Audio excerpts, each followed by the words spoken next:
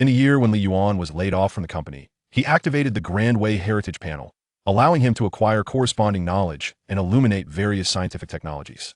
That year, Li Yuan inherited a failing small factory from his father, which subsequently became the source of numerous groundbreaking technologies that astonished the world. Lead-acid batteries, lithium-ion batteries, solid-state batteries, and superconducting magnetic energy batteries emerged. Supercomputers, quantum computers, biological computers, and photonic computers followed suit. Controlled nuclear fusion, Hall thrusters, antimatter propulsion systems, and zero-point energy generators were developed. Laser weapons, particle beam weapons, microwave weapons, and kinetic energy weapons were also introduced. During that year, the rabbit gazed at the bald eagle and resolutely proclaimed, "I propose the establishment of a human destiny community alliance. Who is in favor and who opposes?" In that year, the bald eagle widened his eyes, opened his beak, lowered his proud head, and raised his precious right hand to cast a vote in favor. That year, the rabbit ascended to the pinnacle of the world once more, and he set his sights on the cosmos.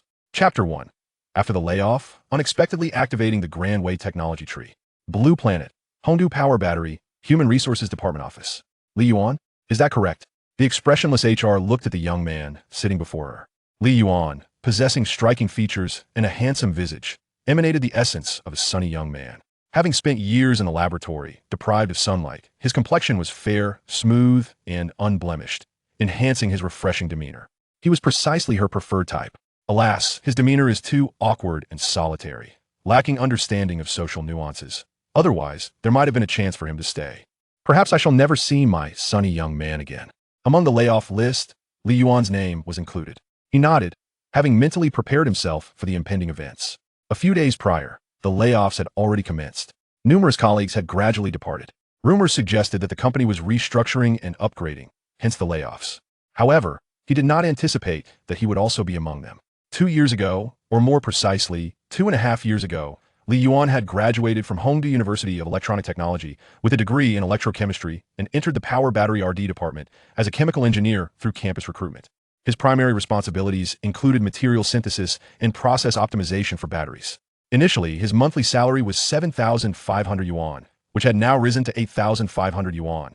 With further effort, reaching a monthly salary exceeding 10,000 yuan was not an insurmountable challenge. For a bachelor's degree holder like Li Yuan, this already surpassed the earnings of most of his peers. His classmates and friends earned salaries lower than his. However, Hongdu is the capital of Yuzhong province and a first-tier city. Even living in a suburban area, monthly expenses for food, accommodation, transportation, and utilities amounted to at least 4,000 yuan. Adding miscellaneous expenses, a salary of 7 or 8,000 yuan left him with merely 2 or 3,000 yuan.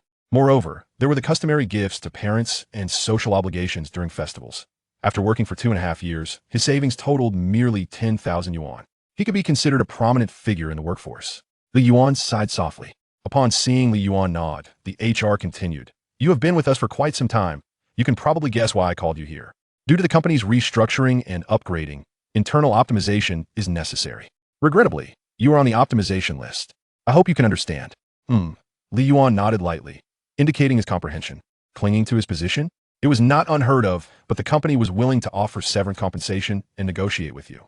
If you continued to resist, the company would naturally call security to escort you out and would also report you for disrupting the company's operations. When the police arrive, it would merely be a mediation, and the final outcome would not change.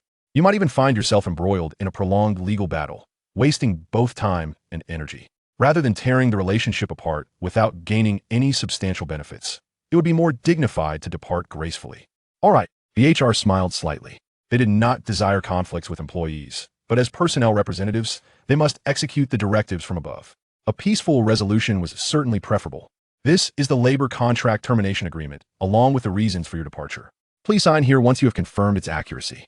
The compensation method is outlined above. And Jiao 1 means leaving today, while N means leaving in a month, granting you an additional month of social insurance. Overtime, annual leave, and year-end bonuses are also detailed below the compensation. Please review them, and if there are any objections, we can negotiate further. In front of the sign at the power battery factory, Li Yuan, with a square backpack on his back, glanced back at the site. It has concluded my first job in life. There were no colleagues to bid farewell, no one reluctant to part, shedding tears in the company. There were no scenes of departing with a box. Apart from the backpack, all other office items belonged to the company and had been returned. Only fleeting glances from colleagues, followed by their return to work remained. Only a cold string of numbers in his mobile payment app, amounting to 48,000 yuan. Of that, 10,000 yuan was Li Yuan's personal savings. The remaining 38,000 yuan comprised the Inja 1 severance payment, for 1,000 yuan for the year-end bonus, as well as the compensation for overtime, annual leave, and adjustments. This was far superior to those unscrupulous companies that offered nothing but demanded immediate departure. Being laid off did not evoke much emotion in Li Yuan. No job is everlasting unless your position is exceedingly crucial. Yet, layoffs are not uncommon. Many companies have made cuts to their essential personnel, have they not? After walking a kilometer, he entered the subway station and boarded the train heading in the direction of his residence. The power battery company was located in the Nanyang district of Hongdu, while Li Yuan resided in the old town of the Shihai district. After 3 transfers, he returned to his rented residence in the Jinglong community in nearly half an hour. Though referred to as a residential community, it is merely a cluster of 4 or 5 interconnected buildings, devoid of security and greenery. The exterior walls are weathered, bearing the marks of time. A haphazard array of wires and cables crisscrosses, weaving a net of varying dimensions. Nevertheless, even in such a state, the rent for a single room is a non-negotiable 1,000 yuan per month. The landlord is well aware that white-collar workers like Li Yuan would begrudgingly accept this price. After all, single rooms in surrounding areas start at 200 yuan more. Li Yuan stowed his belongings and took a brief respite. He arrived at his favorite fast food establishment, where one could enjoy a selection of meals for 25 yuan, ensuring ample satisfaction. The proprietor, however, repeatedly admonished each customer to be mindful of portion sizes and avoid waste. He carefully selected his preferred dishes and a bowl of chilled mung bean soup. In the sweltering heat of the Hongdu furnace, which began to rise in April, the refreshing mung bean soup is indispensable. Li Yuan settled into a booth toward the back of the restaurant. As he dined, he opened a job recruitment app on his phone, searching for new employment. The more he scrolled, the more his frustration mounted. Looking back, I still see the moon over my hometown in the night. The phone screen transitioned to the call interface. Guantong, Li Yuan's university roommate, with whom he had maintained little contact since graduation, yet their bond remained intact. Tong, what brings you to call me? I'm getting married. Can you be my best man? Li Yuan raised an eyebrow, surprised by the news. When? In a month, on June 27th. All right, I'll check my schedule in a couple of days and let you know if I can make it. After taking a bite, he curiously inquired, didn't you say in school that you wouldn't consider marriage until achieving financial freedom? Have you achieved that in just 2.5 years since graduation? Well, didn't I start a battery company? I was pushed out by others and couldn't continue, so I switched to a rival company, handling battery-related tasks. After a year of monotony, I asked my dad for $1 million and ventured into entrepreneurship. I manufacture electric bicycles and parts for 2-wheeled vehicles. With the government's strong support for the development of new energy, my small factory consistently earns over 100,000 yuan a month. Li Yuan nodded, recalling that his family's battery factory had followed a similar trajectory. With the factory profitable, my father has been pressuring me for grandchildren, constantly referencing that $1 million I borrowed. I thought, well, that's financial freedom, so I decided to marry my girlfriend. In just a few words, Guantong clarified the relationships involved. We should get together for a meal sometime. It wouldn't do for my brother to not know my wife, would it? Guantong chuckled, his demeanor as cheerful as in their university days. You've done well. In entrepreneurship, 9 out of 10 fail. Yet here you are afloat. To be honest, Li Yuan felt a twinge of admiration for Guantong. Who wouldn't desire their own enterprise, earning substantial profits monthly? Sound good. See you then. Are you still at Weinan? Guantong asked curiously.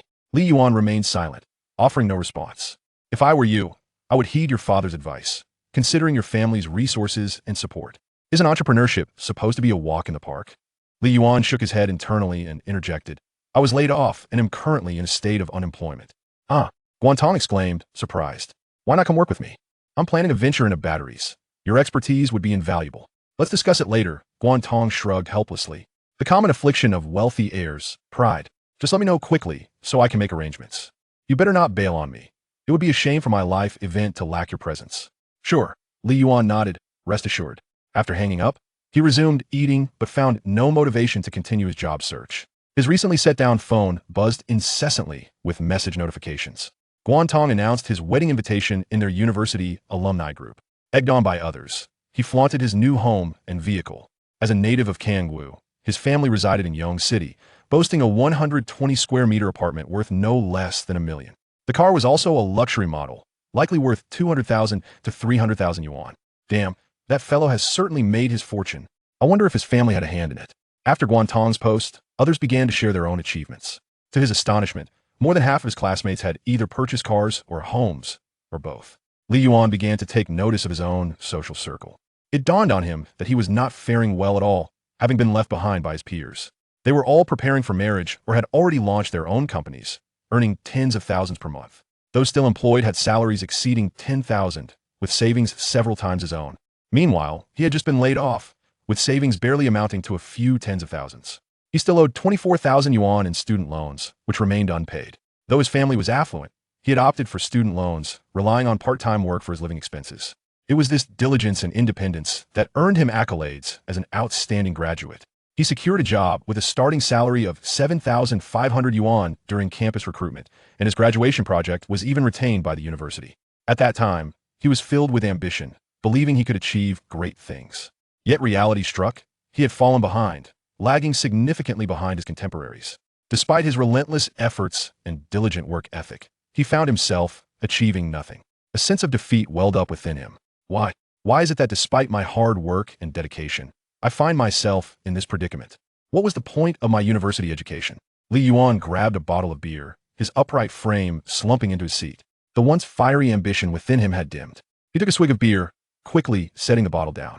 For someone who abstained from alcohol, the bitter taste was difficult to swallow. The pleasure of it was lost on Li Yuan. Sigh, is it really time to head back? Reflecting on Guantong's words about receiving support from his family, Li Yuan shook his head. After finishing his last bite of food and mung bean soup, he stood up to leave, his posture resembling that of a defeated rooster. Just as he reached the door, a sudden gust of wind whipped up, sending a flurry of dust and white plastic bags swirling through the air. What had been a bright sunny day transformed into overcast skies in an instant. Dark clouds began to gather, enveloping the entire Hongdu in shadow. The patrons inside the fast food restaurant, initially taken aback, pulled out their phones to capture the scene outside, hastening their pace as they shared the moment. They needed to return to their offices before the rain commenced. No one wished to be caught in a downpour. The owner emerged from the back, preparing to close the glass door. "Young man, hurry back. A torrential downpour is imminent." Li Yuan nodded, relieved that he didn't live far away, or he would surely have become drenched. He had scarcely taken a few steps when a bolt of lightning struck before him, its brilliant light engulfing his vision. A brilliant azure seed abruptly materialized amidst the radiant light. It soon took root and sprouted branches. Simultaneously, a message reverberated in Li Yuan's mind. The giant weave technology tree has unfurled. To the proprietor, however, it appeared as if lightning had struck Li Yuan. Subsequently, Li Yuan collapsed rigidly, eliciting gasps of astonishment from those around him. The owner hurried back into the shop, retrieved his phone, and dialed emergency services, unwilling to approach Li Yuan, uncertain if another bolt of lightning might descend. "Poor child," he murmured. "Chapter 2, sister, what are you doing?" In room 302B of the emergency inpatient department at Hongdu First People's Hospital, the pupils exhibited a normal response to light. The heart rate was steady, blood pressure within standard range, and the brain CT revealed no conspicuous abnormalities. The patient's current physical condition was indistinguishable from that of an average person. He simply needed to regain consciousness, so there was no cause for excessive concern. The doctor neatly tucked away his stethoscope and turned his gaze toward Lin Wanxia, who stood by the bedside. Dressed in a white satin blouse with slightly rolled cuffs that revealed her delicate wrists, she wore a high-waisted, form-fitting A-line skirt. Her fair and slender legs were exposed to the air, accentuated by glossy black leather high heels that reflected light. Her flowing black hair cascaded down, the lower portion gently curled, complemented by sleek black glasses. Her piercing eyes, pronounced nose, and striking crimson lips, painted in a shade reminiscent of blood plasma, exuded an aura of a commanding career woman.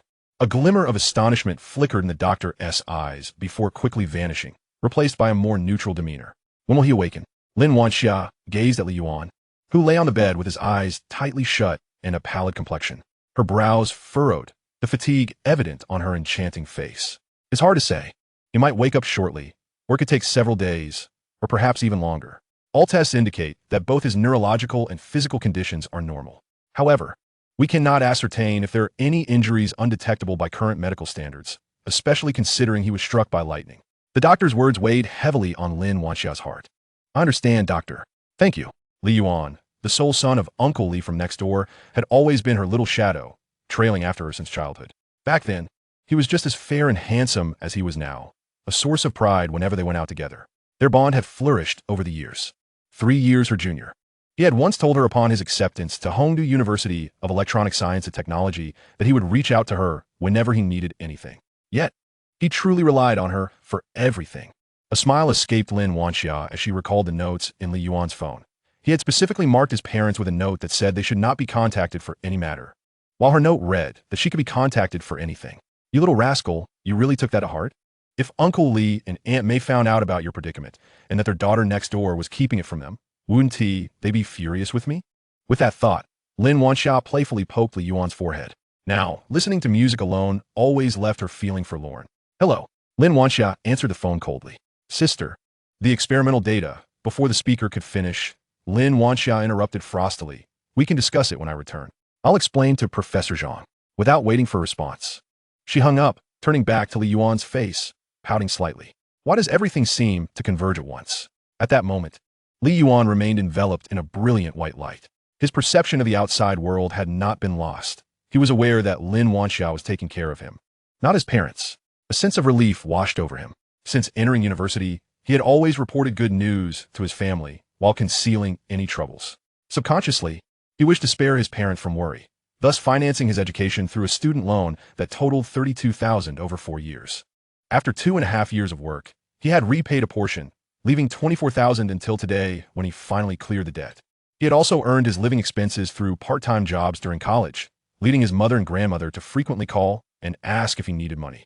If his parents and grandmother ever discovered the truth, Li Yuan could only imagine the extent of their concern and how he would manage. Fortunately, Lin Wanxia was here, providing him with an avenue for reprieve. Now, the pressing question was how to emerge from the radiant light. With the burden lifted from his heart, Li Yuan's attention returned to the nearby giant technology tree. As its name suggests, the giant technology tree was a yet-to-mature tree brimming with various technologies. From the information he had just received, Li Yuan learned that this tree encompassed technologies from level 0 to level 9 civilizations, with the 9th level known as divine civilization. Possessing the universe's most formidable weapons, controlling space and time, and having the ability to foresee the future and alter the past. With a mere gesture, one could create a sentient being, marking it as the strongest civilization in the cosmos. According to the standards of the giant technology tree, the current blue planet was classified as a level 0 civilization, barely touching the threshold of level 1. To gain access to the technologies of the giant technology tree, Li Yuan needed to amass corresponding knowledge. Once he reached the requisite level of knowledge, nutrient bubbles would be replenished. The giant technology tree would absorb these nutrients, causing it to grow, extend its branches, and bear the corresponding technological fruits. The giant technology tree also thoughtfully provided a learning space, allowing for the study of all knowledge from level 0 to level 9 civilizations. The knowledge acquired would transform into nutrients for the tree, unlocking various scientific technologies, including some critical advancements. Moreover, the learning space would enhance his study, rendering it 5 times more efficient than standard learning, and could tailor courses specifically for Li Yuan. This meant that 1 day of learning for Li Yuan would equate to 5 days for others, and it would be intense and focused. Upon realizing this, Li Yuan felt an exhilarating heat ignite within him. For a company to thrive, 2 elements are paramount: core technology and capital, with core technology being of utmost importance. Without proprietary core technology, one risks being surpassed by competitors and ultimately vanishing from the market. The emergence of the giant technology tree promised Li Yuan an endless supply of cutting-edge core technologies. After feeling disheartened by the provocations from Guantong and his social circle, he now recognized that as long as he could request some initial capital from his family to start business, the combination of resources would make failure almost impossible. Should I proceed? Of course. Unknown investments are akin to gambling, while known investments yield guaranteed profits. Furthermore, the learning time and the learning space is calculated based on the money Li Yuan earns using technologies from the tree. 100,000 equates to 1 minute of learning time. Even if he were not motivated by financial gain, achieving financial independence was an alluring prospect. The advanced technologies within the giant technology tree were too tempting to resist. Every boy would yearn to experiment with them, especially as Li Yuan peered through the veil obscuring the tree. He discerned the main branches leading to level 1 civilization. Near these branches, he could faintly make out the words nuclear fusion. It seemed that the key to advancing to level 1 civilization hinged on nuclear fusion. Mastering nuclear fusion was an aspiration shared by countless researchers, top scholars, and academicians. Now, if Li Yuan could acquire sufficient knowledge, he would be able to command nuclear fusion technology. In due time, he could wield nuclear fusion-powered weapons, nuclear fusion energy spacecraft, and even small nuclear fusion-powered armored suits, all within his grasp, propelling his community toward level 1 civilization. The dormant entrepreneurial spirit within Li Yuan surged to life, venturing home to start a business, scaling the technology tree, transforming his community into a divine civilization. The mere thought sent shivers of excitement coursing through him. After absorbing the information from the giant technology tree, it emitted a radiant blue light. A multitude of large bubbles, each containing smaller bubbles filled with varying volumes of white liquid, appear at the roots of the giant technology tree. Inscribed upon these bubbles were inscriptions detailing Li Yuan's current reservoir of knowledge. Philosophy, 1. Economics, 3. Law, 1. Education, 5. Literature, 3. History, 5. Science, 10. Engineering, 4. Agriculture, 0. Medicine, 0. Management, 3. Arts, 3. In total, there are 13 large bubbles and over 700 small bubbles. According to Li Yuan's understanding of the 13 major disciplines, the number of smaller bubbles varied. The white liquid within these bubbles represented the nutrients of the giant technology tree, as well as the tangible embodiment of Li Yuan's knowledge. As long as Li Yuan continued to learn, the volume of white liquid within the bubbles would increase, nourishing the technology tree and resulting in the growth of technological fruits. At that moment, fortified by the nutrients of his current knowledge, the technology tree sprouted new branches, and a small fruit gradually ripened. Soon, upon reaching maturity, the fruit fell to the ground. At the instant of its descent, a message surged into Li Yuan's mind. Optimized scheme for a new battery configuration. Simultaneously, another message arrived. Technologies derived by others from the technological fruits also counted as knowledge acquired by Li Yuan, thereby contributing nutrients as well. This indicated that he did not need to master every facet of knowledge.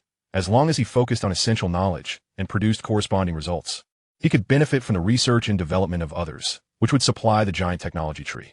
After all, one person could never learn all the knowledge encompassed within these 13 disciplines. Moreover, conquering the universe was not a solitary endeavor. Once the information was organized, Li Yuan felt he had regained control over his body, allowing him to freely enter and exit the giant technology tree. Exiting the giant technology tree, a thought flashed through Li Yuan's mind, and he slowly opened his eyes to find Lin Wanxia standing before him, her small face flushed and holding a damp towel.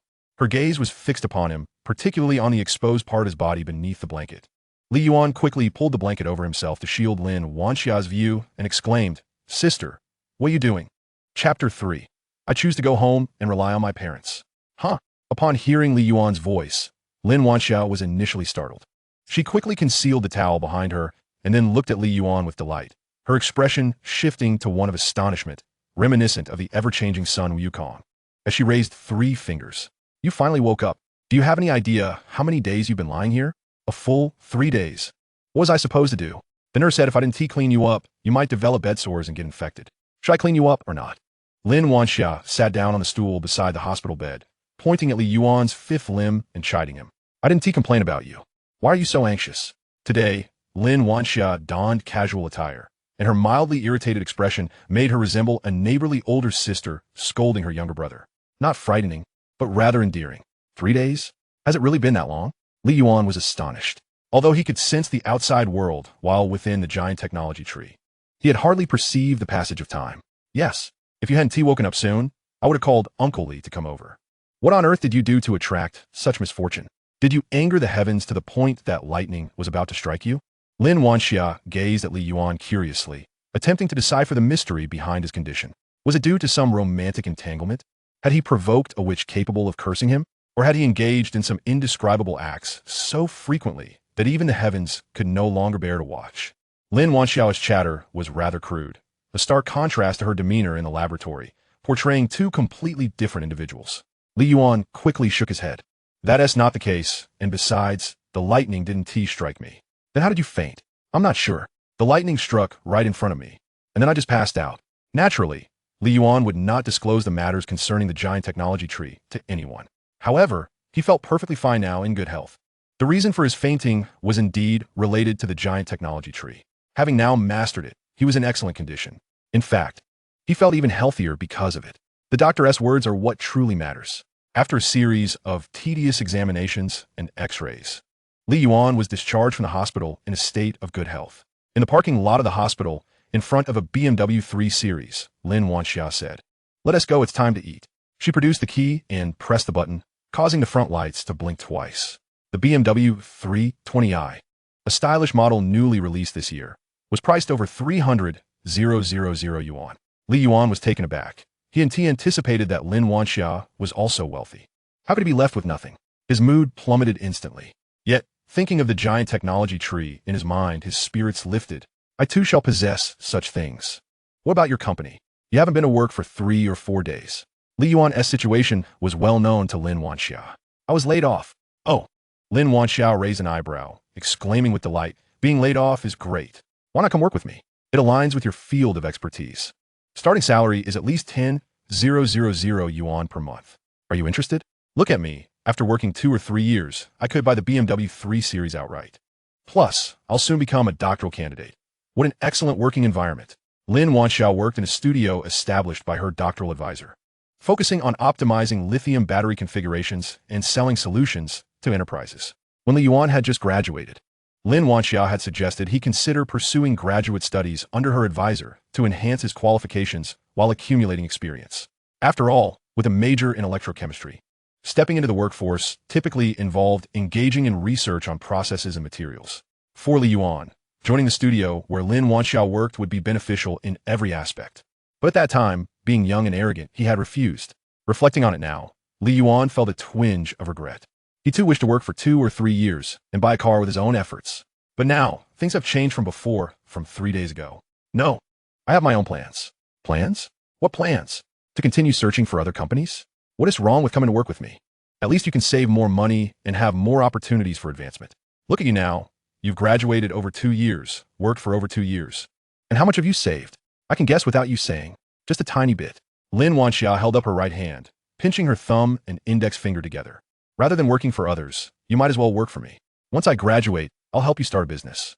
You'll be a founding member of the company. Earning enough to buy a car and a house will be no problem. Who knows? You might even get to slap Uncle Li in the face. Don't you want to do that?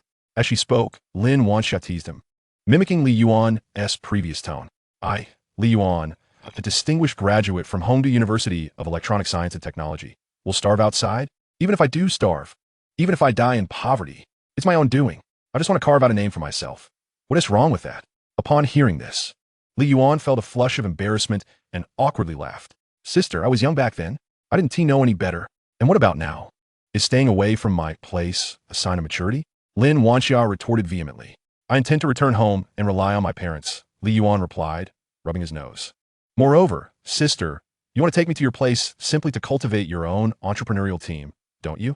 Lin Wanxia candidly admitted, indeed, entrepreneurship is no trivial matter. Without thorough preparation, failure is easily encountered. I refuse to believe you'll return home to live off your parents, she scoffed. You think your habitual, deceitful gestures will fool me? Suddenly, Lin Wanxia's eyes widened as a thought struck her. You don't mean to return home to secure funds for your venture, do you? Or perhaps to take over Uncle Li's battery factory? Li Yuan remained non-committal, sort of.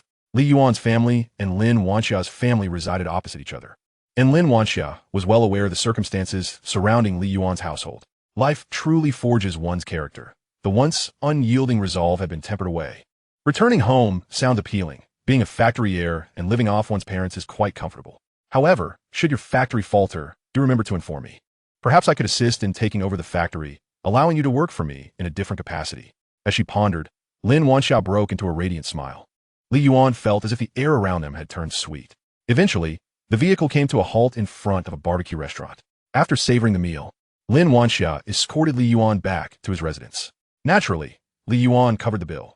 After all, Lin Wanxia had taken care of him for several days, and it would be unreasonable to expect her to pay. Upon returning to his dwelling, Li Yuan flung himself onto the bed. He then retrieved his phone, opened a ticketing app, and purchased a ticket home. Li Yuan's home was located in a county surrounding Hongdu. After securing the ticket, he tossed aside his phone and began to assess his rented apartment, deciding what to discard and what to keep. Tomorrow marks the beginning of a brand new chapter in his life. Chapter 4. I will start my own business. Very well, the factory is yours. Yuta County Industrial Park. Number 3 Changyang Road. Oldly, are you really selling? Mei Chunhua inquired, her professional attire accentuating her poise as she gazed at her husband, Li Zijuan. Time had scarcely left a mark on her visage, thanks to her diligent self-care. Beside her, Li Zijuan, though already 43, appeared as robust as ever. He nodded yes. We have already earned enough money. None of those boys are willing to take over my position. I lack the desire and energy to continue. Zucheng and the Zhe family share my sentiments. We all wish to retire. Having operated the factory for 7 or 8 years, selling it feels somewhat bittersweet. Mei Chunhua turned her gaze towards the factory premises. The 35-acre site housed an office building and 2 factories, equipped with 2 semi-automated production lines that manufactured lead-acid batteries and lithium iron phosphate batteries. At its peak, the factory produced approximately 5,000 batteries daily, primarily supplying manufacturers of electric bicycles, lightweight electric motorcycles, and electric motorcycles. Over the years, Li Zijuan invested nearly 20 million yuan and reaped substantial profits. However, due to Li Zijuan's deliberate negligence, the factory's orders plummeted, and the workforce dwindled from nearly 100 to just 20-some employees, barely sustaining small orders. Indeed, it is hard to let go. Li Zijuan gazed at the factory's sign, reflecting on the many memories. But the properties and shops we purchased keep us busy with monthly rents. You don't trust anyone else to handle them, so it falls to me. Plus, I still need to help you with travel itineraries. I simply cannot devote more energy to the factory. Furthermore, the market is evolving, and our factory has fallen behind. After discussing with Zucheng and the Zhe family, we decided to close it down and enjoy retirement. After all, we are not short on money. Mei Chunhua shot Li Zijuan an exasperated glance. Am I to blame? If it weren't for my keen eye, would you have ever thought of becoming a landlord? And isn't it just as beneficial for you to travel as it is for me? If you had the capability, you wouldn't have to follow me. Stay off my bed and refrain from letting me wear those clothes or eat those candies. Li Zijuan's expression turned alarmed, and he raised his hand to cover Mei Chunhua's mouth, whispering, "Oh dear, my little darling. These matters are a little secret, just between us and the heavens. It's rather inappropriate to speak of it." Humph. Mei Chunhua shot him a sidelong glance. Mingyu Community, an old neighborhood established over a decade ago. Although Li Zijuan had made a fortune from his factory and acquired numerous properties, he continued to reside in Mingyu Community, Unit 302, Building 2. Apart from his elderly mother's reluctance to relocate, he was simply nostalgic and fond of this place. The opposite Unit 301 was Lin Wanxia's home. As they approached their doorstep, Mei Chunhua frowned. The door was devoid of the usual clutter of flyers. It was astonishingly clean. "Oli, take a look at this. What's going on? What could it be? Perhaps the property management cleared it away," Li Zijuan replied dismissively. With a light slap, Mei Chunhua struck Li Zijuan's head. "Why didn't they clean up the mess at Wanxia's place? And do you really think the park's elderly management would bother to clear away the flyers? You're dreaming," she scolded, glaring at him. "How can you grow more foolish with age? If you had any brain power left, you'd be applying it to something more productive. Do you smell that delicious aroma of home-cooked food? It's a scent I know all too well. It's noon. Which household is in tea preparing a meal?" Li Zijuan responded, puzzled by how his wife's comments about the flyers related to the smell of food. "This reminds me of someone," Mei Chunhua mused, her expression brightening. "Who?"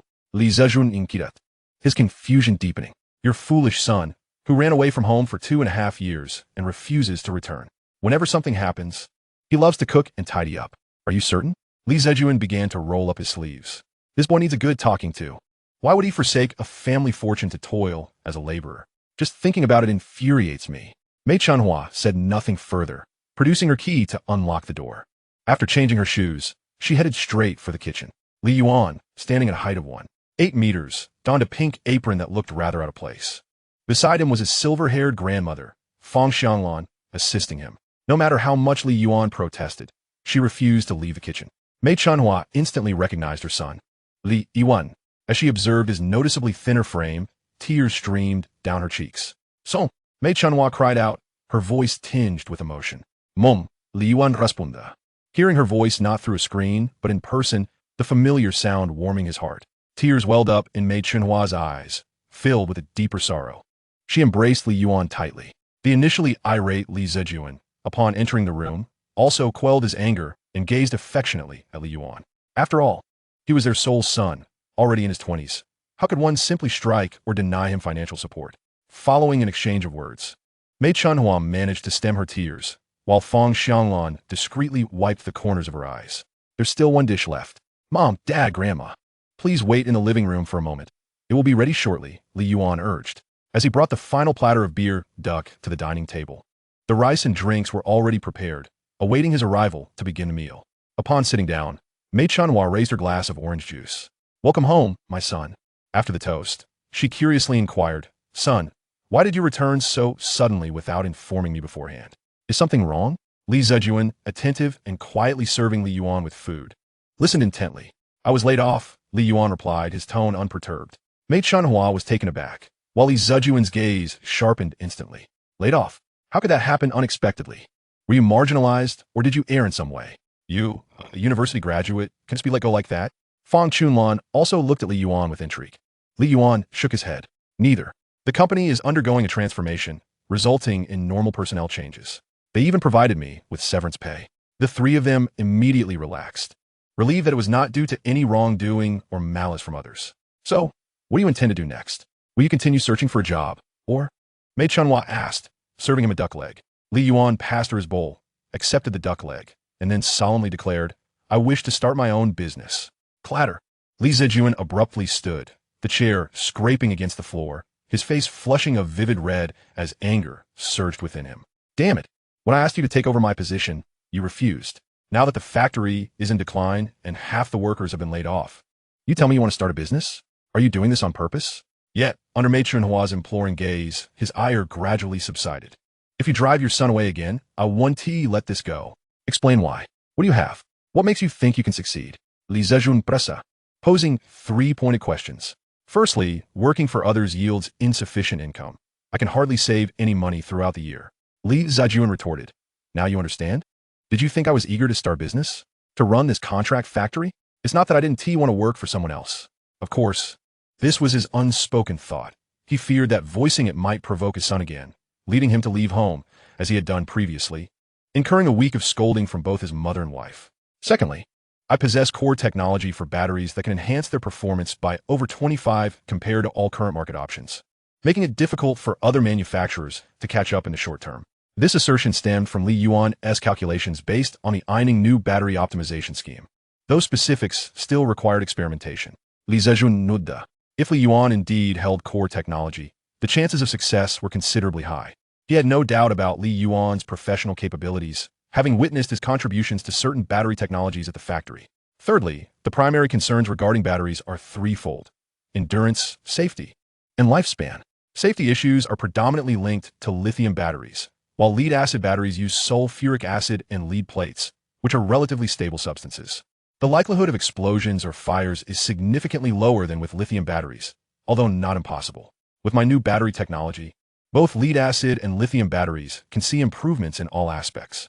In such circumstances, how could success be unattainable? Li Zijuan silently acknowledged the logic. It indeed seemed improbable that failure would occur. "As long as you borrow some money from me for startup capital, that will suffice."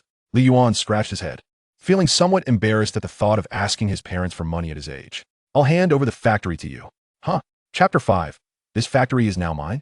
Gazing at the documents exuding warmth and the intoxicating scent of ink, along with the final page bearing Li Zijuan's signature, Li Yuan realized that with just a few more signatures from his uncles, Li Yuan Battery would belong to him henceforth.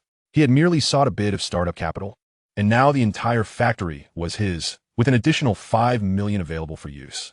Was this the privilege of being a second-generation heir? "I have discussed with your uncles. We will dine together this evening, and then they will sign. Starting tomorrow, Li Yuan Battery will be yours." "What about you, Dad? If the battery factory is mine, what will you do? Retire? At just over 40? Come here." Li Zijuan beckoned Li Yuan into his room. He opened several drawers filled with red books, all property certificates. "We have invested in quite a few properties. I'll just collect rent and take your mother and grandmother on trips." Of course, he would not neglect the factory. "Your father and your uncles do not wish for you to take a wrong turn." Li Yuan stared at the property certificates, dazed, and nodded. He was aware that his family possessed some wealth, but how had it grown into such a substantial fortune? Upon a rough count, there were at least 30 to 40 property certificates, valued at over 10 million. "Goodness, my family is indeed affluent."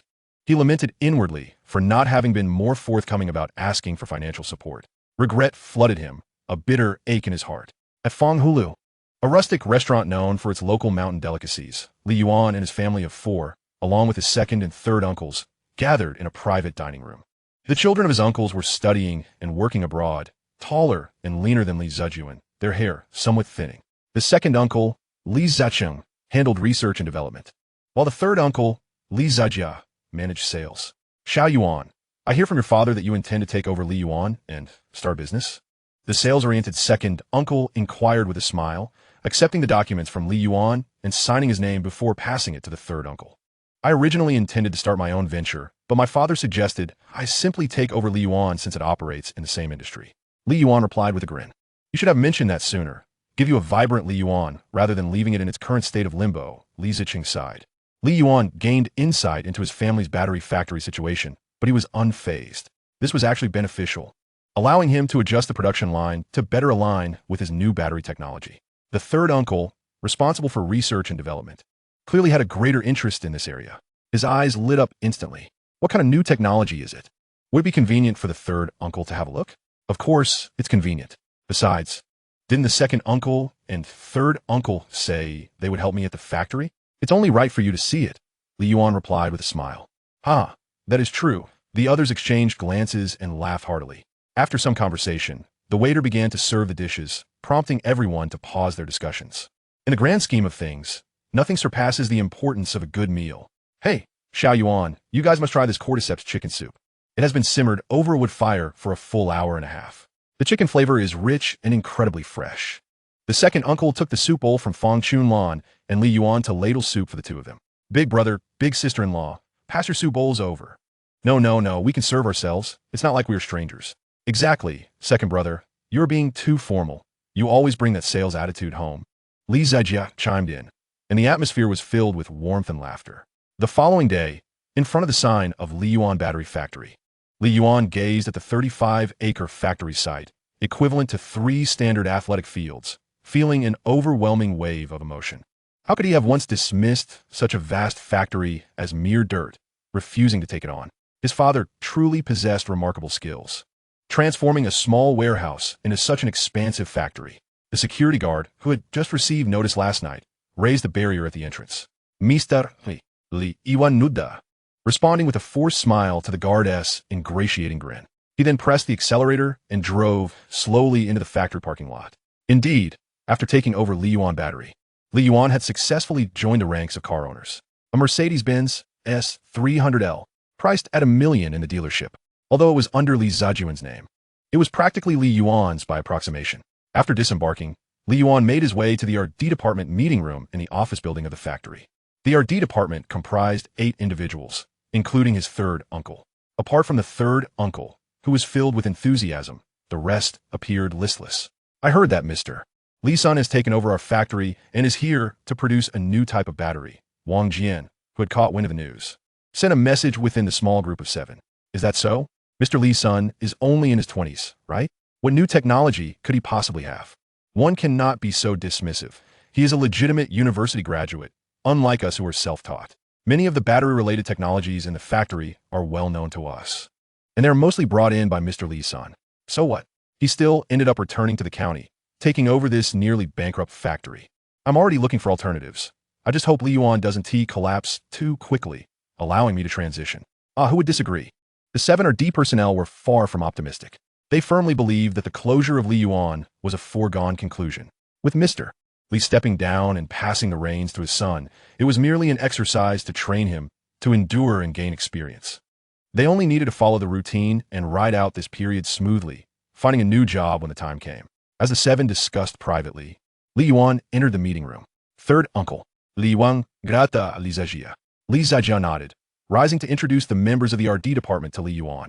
After shaking hands with each of them, Li Yuan switched on the projector in the meeting room.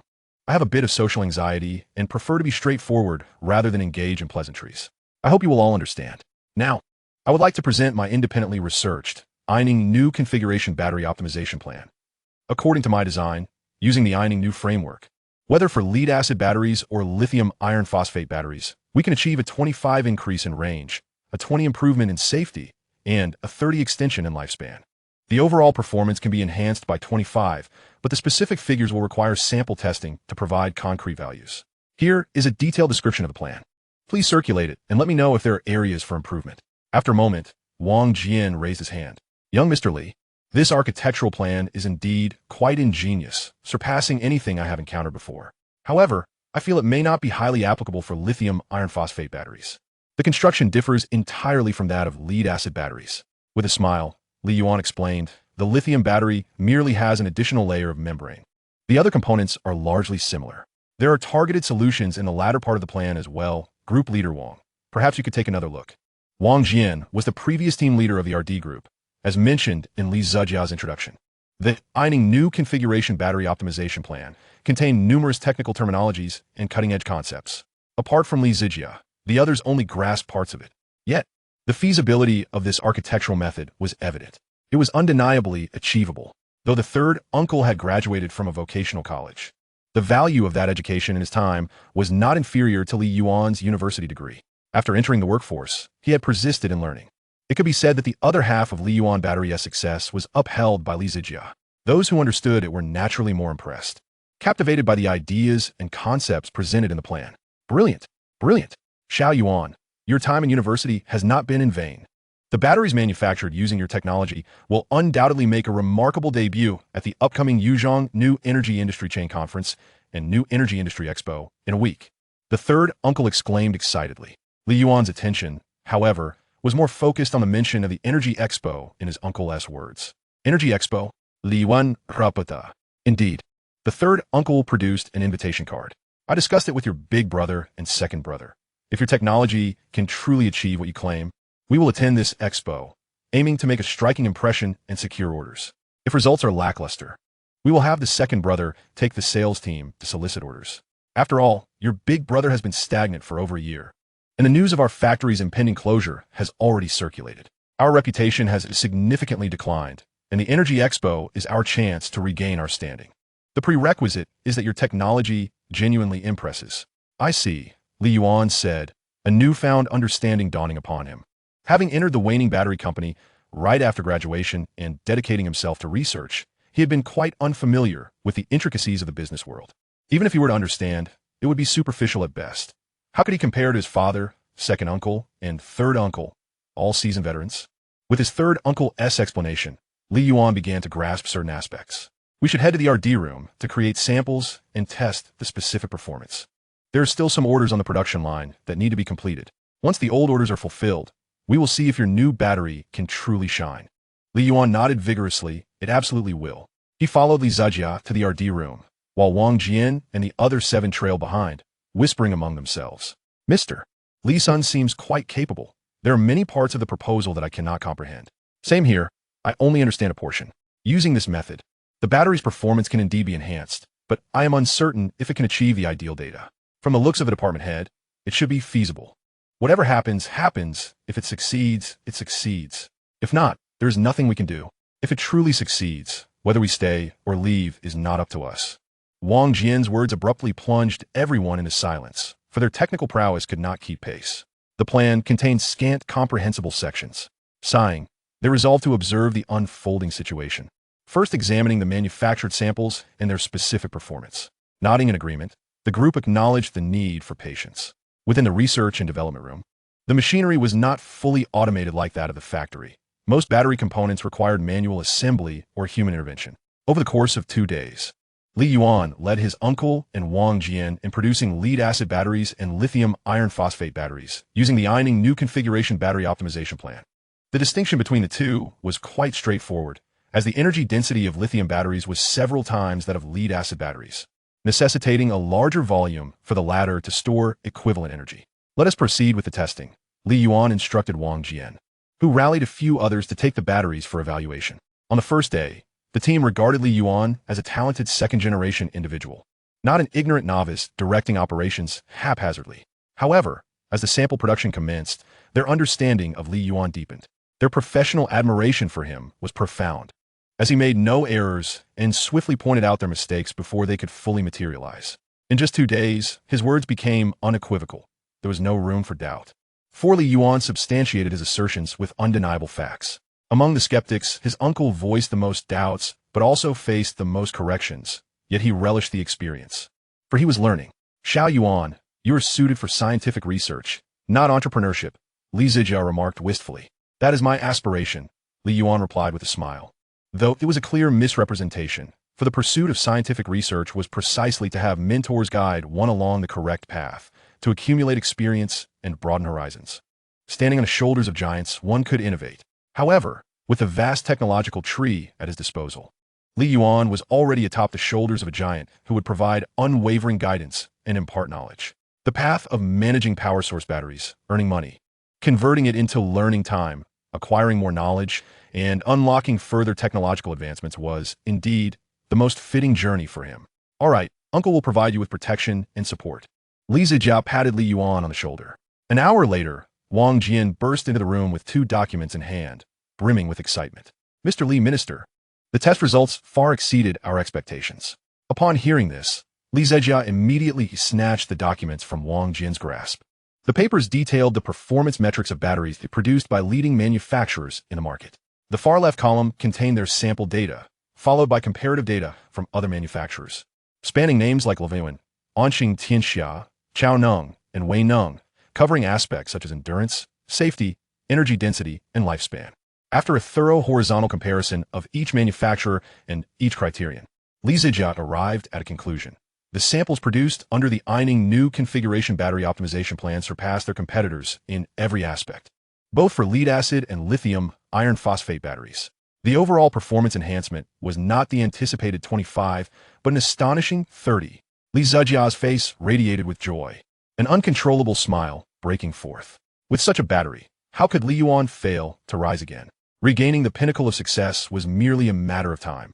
The samples are 48 V20 Wang Jian, assemble a team to produce 60V and 72V versions while the others continue testing. We must ensure the data is universally applicable, not coincidental. Understood. Wang Jian responded with enthusiasm. The success of the battery sales directly impacted their salaries. With such outstanding new batteries, once they hit the market, their wages would undoubtedly increase. Wang Jian, unable to contain his elation, was mirrored by the joy radiating from his colleagues. Li Zijiao gave Li Yuan a thumbs up before reaching for his phone to call Li Zijuan. Brother, prepare to recruit personnel. And notify second brother that his sales department and your publicity department can spring into action. Is it really feasible? Li Zejun azitata momentarily. It is a certainty. Do you doubt Xiao Yuan? I cannot trust my own son. I will attend to it immediately. After hanging up, Li Zejun released the soft, elliptical object he had been toying with, donned his clothing from the bedside, and turned toward Mei Chunhua, who appeared fatigued, her hair disheveled. Where are you going? Zijiao said Xiao Yuan's battery is a success. I'm going to help recruit workers for our son. Very well, go ahead, Mei Chunhua replied, returning to her resting position. Just sleep for an hour. Remember, you are in charge of the accounting department, so don't let it fall behind. It's all settled. Mei Chunhua weakly waved her hand. Who says women in their 40s are more fearsome than tigers? I beg to differ, Li Zejun thought with a smirk.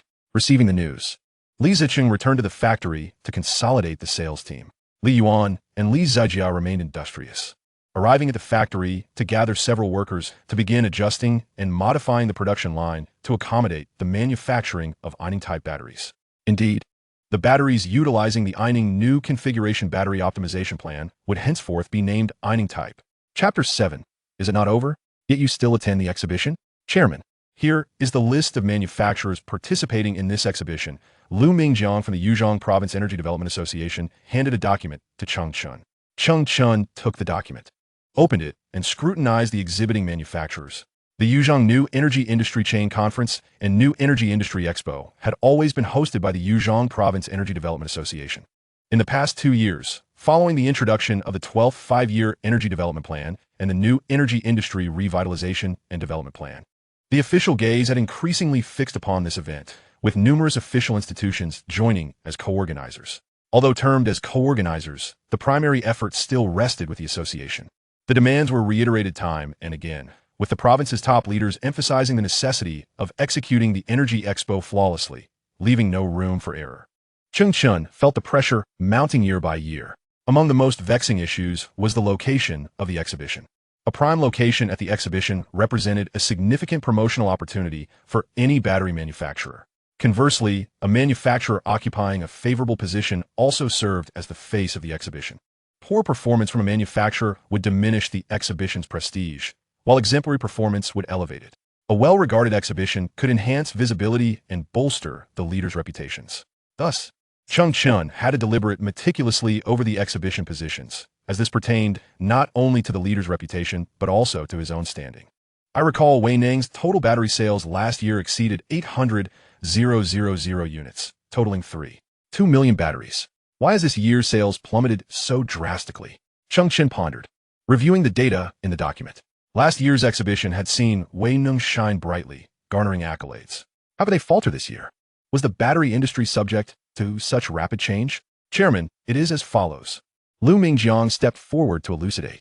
Previously, Wei Ning was primarily engaged in the production of lead-acid batteries. However, this year, Wei Ning has shifted its focus towards lithium batteries, resulting in a significant reduction in lead-acid battery output. The lithium batteries produced by Wei Ning are yet to undergo market validation, hence their sales figures remain modest. Cheng Chun nodded in acknowledgement, then proceeded to strike out the number 1 exhibition booth behind him, replacing it with the secondary number 2. The smaller the booth number, the larger its area. For instance, booth number 1 occupies 30 square meters, while the smallest occupies only 10. This year's conference not only features the batteries themselves, but also includes exhibition areas for battery cells, battery materials and components, and battery equipment, among others. The number of participating manufacturers is no less than 1,000, making the task of organizing the layout a complex endeavor. After reviewing the placements of the larger manufacturers, he must also convene discussions regarding the positions of smaller manufacturers to ensure absolute precision. Cheng Chun sighed. Were it not for the need to establish the exhibition's reputation and attract more manufacturers, how could they possibly adopt an invitation-only system, which is labor-intensive and often displeasing to some? Nevertheless, having organized the event for over 3 years, with a number of battery orders doubling each year, alongside additional orders for related technologies, their reputation should have been well established. Perhaps next time, they might consider a model akin to the one in Pengsheng, where applications, payments, and arrangements are made in advance, thus alleviating such complications. Cheng Chun mused quietly while continuing to scrutinize the list of participating manufacturers. Super energy batteries, ranked among the top 10 in the industry, occupies booth number 4. Lithium and energy, a new manufacturer, booth number 118. Strategically placed in the center of the battery exhibition area to afford newcomers greater opportunities. Yuan batteries. I recall them as a veteran manufacturer from 7 or 8 years ago. What a pity they have failed to keep pace with the times. Thus, booth number 220 is assigned, neither at the end nor in a central position, a rather awkward placement. What? Say that again. Shenyang batteries, with a factory sprawling over 100 acres, lagged behind Yuan by a year in establishment. However, unlike Yuan, which seems destined for market obsolescence, Shenyang has embraced innovation, continuously upgrading its production equipment and expanding its enterprise. In stark contrast to Li Zijuan's complacency, the founder of Shenyang Batteries, Zhou Yang, is fiercely ambitious. Zhou had once learned under Li Zijuan's tutelage. After a year of acquiring substantial knowledge in battery technology, Zhou decisively departed to establish Shenyang Batteries, aiming to undermine Li Yuan.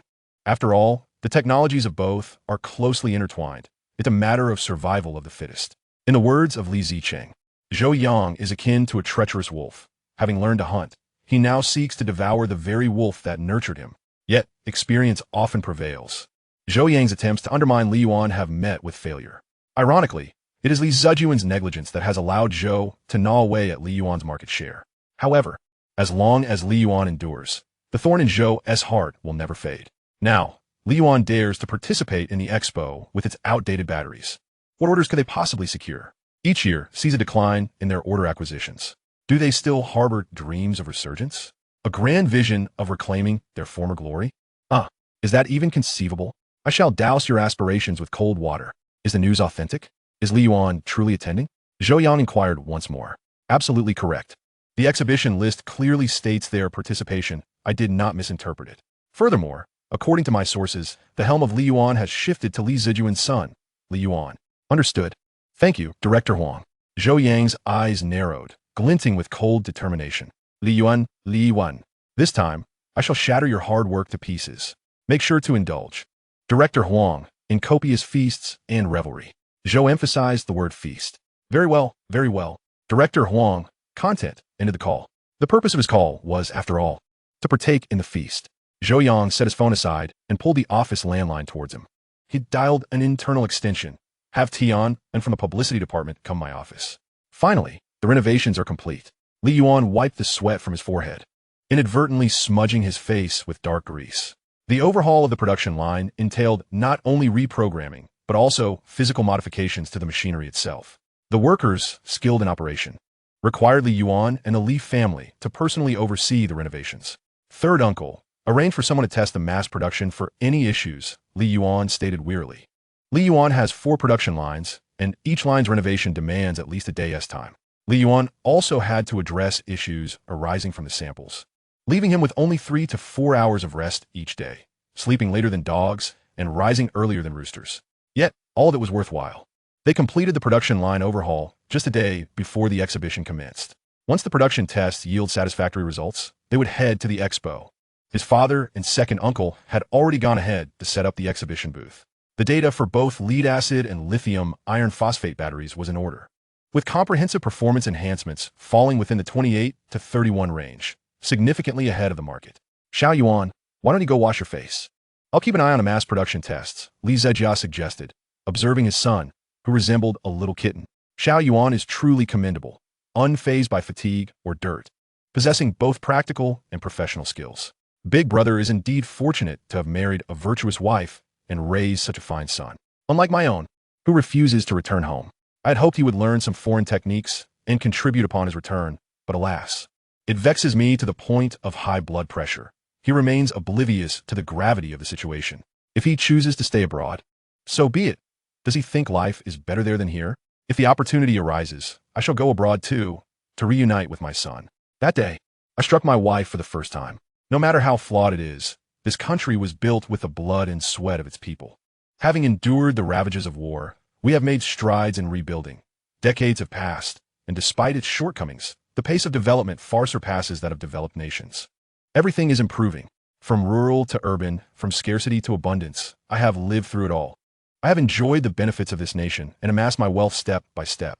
Even if I cannot contribute significantly to the country, I shall never forget my roots, nor abandon the land my father fought for with his life. Chapter 8. A banner raised against me? Someone is scheming. Hongdu, New Leaf International Exhibition Center. The venue for the 2012 Yuzhong New Energy Industry Chain Conference and New Energy Industry Expo. The New Leaf International Exhibition Center boasts an exterior characterized by graceful curved lines. One end gently rises, featuring a column-free, expansive design, enveloped in tempered glass, allowing views of the interior from the outside. The center comprises 2 levels and houses 7 exhibition halls. Li Yuan's booth is located in Exhibition Hall 8, dedicated to battery, cell pack, displays. Li Yuan, in collaboration with Li Zejia, quickly located booth number 220. Wang Jian and his team were absent, remaining at the factory to await orders and address technical issues in production. The staff at the booth, arranged by his second uncle, were all strikingly attractive individuals. The booth is positioned towards the back end of the exhibition hall, surrounded by several booths belonging to established brands or industry leaders. A subtle trend of encircling the source of power has emerged.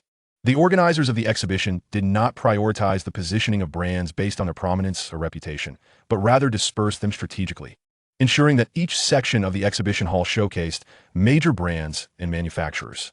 This arrangement invigorated the flow of attendees throughout the venue, preventing congestion at any single booth.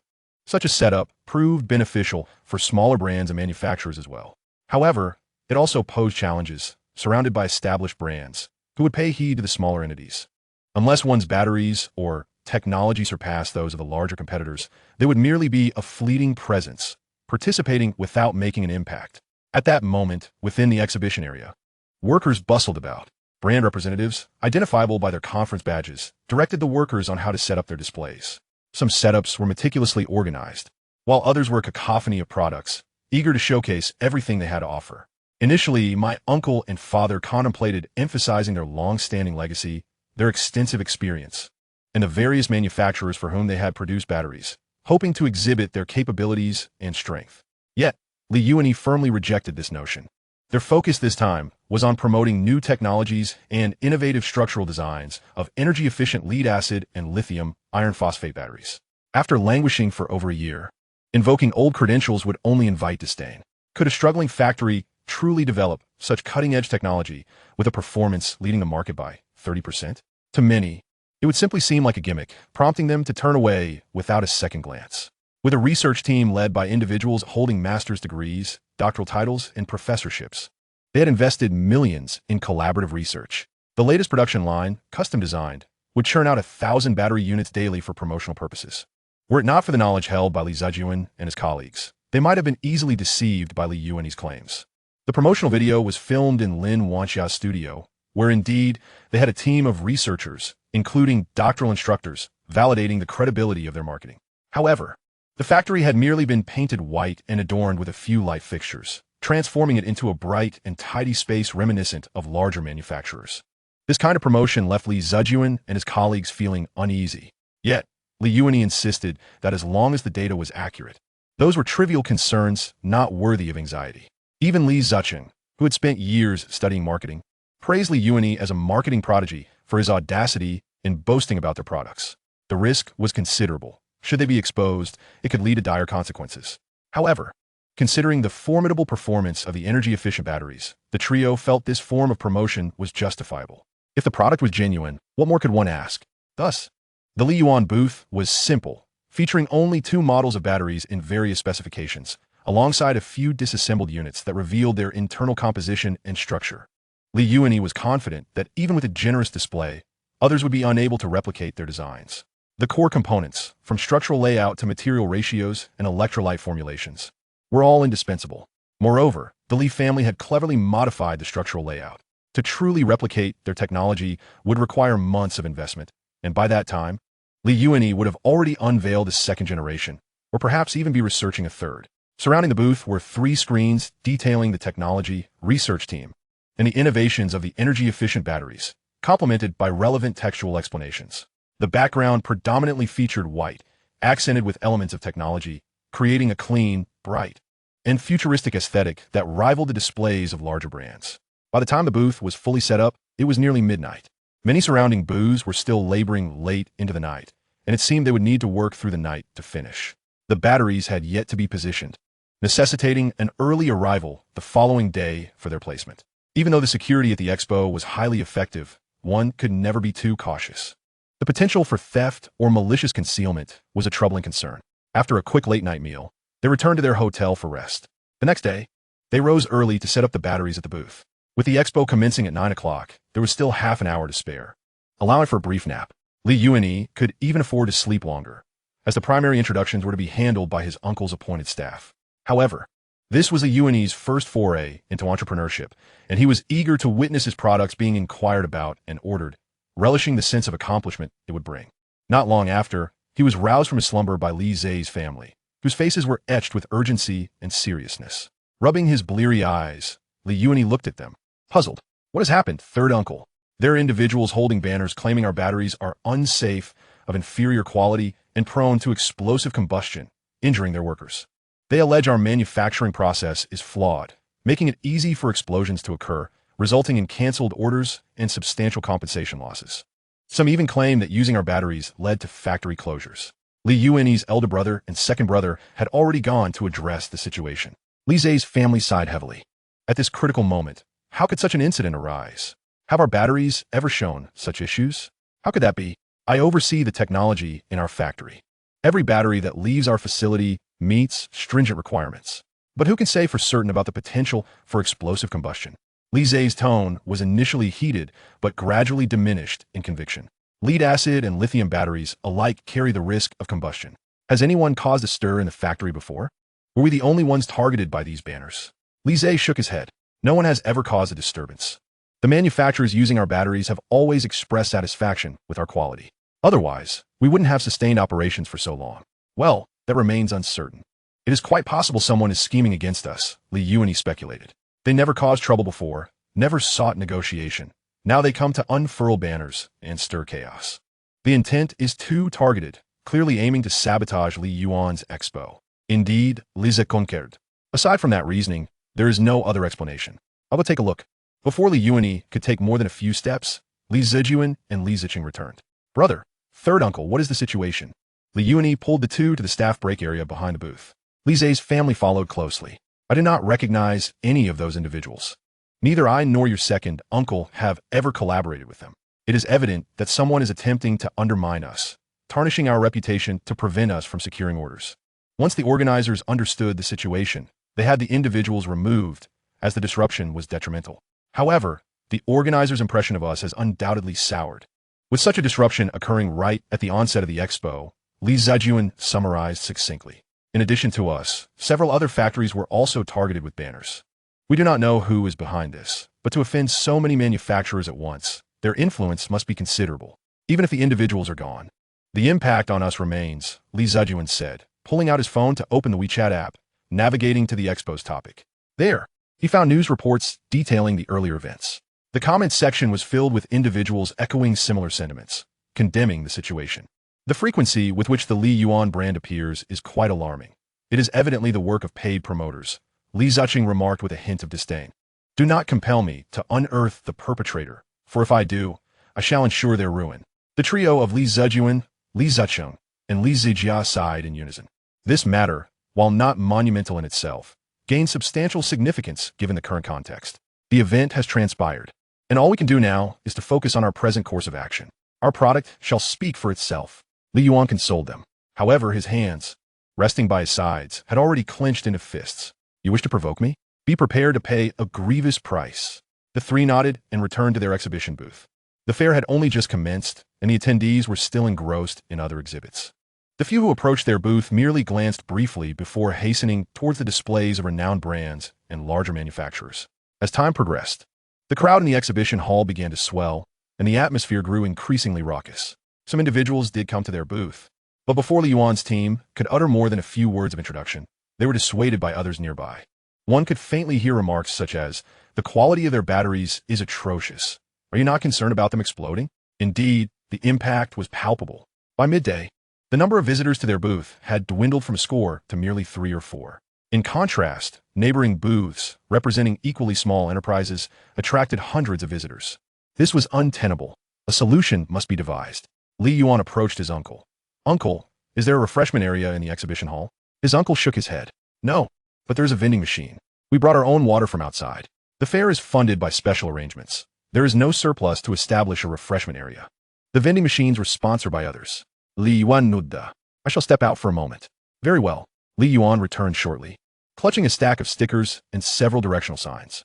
Just as he reached the booth, a particularly scornful and derisive voice rang out from the side. "Oh dear, is this not the once great leader of the Yudu, Li Yuan batteries? How is it that not a single visitor graces your booth?" Zhou Yang sauntered into the booth with a mocking smile. "What brings you here, you ingrate?" Li Zijiao retorted with evident disdain. "What, is there a prohibition on observation?" Zhou Yang smirked with arrogance. "If you cannot bear to be seen, why even participate in this exhibition? A team of graduate students? I am well aware of Li Yuan's standing. How shameless to embellish your reputation. Pa." Li Zijiao's face flushed with anger as he pointed an accusatory finger at Zhou Yang. "It is only the rule of law that has spared you. Otherwise, I would have split your skull." He threatened. "You shall learn why the flowers bloom so brightly." Onlookers at the neighboring booths turned with expressions of amusement, keenly observing the unfolding drama. Chapter 9. My apologies. I genuinely did not notice you. Zhou Yang arrogantly stepped further into the booth, carelessly toying with the batteries on display. They appeared presentable, yet who knows how much deception lies beneath the surface. Zhou Yang cast a sidelong glance at Li Zijia. "I am fully aware of the underhanded dealings you engage in at Li Yuan." However, internally he cursed himself. "Damn it. The quality truly is exceptional. It feels far more sophisticated than my own batteries. It appears they are intent on making a comeback." "You are full of nonsense. Do not spew baseless accusations here." Li Zijiao roared, his finger unwaveringly directed at Zhou Yang. "You spent a year at Li Yuan. How much technology did you pilfer? Surely you possess some awareness. My brother has chosen not to pursue the matter. Revel in your good fortune while you can. Yet now you turn back to bite us. You truly are an ungrateful wretch." Zhou Yang's lips curled into a sardonic smile, his finger gesturing toward himself. "Steal? With the technology at Li Yuan, I wouldn't accept it even as a gift. What antiquated techniques are you employing? Your D team comprises high school graduates. What can they possibly innovate? You hold it in such high regard. And as for me targeting you, those banners outside, were they not directed at you? We at Xinjiang have not been subjected to such treatment." Zhou Yang deliberately raised his voice, ensuring that those nearby could overhear. The spectators murmured among themselves. So they were the ones targeted. With such poor quality, how dare they attend a fair? Are they truly seeking profit? It remains uncertain whether their claims are genuine or fabricated, but it is clear they harbor internal strife. Li Zijia attempted to retort. "But but was swiftly silenced by Li Zijuan and Li Ziqing. At that moment, a promotional video showcasing Ano's data began to play. Upon hearing that their performance surpassed the market by 30, Zhou Yang erupted into laughter. You truly dare to claim a 30 lead in the market? A bunch of high school graduates posing as postgraduates. What audacity you possess. In his own factory, the R&D department comprised merely 10 individuals, all of whom held undergraduate degrees at best. To profess expertise in battery technology while merely borrowing and copying from others is farcical. He found it hard to believe Li Yuan would hire master's graduates. The salary expenses alone would exceed 100,000. Was it truly necessary? Li Yuan interjected, indeed. It is essential. Without hiring, who will develop the technology for us? In the future, we shall also recruit PhDs and academicians to work for us. Yet Zhou Yang's words captured the attention of those around him. They became curious about what kind of battery could possibly lead the market by such a margin. Zhou Yang continued to laugh heartily. Suddenly, Li Yuan rushed over, seemingly oblivious, yet perhaps intentionally so. Bang! Zhou Yang, inebriated and off balance, was knocked to the ground by Li Yuan. Surprised, Li Yuan's expression morphed into one of bewilderment. How could he be so fragile? His actions faltered momentarily.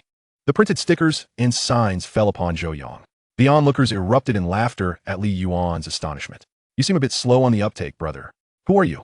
Are your eyes truly blind? Can't you see me? Yo yang blood in outrage. Li Yuan astili apologiza. I'm terribly sorry. It was my oversight. Oh wait, no. It is that you're too transparent for me to notice. My apologies. I did not intend for this to happen. I was simply in a hurry.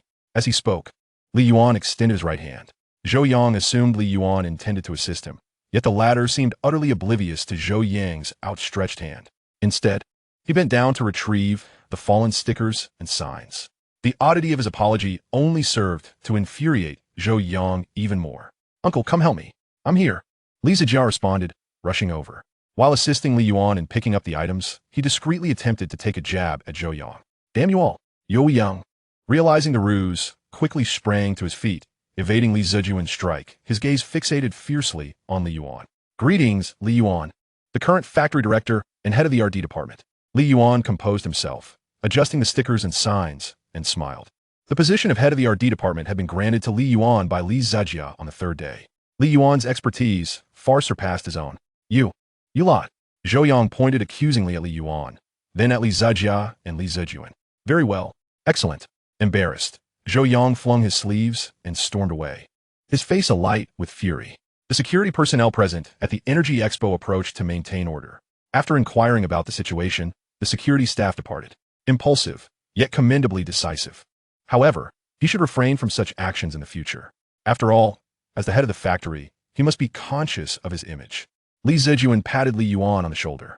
You too, at your age, it's unbecoming to let yourself be provoked. Zhou Yang is infuriating. A white-eyed wolf who, despite our kindness, persists in opposing us at every turn, Li Zi's family member remarked with irritation. Having listened to his uncle's account, Li Yuan was also aware of Zhou Yang's grievances against their company, Li Yuan. Previously, Li Zijuan had imposed stringent demands on him, leading Zhou Yang to feel targeted and ostracized, harboring resentment that culminated in a desire to overthrow Li Yuan and bring about its downfall. What a character, if he truly follows the right path. He must be a model citizen. Whatever, let him be. A mere buffoon. In due time, I shall ensure his business goes under. Li Yuan dismissed the matter from his mind. He was filled with confidence in the Ion battery, certain that its launch would ignite a technological revolution in the battery market. At that point, it would be uncertain whether they could even survive. Third uncle, help me put up the signs, Li Yuan said, raising the items in his hand. The Li family was just about to inquire, what is this? A free tea room? Indeed, Li Yuan affirmed. I just put up the signs on my way back and saw Zhou Yang barking like a dog. If I had delayed any longer, someone might have already been on their way. I arranged for iced coffee and cold drinks to be brought over. Could you lend me a hand later? On such a hot day, who could refuse a cup of iced coffee or a cold beverage? Li Zi's eyes lit up with interest. Li Zijuan and Li Ziqing regarded Li Yuan with increased approval and admiration. Outside the Energy Expo, a convoy approached from the distance, eventually halting at the exhibition hall's entrance. Cheng Chun, accompanied by Lu Mingjiang, had already been waiting at the entrance. Surrounding them were journalists, cameras aimed at the convoy. The individuals within the convoy hailed from the Ministry of Science and Technology, the National Battery Development Association, and several leading figures from the electric two-wheeler industry. To their surprise, The Energy Expo had managed to attract such attention. In the past, they typically only visited major cities like the capital, Pengcheng, and Huqing. They would never have deigned to come to the unassuming Hongdu. Now that they had arrived, ensuring a warm reception would be a significant achievement. As the convoy came to a stop and the doors opened, Cheng Chen approached, extending his right hand to greet Minister Jiang Kai, President Sheng Xiangwen, and the other executives. Minister Jiang, President Sheng, and esteemed directors, welcome to our event. Jiang Kai shook Cheng Chen's hand lightly, emphasizing just a brief visit. I happen to be on a business trip and heard about the Energy Expo, so I thought I would come take a look. I hope I'm not interrupting your work.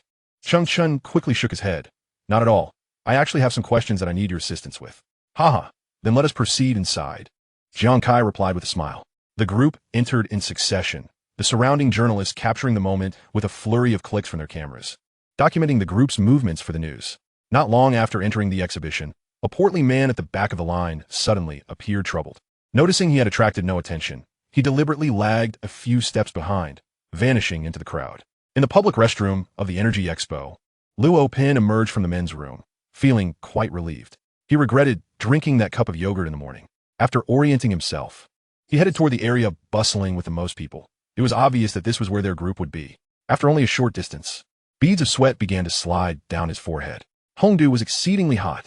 Spotting the sign for iced coffee and cold drinks, he thought, why not grab a cup of coffee first? The thought was tantalizing. In such sweltering summer heat, nothing could be more enticing than iced coffee or cold beverages, especially when they were free. Damn, am I really hesitating to indulge in a freebie? I must be out of my mind. Luo Pin decisively followed the signs to the so-called free tea room. The group was not far off, so he felt no need to rush. I like a cup of iced coffee, he said after waiting in line for a short while. Sure, just a moment, replied the young attendant. Li Yuan handed Luo Pin a cup of iced coffee, containing approximately 150 milliliters. One cup would merely alleviate thirst rather than quench it entirely. An insider tip from the Li family. If you need a refill, feel free to come back, he added. Luo Pin took the cup with a smile and a nod, realizing he couldn't linger in place with others waiting behind him. He decided to browse the nearby exhibition stands instead. Li Yuan? I haven't heard of it before, but the craftsmanship seems quite commendable. As the procurement manager for Yifei electric two-wheelers, he frequently dealt with various batteries. The quality of a battery could often be discerned from its exterior. He then glanced at the accompanying introduction. A completely new structural design? Performance surpassing the market by 30? I wonder if the test data has been fabricated? Noticing that Luo Pin had been observing for some time, a staff member approached to provide information, and Luo Pin seized the opportunity to ask a few questions. The well-trained staff provided thorough answers to his inquiries. After taking a sip from his iced coffee, Luo Pin set it aside, his focus entirely on the ironing battery. Observing the disassembled battery, he turned to the staff member. May I take some photos? Of course, the staff member gestured. This factory appears to have considerable confidence in its technology. Are they not concerned about intellectual theft? The staff member smiled slightly. Our factory manager says if it were that easy to be copied, we might as well shut down our R&D department. Oh, you have an R&D department? To his knowledge, very few factories across the country possess their own research and development teams, which were typically only found in larger enterprises. Indeed, we have a team with an average of master's degrees. The ironing battery was developed by them. Luo Pin nodded, withholding his judgment as he continued to inspect the battery before him. However, he felt this claim might be more of a gimmick. Why would master's graduates, who could easily find opportunities in larger factories or cities, choose to work at a smaller enterprise like this? Nonetheless, the structural design was indeed innovative. Having graduated in electrochemistry and spent a couple of years studying abroad, he was well versed in the internal workings of batteries and their components. The internal structure of the ironing battery left him feeling astonished. It was a commendable battery, if the data proved accurate. Integrating it into the latest electric two-wheelers would undoubtedly yield remarkable results. After sending the photos he had taken to the company's R&D chief, Qin, Luo Pin picked up a nearby testing device. Engrossed in examining the ironing battery, completely oblivious to the fact that he was accompanying his boss to the Energy Expo. Meanwhile, not far from a Li Yuan exhibition stand, at the booth of a larger company, Jiang Kai observed the batteries on display and their accompanying data. Compared to previous years, the advancements in battery technology had been remarkable. Indeed, it has been over 2 centuries since Volta's invention of the battery in 1800. Only now have we witnessed its explosive development, with an ever-expanding array of applications. I have heard that even automobiles have begun to utilize batteries as their energy source. remarked Chung Chun contemplatively. At this moment, the CEO of Fiat, Luo Onping, interjected appropriately, stating, "It's not just the beginning. Products have already been launched and are entering the market. I recall a brand called Tesla, an emerging automotive manufacturer from the land of the white-headed eagle, which entered our country a year ago. Indeed, their performance is comparable to traditional vehicles, albeit with somewhat inferior range," he continued. "The next industrial revolution is likely to be a reform centered around electric energy." The group engaged in animated discussion. Suddenly, Jiang Kai posed a question regarding the battery displayed before them and its potential application in electric vehicles. Everyone's gaze shifted to the battery on the exhibition stand.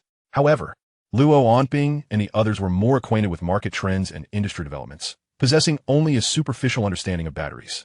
To address this, they had brought along their respective experts.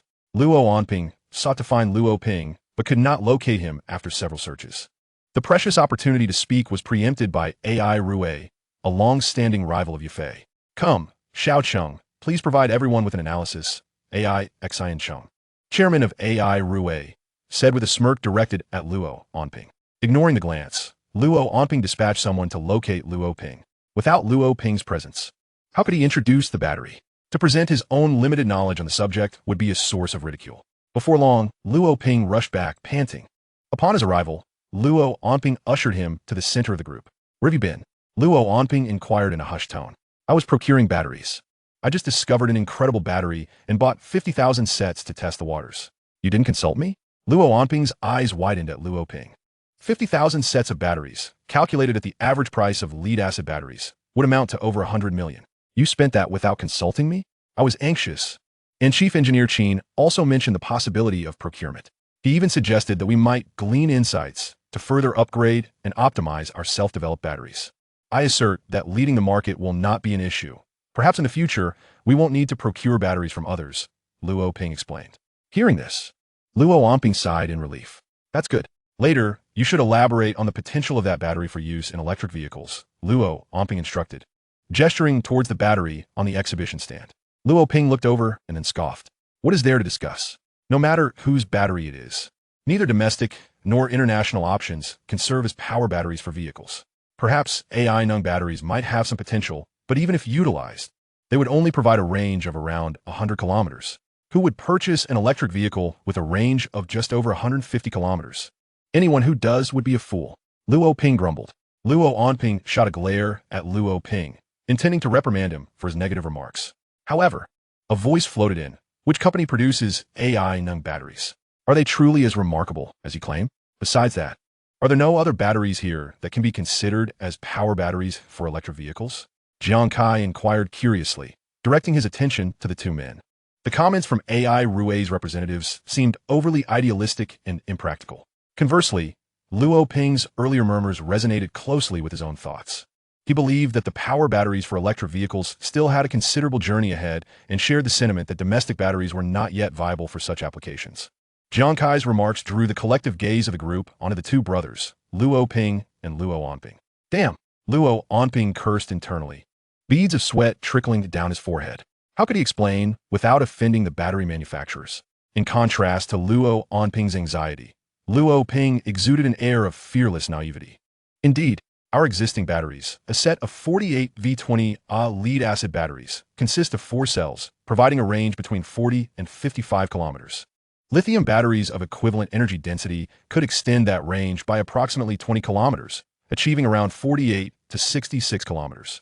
However, when applied to electric vehicles, the battery architecture must be redesigned, taking into account factors such as heat dissipation, energy release, storage efficiency, vehicle weight, and safety. Tesla currently employs Panasonic's 18650 batteries, which are strung together in thousands to address these concerns. Yet, the Roadster, launched in 2008, only manages a range of 1 to 200 kilometers, while the forthcoming Model S is rumored to reach over 400 kilometers under ideal conditions. However, we all know that batteries degrade over time. The actual range and longevity remain uncertain. In comparison to traditional vehicles, where refueling is a matter of convenience with readily available gas stations, can one ensure the availability of charging stations when a battery runs out? Even if one finds a charging point, can they guarantee that there will be a dedicated charging pile available? Moreover, Do we possess Tesla's technology to ensure the safety of thousands of batteries or dozens of batteries connected in series? Thus, until dedicated power batteries are developed, it is premature to engage in such discussions, Luo Ping articulated eloquently. His words left the audience in a profound silence. Yet, there was one critical point that Luo Ping had not addressed. They were manufacturing electric two-wheelers, which diverged significantly from electric vehicles. Furthermore, automobiles are highly sophisticated industrial products, integrating advanced technologies from various fields, including mechanical engineering, electronic engineering, and material science. The future will likely trend towards greater intelligence and connectivity. Their discussion of electric vehicle development seemed akin to a snake attempting to swallow an elephant, revealing a lack of awareness. Well said, Jiang Kai applauded. Electric vehicles, introduced by Tesla, have garnered considerable attention abroad. With the imminent launch of the Model S, its market performance remains to be seen. Nevertheless, electric vehicles may provide us with an opportunity to overtake in the automotive industry. Everyone in the electric vehicle sector is eagerly anticipating this. And I believe that through enhanced collaboration, we will achieve success. Jiang Kai's words eased the tense atmosphere, albeit somewhat idealistically. The gap in domestic electric vehicle technology remains significant, a fact all were acutely aware of. I am still curious about the AI Nung batteries you mentioned. Which exhibition stand are they located at? He inquired. Yes. Let's also see what an exceptional battery looks like, AI Xin Chang chimed in. Indeed, if it has the potential to serve as a power battery, I must learn from it.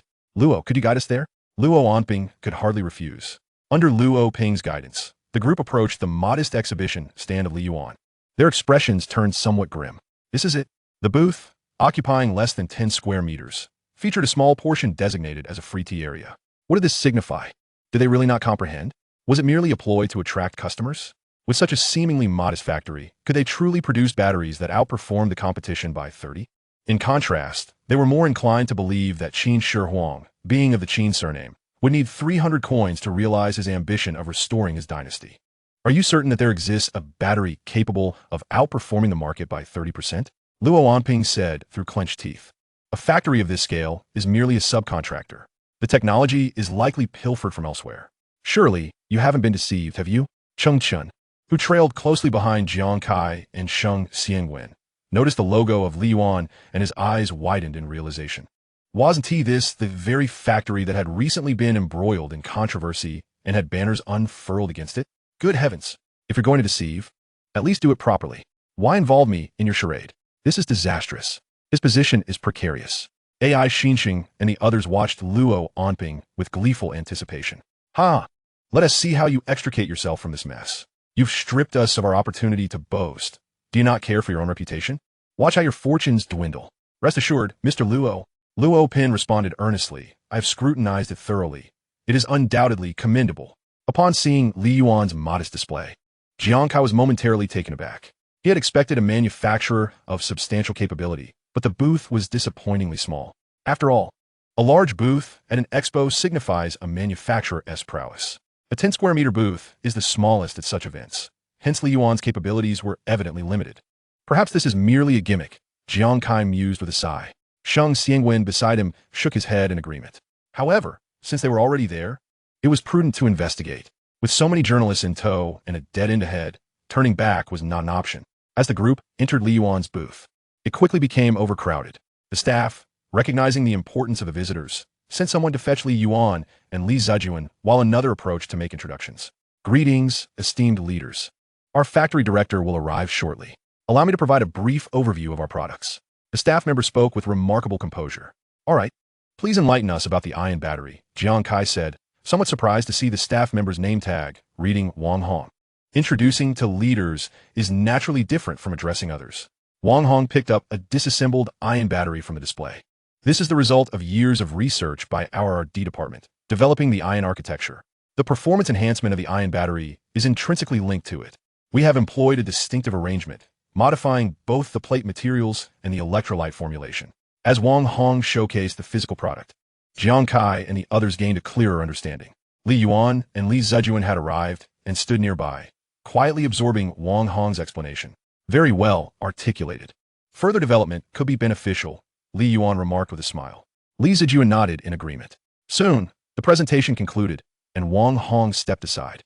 I never anticipated that such a small factory would have a research department, and with all staff holding master's degrees, you've made quite an investment. Jiang Kai expressed his admiration towards Li Zijuan. The moment they appeared, Jiang Kai recognized them as the leaders of Li Yuan. Scientific research requires sustained financial investment and often yields diminishing returns. Your audacity is commendable, Jiang Kai said, giving Li Zijuan a thumbs up. My son often insists that technology is the foremost productive force. This belief has sustained us, and now as he takes over my duties, he firmly embodies this notion, leading to our current achievements. Hard work begets rewards, Jiang Kai said with a smile. Young man, you are quite impressive, he added, casting an appreciative glance at Li Yuan, the youngest among them. This battery is indeed remarkable, Shang Xiangwen remarked, setting down his testing equipment, his face alight with astonishment. It surpasses those of larger manufacturers and well-known brands by a considerable margin. It can indeed be said to lead the market by 30%. Shang Xiangwen's words instantly validated Luo Pin's claims, as he had just tested batteries from other manufacturers. Furthermore, he was an academician in electrochemistry from Pingqing University, holding multiple national-level research projects. As the president of the National Battery Development Association, he was a figure whom many sought after. The authority of Shang Xiangwen was thus unquestionable. The expressions of AI Xinqing and others shifted from schadenfreude to envy. Goodness, Yifei's reputation will surely soar. Jiang Kai returned to his earlier inquiry. What are your thoughts on the ion battery as a power source for electric vehicles? Without hesitation, Li Yuan shook his head. Impossible. The first generation of ion batteries falls short. Perhaps by the third generation, a possibility may arise. A range of 1,000 kilometers? You must be dreaming. The first generation is far too inadequate. Only by the third generation might there be hope. Initially, everyone wore expressions of expectation. Jiang Kai and Shang Xiangwen were not particularly surprised. The claim that ion batteries lead the market by 30% pertains specifically to the electric two-wheeler sector. Utilizing them in electric vehicles still seems a stretch. However, Li Yuan's subsequent remarks left them further perplexed. Perhaps the third generation holds potential? This statement implied that the ion battery had already progressed to the third generation, yet they were presenting the first generation merely to recoup funds? If the first generation leads the market by 30%, what would the second generation achieve? 60%? How would other battery manufacturers survive? Their self-developed batteries would be rendered obsolete, especially considering the looming threat of a third generation. But Jiang Kai and Shang Xiangwen were suddenly intrigued. Could you elaborate? What kind of technology are you employing? They inquired eagerly. I cannot divulge specifics, as it is a trade secret, but it likely involves graphene materials. Li Yuan shrugged as he replied. The second and third generation ion batteries are still awaiting results from Jiwei Technology. He was aware of some of these technologies, as they were mentioned in the Ion New Configuration Battery Optimization Plan. Yet, this was merely a cursory overview. Li Yuan had no way of knowing further technical details. However, it was certainly intended for electric vehicles, and the exaggerated claim of a 1,000-kilometer range, if applied to electric two-wheelers or other electric tools, would be sheer waste. Based on your research, what performance can we expect from the third-generation ion battery? Li Yuan pondered for a moment, formulating his thoughts before declaring. A range of 1,000 kilometers, efficient heat dissipation, and optimal energy release and storage efficiency. He refrained from discussing the motor or electronic control aspects, as these were not covered in the proposal. He only referred to the points mentioned in the plan. Yet, as soon as Li Zijuan heard the first statement, he instinctively attempted to cover Li Yuan's mouth. The individuals behind Jiang Kai regarded Li Yuan with incredulity. Is this even plausible? If you weren't so young, Minister Jiang and President Sheng would surely have a word with you. Jiang Kai and Shang Xiangwen exchanged glances, somewhat exasperated. Youth is admirable, brimming with energy and ambition. However, it is essential to remain grounded. Are you familiar with Tesla, the vanguard in the electric vehicle sector? Li Yuan shook his head, admitting to his unfamiliarity. Tesla launched its inaugural electric vehicle, the Roadster, back in 2008, and this year, it is set to unveil its second luxurious flagship model, the Model S. After 4 years of development, their electric vehicles boast a range of merely 4 to 500 kilometers under ideal conditions.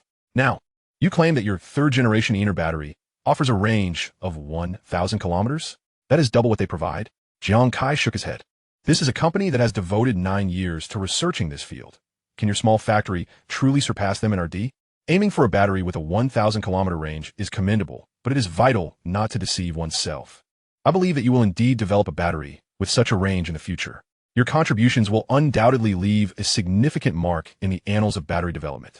For now, However, it is imperative to continue deepening your research on the inner battery and to launch a more superior product first. Jiang Gaizhen Li Patali Yuan's Shulde. Sheng Xiangwen then produced a business card, handing it to Li Yuan. Should you encounter any issues in your research, I welcome you to consult with me. I will be delighted to assist you. Li Yuan's contributions to the development of the inner battery, which boasts performance exceeding the market by 30, are certainly noteworthy. He recognized the owner of the studio featured in the promotional video as a former student of his, having provided guidance on several occasions. He immediately identified the studio's affiliation, but chose not to expose it. At just over 20 years of age, this individual possesses a high level of expertise and the ability to advance technological commercialization, a promising talent. But I can truly accomplish it, Li Yuan insisted. With centuries of research, I can simply acquire the necessary knowledge by investing some funds. I just cannot disclose this to you. Who knows if the civilization that created the grand technology tree is observing us in secret? What if I were to inadvertently expose it and jeopardize myself? I have not yet lived enough. Until Li Yuan delivers tangible results, no amount of explanation will convince Jiang Kai and the others. The performance of electric vehicle batteries will still be scrutinized in major cities like Shanghai and Shenzhen, which are pivotal contributors to GDP through high-tech innovation.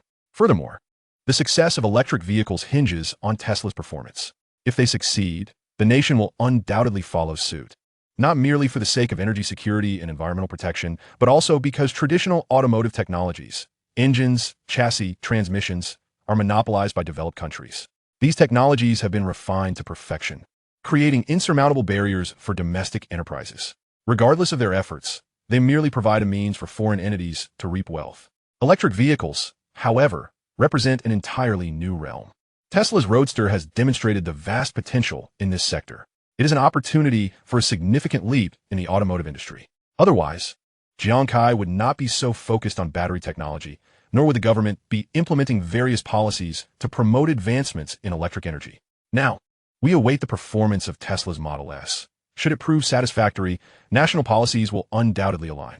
However, Jiang Kai refrained from voicing this sentiment until the policies are enacted. He has no desire to share tea with the disciplinary committee. Keep at it, and I look forward to the day you develop a 1,000-kilometer battery, Jiang Kai encouraged. The nation's progress relies on the relentless efforts and innovations of its youth. Recognizing Li Yuan's determination, Jiang Kai had no intention of discouragement. After Sheng Xiangwen also offered words of encouragement, he led the group away from the Li Yuan exhibit. However, representatives from Yufei, Luoping, and other companies remained behind, eager to procure inner batteries. Did they not observe that Sheng Xiangwen, the president of the National Battery Development Association, praised this battery as exceptional?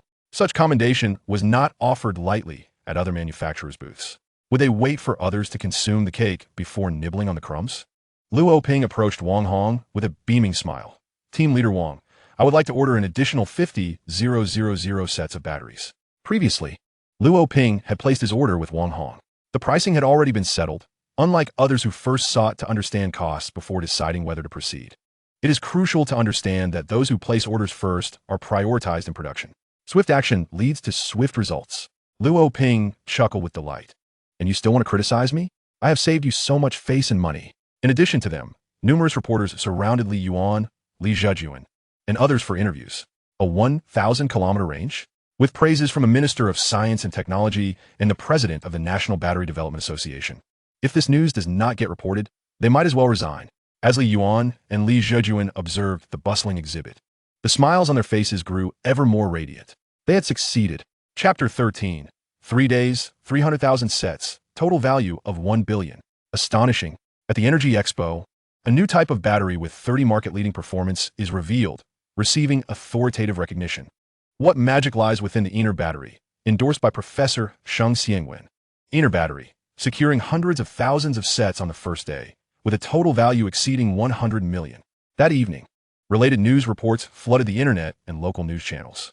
The once obscure Li Yuan suddenly drew immense attention, particularly from manufacturers of various electric tools and enthusiasts.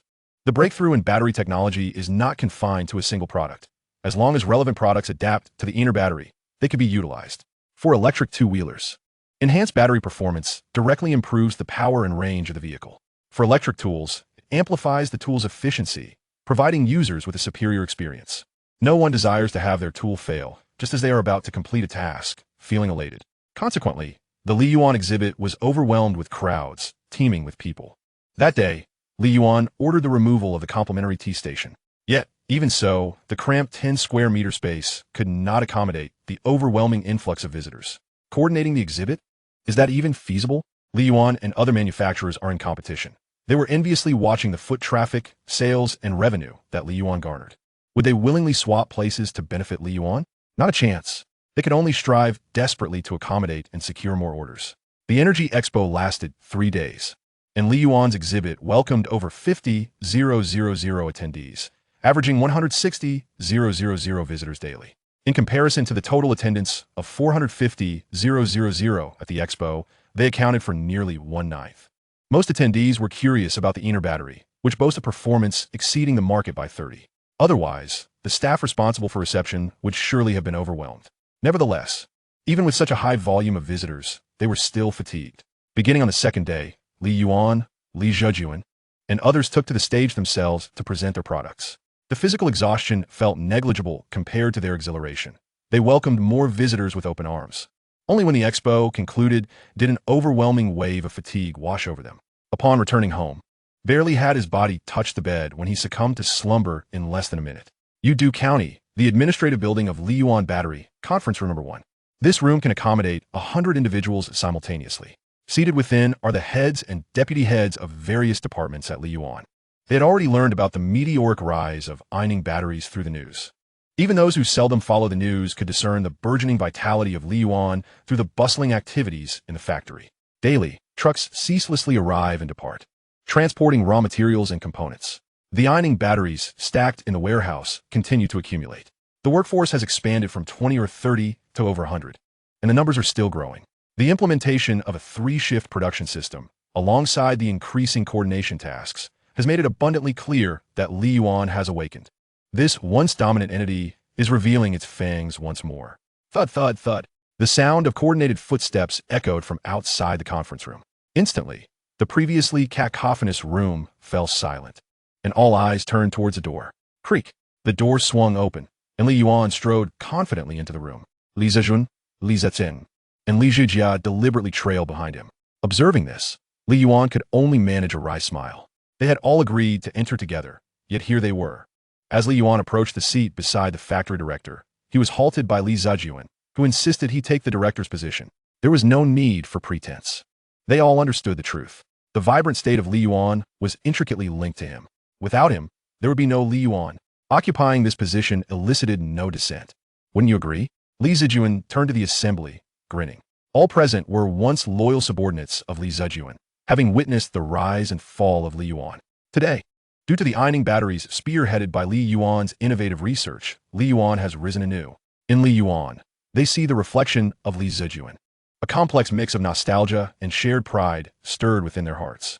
Indeed, Wang Jian was the first to applaud, as he had been the earliest to admire Li Yuan's capabilities.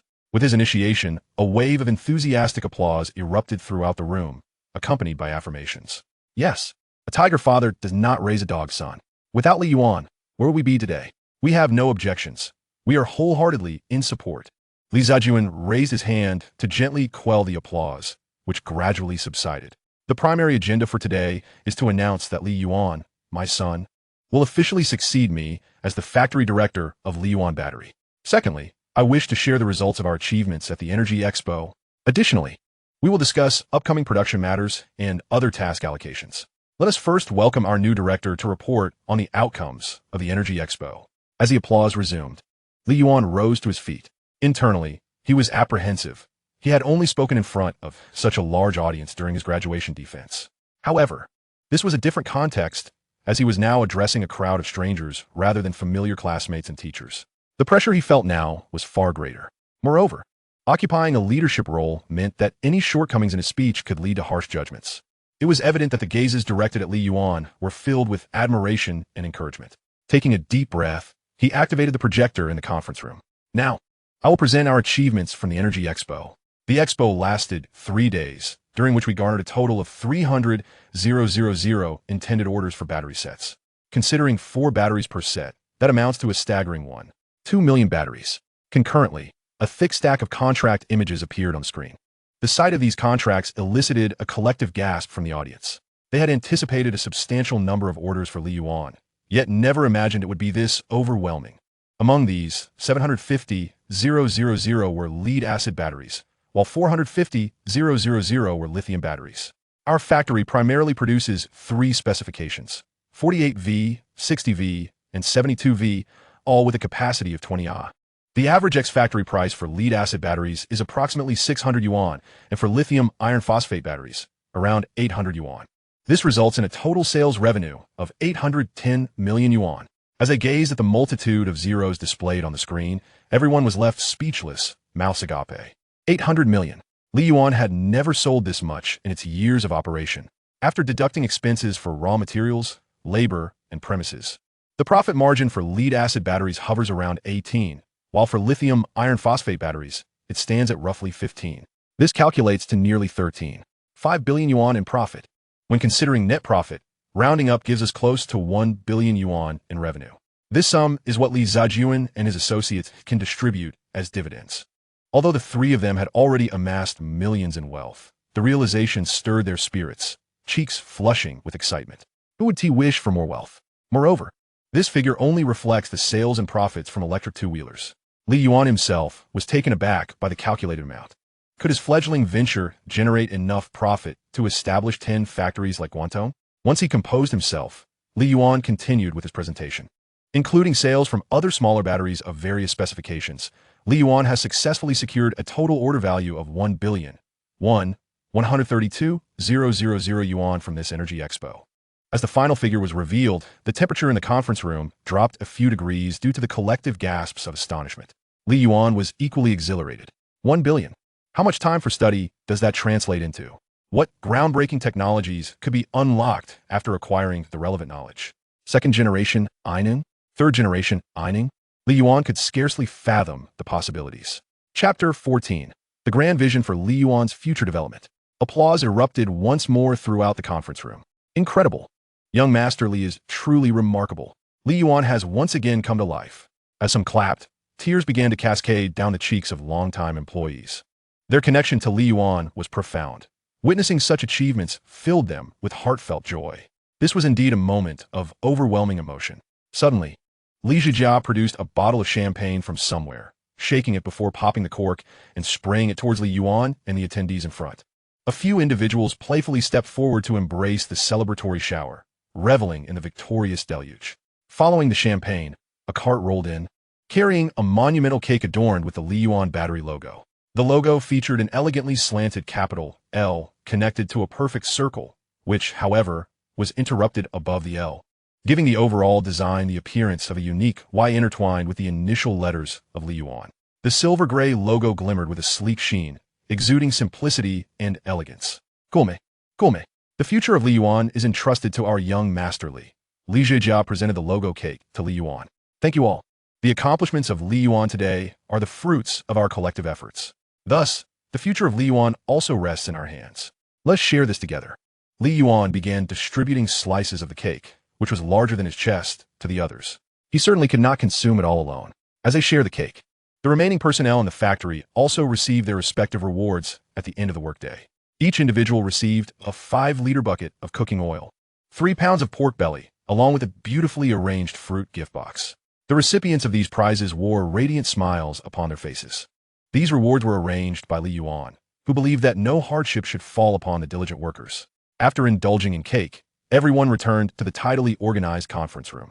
The achievements of Li Yuan were already well known among the attendees. Subsequently, we commenced the allocation of tasks. In this domain, Li Yuan lacked the expertise of Li Zhijia. His understanding of the factory was merely superficial. Therefore, the arrangement of production tasks and departmental coordination was left to Li Zhijia, while Li Yuan attentively listened, knowing he would eventually have to engage with these responsibilities himself. The raw material warehouse was tasked with daily monitoring of material expenditures and revenues, meticulously documenting the fluctuations in various components, ensuring logistical support to maintain stable and continuous production. It was imperative that production did not halt due to raw material shortages. Understood. In the production workshop, it was essential to coordinate worker scheduling, maintain constant vigilance over the production line to minimize malfunctions, and ensure uninterrupted production. After all, The production line currently in operation was an older generation, having been in use for several years, making breakdowns inevitable. The replacement of the production line was essential and should be prioritized. Li Yuan had discussed this with him, and arrangements would soon be made. After all, producing 1.2 million batteries posed a considerable challenge for Li Yuan, equivalent to the annual output of the past. Thus, updating the production line was non-negotiable. The research and development department must also focus on the production workshop, swiftly addressing any technical issues that arise while accelerating the development of the second and third generations of ANO batteries. The adaptability of our compatriots is evident and deeply felt by all. Therefore, diligent efforts are necessary to launch our new battery before imitation occurs. And any financial gaps should be promptly addressed. Li Zijuan methodically organized various affairs. Li Yuan diligently took notes, simultaneously admiring his father. Despite having never graduated from elementary school, Li Zijuan had managed to establish such an expansive factory, overseeing every detail with remarkable proficiency. Strong. Li Yuan silently gave a thumbs up to Li Zijuan in his heart. The meeting lasted an hour and a half. After assigning tasks, they listened to the situation reports from each department. Following Li Zijuan's words of encouragement, the meeting concluded. Everyone exited the conference room with a spirit of determination and vigor. However, Li Yuan, Li Zijuan, and others remained behind for a core meeting. Xiao Yuan, what are your thoughts on the future development of Li Yuan? Li Zijuan inquired. Should we continue solely with batteries or explore other avenues? A factory requires a target. Much like a person, without a goal, one drifts aimlessly, unaware of when they may succumb to the depths, unable to resurface. If we're to focus on batteries, we must consider what type of batteries to produce, to what extent, and in which direction to strive. After a moment of contemplation, Li Yuan replied, first, we should produce batteries, then venture into vehicle manufacturing. However, the two endeavors can indeed progress in tandem. Manufacturing vehículos. Li Zijuan, Li Zicheng, and Li Zijia furrowed their brows. The production of batteries must continue. It forms the very foundation of Li Yuan and is integral to our brand. But what about vehicle manufacturing?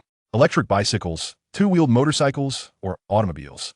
Li Yuan continued. The advancement of batteries is intrinsically linked to the evolution of electric power, a field that our nation has been diligently promoting in recent years. At the Energy Expo, Minister Zhang's focus has consistently been on the power batteries for electric vehicles. It is not difficult to envision that electric vehicles will undoubtedly become a pivotal area of development for our country in the future. Currently, only Tesla has ventured into this domain, establishing itself as a trailblazer. By the time they succeed, it may be too late for us to follow suit. Moreover, our foundation lies in batteries. We cannot simply stand by and watch others reap the benefits of the power battery market, which is worth at least trillions when compared to traditional automobiles. After learning about Tesla through Zhang Kai at the Energy Expo, Li Yuan spent his free time researching Tesla, electric vehicles, and power batteries, growing increasingly convinced of the vast potential in this arena. However, given our current capabilities, we are not yet ready to enter this market. It remains our future goal. I envision a strategy where we continue to deepen our battery research while simultaneously manufacturing balance bikes, electric bicycles, and two-wheeled vehicles. Through the latter, we can accumulate expertise in motors and electronic control systems. What do you think, Dad, Uncle, and Uncle Li? Li Yuan turned to the three, his expression filled with anticipation. These insights were his own conclusions, unaided by others or the resources of Juwei Technology Tree. At this moment, he yearned for validation. The three did not respond immediately, but fell into deep contemplation. After a while, they opened their phones to conduct relevant searches for further understanding. After some time, they nodded in unison. Very well, your ambitions are indeed considerable. Li Zijuan exhaled a breath of realization, gaining a deeper understanding of his son. Li Zicheng patted Li Yuan on the shoulder, saying, the youth today are full of ideas.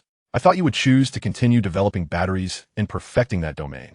I did not expect you to leap directly into power battery production and vehicle manufacturing. Haha. Li Yuan ruffled his hair sheepishly. We acknowledge your vision, but we must deliberate on how to develop and in which direction to proceed. We need to draft a formal plan. Agreed. Li Yuan and the others nodded. The four continued their discussion before returning to their respective offices, as there remained numerous details requiring their attention. Li Yuan followed Li Zijuan, learning to manage factory affairs, while periodically visiting the R&D department to meet with Li Zijia. It was not until 11 at night that he finally returned home. At this juncture, Li Yuan had the opportunity to reflect on his gains. What the? Only 7 days and 36 minutes? Are you jesting? I earn 1 billion. And this is all the time I get? Chapter 15. Initial utilization of the learning space, a robust enhancement of learning capability. Upon entering the Yuan technology tree, Li Yuan was taken aback. With 1 billion in sales, he had only acquired 7 days and 36 minutes of learning time. To secure 30 days of learning time, he would need to achieve sales exceeding 40 billion. A sense of disappointment washed over him. After all his efforts, the return was minimal. Yet, he felt a flicker of relief that the Yuan technology tree did not calculate profits in this equation. Otherwise, his learning time would have been even more meager. But what could be learned in 7 days? Based on his learning capacity, 7 days would allow him to complete at most 1.5 units of knowledge in a single subject. Prolonged study of a singular topic can become tedious and exhausting, leading to a gradual decline in learning efficiency. Moreover, such study merely commits knowledge to memory. To use it flexibly, several additional days of relevant practice or application would be necessary to fully master the content. With the fivefold enhancement of learning ability provided by the Yuan technology tree, it could be said that he had over 35 days worth of time at his disposal. In an ideal scenario, one could grasp a maximum of 6 units of knowledge. However, in a less than favorable state, it may be challenging to absorb even that much. Moreover, the realm of batteries encompasses knowledge not solely limited to electrochemistry, but also includes materials science, chemistry, physics, and engineering. With merely 7 days at his disposal, Li Yuan felt he would only skim the surface. He believed he could manage to comprehend the fundamental concepts surrounding the AI energy-type battery, particularly as this was his first foray into the vast learning potential offered by the giant technology tree. The AI energy-type battery he had released was not a true representation of such a battery. It was merely an adaptation of the AI new configuration battery optimization scheme, a modified version of lead-acid and lithium batteries. The genuine AI energy-type battery, while fundamentally a lithium battery, utilized components such as plates, electrolytes, and separators made from entirely different materials than those found on Blue Star. Li Yuan would have to delve deeply into these subjects to develop a true AI energy-type battery and subsequently innovate second- and third-generation architectural schemes. Alas, the road ahead is fraught with challenges, yet progress is inevitable. One must take it step by step. 7 days would suffice. Li Yuan shook his head, reflecting that the billion he had sold was also attributable to the giant technology tree. Without it, he would not have access to the AI new configuration battery optimization scheme or this precious week of learning. Such an opportunity to benefit without cost. How could he possibly be dissatisfied? Heaven might strike him down with lightning for such ingratitude.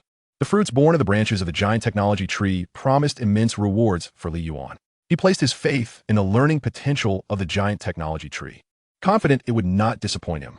As he entered the learning space, Li Yuan concentrated, and the surroundings began to shift.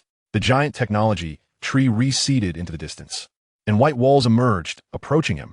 Soon, he found himself in a room resembling both a classroom and a laboratory.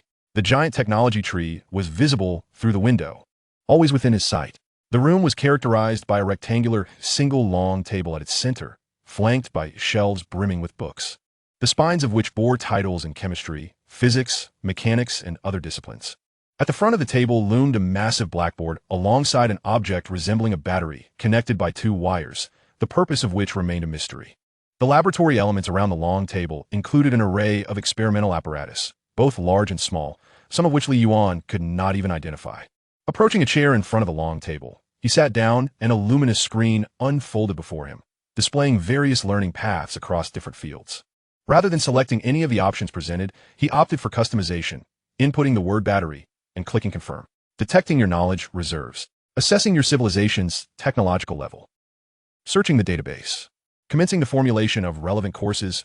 Please hold on for a moment. Approximately a minute later, a plethora of courses appeared before him. As Li Yuan scanned the titles, he discerned the interconnectedness among them, each labeled with the stages indicating what type of battery he could manufacture upon mastering the material.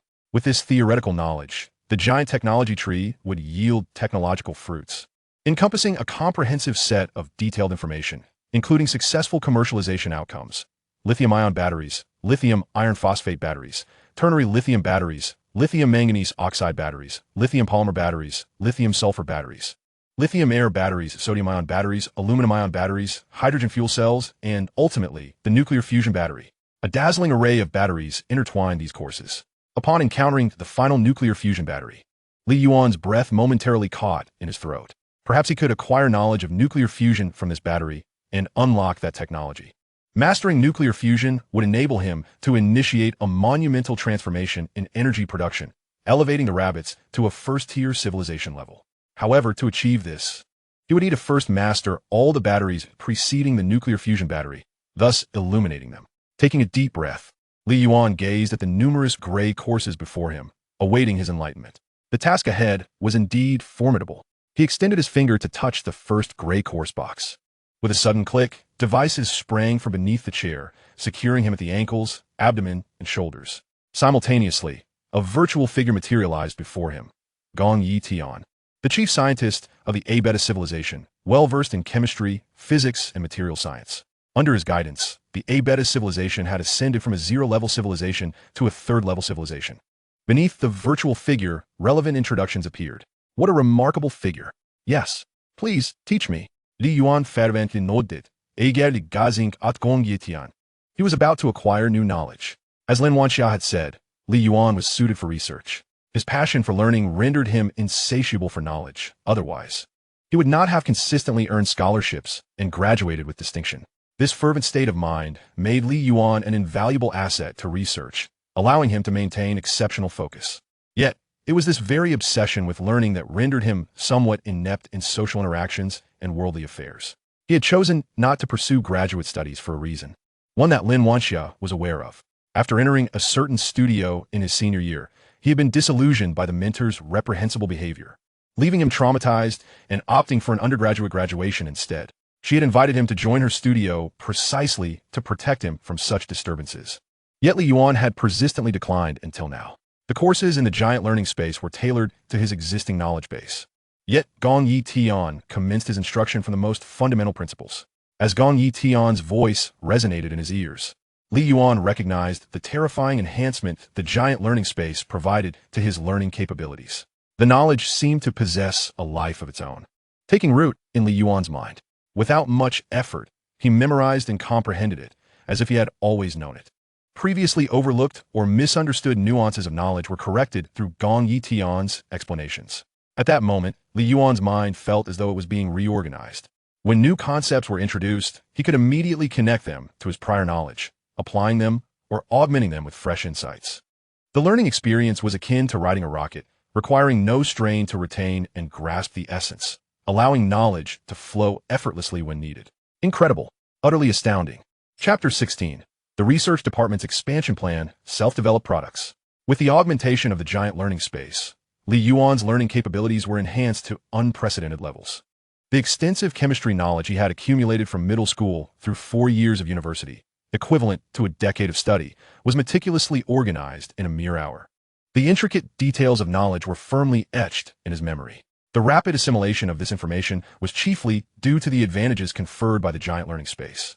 Regardless of how swiftly Gong Yi Tian spoke, Li Yuan was able to keep pace and integrate the concepts seamlessly. At times, he could even connect with other realms of knowledge, leading to a delightful divergence of thought. Before long, Li Yuan found himself utterly engrossed. It was not until the cacophony of alarms from the outside world jolted him back to reality that he emerged from his reverie. Whether it was the expansive technology tree or the vast learning space, Li Yuan was acutely aware of his surroundings.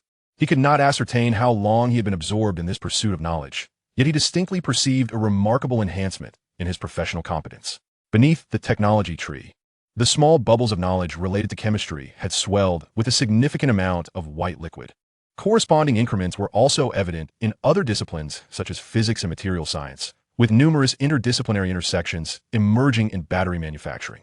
Having meticulously organized his understanding of chemistry, Li Yuan turned his attention to the realms of physics and material science. Apart from chemistry, his knowledge in these other disciplines was, at best, at a freshman level. His familiarity was superficial, gleaned only from the essentials necessary for his studies in electrochemistry. In truth, he was embarking on a fresh journey of learning in these subjects. Although his pace was not as swift as it had been in chemistry, the advantages afforded by the expansive learning space ensured that progress was not sluggish. Previously daunting technical challenges had become manageable, and Li Yuan now stood on par, if not superior, to many master's degree students in fields such as chemistry, physics, and material science. His proficiency had reached a level where there were no suitable benchmarks to measure against. As he glanced at the upper right corner, where his study time was displayed, He noted that it had transformed from 7 days and 36 minutes to 6 days and 3 minutes. Within the learning space, Li Yuan had engaged in 24 hours and 33 minutes of study, when adjusted for the five-fold enhancement. This equated to an immersion of 5 days and 25 hours in total. Yet, in Li Yuan's perception, the knowledge he had acquired far surpassed what one would typically garner in 5 days. It appeared that the enhancement varied from person to person, with effects that were not universally quantifiable. The precise correlation between the enhanced learning and the equivalent duration of unenhanced study remained elusive, but it was undoubtedly greater than 5 days. Upon exiting the expansive learning space, the room swiftly reseated, revealing the technology tree once more before Li Yuan. At this juncture, the tree had sprouted new branches, suggesting a growth of its primary trunk. One could only wonder what fruits of technology it would eventually bear. However, it was certain that these developments would be related to batteries, as that was the knowledge he had been immersed in. Through his studies, Li Yuan had gained a more comprehensive understanding of the AI Nung battery, a product of a company named AI Nung, which stood at the pinnacle of the A-beta civilization. Many battery-related technologies had been developed by this company, either independently or in collaboration with Gong Yitian, its founder's brother. The AI Nung battery is categorized within the realm of ternary lithium batteries.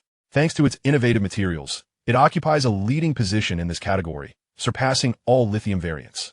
However, Li Yuan had yet to uncover the specifics of the materials used and the processes of their manufacture, which was somewhat regrettable. It was only through the architectural schematics of the AI Nung battery that its true potential could be unleashed. Its performance could easily outclass all batteries on Blue Star, thus paving the way for the development of specialized power batteries for electric vehicles.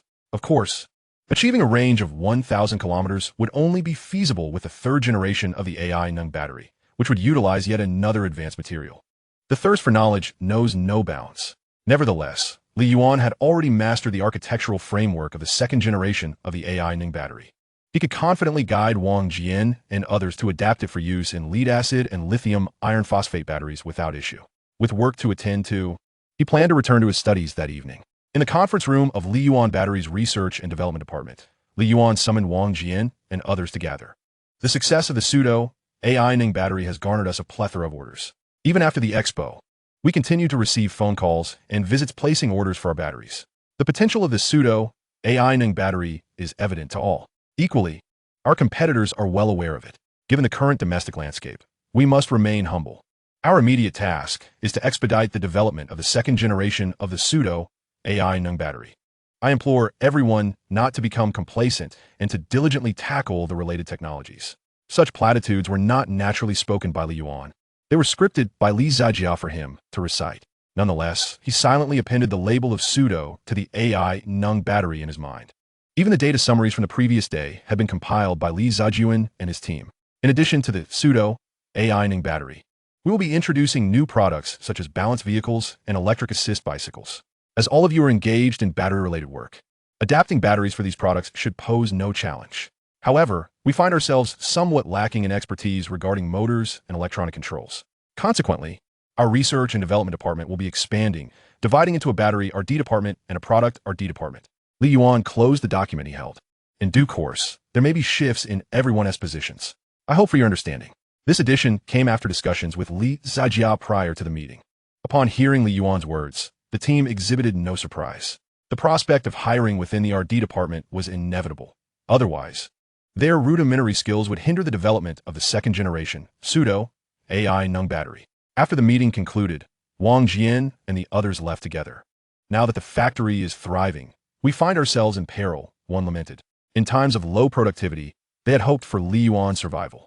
Now that Li Yuan's fortunes had improved beyond previous levels, an overwhelming sense of crisis loomed. As veterans of Li Yuan, each of them earned around 13,000. Thanks to the success of the AI Nung pseudo battery, their salaries had increased by 2,000. The higher their wages, the more pleased they were. Yet despite this, their expressions were clouded with concern. Their professional skills were not keeping pace with the factory's growth. If this continued, not only would the factory question their worth, but they themselves would be unable to remain. Danger is also an opportunity, Wang Jian proclaimed with fervor. As long as we strive to keep up, will the factory not retain us?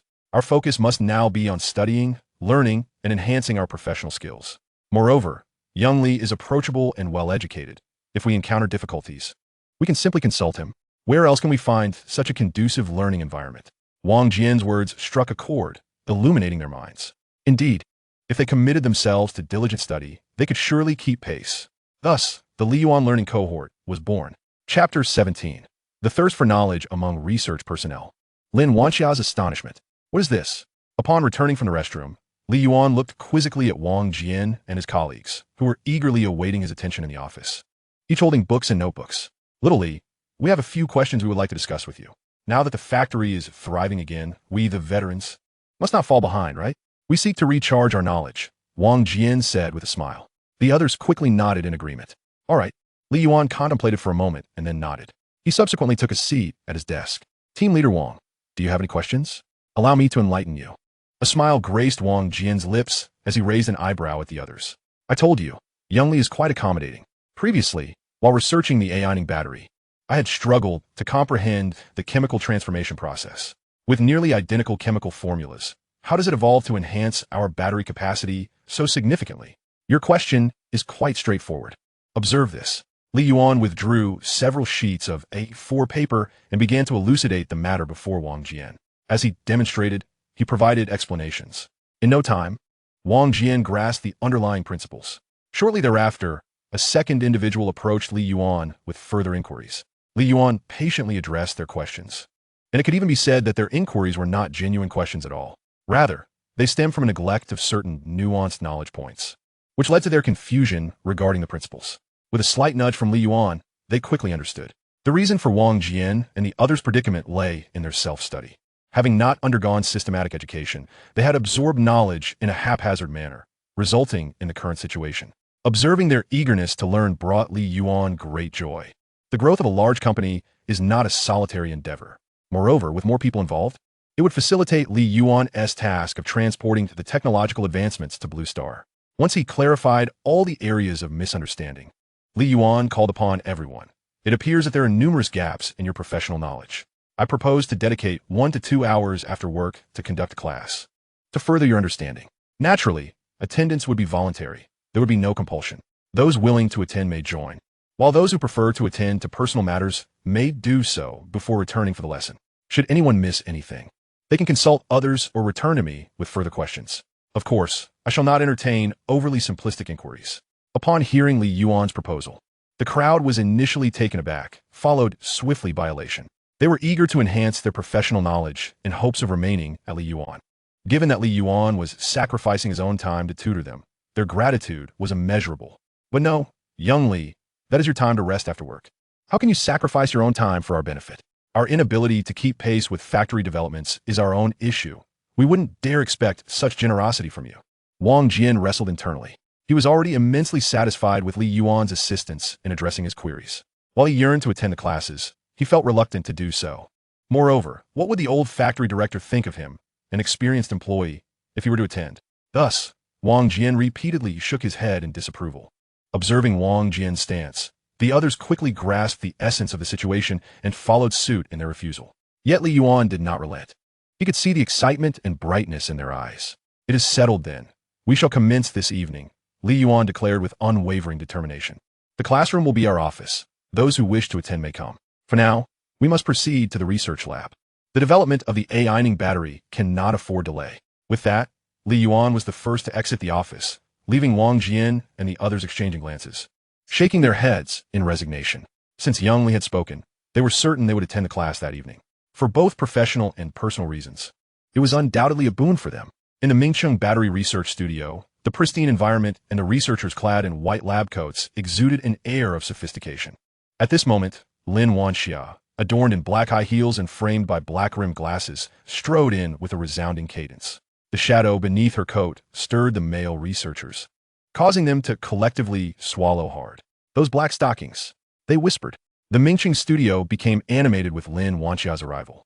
Senior sister, here are yesterday's experimental data. Senior sister, I have a question that I have yet to comprehend. Could you please clarify it for me? Senior sister, could you take a look at this experimental procedure? All right, came Lin Wanxia's cool voice from her delicate lips. One at a time. As before, I will not address overly simplistic inquiries.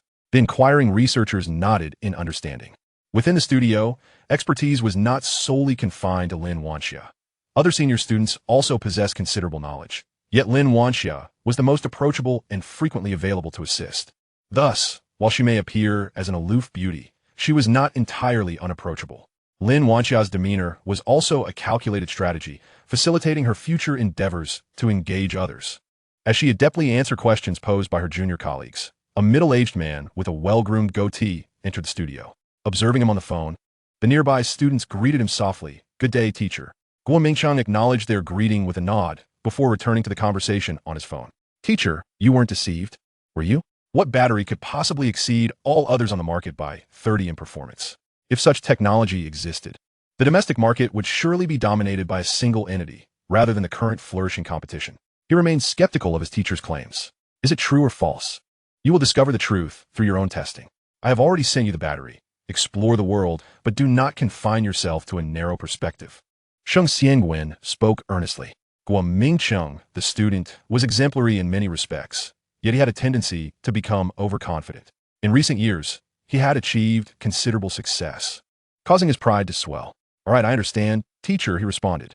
After hanging up, he sought out the package sent by his teacher. "Is this from Hongdu? It seems there was a recent energy expo there, and my teacher likely attended. Did he discover this battery at the expo?" Guo Mingcheng pondered. However, Hongdu did not boast any formidable companies in the battery sector. Thus, both Guo Mingcheng and Lin Wanxia remained unaware of the prowess of Li Yuan's AI-ing battery. They merely perceived it as a gimmick, for most reputable battery companies were situated in Pengsheng or the capital. Could it be that I was truly deceived? Although the battery industry has existed for over a century, many have been misled annually, believing in the existence of extraordinarily advanced batteries. Well, I shall test it first. Guo Mingcheng scanned his surroundings and, noticing Lin Wanxia, called out with a smile, "Wanxia, please assist me in testing this battery.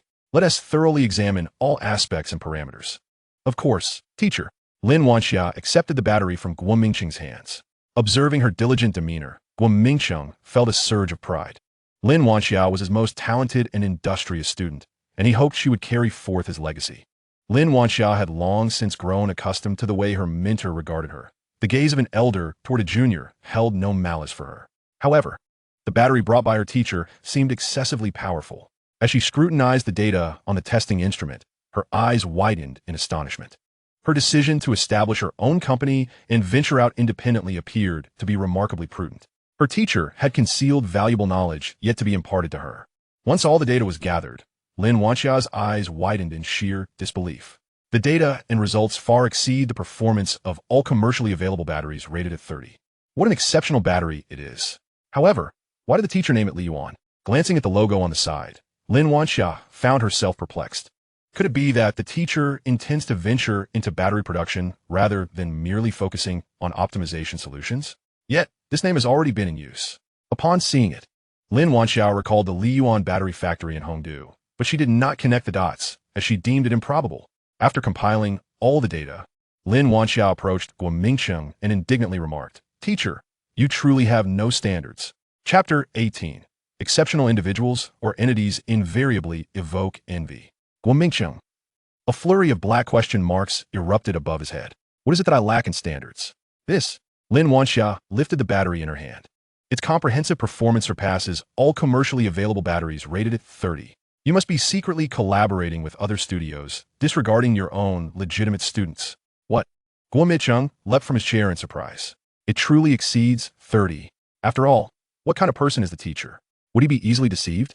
He even boldly encouraged me to test it, prompting me to pay more attention to this battery and learn from it. It was my own narrow-mindedness.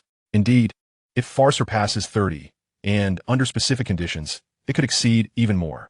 Teacher, do you not favor your own creations? Have you turned to a mistress?"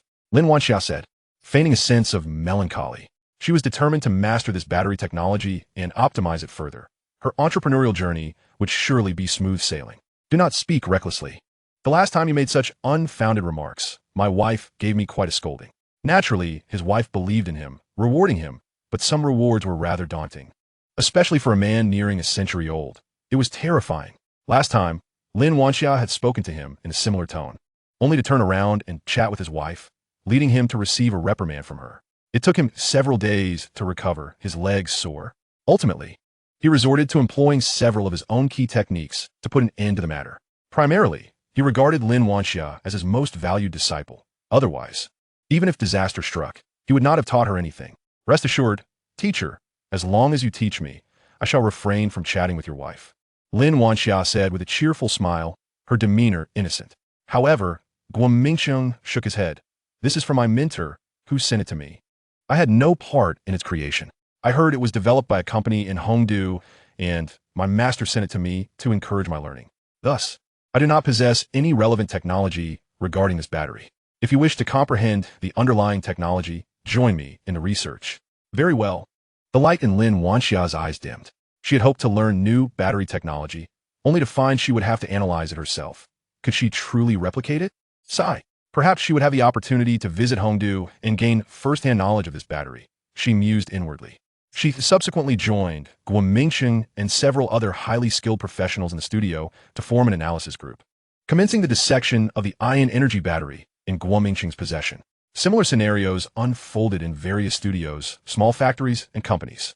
Even large corporations were not spared, all eager to uncover the secrets behind the ion battery, which could vastly outperform all commercially available batteries rated at 30. Meanwhile, discussions surrounding the ion battery were brewing online. Particularly after Zhou Yang made a substantial investment, the fervor intensified. Ion battery claims to far exceed the performance of all commercially available batteries rated at 30. Do you believe it? Ha! The most formidable battery on the market actually hails from a subcontractor? A small workshop battery daring to claim to be the strongest on the market? Ion battery, anyone who believes it is a fool. Such messages proliferated, even trending on social media. Some individuals recorded review videos, posting them online, garnering substantial likes and comments, with several videos becoming viral hits. Brothers, this battery before me is the ion battery, which claims to be the strongest on the market. Here is their logo. One could not help but admire the logo's design. It was quite appealing. However, the question remained, did its performance align with their claims? In the video, a middle-aged man, slightly overweight and bald, donned a white t-shirt. He recorded digital evaluation videos, amassing 800,000 followers on social media, earning the title of the Bald God of Digital Reviews. Due to his frequent paid promotions, receiving funds to lavishly praise products, fans affectionately referred to him as Rice Bucket. Nevertheless, his unbiased reviews of Uninder's products, accurately detailing their pros and cons, allowed him to rapidly gain 800,000 followers in just a month. For the sake of fairness, I, the bald one, purchased several commonly used batteries from the market. Let's see which one reigns supreme. With that, he produced testing equipment and began various assessments. Rice Bucket label, another paid promotion video, ions, need I say more? The ion battery is produced by the Yuan battery factory, a mere subcontractor. They start with a gimmick, employing influencers to broaden their market reach. This is the usual tactic for internet-famous products. EMQDS. What gave Yuan the audacity to claim their battery is the strongest on the market. Nowadays, factories and companies only seek shortcuts to traffic, neglecting product quality. Fans in the comments section expressed skepticism regarding the ion battery, believing that the Yuan battery factory was merely seeking attention. Hey, the bald one rubbed his smooth head in surprise. I must say, this battery does indeed outperform the several I purchased in terms of performance. Let me calculate just how much. The bald one pulled out a calculator and began his calculations. Wow, not too much, just enough to exceed 30. Yuan battery factory is not exaggerating. This battery is genuinely impressive. Upon witnessing this, fans displayed expressions of I knew it. See, it's just a paid promotion video. If the tests are legitimate, then the ion battery is indeed remarkable. Clearly, that was not the case. One investment. Fans' comments were cut off mid-sentence, as the ion battery in the video suddenly exploded, startling the bald one and everyone present. What the heck? How did it explode? The bald one rushed to grab a fire extinguisher while instructing others to move the nearby batteries aside with sticks. Batteries are not ordinary combustible materials. Once ignited, they can be quite challenging to extinguish. One could only wait for the internal energy of the battery to dissipate and the materials to finish burning before considering the fire extinguished. Even firefighters could only control the flames, preventing a more severe disaster. During the waiting period for the fire to subside, the bald one hastily edited and cut the footage. It took a full 30 minutes for everything to be completely consumed. The bald-headed individual displayed the timer interface, expressing his lingering anxiety. Fortunately, the bald-headed test did not utilize a set of batteries. Otherwise, it could have ignited for at least an hour, potentially setting my studio ablaze. He further showcased the soot-stained wall. The ion battery indeed boasts remarkable performance, yet its safety requires significant enhancement. Alas, I lack the spirit to continue the evaluation. My studio nearly caught fire. This concludes today's video. I must tidy up the studio. See you next time, my friends. This segment of video, due to the subsequent explosion of the ion battery, became an instant sensation, garnering widespread attention. After all, the safety issues surrounding electric vehicles have consistently been a matter of public concern.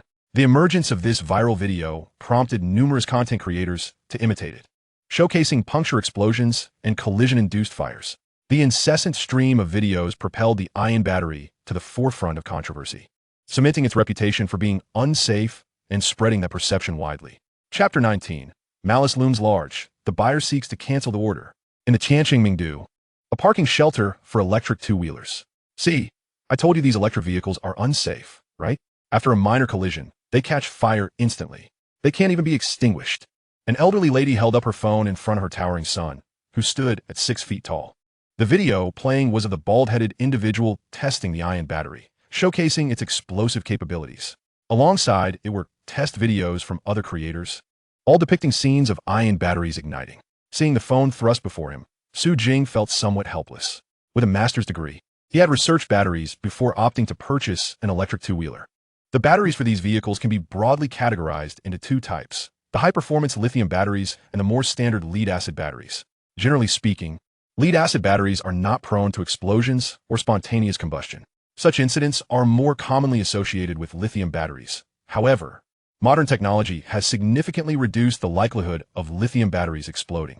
Proper charging and discharging, correct usage, and timely replacement within the warranty period can ensure that electric two-wheelers are both safe and convenient. As seen in the video, utilizing sharp tools to hack and smash, dismantling protective panels, and reckless driving. Who wouldn't face an explosion under such circumstances? Mom, rest assured, as long as we use them correctly, such incidents won't occur. They're merely seeking attention. Who knows if they tampered with the batteries? If they were truly unsafe, the government wouldn't allow them to be sold. Suzing patienti et lai. Truly safe? The sight of the raging flames in the video made the elderly lady's heart race. Absolutely safe, trust me. Su Jing took the vegetables from his mother's hands, saying, "Let's go home and cook. I'm starving." Su Jing, having received a higher education, possessed his own insights and judgments regarding online matters. Yet, most people, including his mother, were firmly convinced by the overwhelming online narrative that the batteries were unsafe and prone to explosions. The most immediate consequence of watching these videos was the drastic decline in foot traffic at local electric two-wheeler sales stores, which went from bustling with customers to nearly desolate. Visitors, often accompanied by family or friends, were persuaded not to purchase electric two-wheelers due to concerns about battery safety. In online live streaming stores, comments flooded in asking, "Is the battery safe? Exploding batteries, deceased riders. Is this vehicle safe? Unsafe? Then I won't buy it. After all, I'm family." The single-use barbecue grill, enduring and fierce, is a must-have. While the viewership and engagement skyrocketed, actual purchases remained scarce. The battery safety issues stemming from the ion battery quickly dominated the trending topics across various social media platforms, escalating from millions of views to over 1 billion. The general populace had taken notice, let alone the companies. Bro, news has broken online about the ion battery being unsafe and prone to explosions. Luo Ping opened a related video and presented it to Luo Onping. Luo Onping did not take the phone, but instead produced a document. I noticed this an hour ago. Simultaneously, Chief Engineer Qin provided me with a testing report. After reviewing it, I decided to increase our procurement of ion batteries. Luo Ping wore an expression of anticipated understanding. No wonder you're not in a rush. He recalled how, during a phase crisis management, Luo Onping had been as restless as a cat on a hot tin roof. He then picked up the document from Luo Onping's desk. Damn, Chief Engineer Qin didn't make a mistake, did he? Luo Ping stared at Luo Onping in astonishment. Do you think Chief Engineer Qin would err? Luo Onping shot a glance at Luo Ping. Since Qin Rue joined Yufei, there have been no technical issues. Chief Engineer Qin claimed he tested it 3 times, with consistent results. TSK, TSK, TSK. Luo Ping examined the data on the document, continuously clicking his tongue. The causes of battery explosions typically stem from prolonged overcharging or quality issues leading to short circuits, which, in turn, cause the battery to overheat and ignite. Alternatively, it could be due to the charger, where excessive current during charging raises the battery temperature to combustion levels, culminating in an explosion. In essence, battery explosions arise from uncontrolled temperature surges. However, as long as the battery quality is assured and users operate them correctly, the likelihood of explosions remains minimal. Qinrui's tests were conducted under various extreme conditions, charging at powers exceeding the prescribed limits, intentionally damaging the battery cells, reassembling and charging them, and subjecting them to ultra-high power charging for up to 72 hours. Under such extreme circumstances, the explosion rate of ion batteries remained below 0.5. Out of the 100 batteries tested, only half of one exploded due to other factors. After eliminating influencing variables, the explosion rate of ion batteries was virtually negligible. The ion battery is not nearly as perilous as portrayed online, prone to explosions at the slightest provocation. Thus, Luo Anping decided to increase their procurement of ion batteries rather than cease their use. It appears that someone is covertly sabotaging Li Yuan, Luo Ping remarked, placing the document down with a sigh. Business is akin to warfare. In fact, the marketplace can be even more repulsive, with a myriad of unscrupulous tactics employed. Luo Ping nodded in agreement. Ye Fei, having risen to prominence in the realm of electric two-wheelers, has certainly encountered its fair share of underhanded tactics. Should we extend a helping hand to Li Yuan? Ion batteries are commendable. It would be nice to return a favor. Luo Anping shook his head. Offering timely assistance is far more impactful. Li Yuan is not at that juncture yet. We can afford to wait. Once Li Yuan can no longer sustain itself, we can step in to help. And who knows, perhaps in the future, Li Yuan might even adopt the surname Luo. You truly are more cunning. Luo Ping gave Luo Anping a thumbs up. After all, not everyone, like Yufei, has a dedicated team to test batteries and verify their authenticity. Many smaller companies and individuals take things at face value. This battery is good. I'll buy it. This vehicle is excellent, cheap, and durable. I'll sell this one. Currently, the videos highlighting the safety issues of ion batteries are rapidly circulating online. Many have instantly concluded that ion batteries are deficient, fearing it would impact their sales. They promptly approached the Li Yuan battery factory, demanding refunds. Xiao Yuan, what do you think we should do? Li Zhejuan held the return intention form in his hand, gazing at Li Yuan. If they wish to return, so be it. We are not robbers, engaging in such coercive transactions. Li Yuan shrugged. However, this constitutes a unilateral breach of contract on their part. They must still provide compensation. We cannot incur losses, can we? He then noted down their names, declaring that our products would no longer be sold to them in the future. At this point, Li Yuan Smirka, since they do not trust us at Li Yuan, they may seek their fortunes elsewhere. Beside them, Uncle Li Zicheng's eyes brightened. This approach could work. Chapter 20. All returns accepted. Li Yuan proves the rumors false. What do you think? Li Zhejuan remained non-committal, glancing at Li Zicheng and the Li family members. I concur with Xiao Yuan. I have gathered information on the individuals seeking to return their orders. They are primarily from small companies and individual operators with minimal order quantities. Such customers are the most likely to switch suppliers, Li Zicheng affirmed. Rather than waste our breath on them, it would be wiser to blacklist them and avoid future troubles. Our ion batteries do not lack for buyers. Those large corporations have no intention of returning their orders. Moreover, according to my intelligence, they are looking to increase their purchases. At this juncture, the Li family interjected. Their failure to increase purchases would represent their greatest loss. Our ion batteries are undoubtedly among the safest on the market. The videos circulating on Quyin clearly depict sabotage, deliberately creating explosive incidents. I have conducted thousands of tests in the lab without any occurrence of combustion. Yet on Quyin, one can find videos of batteries exploding, specifically labeling them as our Li Yuan ion batteries. It leaves me utterly speechless. The Li family wore expressions of indignation. Clearly, someone is stirring the pot from behind the scenes. As the third uncle pointed out, the explosive nature of the ion batteries, deemed unsafe, surely has a hidden instigator. Li Yuan nodded in agreement. However, upon further reflection, this situation could also be advantageous for us. The three men, Li Zhejuan, Li Zicheng, and Li Yuan, exchanged surprised glances. Pray tell, how could this be beneficial? Curiosity gleamed in their eyes. Firstly, due to the recent trade fair, our Li Yuan battery factory has established a foothold in Hongdu. Most companies and enterprises are now aware of our presence and the capabilities of our ion batteries. I have also observed numerous Hongdu residents voicing support for us on Quyin. However, beyond Hongdu, who else knows about Li Yuan? The trio shook their heads in unison. Outside of Hongdu, there are countless companies bearing the name Li Yuan. Even if they hear our name, they often scoff, claiming never to have heard of us. Yet now, this wave of attention on Quyin is thrusting us into the national spotlight. When ion batteries are mentioned, everyone will recognize that they are produced by Li Yuan Battery Factory. As long as we seize this momentum and rectify the misconceptions others hold about us, Our reputation will be solidified nationwide. After hearing Li Yuan's analysis, the three men wore expressions of satisfaction, nodding in approval. It seems you have devised a strategy for addressing this matter. You shall handle it, but do inform us beforehand.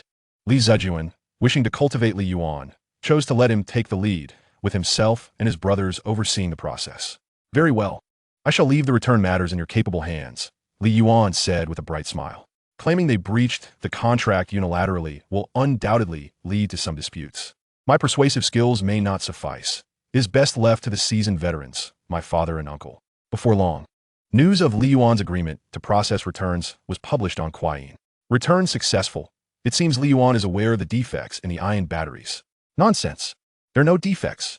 Li Yuan claims we breached the contract unilaterally and demands compensation for damages. How absurd. Li Yuan's store is bullying customers, knowing there are defects, yet insisting we are the ones at fault. How outrageous. Riding the wave of discontent regarding the safety of ion batteries and their propensity to explode, these videos quickly garnered widespread attention. Is Li Yuan truly so bold? Instead of addressing the issues, they stubbornly assert there is no problem. We strongly urge the relevant authorities to investigate Li Yuan. Their actions are endangering the public. I have already reported them and await the outcome. How dare they sell such dangerously explosive batteries, putting profits above lives? Li Yuan is feasting on the blood of the people. Observing the comments section filled with vitriol, Zhou Yang reclined in his office chair, bursting into laughter. Minister Tian, your methods are truly effective, without significant expense. Li Yuan's reputation has plummeted so drastically, but will they trace this back to us? Tian replied confidently, rest assured, General Zhou, we are professionals, and our tests have indeed revealed that ion batteries possess low safety performance. Can we not speak the truth? This is an infringement on our freedom of speech. Zhou Yang sat up. Just remember not to set fire to your own tail. Ensure all traces are cleaned up.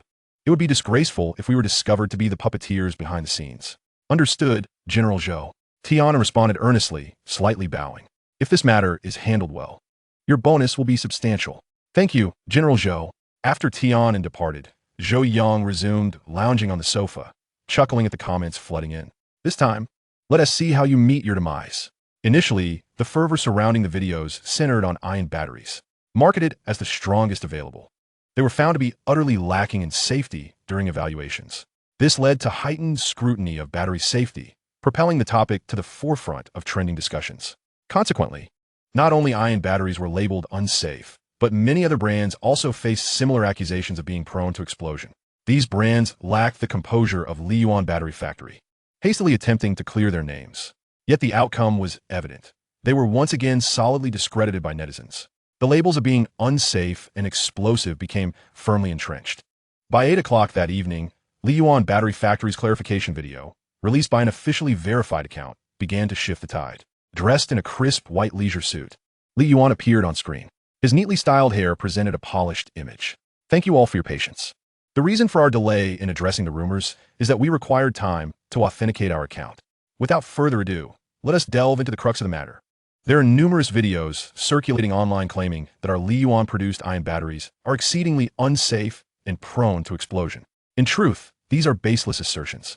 One can clearly discern that our batteries have been tampered with, leading to such explosive incidents. It is crucial to note that data from the National Battery Development Association indicates a combustion rate of merely 3 parts per million for lithium batteries, an exceedingly low figure, while lead-acid batteries exhibit an even lower rate. Our ion batteries have undergone rigorous testing by related authorities and have now received certification, confirming their full compliance with national standards. The rate of explosive combustion is, indeed, exceptionally low. However, there are only reports to substantiate this, which inevitably leads some to speculate that I have offered bribes behind the scenes to enhance our credibility and instill trust in our company. We have invited relevant authorities and representatives from the official Kuayin platform to co-produce this video. As he spoke, Li Yuan elucidated the identities of the personnel from the relevant departments in Kuayin. Many have claimed that our batteries are prone to explosive combustion with even the slightest rupture. So we shall conduct an experiment now. Suddenly, Li Yuan produced a watermelon knife from seemingly nowhere and struck the charging ion battery with it. Those present, as well as viewers of the video, were taken aback, for Li Yuan's actions were exceedingly swift and utterly unexpected. Chapter 21. Li Yuan's blade strikes the battery. Is the ion battery flammable and explosive? Clang. The watermelon knife collided with the ion battery's casing, producing a metallic clashing sound. The knife left a 1 centimeter deep gash on the battery's exterior. The casing of the ion battery is crafted from common ABS plastic, renowned for its excellent impact resistance, wear resistance, and chemical resilience. Yet, it proved vulnerable to the sharpness of the watermelon knife. After delivering one strike, Yuan wished to continue, but he was persuaded by representatives from the relevant departments and Yuan to cease. Mr. Li, safety first. Even if your batteries are exceptionally safe, we must exercise caution, mustn't we? Let the professionals handle this. There's no need to take unnecessary risks. Meanwhile, his companions, Uncle San and Wang Jian, remained unfazed. It was a mere knife strike to a battery. They had previously used an impact drill to bore through a battery without any adverse effects. Now, Yuan was simply wielding a watermelon knife. This was hardly a cause for concern. Rest assured, we are well aware of our own batteries, Yuan replied, somewhat helplessly, as he set down the knife and continued to explain. It is merely a small cut. Even if I were to make several more, it would not lead to an explosive combustion. We have conducted countless experiments in the laboratory. His hands-on demonstration, he believed, would instill greater trust among viewers. Despite Yuan's explanations, they remained adamant that he not proceed further. They insisted that only specialized personnel and tools should be employed for the ensuing tasks. Consequently, Yuan and his colleagues stood aside, watching as the professionals wielded a Qinglong Yuan knife to relentlessly assault the ion battery. Each strike left the battery riddled with wounds. The internal electrolyte began to ooze from the wounds, pooling beneath the battery. The charging port was also drenched in electrolyte, resulting in a sudden spark. This prompted viewers to comment in a flurry. It's coming, it's coming. Explosive combustion is imminent. Even with the involvement of the relevant authorities, what difference does it make? If the product is deficient, it is deficient. Now that sparks are appearing, explosive combustion cannot be far behind. I wonder if Yuan is arrogant or genuinely capable, for they have not opted for a more reliable manufacturing process for their batteries. It seems the leaders of Yuan have been deceived by their subordinates. They claim safety, yet all appears to be a facade. The integrity of batteries is paramount. Every household may not possess an electric car, but two-wheeled electric vehicles are prevalent. Poor quality batteries should be eliminated. Self-proving? I see it as digging their own grave. Ha ha ha. As the sparks at the battery's charging port multiplied, the expressions of everyone present, except for Yuan, Li Zijia, and Wang Jian, grew grave. Although the ion battery's quality was satisfactory, one can never be too cautious. Regardless of how low the explosion rate of lithium batteries may be, that does not preclude the possibility of an explosion, does it? Sparks erupted continuously. Yet the anticipated explosive combustion never materialized. Instead, the ion battery's battery management system, BMS, activated, automatically disconnecting the charger and ceasing the charging process. After 10 minutes, the sparks vanished entirely. Utilizing a thermal imaging detection device nearby, it was evident that the internal temperature of the battery had decreased from over 50 degrees to around 40. Thus, it could be concluded that the ion battery had failed to meet the conditions for explosive combustion. Your factory's batteries are truly remarkable, even after such severe damage. They did not exhibit explosive combustion. This is during the charging process, showcasing your battery technology, remarked Director Yin from the National Lithium Battery Product Quality Inspection and Testing Center, giving Yuan a thumbs up. Your praise is misplaced. Producing products that do not compromise the public interest is our duty. Yuan replied humbly as he stepped in front of the camera. As you have just witnessed, our ion batteries, even when subjected to destructive testing during the charging process, did not exhibit explosive combustion. On various platforms, including Yuan and other social media, videos depicting explosive combustion events involving our ion batteries have been scrutinized frame by our R&D department. We have identified that the causes of any explosive combustion incidents were not attributable to the quality of our ion batteries. The specific reasons will be disclosed at the end of the video, and textual information will also be uploaded to the Yuan official website for public viewing. Of course, please ensure to recognize our logo and do not mistake it for another website. This experiment alone is insufficient to demonstrate the excellence of our ion batteries. Moving forward, we at Yuan have prepared to drill into the battery with a power drill, to press the battery with a stamping machine, and to simulate a vehicle collision with the battery. After witnessing the upcoming experimental projects, I believe everyone will gain a more comprehensive understanding of our ion batteries. Please have our staff prepared. Let us commence the next series of experiments. As the scene shifted, astonishing visuals began to unfold. Wow, batteries can be tested like this? My eyes have truly been opened. I now suspect that the previous videos on Yuan were deliberately sensationalized.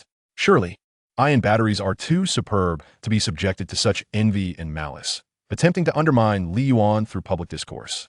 How insidious. Initially, I genuinely believed ion batteries were hazardous, but now it appears they are among the safest batteries available domestically. Absolutely. If they withstand drilling with a power drill while charging without explosive combustion, their safety is indisputable. I have resolved. I will not purchase any electric vehicle other than one powered by ion batteries. Likewise, Li Yuan is indeed formidable. When you claim that a rupture leads to explosive combustion, I will demonstrate with a knife. I will show you with forceful stamping. Did it explode? I acknowledge I misjudged Li Yuan and ion batteries. I shall purchase an ion battery to atone for my error. Li Yuan's self-verification video swiftly became a viral sensation. Ion batteries are remarkably safe, enduring drilling and stamping without incident. Related keywords rapidly occupied the top 3 spots on trending social media platforms. The reputation of ion batteries transformed instantaneously, shifting from unsafe to exceedingly safe. The rumors of ion batteries being flammable and explosive were decisively dispelled. The comment section of the video was flooded with viewers remarking, "To atone, I shall purchase an ion battery." Naturally, Li Yuan facilitated this guidance. To let such traffic go to waste would be an egregious oversight. Those small companies and individuals who previously canceled orders now regret their decisions. They wish to repurchase ion batteries, only to be turned away by Li Yuan. Yuan and other social media platforms that initially profited from the first wave of traffic related to ion batteries now find themselves facing backlash. Fools! How much were you paid to defame an outstanding product? For the sake of money, one disregards all principles. How repugnant. My admiration has turned to disdain. You're no longer worthy of my attention. Chapter 22. The masses are misled, and the rebranding of Li Yuan gains even more traction. The videos of the ion battery bursting into flames were, it seems, deliberately sabotaged by you, engineered to create a false narrative. I once believed in your fairness and integrity. And while I tolerated your exaggerated claims for profit, this intentional defamation of the product as safety, how can you justify it? Here's my report. And thus my admiration turns to disdain. You, who once struggled to make ends meet, we supported you. But surely there must be a moral compass? The ion battery, known for its robust safety features, is maligned by your words, and you dare to speak such things? I am indifferent now. Farewell. Comments of this nature proliferated in the comment section of the video by Bald God Testing. Bald Xiahong continuously clicked the delete button, yet it proved futile. For every comment he removed, a dozen or more sprouted in its place. Ultimately, in desperation, he activated comment protection, allowing him a moment of respite. Damn it, I should have known better than to accept this review, Xiahong lamented inwardly. The rest of the studio staff were equally distraught. The data provided to us indicated that the ion battery was indeed unsafe. The safety metrics were worse than those of our handcrafted batteries. Who could have anticipated that the safety performance of the ion battery would be as formidable as its reputation? We have been deceived, manipulated like pawns. This stark contrast led to discussions, unraveling the underlying deception. The data from the official platform unequivocally confirmed that we had been played. CDNND. Xiahong slammed his fist on the table. At that moment, someone shouted from outside the studio. What is going on?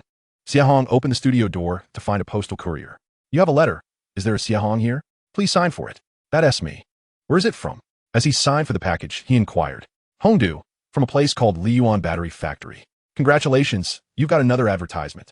You've finally made a name for yourself, the courier said, clearly familiar with Xiahong. Upon hearing the courier's words, Xiahong forced a dry laugh. Hongdu, Li Yuan Battery Factory. Could this be work? Soon, he discovered the contents of the letter, a lawyer's warning and a court summons. Upon reading Li Yuan Battery Factory's demands, Xiahong felt darkness envelop him, nearly collapsing. What's wrong? The others curiously asked. You can see for yourselves, Xiahong sighed, slumping to the floor. Damn, a public apology is inevitable, but they demand $1 million for defamation. How can we possibly afford that? We haven't even made $1 million yet. Is Li Yuan that ruthless? Wait, it's not that we can't negotiate. We've been deceived as well, haven't we? Someone exclaimed. Let us share the information we have with Li Yuan and try to negotiate a lesser penalty. That was the only course available to them. Xiahong's team was not the only one receiving the Lawyer South warning and court summons. Other influencers who had disparaged the ion battery also received the same letters. The deed was done, and they must now face the consequences. Li Yuan was no benevolent figure. See, I told you Li Yuan could handle this themselves, Luo Omping remarked. slightly regretful as he perused news on his phone. What did you ever say that? Luo Ping shot him a glare. Previously, he had been hoping for Li Yuan's downfall, so he could swoop in. I said it. Luo Onping replied nonchalantly, pulling out a marked document from a nearby file, stamping it with an official seal before handing it to Luo Ping. Go place the order. Luo Ping opened the document and exclaimed, is this the quantity? 300,000 sets of batteries, totaling around 800 million.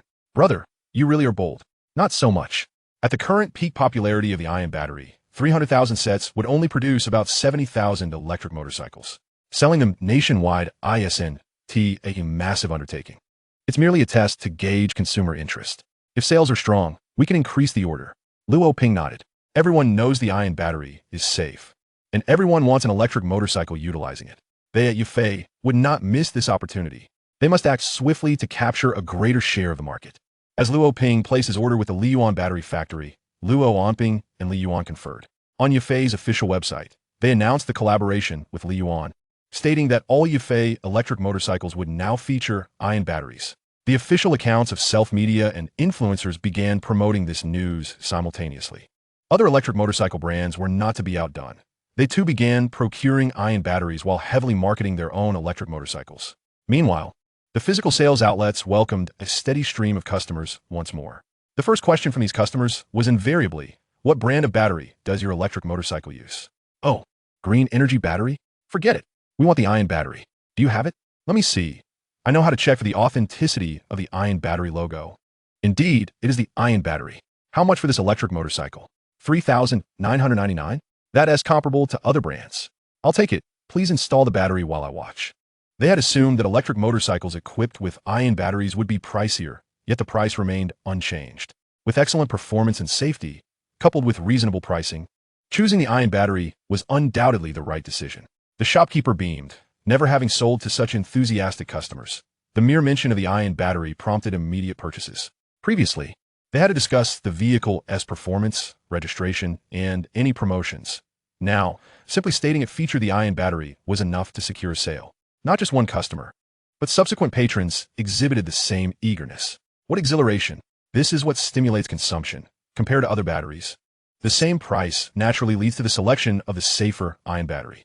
Those who had purchased other electric motorcycles were also eager to switch to ion battery-equipped models. After all, who would shy away from safety? Thus, the ion battery invigorated the sales of electric motorcycles.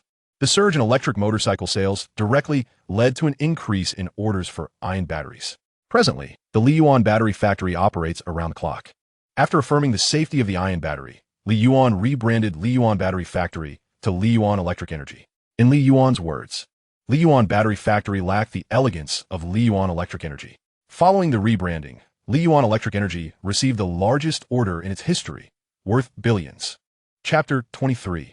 How did we acquire such a monumental collaboration order worth billions? The R&D office of Shengting Technology Company.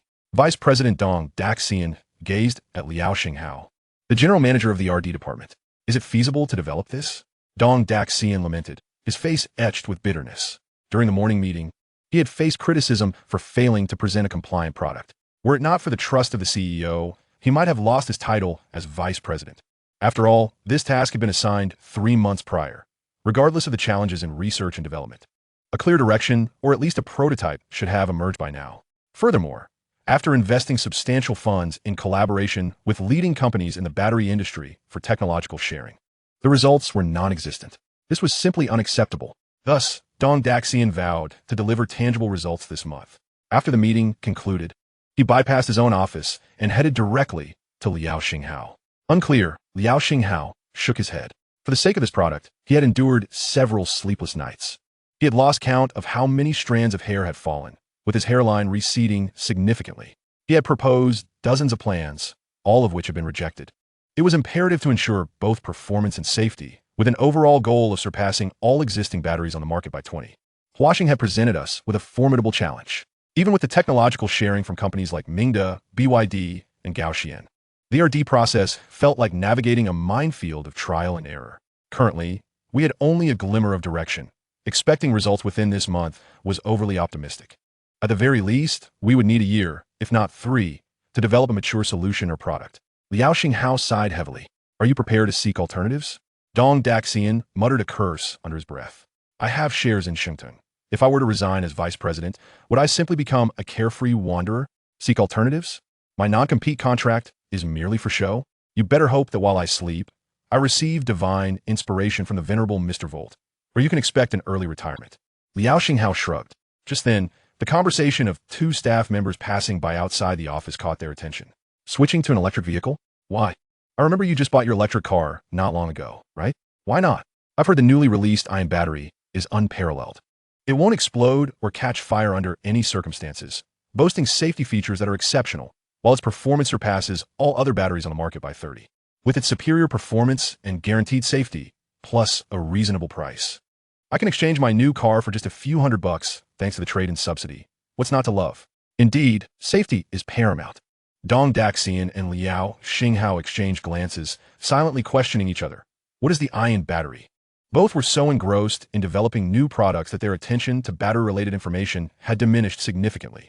After conducting some research, they finally grasped the essence of the ion battery. What do you think of this battery? Dong Daxian asked, his excitement palpable as he looked at Liao Xinghao. After searching high and low, I have found it in the most unexpected place. Success requires little effort. Can it meet Huaxing's requirements? Liao Xinghao hesitated before responding, scrutinizing the data published on the Yuan official website. After a moment of contemplation, he nodded. According to their published data, nothing could be more suitable than this battery. All right, I will arrange for the purchase of the battery immediately. You should expedite your research to see if you could draw inspiration from it. Understood. Directly copying their work was, of course, out of the question. They were not a small company. If caught, the repercussions would extend beyond mere financial loss and an apology. At most, they could borrow some technology, seek inspiration, and then develop their own solution. This way, it would become their own, devoid of any risk. At the Yuan battery factory, now to be referred to as Yuan Energy, a celebratory meeting was underway. Following Yuan's efforts to dispel rumors, orders from across the nation had begun to pour in like snowflakes. The latest orders had already been scheduled for 3 months out, showcasing the staggering volume of requests. As of today, there were a total of 500 orders, and the number continued to rise. Each order required varying quantities of batteries, but when aggregated, the figures were astonishing. A total of 3 million battery units, with a combined value exceeding 8 billion, nearing 9 billion, as long as they maintain the growth rate. Surpassing 10 billion in sales this month would pose no issue. Thus, Yuan proposed a celebration, not only to rejoice, but also to reward everyone for their hard work, as the upcoming production tasks would be arduous. The celebration continued until 11 at night, during which Yuan, inevitably, consumed a bit too much alcohol. With a low tolerance, he soon found himself feeling lightheaded after just a few drinks. Upon returning home, he quickly washed up and collapsed onto his bed, while his mind was still clear. He entered the learning space of the technological tree. The moment he stepped into the learning environment, the lingering dizziness dissipated. In the learning space, the duration for study surged to over 70 days. No longer concerned about time constraints, Yuan made it a habit to enter the learning space whenever he had a moment. The nutrient bubbles within the technological tree flourished significantly. The branches of the technological tree were nearing the box that contained information about the ion battery. Today, upon completing his studies, he anticipated unlocking the true essence of the ion battery. Yuan mused to himself. Soon, he was immersed in his studies once more. The instructor remained the same, Gong Yi Tian. Midway through the lesson, Gong Yi Tian assigned classroom work to design a balance bike using the knowledge acquired. The necessary tools promptly appeared before Yuan. He and Wang Jian had already initiated the project for the balance bike. As he designed, Yuan found it to be quite effortless.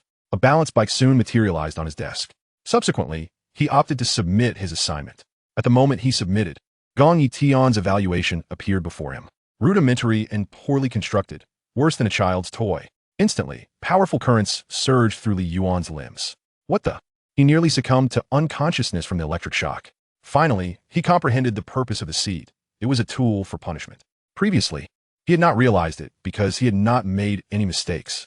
After Gong Yi Tian's critique, he highlighted the issues with Yuan's balance bike and provided suggestions for improvement. After enduring several electric shocks, Yuan ultimately designed a balance bike suitable for children. However, it still had a way to go before it could be deemed mature. Continuing his studies, he recognized that the three-phase technology of the third civilization was indeed ahead of its time. Yuan's future was not limited to merely producing batteries. As Yuan continued his studies, in the R&D department of Shengting Technology, Liao Xinghao, despondent, addressed Dong Daxian. We have the technological lock, yet we have not made any significant progress. I never anticipated that a small battery factory would possess such advanced technology. What shall we do about our products? Dong Daxian exclaimed anxiously. You have no desire to retire prematurely, while the company is reluctant to lose Huaxing as a key client. Thus they have sought a technical partnership. Alas, it must be so. The following day, Li Yuan welcomed Dong Daxian in the conference room. Upon grasping the intent of Dong Daxian's visit, Li Yuan curiously inquired, "What sum is your esteemed company willing to offer for technical fees?" Dong Daxian raised a single finger. 100 billion. Chapter 24. Successful Collaboration. Xiao Yuanzai. You possess a path to success. 100 billion. This figure was a consensus reached between Dong Daxian and Liao Xinghao and deliberated upon during the morning meeting. All the technology pertaining to ironing batteries? Li Yuan queried once more. If that is the case, it is simply out of the question. Sharing the technology of ironing batteries would jeopardize the survival of Li Yuan, would it not? To his knowledge, Shunting Technology also specializes in battery production. However, their external sales are limited. The majority of their output is tailored for companies like Huaxing and Tongxin, supplying customized batteries for various communication devices. Shunting's interest in ironing batteries undoubtedly stems from their safety performance, as certain communication devices are often installed in perilous locations. Insufficient safety measures could lead to frequent repairs, incurring substantial costs. Is that acceptable? Dong Daxian inquired with surprise. Naturally not. The 100 billion can only grant access to the relevant technologies of the first and second generations of ironing batteries. Subsequent advancements shall not be shared. Beginning with the third generation, the true ironing battery will emerge, employing entirely different technologies. The materials will be exclusively graphene, and the structural design will also undergo significant changes. Selling the first and second generations for 100 billion seems fair to Li Yuan, as it is merely a shared agreement, not an exclusive one. He can continue to produce ironing batteries. Furthermore, you must refrain from selling any products that overlap with our offerings. Your primary focus is customization, is it not? Dong Daxian nodded in agreement. This matter is not solely at my discretion. I shall report it to the company. Li Yuan acknowledged with a nod. Dong Daxian promptly exited the conference room.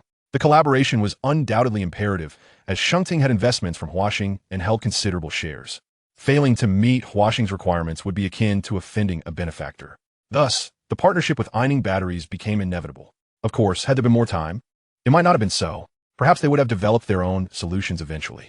But for now, they were compelled to make a purchase. Mr. Li, greetings.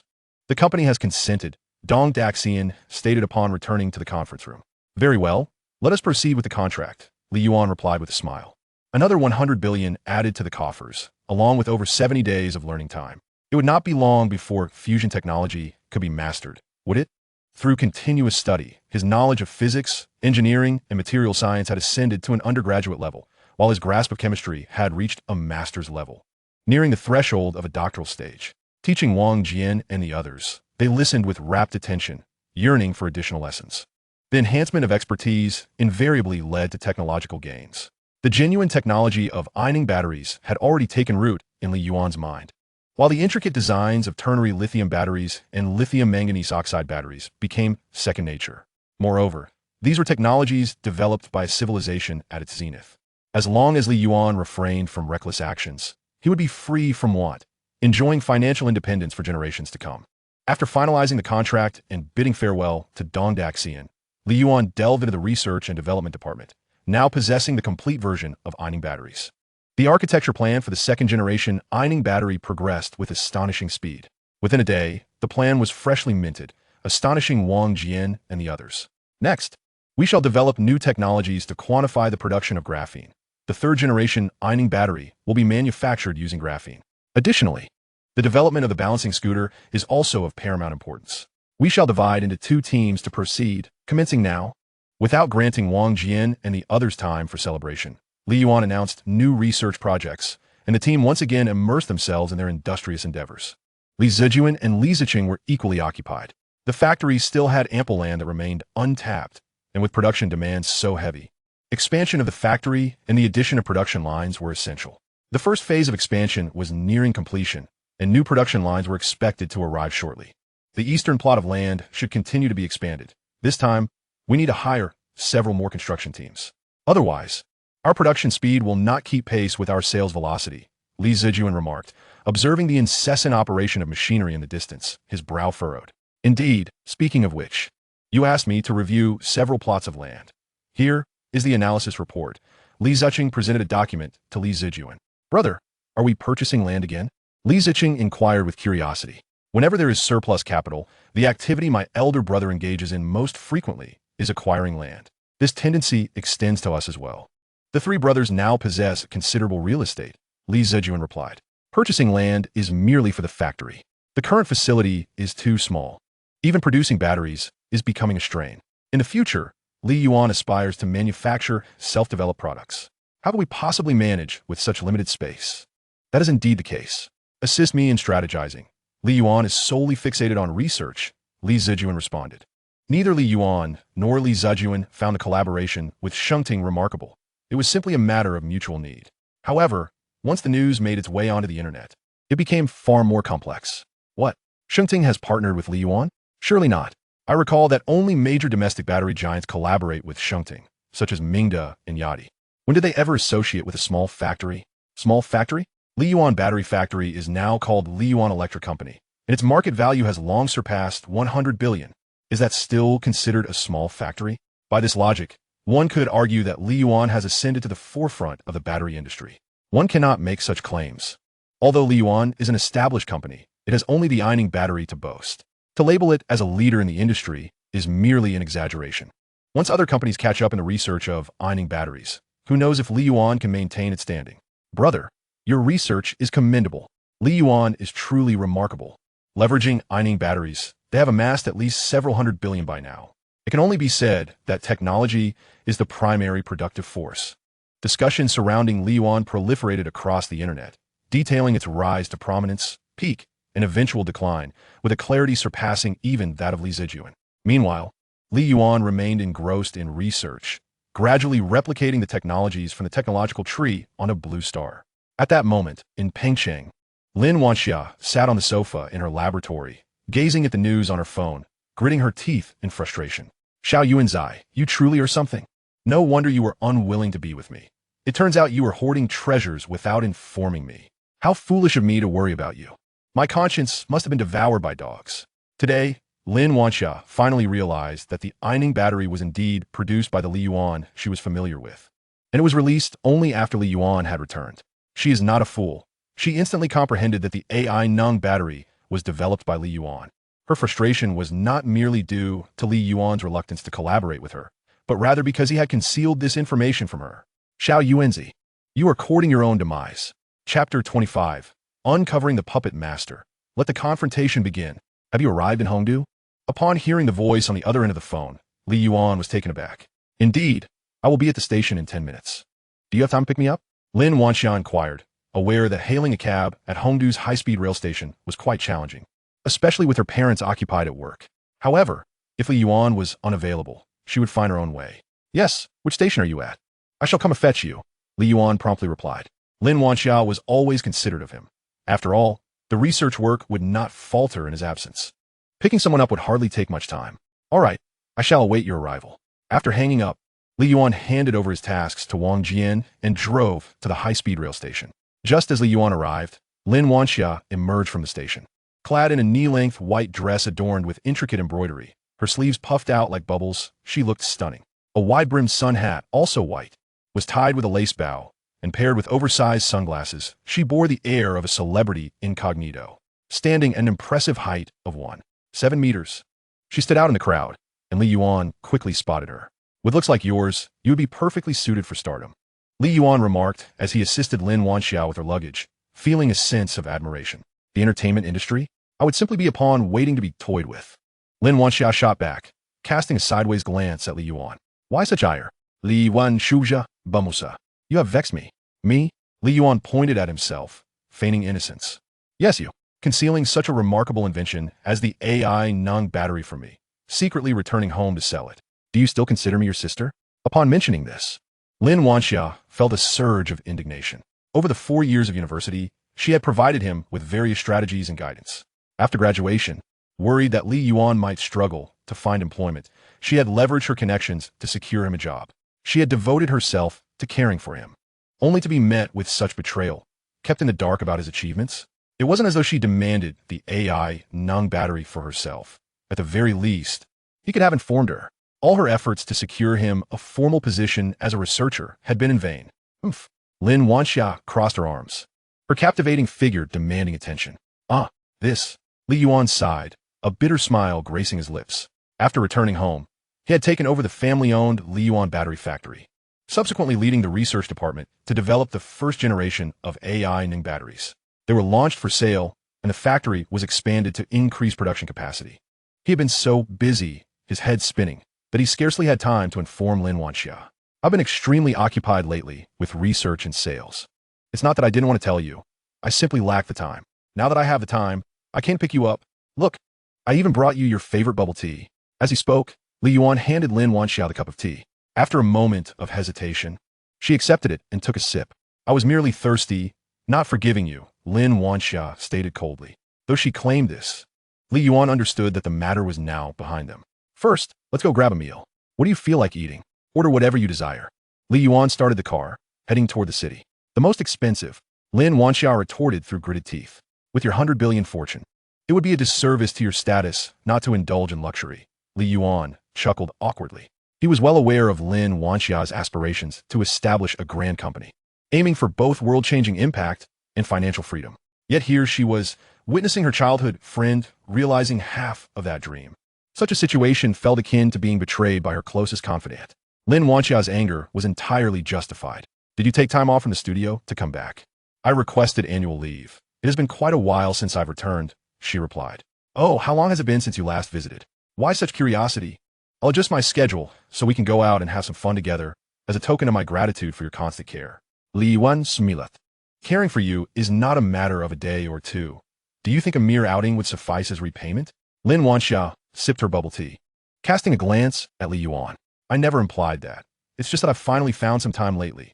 Who knows what the future holds? Forget it. I'm not interested. Lin Wanxia waved her hand dismissively, her tone softening. Have the individuals who defamed Li Yuan been identified? She inquired curiously. The bloggers who maliciously tarnished Li Yuan's reputation were clearly acting with intent. The cyber police are still investigating. They called yesterday and are nearing confirmation. Once the evidence is collected, arrest will be made. Soon, we will uncover who orchestrated this. How intriguing. Lin Wanxia responded eagerly. Indeed, I too am curious about the culprit. Lin Wanxia chose a Michelin 3-star restaurant. While the food was average, the service was exceptional. Shall I take you home, or would you prefer a tour of Li Yuan? Can we really visit Li Yuan? Lin Wanxia exclaimed excitedly. Why not? My parents still mention you from time to time, Li Yuan replied, puzzled. Aren't you afraid I might steal Li Yuan's technology? I could simply hand it over to you. Li Yuan rejalet had keenness vividi. It was merely a standard battery technology, abundant within the realm of scientific advancement. Moreover, Li Yuan was on the verge of phasing out that very technology. It bore no significant impact on him. Let us go, let us go. Lin Wanxia urged eagerly, her curiosity about the AI Nung battery palpable. Having spent several days in the studio studying it, she was utterly captivated by its ingenious design. Yet due to technological constraints, brute force methods would damage the battery, leaving her with only a superficial understanding. Now, the opportunity to glimpse the AI Nung battery was exhilarating. Just as they were midway, Li Yuan received a call from his father, Li Zijuan. We have confirmation. The cyber police have made an arrest. Who is it? Tianan. We'll discuss the details when you return. Understood. I'm on my way. Entering the office of the director of Li Yuan Electric, Li Yuan brought Lin Wanxia along. Father, uncle, and Uncle San are already waiting inside. Who is Tianan? Upon entering the conference room, Li Yuan inquired, unfamiliar with the name. It appeared that Li Yuan had no rival by that designation. The publicity manager of Chengyang Battery. It seems he single-handedly orchestrated everything. The evidence from the cyber police points directly to him. Chengyang Battery and Zhouyang are unaffected. However, this matter is undoubtedly linked to Zhouyang. Without his authorization, would Tianan dare to act so boldly? Without his assurance, would Tianan take on all the blame? This little brat is out to get us. Li Zijuan explained. Brother, you have been too lenient with him, allowing him to perceive us as easy targets. We cannot show mercy this time. We must instill fear in him. Let us see if he dares to stir up trouble again. Uncle and Uncle San expressed their indignation. Zhouyang had targeted Li Yuan on more than one occasion. It's him again. The last expo was orchestrated by him. Truly, a mischievous little rascal. Presently, Li Yuan and Chengyang batteries exist on entirely different levels. Yet, being subjected to such unpleasantness is undeniably vexing. What are their primary products? Like us, they manufacture batteries for two-wheeled electric vehicles. After all, their technology has largely been pilfered from us. However, now, due to our ironing battery, they're seeking a transformation, preparing to venture into the realm of balance scooters. A balance scooter? Uncle San exclaimed in astonishment. Isn't that precisely what we are currently developing? It seems we have inadvertently hit the mark. Li Yuan chuckled and said, this time, we shall engage in a fair and square confrontation. Uncle San, how is our balance scooter development progressing? It's nearly completed. Come, let's take a look. Chapter 26. Exceptional 3 Electric Technologies, Second Generation Ironing Battery. Since the inception of the highly rated balance scooter in the learning space, Li Yuan has led Uncle San and Wang Jian to commence its development. The research and development team has been established, and the factory expansion is comprehensive. The R&D department has also seen the introduction of numerous new faces, broadly divided into battery research teams and balance scooter research teams. When Lin Wanxiao returned, Li Yuan and the others had already been developing for a week. Much of the time was spent on the team members acquiring knowledge about the 3 electric technologies introduced by Li Yuan from the technological tree. The 3 electric technologies refer to battery technology, motor technology, and electronic control technology. Naturally, the battery technology is the responsibility of the battery research group, while motor technology and electronic control technology are the focal points of the balanced scooter research group. Among these, electronic control technology is particularly challenging, as it serves as the brain of electric devices, coordinating the operation of various components and enabling intelligent control of the equipment. Its design is a tedious and complex endeavor. In order to devise excellent electronic control technology, Li Yuan endured countless electric shocks in the learning space before achieving success. With Li Yuan at the helm, the challenges were manageable. However, reliance solely on Li Yuan was not feasible. The subsequent development and upgrades require contributions from other members of the research group. Li Yuan himself also needed to learn and master superior techniques. Thus, after a week, they produced the prototype of the balance scooter. Sister, try my leading development of the balance scooter, Li Yuan said with a smile. All right. Lin Wanxiao was no stranger to balance scooters, which are quite popular abroad and only recently gained traction in the domestic market. She herself owned one, making it convenient for both indoor and outdoor transportation. Isn't it unnecessary to wear protective gear? She frowned as she observed the protective equipment Li Yuan brought. The prototype balance scooter deserves the respect it warrants. Lin Wanxiao pouted, but reluctantly donned the protective gear. However, once she activated the balance scooter, she joyfully began to play around, moving from side to side and even spinning, resembling a butterfly gracefully dancing through the air. Uncle San and Wang Jian had already experienced it. After a while of enjoyment, Lin Wanxiao halted in front of Li Yuan. I'm done playing. All right, how does it feel? What aspects need improvement? Li Yuan inquired while assisting Lin Wanxiao in removing the protective gear. You just wanted to recruit me as a product tester, didn't you? Not at all. I merely wanted my sister to ensure the quality of our new creation. Li Yuan replied with a teasing smile. It feels very comfortable to use, and the control is quite responsive, much better than my own. However, there are times when it misinterprets commands or fails to detect them altogether. The speed occasionally fluctuates unexpectedly. If I hadn't controlled it well, I would have collided by now. As for the design, it is quite novel, and I really like it. No wonder you were eager to come back and start your own venture. Lin Wanxia gazed deeply at Li Yuan. If I had your intellect, I would also choose entrepreneurship. Sister, you're just flattering me. I'm not that impressive, Li Yuan said, scratching his head modestly. Li Ziqing and Wang Jian remarked, if it weren't for you, Li Yuan would have ceased to exist long ago. If you aren't formidable, who is? Subsequently, Li Yuan tested the balance scooter himself. The team's prototype met his initial expectations, slightly surpassing the first balance scooter he designed in the learning space. Yet, there remained a considerable distance to achieving an exemplary balance scooter. It's acceptable, aligning with my expectations. We shall continue along this path, Li Yuan commented after his evaluation. He then pointed to the design requirements posted in the R&D room. Our goal is to meet the criteria outlined above. Those who perform well will receive bonuses and paid vacations. Upon hearing Li Yuan's words, the team's morale visibly soared. Material rewards undoubtedly resonate more than mere empty promises. Uncle San, have the learning materials I provided been completed by everyone? Li Yuan inquired, directing his gaze toward Li Zijia. Certainly, if it weren't for your learning materials, they wouldn't have produced results so swiftly, Li Zijia replied with a smile. Curiosity piqued. Xiao Yuan, where did you acquire these learning materials? The technologies within seem more advanced than those touted as the most cutting edge.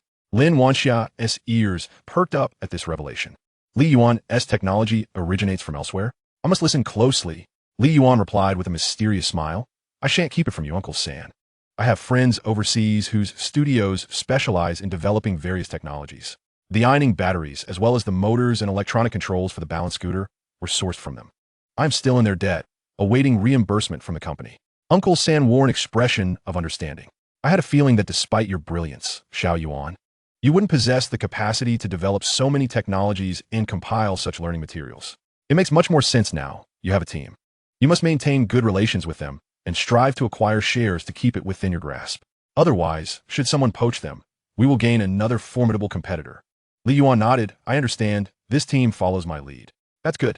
Here are the new learning materials. Let us expedite the development of a balance scooter that meets the requirements. I eagerly anticipate going head-to-head with Qingyang batteries. Agreed. Uncle San, remember to keep the materials confidential. Uncle San made an okay gesture. I understand. Now, let me take you to see our second-generation ironing battery. Li Yuan turned to Lin Wanxia. Huh? Lin Wanxia, still contemplating how to entice Li Yuan's team, was suddenly called and appeared quite adorable in her confusion. Where to? To see the second-generation ironing battery, Li Yuan reiterated. Oh, let us go. Lin Wanxia blushed as she pushed Li Yuan along, nearly revealing her intentions, creating an awkward situation. On a transparent glass display, the unencased ironing battery lay quietly. Is this the second-generation ironing battery? Lin Wanxia asked, pointing at the display. Indeed, Li Yuan confirmed. It doesn't seem much different from the first generation, Lin Wanxia murmured, noticing it bore a technical lock, rendering the technical details invisible. The changes are internal. Would you like to know? Of course. The ironing battery is currently a leading battery. Who would want to know about its related technologies? In due time, I can show you, but not at the moment. However, I can enlighten you about the performance of the second-generation ironing battery. Li Yuan would never disclose the technology behind the ironing battery to Lin Wanxia. Li Yuan has contracts in place that trace back to employees, ensuring that technology remains confidential. But sharing with Lin Wanxia is another matter entirely. After all, Lin Wanxia currently serves as a researcher at Mingxing Studio. While she would undoubtedly keep Li Yuan's secrets, the same cannot be said for others. Would you care to hear my thoughts? The second-generation iron battery employs an entirely new architecture and materials, boasting an overall performance enhancement of approximately 20 to 30% compared to the first generation. Lin Wanxiao was somewhat speechless. What do you mean by only? The first-generation iron battery has already left all battery companies in its wake. Once the second-generation iron battery hits the market, Li Yuan's leading position will be thoroughly solidified. Li Yuan's concealed research team is extraordinarily formidable. Chapter 27, This logo looks fierce. What do you think? Li Yuan inquired curiously, glancing at Lin Wanxia. Having worked as a researcher at Mingxing Studio, where she delved into the pinnacle of battery technology for various companies, her insights carry substantial weight. Otherwise, why would Li Yuan bring her along? The second-generation iron battery is merely a step away from being a true iron battery. By substituting its materials with graphene and making slight adjustments to its architecture, it could transform into a genuine iron battery, naturally surpassing the first generation in strength.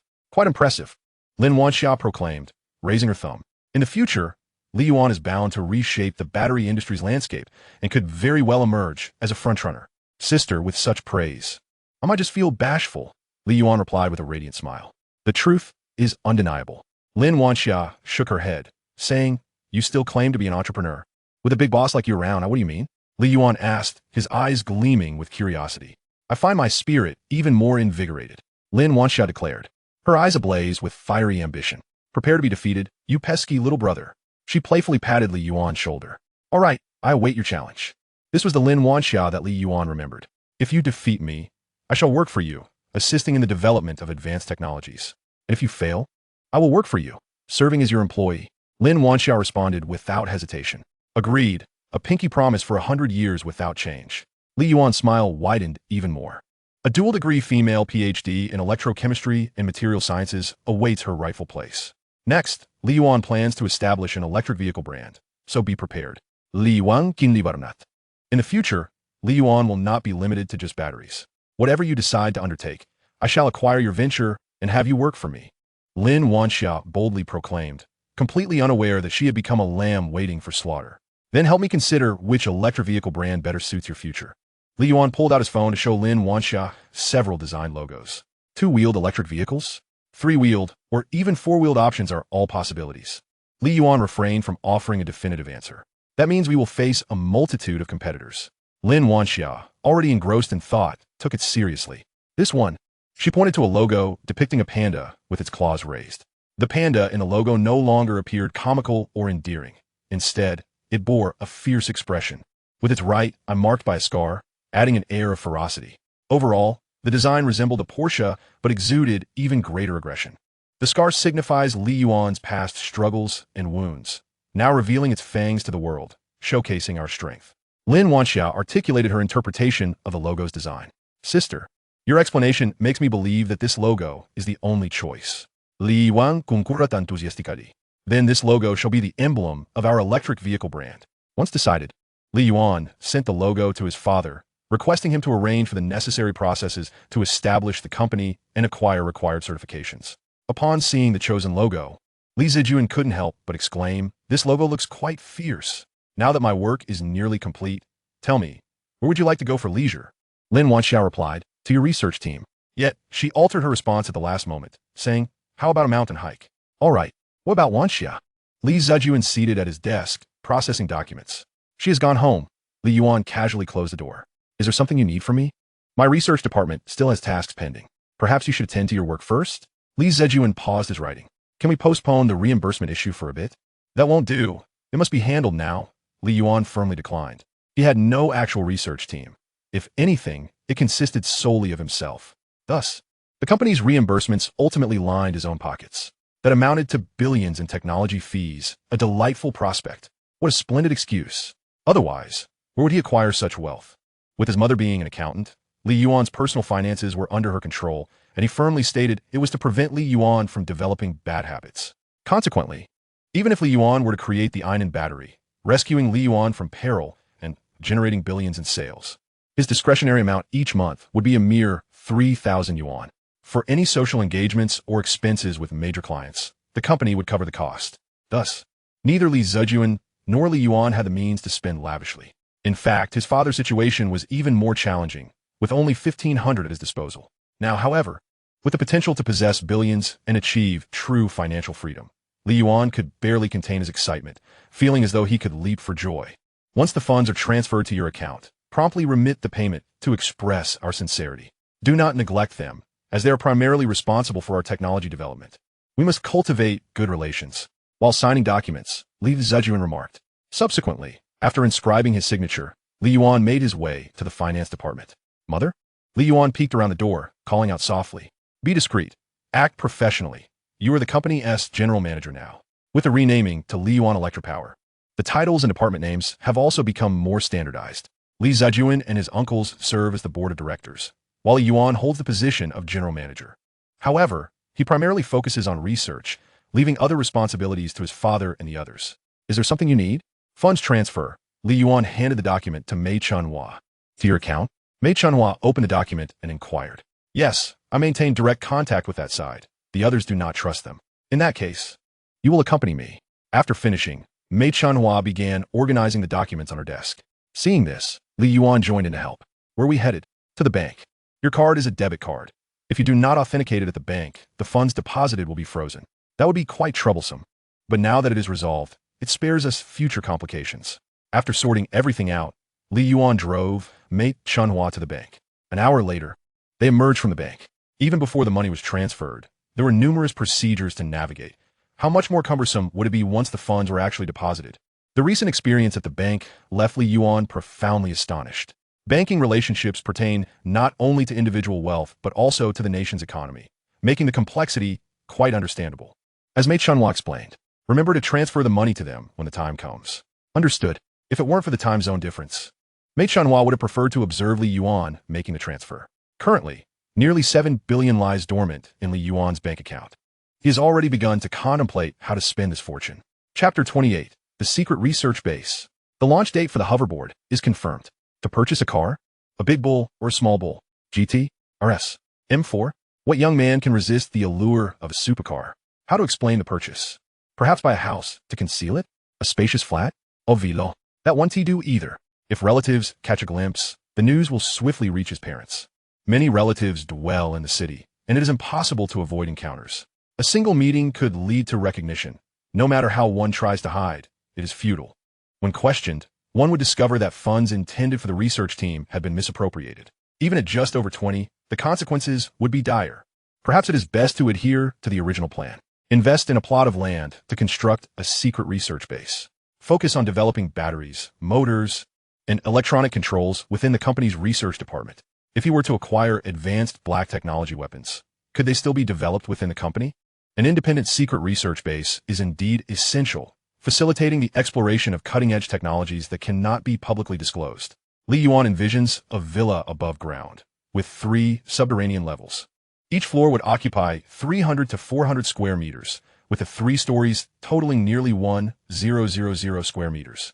This space would suffice for personal research. However, the secret base must not be too distant from the urban area. A solitary villa amidst a cluster of bungalows would attract too much attention. Furthermore, the outskirts comprise rural collective land, which he cannot purchase due to his urban residency status. Li Yuan's target remains within the city, in a relatively secluded area where the completed structure would not garner excessive scrutiny. Occasionally, he plans to scout suitable locations, purchase the land, and commence construction. A structure comprising 3.5 above-ground levels and 3 subterranean levels would total 6.5 stories, including renovation time. The project would require at least 3 to 4 months. In reality, during these 3 to 4 months, he anticipates that his learning progress will reach the level of a first-tier civilization. He will inevitably encounter weapon systems, making this timeline fortuitous. Upon returning to Li Yuan resumed his work in the research department. The mass production of graphene and the true AI Nung battery await his development. He has mastered both technologies and is currently acquiring knowledge in other specialized fields within his learning space, laying a solid foundation for studying nuclear fusion batteries. Nuclear fusion batteries represent a highly advanced application of fusion technology, wherein 2 lighter atomic nuclei combine to form a heavier nucleus, thereby releasing substantial energy. The external materials, internal plasma control, fuel supply, and circulation of the battery all demand stringent specifications. To design and manufacture a nuclear fusion battery, Li Yuan must first learn about fusion reactor technology and the miniaturization of fusion reactors before he can create a nuclear battery. In a first-tier civilization, nuclear fusion batteries are considered pinnacle technologies, primarily serving as power sources for energy weapons. Mastery of this technology is imperative. Moreover, with Li Yuan's research team focusing on the AI Nung battery and the forthcoming application of graphene, acquiring knowledge of fusion reactor technology should not take an excessive amount of time. Young Li is back. Wang Jian greeted Li Yuan with a smile. Who are these? Li Yuan inquired, gesturing toward the individuals behind Wang Jian. New recruits for the graphene research team. Our company's previous research department was solely focused on battery development. Even with your materials, learning has proven quite challenging. Most have been reassigned back to the battery research group. Therefore, Young Li instructed human resources to recruit, and in a few days, 2 prominent figures will be visiting. Wang Jian explained. The young Li Wang Jian referred to is naturally Li Zejia, while Li Zejun is known as Big Li, and Li Ziqing holds no particular title, simply referred to as Li. Li Yuan is predominantly called Young Li. All right, Li Yuan nodded, his curiosity piqued about the 2 prominent figures. Do you know who they are? Wang Jian shook his head. Young Li did not disclose that information. Then you may return to your tasks. I will come by for class later. Very well. Relying solely on their own materials made learning arduous and prone to misdirection. Thus, Li Yuan conducts daily classes for everyone. And evening sessions remain voluntary, yet consistently attended by all. Despite the voluntary nature, attendance is unwavering, as they all recognize the benefits of the lessons. I recently joined an industry group to exchange ideas and enhance my skills. However, I discovered that their discussions lag at least 2 to 3 years behind me. One individual remarked, "Indeed, I was once a novice in a group of experts, and now they refer to me as one of them," another added. Conversations remain cautious to avoid revealing proprietary company technologies. "Rest assured, we all understand," they replied. Before Li Yuan arrived, the group engaged in conversation, each holding not only the learning materials prepared by Li Yuan, but also their supplementary books and documents. The learning materials provided by Li Yuan cannot be taken out of the company. When they return home at night and cannot sleep, they delve into their own supplementary materials. This approach enables everyone at professional level to continually improve. According to Li Yuan's analysis, even if they do not reach the pinnacle of domestic standards, they should still rank in the upper echelon. If they maintain this trajectory, Achieving the top tier and securing a leading position is merely a matter of time. Furthermore, they must recruit talent to expedite this process, collaboratively replicating black technologies from the tech tree within Blue Star. As Li Yuan approached the conference room, he pushed the door open. The previously noisy room fell silent. The average age of those present was around 30, a few years older than Li Yuan. Yet, they all held Li Yuan in high esteem, recognizing academic merit as the basis for leadership. Moreover, Li Yuan selflessly imparts knowledge during his lessons, breaking down complex concepts for them. Should they ever be dismissed from Li Yuan, the knowledge they acquire from Li Yuan will qualify them for managerial positions in other companies or enterprises. This illustrates the advanced and professional nature of the knowledge Li Yuan imparts. Today, it is the turn of the battery research team. Members of the hoverboard research group will head to the lab to absorb yesterday's knowledge while conducting their research. No need to linger here for class.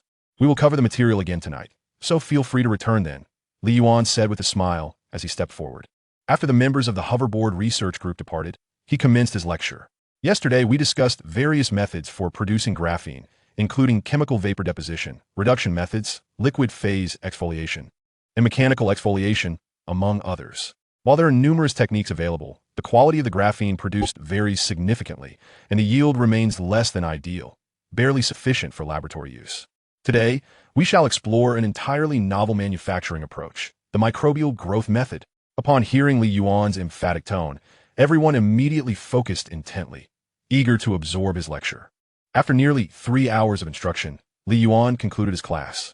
The attendees, still somewhat bewildered, realized they would need time to fully comprehend what Li Yuan had imparted. His microbial growth method was indeed ahead of its time. Even he had taken considerable time to grasp it during his studies. As soon as the class ended, Li Yuan received news that the logo application had been completed and the first generation of balance scooters ready for market launch had also been developed, expected to be available for sale by mid-month. Chapter 29. The Panda Balance Scooter? Where did that come from? In the office of Qingyang Battery. Surrounded by swirling smoke, as if a dozen individuals had chain-smoked a pack each, Zhou Yang sat despondently, a cigarette in hand. The lit and already burnt down to the filter. His unkempt stubble had grown into a disheveled beard, forming a dark ring around his chin. The earlier smear campaign against Li Yuan had concluded with Tian and arrest. Yet, had Zhou Yang truly escaped unscathed? Certainly not. To ensure Tian would not betray him and take the fall, Zhou Yang had provided him with nearly 5 million, along with shares in Qingyang Battery. Only then did Tian agree. This 5 million represented half of Zhou Yang's current wealth, as he had invested significantly in expanding the production line and facilities for the balance scooter. Zhou Yang was now torn between worrying about Tianin, who might inadvertently reveal him, and fretting over the balance scooter's market reception. What if it failed? Damn Li Yuan, how could I find myself in such a predicament? After Li Yuan's ion battery hit the market, all orders for electric two-wheeler batteries had shifted to Li Yuan. With a cash influx, Li Yuan began expanding its factory and increasing production. Simultaneously, they introduced other battery specifications and accepted custom orders. Consequently, not only Qingyang Battery, but also other battery manufacturing companies were adversely affected. Order volumes plummeted, primarily directed toward Li Yuan. As orders dwindled, the revenues of factories and companies similarly declined. Many businesses could not endure for long before collapsing. Qingyang Battery, too, could not withstand the pressure. After fulfilling the remaining orders, it found itself operating at a loss, with Zhou Yang personally covering the workers' wages. If this continued, Qingyang Battery would be on the brink of bankruptcy. Zhou Yang's hopes now rested entirely on the balance scooter. In the domestic market, balance scooters were experiencing a surge in popularity. He sought not immense wealth, but merely to recoup his expenses. As for toppling Li Yuan, Zhou Yang had abandoned that notion. Li Yuan had evolved into a behemoth, and opposing it was akin to a fragile egg confronting a stone, an exercise in futility. Knock, knock, knock. The sound of knocking interrupted his thoughts. Zhou Yang extinguished his burnt-out cigarette in the ashtray. Gumin, the secretary entered, wrinkling her brow at the pungent smoke. My lifespan is surely being shortened. This is the market department's investigation into the balance scooter market. According to data analysis, the domestic market for balance scooters is approximately 5 to 600 million, and it is steadily growing. Based on our factory's balance scooter quality, we estimate a market value of 30 to 50 million should not pose a problem. Zhou Yang nodded, though he was uncertain about the actual figures. As long as he did not incur losses and could recover some costs, he would be satisfied. Will it be available for sale? Show me the promotional plan. The secretary handed over a document. We anticipate it will launch in mid to late this month. though the exact date needs your approval. Let us set the launch date for June 23rd, Zhou Yang replied, lowering his head. Ensure the promotional plan features youthful and vibrant celebrities. The balanced scooter primarily targets young people. We need to be accurate with our demographic. Understood, the secretary noted diligently. Make sure to relay that. Time is of the essence. With a swift nod, the secretary exited the office, nearly fleeing. In less than a month, Li Yuan had transformed into an industry leader. Had Zhou Yang exited too soon? Otherwise, Xinjiang Battery might have been a frontrunner as well. Sigh. He pondered where Li Zhejuan had acquired such technology. Gazing out the window, Zhou Yang's expression was complex. As days passed, the promotion for Changyang's balanced scooter progressed steadily. Initially, they sponsored a few youth-oriented television programs for advertising. Subsequently, they invited minor celebrities with a few million followers to promote the product online. They also engaged bloggers on platforms like Kuaishou to amplify the message, aiming to reach a young audience in the tens of millions. If 3 to 5% were attracted to purchase, it would be sufficient for Xinjiang Battery to take its first step toward recovering costs. My dear fans, I've recently discovered a commuting marvel, the Xinjiang Balance Scooter, exclaimed the popular star Zhao Bo, visibly exhausted after a long day of shooting. Everyone knows filming is tiring. I often feel too drained to move afterward. The comments section erupted with support. You worked hard, brother. We feel for you. Why can't the production team treat my husband better? Your husband? Yes, mine. Brother. Let us stop filming. I'll support you with my husband's money. However, Zhao Bo's tone shifted to one of excitement. I've found this balanced scooter named Xinjiang, which far surpasses the ones I used before. It's responsive, easy to operate, and lightweight, perfect for anyone to carry. I use it daily to commute to shoots. For those interested, this brand is quite affordable at just $899. That looks fantastic. I trust my husband. I'm ordering one right now. I love what brother recommends. With this, I can enjoy a good sleep instead of waking up early for my 8 a.m. shoots. Bye. On Kuaishou, the sponsor bloggers release their videos in various styles, some with product reviews, others interspersed with humor, and some featuring casual vlogs. Viewers, intrigued by the bloggers using the balance scooter, flooded the comments section with questions. What a convenient mode of transportation. Is this electric balance scooter popular abroad? Yes, I have one too. It's perfect for getting around the company campus. Can we trust the Xinjiang balance scooter? Rest assured, the quality is guaranteed. It's a worthy purchase. Savvy viewers swiftly opened the search bar to look it up. After a round of promotions, Zhou Yang's wallet had noticeably thinned, yet the investment bore fruit. As distributors began placing orders for inventory, the pre-sale orders on the self-operated online store continued to rise. Zhou Yang has also organized a sales team to venture into universities and shopping malls to conduct promotional activities. The feedback data received is exceedingly encouraging, causing the frown on Zhou Yang's face to diminish significantly.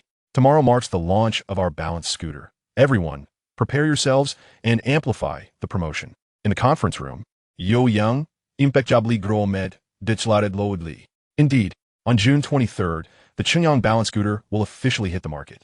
Filled with hope, Zhou Yang decided to go all in and escalate the marketing efforts. This vigorous promotion is expected to secure a substantial number of orders for Zhou Yang. The sales figures on the large screen are escalating exponentially. Thousands, tens of thousands, hundreds of thousands, millions. Zhou Yang's heart swelled with excitement. I may not produce batteries, yet I still thrive. Just then, his secretary approached him. Mr. Zhou, there's a brand called Panda Balance Scooter that is also launching today. Their promotion is even more aggressive than ours. Chapter 30. No threat, stay calm, and let the bullets fly. Panda Balance Scooter? Zhou Yang furrowed his brow. Investigate whether they are old acquaintances or mere coincidence. Already on it, came the reply. What is their promotional strategy like? The secretary produced a document. Their advertisements are being showcased on currently popular domestic television dramas and variety shows. Here are the data for their balance scooters. Zhou Yang took the document and began to scrutinize it. The data is comparable to ours, though the maximum speed is only 20 miles per hour, significantly slower than ours. Their highlight is a superior range. Our balance scooter boasts a 30 kilometers range, while theirs extends to 50 kilometers. They dare to price it at $12.99? How utterly naive. Zhou Yang, who had initially harbored some concerns, found them dissipating upon reviewing Panda Balance Scooter's data. There's simply no comparison to his own balance scooter. With similar data and a more affordable price, the choice is clear. Xinjiang Balance Scooter undoubtedly offers greater value. While the impact on us is minimal, we must not underestimate them. After issuing his directives, Zhou Yang reclined in his office chair. He leisurely lit a cigarette, contentedly gazing at the dancing numbers on the large screen, finally at ease. He considered visiting Tian and more often, ensuring he doesn't expose himself. And what his wife? Who knows if he has confided in her about this matter? A level playing field is essential for one's own stability. Lost in thought, Zhou Yang drifted off to sleep in his office chair. Yuan Electric, 5th floor of the office building. This space has been temporarily allocated to Panda Electric as a new office, having been separated from Yuan Electric. Li Zijuan is still scouting for a permanent location. The data seems lacking. Zhou Yang's balance scooter sales are skyrocketing, Li Zijuan remarked, intrigued by Panda Balance Scooter, as he visited their sales department to observe the data. No rush. Our promotion started a few days later. It's only natural we aren't selling as well, Li Yuan responded with a smile. A few days ago, when Panda Balance Scooter was gearing up for promotion, our D team coincidentally developed an improved 3 electric technology, which Li Yuan thought to update before it hit the market. It's merely a transitional product, a sharpening stone for the RD team. Li Yuan aims to transition from 2-wheeled electric vehicles to electric cars. Compared to the hundreds of millions in the electric balance scooter market, the trillion-dollar electric vehicle market aligns better with Li Yuan's current scale. Electric balance scooters are merely trifles, largely regarded as toys. The essence of electric vehicles lies in their 3 electric technology. Without superior technology, how can they compete with traditional gasoline vehicles? Just because they run on electricity, which the state advocates. Consumers aren't foolish. If the range doesn't measure up to traditional gasoline vehicles and charging is inconvenient, investing tens of thousands in an electric vehicle would be sheer folly. Li Yuan does not desire his self-developed electric vehicle to make no waves. That would be an affront to his identity as a purveyor of technological advancements. Thus, the RD team must begin with electric balance scooters to familiarize themselves with and master 3 electric technology, with a foundation of professional knowledge. They can then comprehend the 3 electric technology Li Yuan presents and cultivate even more robust and superior advancements. After some time, we'll reassess. I've heard that the 3rd uncle has gone to great lengths, wearing himself thin to invite 2 industry giants to join us today. Li Yuan asked, curiosity piqued. Indeed, titans of the battery field. Our ion battery has captured the attention of many. At present, it can be said that ion battery dominates the industry. Li Yuan Nudda. Let's go take a look. Run Brothers, a phenomenal variety show, upon airing, sparked a nationwide viewing frenzy. After each new episode, if one were to scroll through the trending videos, 3 or 4 would invariably discuss this show. Panda Electric sponsored the latest episode. In addition, there are other similar competitive reality shows. Li Yuan invested tens of millions and provided nearly 100 balance scooters for their use. In terms of affiliation, Panda Electric is a direct investment of Li Yuan Electric, effectively a subsidiary. This is also Li Yuan Electric's first truly self-developed product. Thus, the balance scooter's reputation must be established and amplified, benefiting both Li Yuan and Panda's brand recognition. At 7:30 p.m., during prime time, the latest episode of Run Brothers commenced its broadcast. Dad, hurry, hand me the remote. Your news segment is over. This time belongs to me. Here, take it. It's just a bunch of people making noise. What is so interesting? The man grumbled. Cut it out. Who was laughing so hard yesterday, they dislocated their jaw. Lin snatched the remote and settled onto the sofa, calling towards the bathroom. Mom, the show has started. Are you watching? Coming. Wait for me to remove my face mask. Last time I wore it while watching, I didn't apply it properly around my mouth. I told you not to wear it. As the highlights from the previous episode and the preview of the current episode concluded, Run Brothers began in earnest. True to form, yet imbued with novelty, the introduction and guest appearances led into the first game of the episode. Once the game commenced, memorable moments began to unfold. The bewildered Wang Xiaobao, the quirky duo, Tianba Dongba Tua, laughter erupted from Lin Li's family. Similar scenes were being replicated elsewhere. Joyous moments are always fleeting. And soon they arrived at the final fixed segment, the name tag tearing. The mysteriously powerful R badge is hidden by the nefarious R corporation in the penthouse of our building. Your mission is to evade our corporation's patrols and ascend to the top floor to reclaim the R badge. Additionally, among your ranks, there lies a spy from our corporation. Proceed with caution. Following the announcement of the mission, the Brotherhood began their careful ascent, level by level. However, upon spotting the patrolling personnel, they were left utterly dumbfounded. The patrol officers stood atop electric scooters, adorned with a prominent Panda logo at their center, clad in ominous black suits that exuded an air of authority. How could they escape? They would be caught in an instant. The group murmured and engaged in animated discussions. Just then, a loud clang echoed through the previously hushed atmosphere. Yang Ying, her face awash with contrition, had accidentally kicked a metallic trash bin at her feet. The jarring sound reverberated painfully in the silence. The patrol officers swiftly maneuvered their scooters towards them. Run! Zheng Kai, the most agile of the group, sprinted ahead, leaving the others far behind. The originally united group of 7, along with 3 guests, had now scattered. Zheng Kai dashed into the stairwell. Look, it's all steps. Let's see how you pursue me. Just as he finished speaking towards the camera, a patrol officer burst in. Zheng Kai, clutching the camera, raced down the stairs. The patrol officer's speed was remarkable, with the stairwell being merely a couple of meters long. Be careful. Zheng Kai, now at the junction, noticed the officer's relentless speed. He turned and ascended the stairs again, concerned that the officer might stumble and fall. Yet, astonishingly, the scooter beneath the officer managed to pivot gracefully, coming to a steady halt on the stair landing. Zvenk ke edklimid no. He was taken aback, realizing he had been deceived. Chapter 31, Safety. Safety. Or rather, TMD safety. Can you even control it? Zheng Kai's eyes widened in a blend of frustration and helplessness. His inherent kindness had led him to linger too long. The patrol officer shook his head, admitting, I nearly thought I was going to file a work-related injury. Other crew members, seeing that no harm was done, resumed filming. It was the scooter that controlled itself, not me. Really? Zheng Kai still harbored some doubt. If you don't believe me, try it yourself. The patrol officer dismounted the scooter, gesturing for Zheng Kai to give it a go. Step back a bit. Curious about how the officer managed to halt so effectively, Zheng Kai obliged. Just as he positioned himself on the scooter, ready to experiment, thundering footsteps echoed as Wang Xiaobao raced down the stairs. Upon seeing Zheng Kai and the patrol officer engaged in a curious exchange, he exclaimed, What the heck? Brother Kai, are you an undercover agent? Huh? Zvenk Kirepiet Belilderet. I'm not. However, Wang Xiaobao paid no heed to Zheng Kai's protests, racing back upstairs to share the news of Zheng Kai's supposed undercover status with the others.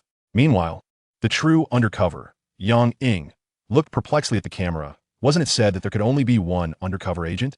This dramatically humorous scene sent the audience watching from their screens into fits of laughter. No one anticipated that a mere chase could yield such a plethora of memorable moments.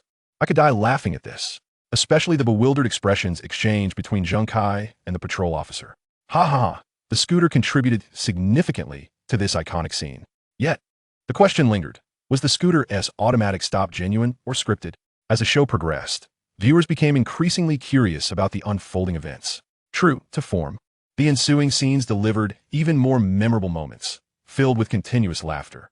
Notably, the Panda electric scooter excelled, demonstrating abrupt stops, sharp turns, and obstacle recognition, placing immense pressure on the Brotherhood. Ultimately, it was Deng Zhao's clever diversion that secured the R badge. During the recap, the crew came to believe in Zheng Kai's innocence, realizing that the true undercover was Yang Ying. It's this scooter that misled me. Zheng Kai pointed at the Panda scooter, gritting his teeth. And Xiaobao, why didn't you even listen to my explanation? You were with the patrol officer, using their specialized scooter. Anyone would assume you were undercover.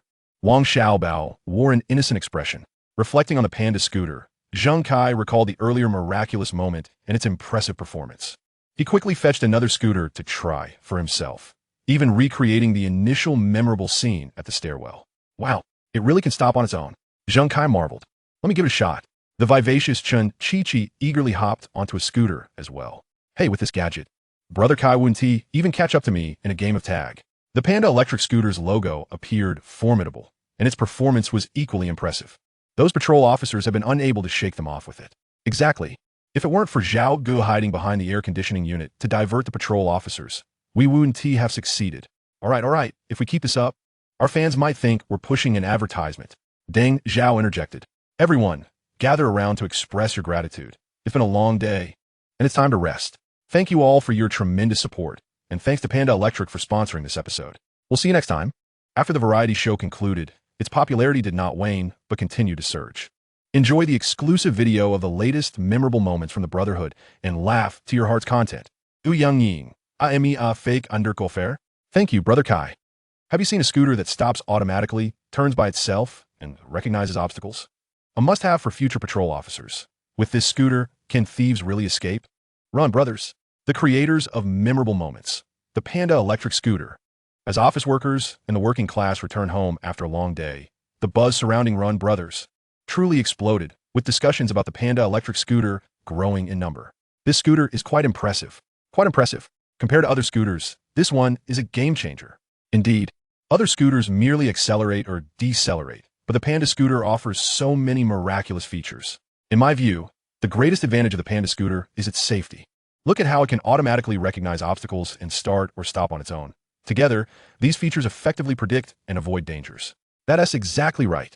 I've been contemplating purchasing a mode of transportation, and the Panda scooter seems excellent. Is the Panda electric scooter really safe? My child struggles with balance. Can this help improve their skills? Absolutely. I've tried it offline, and it's a fantastic scooter. If you're uncertain, wait for feedback from others before making a purchase.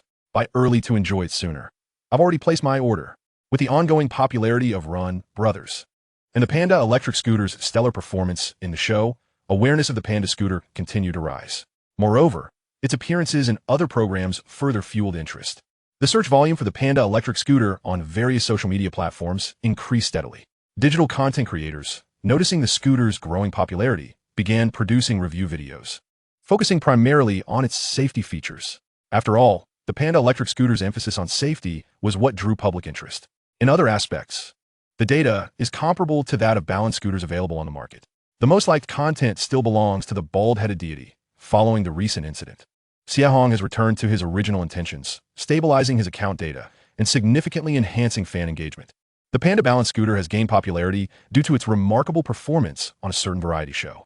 Today, the bald-headed deity will provide an in-depth analysis of the Panda balanced scooter's performance across various dimensions. Firstly, we will conduct a classic replication, automatically avoiding steps and halting forward motion. In the video, Xiaohong conducted numerous tests on the Panda balanced scooter. From the aforementioned tests, we can summarize one crucial word: safety. Safety. And once again, TMD safety. Aside from this, I find it difficult to articulate further. The Panda balanced scooter, while average in other data points, stands out primarily for its emphasis on safety. After all, the paramount aspect of a balanced scooter is its safety. Ultimately, if the balanced scooter lacks safety, would we dare to use it? There is also a disassembly video regarding the Panda balanced scooter. Let us explore how the Panda balanced scooter achieves its safety. That concludes today's video. Thank you all for your support. Other creators' videos are quite similar. They may discuss performance and battery life, but when it comes to safety, the Panda balanced scooter is impeccable. Chapter 32, Our Dynasty. Power Source Electric. Key Figure, Yuan. Update. If you don't post soon, I'll consider you my father. Bald-headed deity, I urge you to hurry or forget about your flowers. When will we see an update? I've been waiting so long, I could hatch a chicken. Brother upstairs, you've come to the wrong place. The actress is next door.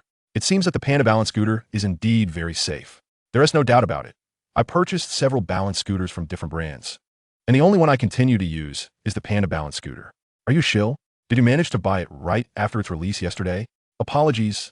I'm in Hongdu, and the Panda balanced scooter is also in Hongdu. Within 24 hours, the delivery guy brought it to me. Envy-inducing. Xiaohong's latest video about the Panda electric vehicle has the comments section bustling with requests for updates, eagerly anticipating Xiaohong's disassembly video. Boss, when are we updating? Asked Xiaohong, who is in charge of editing, turning to Xiaohong. Wait a moment. I'll check if we can release the Panda footage. Xiaohong replied while reviewing the video. Or perhaps inquire with Power Source. Haven't you contacted them before? Xiaohong shook his head. Not suitable. The balanced scooter is a product of Panda Electric. Power Source primarily deals with batteries. Who could have imagined that the Panda balanced scooter is backed by Power Source? Xiaohong only realized the connection after disassembling it and spotting the logo on the internal components. Panda Electric is a newly established company, and its founder shares the name Yuan. The outside world is unaware of the relationship between Yuan and Power Source Electric, nor do they know that the actual controlling figure of Power Source Electric has now become Yuan. They only know that the legal person of Power Source Electric is Li Zhejuan, an established company with over a decade of history, which has recently surged to become a leader in the battery industry. Before long, Xiaohong received a callback. You may proceed with the release, but please be cautious with your wording to avoid misunderstandings. Otherwise, we will resort to legal measures to protect the company's rights. After receiving the response, Xiaohong instructed Xiaohong to upload the video. As his current video contained no defamation or slander, he felt no fear. The disassembled balanced scooter featured not only the Panda balanced scooter, but also others from different brands. However, the logos of the other brands were obscured. Only the Panda balanced scooter boldly displayed its logo. Once the video was uploaded, the view count began to rise exponentially. Many were eager to see the internal workings of the Panda balanced scooter. When the internals of the Panda balanced scooter were revealed, everyone was astounded. Especially when compared to other brands, the disparity was glaringly evident. It appeared that the components of the Panda Balance scooter were of significantly superior quality. Naturally, the materials used by Panda are several times better than those of others. They're simply not in the same league. It is no wonder that the price of the Panda Balance scooter is considerably higher. The cost is justified. The other brands of balance scooters I purchased are nothing but garbage, reeking of cheap plastic. Puffed, as if they aren't plastic. Do you think they're made of iron? Your assertion is fundamentally flawed. Not all plastics are created equal. The plastic components of the Panda Balance scooter undoubtedly possess several times the hardness of those from other brands. I specialize in plastic products, and I can easily discern the materials used. Don't believe it? Just check my homepage video. There are indeed plastic components, but look at the main body, MD. It's made of aluminum alloy. Which brand of balance scooter dares to use aluminum alloy for its main body? I must say, the Panda Balance scooter exhibits tremendous sincerity. With Xiaohong's insights in the video and the explanations from other commenters, everyone began to understand the materials used in the Panda Balance scooter. One word to describe it: solid. Coupled with the hardcore reviews from other creators, the Panda Balance scooter claims the #1 spot. What stands out is its safety. Soon, some began to notice a highlight in the video: our dynasty. Did you all notice that the logo on the components of the Panda Balance scooter is actually from PowerSource Electric? What a surprise! Given that AI non-batteries are so popular now, isn't it quite normal for the Panda Balance scooter to use AI non-batteries featuring the PowerSource logo? No, it's not just on the battery. Other components also bear the PowerSource logo. What does this imply? It indicates that these components are manufactured by PowerSource. Could it be that Panda Electric was founded by PowerSource? Brothers, let me dig deeper into this. The once dwindling popularity of PowerSource has now seen a resurgence due to the Panda Balance scooter. The power of the internet is immense. Through the collective efforts of netizens, the relationship between PowerSource Electric and Panda Electric was unraveled. It was disclosed that the connective thread throughout this narrative is Yuan. So who is Yuan? This question lingered in everyone's minds. In the next moment, a very detailed post appeared online. Yuan, the only son of Li Zijuan, graduated from Hongdu University of Electronic Science and Technology. Upon graduation, he joined Hongdu Wayno Battery, but was dismissed a month ago and returned home.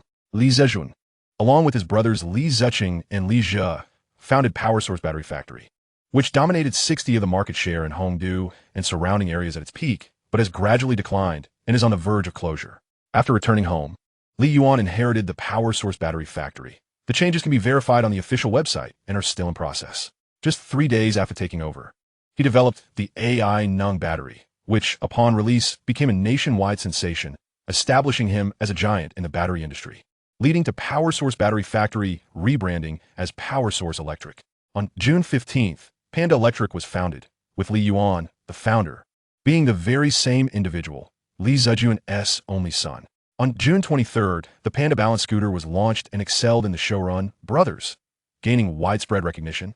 And due to its exceptional safety, it exploded in popularity online. The connection between PowerSource Electric and Panda Electric needs no further elaboration. It is reported that Li Yuan is only 26 years old this year. Once this post surfaced, netizens were left utterly astonished. The resurgence of Li Yuan electric power is entirely attributable to Li Yuan. Without Li Yuan, there would be no ANO battery. Without ANO batteries, the present Li Yuan electric power and Panda Electric would not exist. Graduating from university at the age of approximately 24, Li Yuan spent 2 years familiarizing himself with the industry. After being dismissed from his job, he returned home to inherit his father's legacy and successfully developed the ANO battery, which ignited a market frenzy upon its launch. Is it typical for a second-generation heir to exert such effort? One must strive, for without diligence, the family business could vanish. It seems the face of waning battery must be stinging, as Li Yuan managed to develop the ANO battery right after graduation. I feel sympathy for the owner of Waning Battery, who let go of such talent. Had they not dismissed him, could Waning Battery have become a leading enterprise? Haha, they have effectively swept the floor. The efforts of previous generations cannot be overlooked. Without Li Zijuan's Li Yuan Battery Factory, the current Li Yuan electric power would not exist. However, one cannot dismiss the notion that even without a family business, Li Yuan would have achieved remarkable success through the ANO battery. The battery factory of the Li family merely provided a solid platform that allowed Li Yuan to navigate fewer obstacles. Indeed, given the exceptional quality of the ANO battery, it is nearly impossible for it not to gain popularity. At 26 years of age, possessing a fortune in the billions, it is certain that within a year or two, his wealth will exceed 1,000 billion. truly remarkable, inciting envy in many. If you can develop a battery superior to the Ano battery, you too are capable. On the internet, discussions among netizens shifted from the Panda balance bike to the relationship between Li Yuan Electric Power and Panda Electric, ultimately focusing on the pivotal figure, Li Yuan. When Li Yuan is mentioned, more and more people associate it with the keywords young entrepreneur, Li Yuan. Chapter 33. Li Yuan, you have become famous. Meeting the esteemed PhD experts. The combined buzz surrounding the Ano battery, the Panda balance bike, and the young entrepreneur Li Yuan has captivated netizens, leading to discussions about Li Yuan Electric Power and Panda Electric.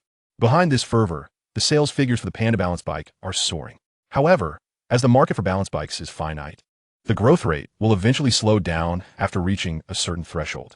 Nonetheless, from the launch of the Panda balance bike on June 23rd until the airing of Run Brothers, that evening, followed by 2 days of sales, over 250,000 units were sold, averaging more than 80,000 units per day. Each unit was priced at 299 yuan, totaling over 320 million yuan in sales. With solid materials used and deducting material and labor costs, the profit margin stands at about 20. The Panda balance bike has brought approximately 65 million yuan in profit to Panda Electric.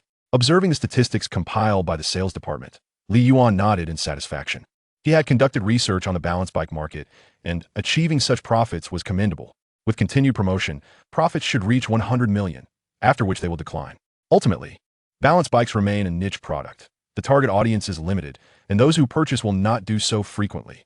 In contrast, electric vehicles, whether two-wheeled or four-wheeled, will always find buyers, either for new acquisitions or upgrades. Reflecting on these data files, Li Yuan silently affirmed that his strategy was indeed correct. Subsequently, Li Yuan approached the balance bike development team to share the good news. Congratulations, everyone. Our Panda Electric has sold 3.2 billion. In an instant, the balance bike RD room erupted with enthusiastic applause. The success of the balance bike was a collective achievement. Bonuses will be announced by HR shortly, and they will certainly be substantial. Hearing this, the applause grew even more fervent. Yet we cannot rest on our laurels. We must continue our RD efforts. Beyond safety, we must strive to excel in all aspects. Do you all have the confidence to do so? Yes. The team chorused in unison. Their resounding voices pierced the walls, attracting the attention of the neighboring RD room. Good. I believe in all of you, Li Yuan said with a smile. Now, I need to adjust the balance bike RD team. The following individuals will continue the development of the balance bike. As he recited each name, the expressions of the team members fluctuated, glancing nervously to their sides. Personnel changes often imply that someone will be departing. Each person hoped their name would be mentioned by Li Yuan, as none wished to lose their position at Li Yuan. Those called felt a wave of relief, while those not called experienced unease. How could Feng not be mentioned? He is an expert in motor technology. Personnel changes are beyond our control. Society is indeed harsh. Damn. Su Jie and Wan Kemming in the electric control department weren't mentioned either. I can't shake the feeling that this isn't about dismissals, but rather reallocating elite talent. Soon, Li Yuan provided clarity. Those whose names I did not mention will form an electric vehicle, RD team. We will transplant the 3 electrical components from the balance bike to both two-wheeled and four-wheeled vehicles. The research difficulty will progressively increase. So I hope everyone will continue to strive and conquer the challenges ahead. After delivering this message, Li Yuan departed. As he had a meet with 2 influential figures his uncle had painstakingly invited. They had just arrived the day before, and due to their travel fatigue, he refrained from interrupting them. The balance bike team was also busy, so they had patiently waited for 2 days. After Li Yuan left, he left behind significant news. They will be developing electric cars, four-wheelers, beyond automobiles. They could not conceive of other products related to batteries. Duc Sugon, Professeur Du. This gentleman beside him is his friend, Professor Su Yuan. Both are professors at Shanghai University of Transportation. Li Zhe's family was present, assisting in the introductions. This is my elder brother, Li Zijuan, and my second brother, Li Ziqing. The youngest, my nephew Li Yuan, is the one you two are most eager to learn about. So young and accomplished, the 2 professors remarked, impressed by Li Yuan's youth. Let us dine first. We can discuss matters as we eat. Li Zijuan promptly ushered everyone to take their seats. After several rounds of drinks, the rapport between Li Yuan and the professors Du Shugong and Su Yuan grew significantly closer. Xiao Yuan, you are quite popular on Quine right now. Out of 10 short videos I've scrolled through, at least 5 feature you. That's merely the audience's favor. I am quite self-aware, Li Yuan replied with a smile. The real star should be you too, as you have made considerable contributions to the nation. Du Shugong waved his hands in modesty, yet the smile on his face betrayed his enjoyment. After some mutual flattery, they finally delved into the main topic. I heard your company is currently researching graphene materials? Su Siyuan inquired curiously, looking at Li Yuan and his colleagues. Li Zijuan and Li Zicheng remained silent. The matters concerning RD were handled by the Li family and Li Yuan. Naturally, it fell upon them to respond to Su Siyuan's question. Under the table, the Li family nudged Li Yuan, encouraging him to answer and leave a good impression before the two professors. Indeed, Li Yuan nodded. To be candid, graphene is indispensable for us at Li Yuan. We aim to manufacture electric vehicles in the future, and the most crucial components are the battery, motor, and electronic control systems. The battery directly affects the electric vehicle's range, and the future ANO battery must utilize graphene to meet design specifications. Moreover, graphene will also be applied to the vehicle body to enhance structural integrity. Graphene boasts a tensile strength 200 times greater than that of steel, a toughness 300 times superior, and a stress capacity 5 times that of concrete. A fact not lost on the two professors present. Its application in vehicle bodies promises to significantly enhance the safety of drivers and passengers alike. Beyond its remarkable physical properties, graphene also exhibits exceptional chemical characteristics, playing a pivotal role in the future development of our company, Li Yuan. As Li Yuan elaborated, the expressions on the faces of the two professors grew increasingly grave. The manufacturing process for graphene has reached maturity. However, as Li Yuan indicated, integrating graphene into batteries and automobiles is far more complex, necessitating mass production capabilities, a formidable challenge indeed, as Su Siyuan wryly noted.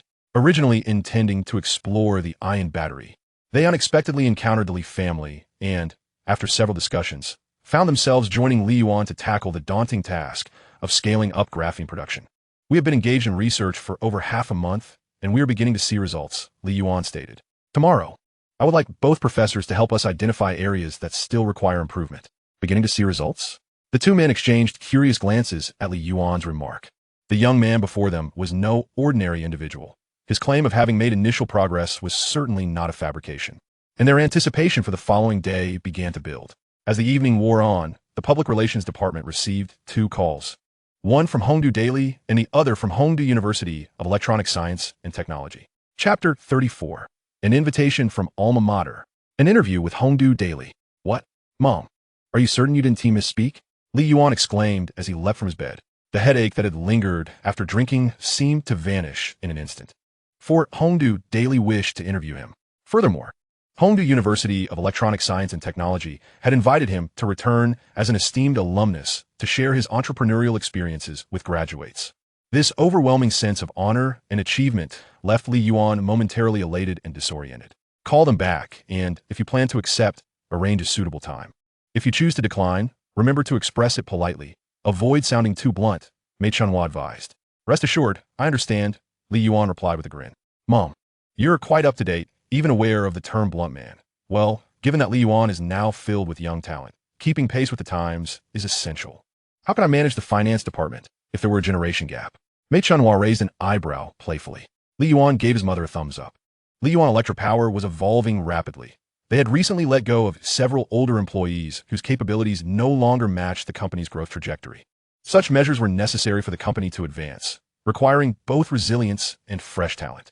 The Research and Development Department, which he primarily oversaw, had seen numerous personnel changes to enhance their progress. Otherwise, their pace of research would remain disappointingly slow. Thus, Li Yuan could empathize with Weinan Battery. Without the robust support of Juwei technology, he might still find himself laboring in a factory somewhere. After freshening up, Li Yuan first returned the call to Hongdu Daily, scheduling an interview for the day after tomorrow, the 29th. He had a wedding to attend on the 27th, and such an important occasion would not see him absent. He had already informed his friend Guan Tong of his attendance a week prior. Next, he called Hongdu University of Electronic Science and Technology. Upon confirming his identity, a familiar voice greeted him from the other end. Professor Bai? Li Yuan asked, slightly uncertain. Indeed, it is I, Bai Yu replied with a warm smile. Bai Yu was Li Yuan's undergraduate mentor and had strongly encouraged him to pursue a master's and doctoral degree. However, Li Yuan had not heeded this advice. Life is a series of choices, and during those 2 years of work, he often pondered whether his circumstances would have differed had he pursued further studies.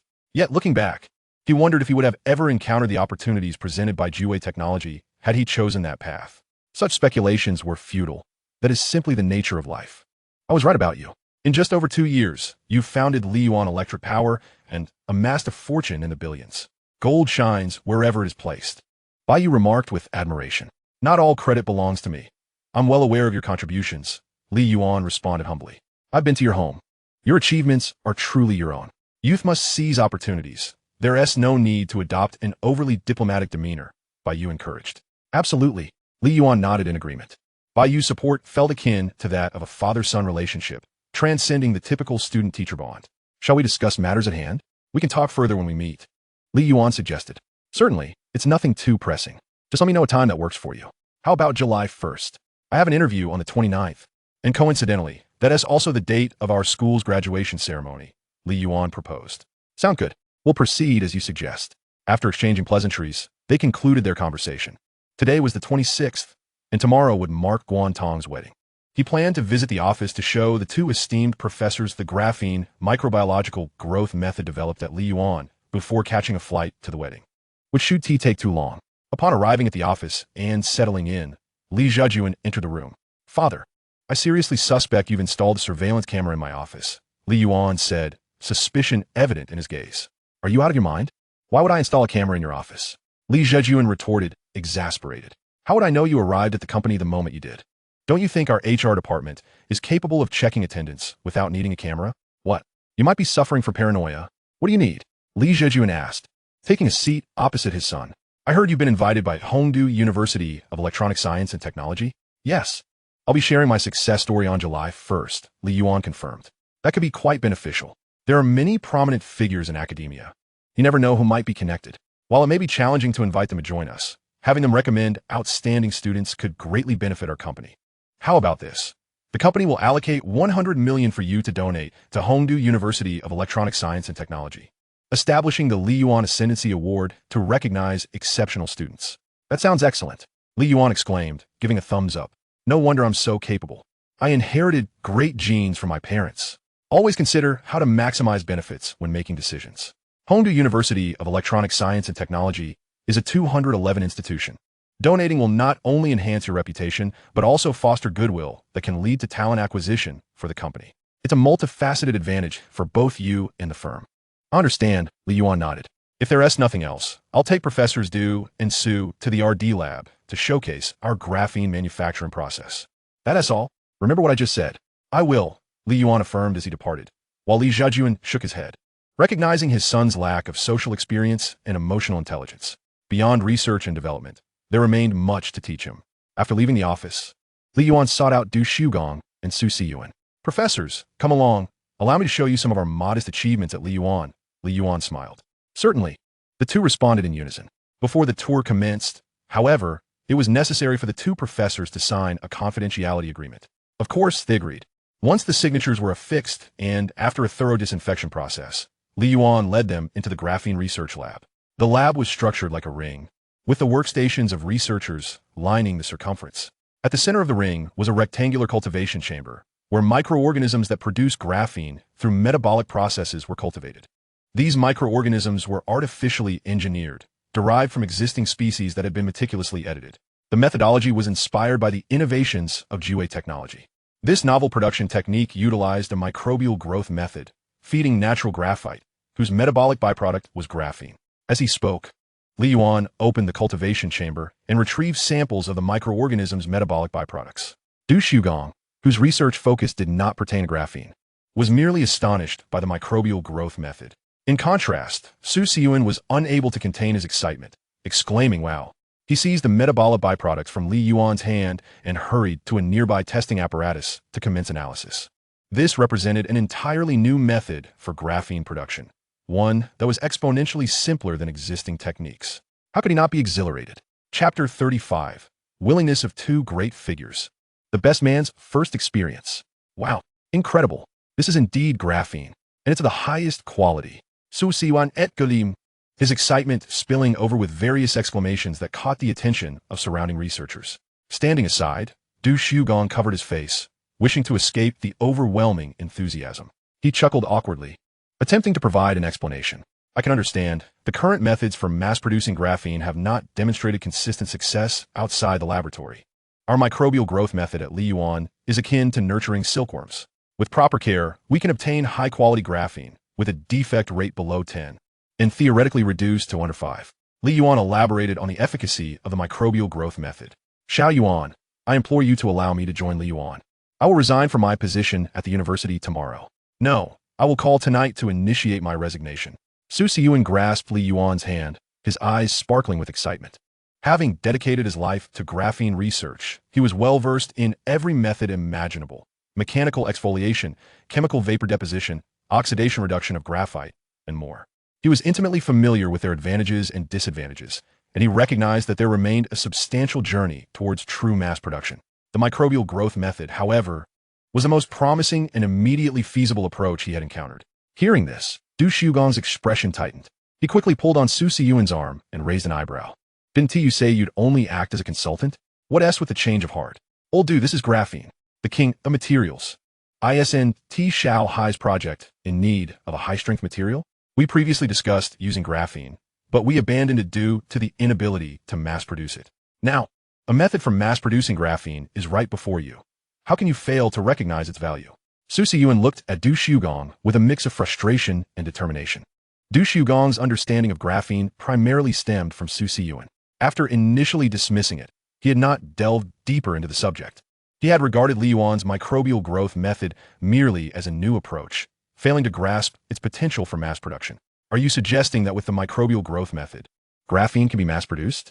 Du Shugong's eyes widened in realization as he stared at Su Yuan. Of course. Otherwise, why would I be so excited? Su Yuan replied. Xiao Yuan.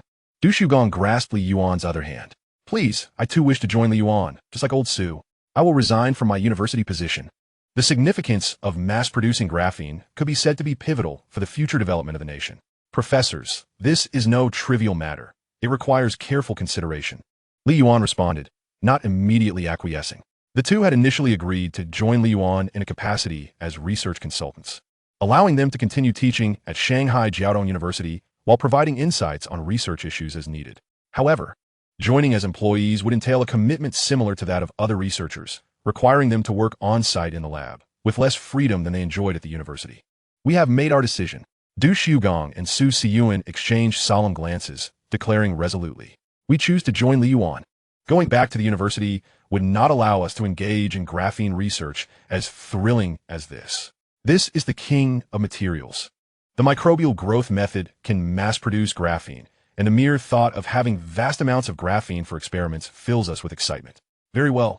I shall have HR prepare contracts for both of you, Li Yuan replied with a smile. Regarding the annual salary, as we previously agreed, it will remain at 1 million, with a relocation allowance of 500,000. Do you both find this acceptable? They nodded in agreement. Can we commence work immediately? Certainly. Li Yuan chuckled at their enthusiasm, which exceeded even his own. Professors Du and Su, our current key research directions are twofold. Firstly, to apply graphene in energy batteries to develop high-range solid-state batteries for electric vehicles, and secondly, to investigate the integration of graphene materials into automotive bodies to enhance structural strength. If either of you has new ideas or research directions to propose, we can discuss their feasibility and timing. Li Yuan produced 2 documents and handed them to the professors. These are our current research findings. I welcome your guidance. Not at all. We are still at a loss regarding your energy batteries. Du Shugong shook his head. Indeed, there is much we must learn from you, Su Yuan added. After a brief exchange, the 2 professors immersed themselves in their research. Before long, the other researchers became aware of their identities, and a wave of shock and concern rippled through the department.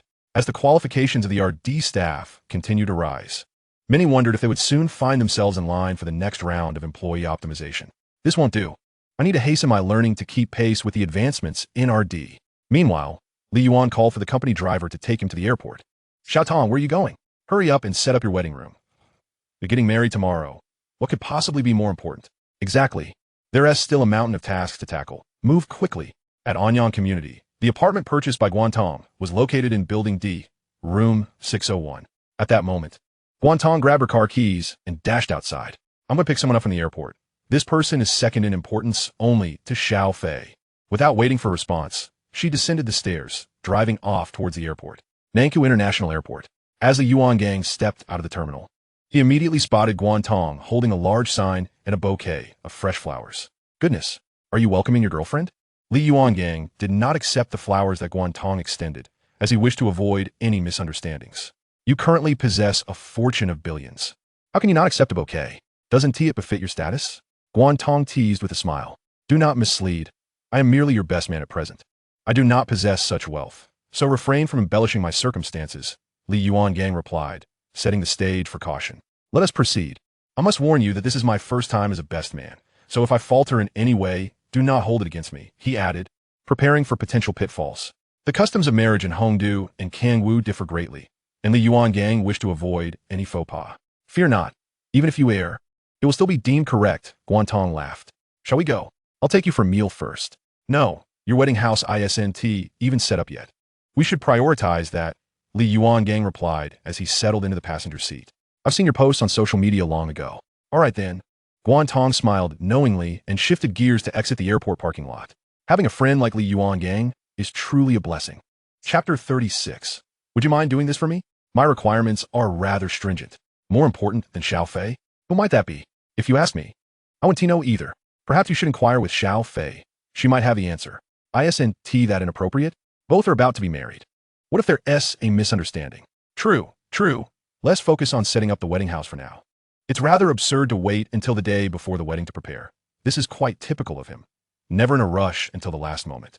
After a while of arranging, curiosity about whom Guantong was picking up resurfaced among the group, like a persistent little kitten in their minds. Oh, stop guessing. I asked Sister Xiao Fei. Guan is picking up his college roommate, Li Yuangang, the current CEO of Li Yuan Electric, while Li Yuangang held the title of CEO externally.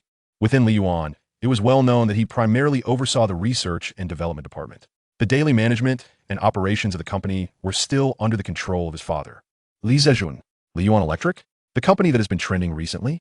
Yes, that very Li Yuan Electric. Goodness, Guantong is rather secretive. He never mentioned this to us before. They should have been acquainted long ago. He must have been keeping something significant under wraps. No wonder he refers to Xiao Fei as the second most important person in his life. The orders flowing through his fingers could sustain us for quite some time. They're still college roommates, huh? Wow.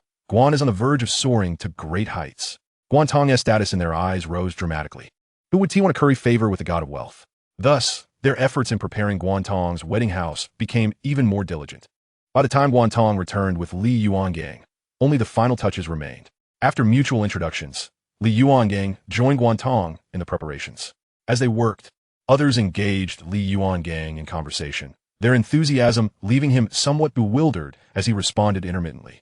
Knowing Li Yuanggang's disposition, Guantong assisted him from the sidelines. After the arrangements concluded, they all shared a meal before heading home to rest. At 5 a.m, they gathered at Guantong's parents' house to set off for the bride's family. The elders had calculated an auspicious time of 7 o'clock in the morning for the bride fetching ceremony. The location being the bride's hometown, approximately an hour and a half's drive away. Shall I take you to the hotel to rest? It's still early, Li Yuangang offered. No need. He waved off the suggestion and glanced at the time. We finished setting up the wedding house around 11, and after dinner, it's already past 1. 4 hours should suffice for chatting and gaming before we head out. All right, coming in and immediately staying up late. You have my apologies. Guantong said with a hint of remorse. We're brothers. Why mention such things? Let us hurry. It's time for some gaming. Sure.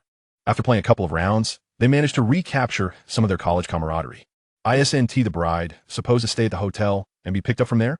Li Yuangang curiously inquired, finding the arrangement peculiar. What the bride's family is still asleep when we arrive. I initially thought the same, but the elders wouldn't budge. My girlfriend's family is the same. Ultimately, we had no choice but to comply, Guantong explained with resignation. Indeed, the perspectives of our elders often clash with those of the youth, Li Yuangang commented. He reflected on how his own grandparents always questioned the words of himself and his parents, believing only in their own views, regardless of the evidence before them. How's business at your factory? Is everything running smoothly? Li Yuangang inquired, intrigued about the battery manufacturing plant in Hongdu, which he had heard was facing significant challenges with dwindling orders. Kangwu is several hundred kilometers from Hongdu. It shouldn't be too severely affected. Upon hearing Li Yuangang's question, Guantong cast him a mournful glance, reminiscent of an unfulfilled spouse. What do you mean? How could it not be affected?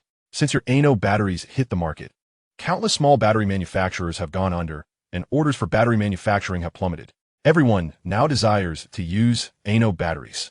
Guantong retorted with irritation. Previously, My factory could generate profits of over 100,000 a month. Now, we're grateful if we make a few thousand. In the current national battery market, apart from a few leading companies that remain relatively stable, the impact on others has been tremendous. Of course, this is not your fault. It's simply how the market operates. With technological advancements, outdated products inevitably face obsolescence. The impact is that severe. It's affecting the entire country. Liwangan exclaimat astunisha. It's only been about a month, and your ANO batteries are already making waves nationwide? You are quite oblivious to your own product. Since the launch of ANO batteries, there have been no counterfeit versions emerging. What does that signify? What does it signify? Liwangan kariya genuinely puzlat. It means that no one can crack your battery technology or replicate it. Otherwise, counterfeit ANO batteries would be rampant, and there wouldn't be so many battery factories going out of business. Oh, Li Yuan Gang grinned. Our Li Yuan's proprietary technology is indeed formidable. Naturally, we've invested considerable time and effort into our research, Guantong remarked. That being said, what equipment does your factory currently possess? What components are primarily produced?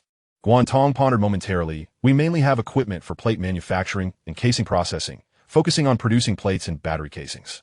Why? Are you considering acquiring my factory? Li Yuan Gang shook his head. No, I want you to be my manufacturing partner. After several expansions, Li Yuan is now capable of meeting its current production demands. But what about the future? Li Yuan is destined to flourish with an ever-increasing array of products. Is it feasible for every item to be produced in-house, with Li Yuan overseeing the entire process? Ultimately, this approach would lead to exhaustion for the company itself. The prudent path lies in partnering with suitable manufacturers to alleviate production pressures. Li Yuan should focus on core production, assembly, and ensuring product quality. On the aircraft, Li Yuan pondered this dilemma.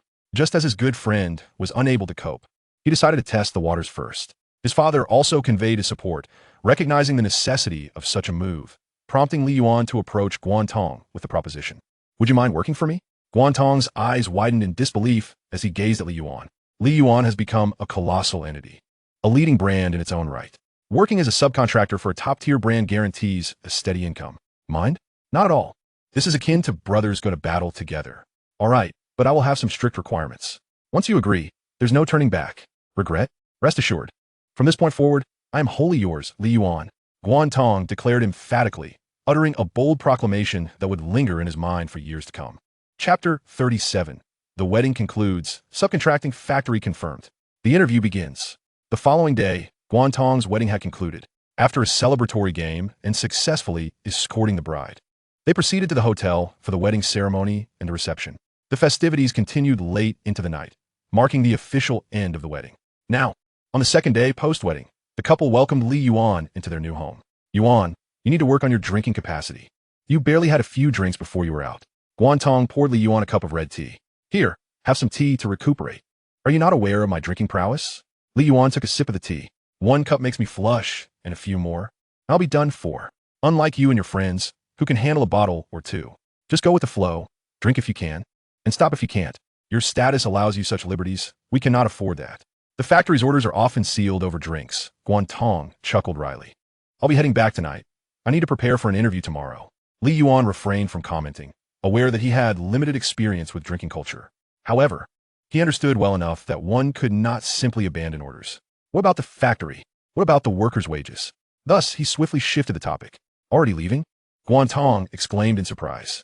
Stay a few more days and explore the beautiful scenery of Kangwu with us. Hu Yinfei chimed in from the side, yes. Come and see the splendid sights. No, I can't decline the interview with Hongdu Daily. Bruce, the school has invited me to share my success stories at the graduation ceremony for the juniors. My schedule is tightly packed. Li Yuan shook his head in refusal. I'll have to come back another time to admire the beauty of Kangwu. Besides, I wouldn't want to intrude on your honeymoon, would I? Guantong and Hu Yinfei exchanged smiles. Having been together for 3 years, they were now basking in the joy of their union and naturally wished to explore together. Well, it must be this way then, Guantong lamented. Next time, you must stay longer. Of course, Li Yuan replied with a smile. I'll mail you the subcontracting agreement after I return, but remember what I said earlier. Li Yuan has high standards for component quality, so you cannot slack off. Rest assured, I will not, Guantong assured confidently. All right, I'll have the specifications prepared and sent along with the contract. I'll also send a few staff members to assist in ensuring your factory meets our standards. How comfortable it will be for my subcontracting factory with professional guidance. You are truly considerate, my brother. Guantong felt deeply touched. In past subcontracting experiences, whoever sent personnel for guidance, if the products produced were subpar, they would simply be returned without payment, leaving all losses to be borne by the factory. Unlike Yuan, who would send experts, ensuring there was no need to worry about quality. It was akin to reaping profits effortlessly. What is this consideration? You have a factory, and I have a need. That is how we align perfectly. It's time for me to head to the airport and catch my flight, Yuan remarked, glancing at his watch. I'll see you off, Guantong said as he reached for the keys. Let be. The alcohol still lingers in your system. I wouldn't want to be pulled over by the police on the way and miss my flight, causing further delays. I've already called a driver, who should be arriving shortly. No need to trouble you. Enjoy your sweet moments together. With that, Yuan departed. Guantong and Hu Yanfei bid farewell to Yuan. Watching him leave, your college roommate is quite remarkable, so down-to-earth and considerate, Hu Yanfei remarked. During university, I refer to him as my brother, and he truly is like one, even better, Guantong proclaimed with pride. Meeting him has been a stroke of luck in this life. Without him, our factory would likely have faced a slow decline or even closure. Is it that dire? Hu Yanfei gasped in astonishment. The market is merciless. Those who cannot keep pace will be eliminated. At Yafei's R&D department, Qin Rue gazed at the silvery rectangular object before him, filled with a sense of accomplishment. At long last, I have successfully developed it. Before him lay the new battery, crafted through the techniques derived from research on the ion battery. In terms of performance, this new battery could reach 85 to 90% of the ion battery's capabilities. It could be said that 90% of the technology in this new battery stemmed from the ion battery, with the remaining 10% adjusted to avoid infringement risks. Qingong. Luo Pin rushed in from the research room, breathless. Here, King Hui responded. Luo Pin quickly reached Qin Rue, panting heavily. Listen, my brother said. Qingong, you've successfully developed the battery? He sent me to check it out. Indeed, this is it.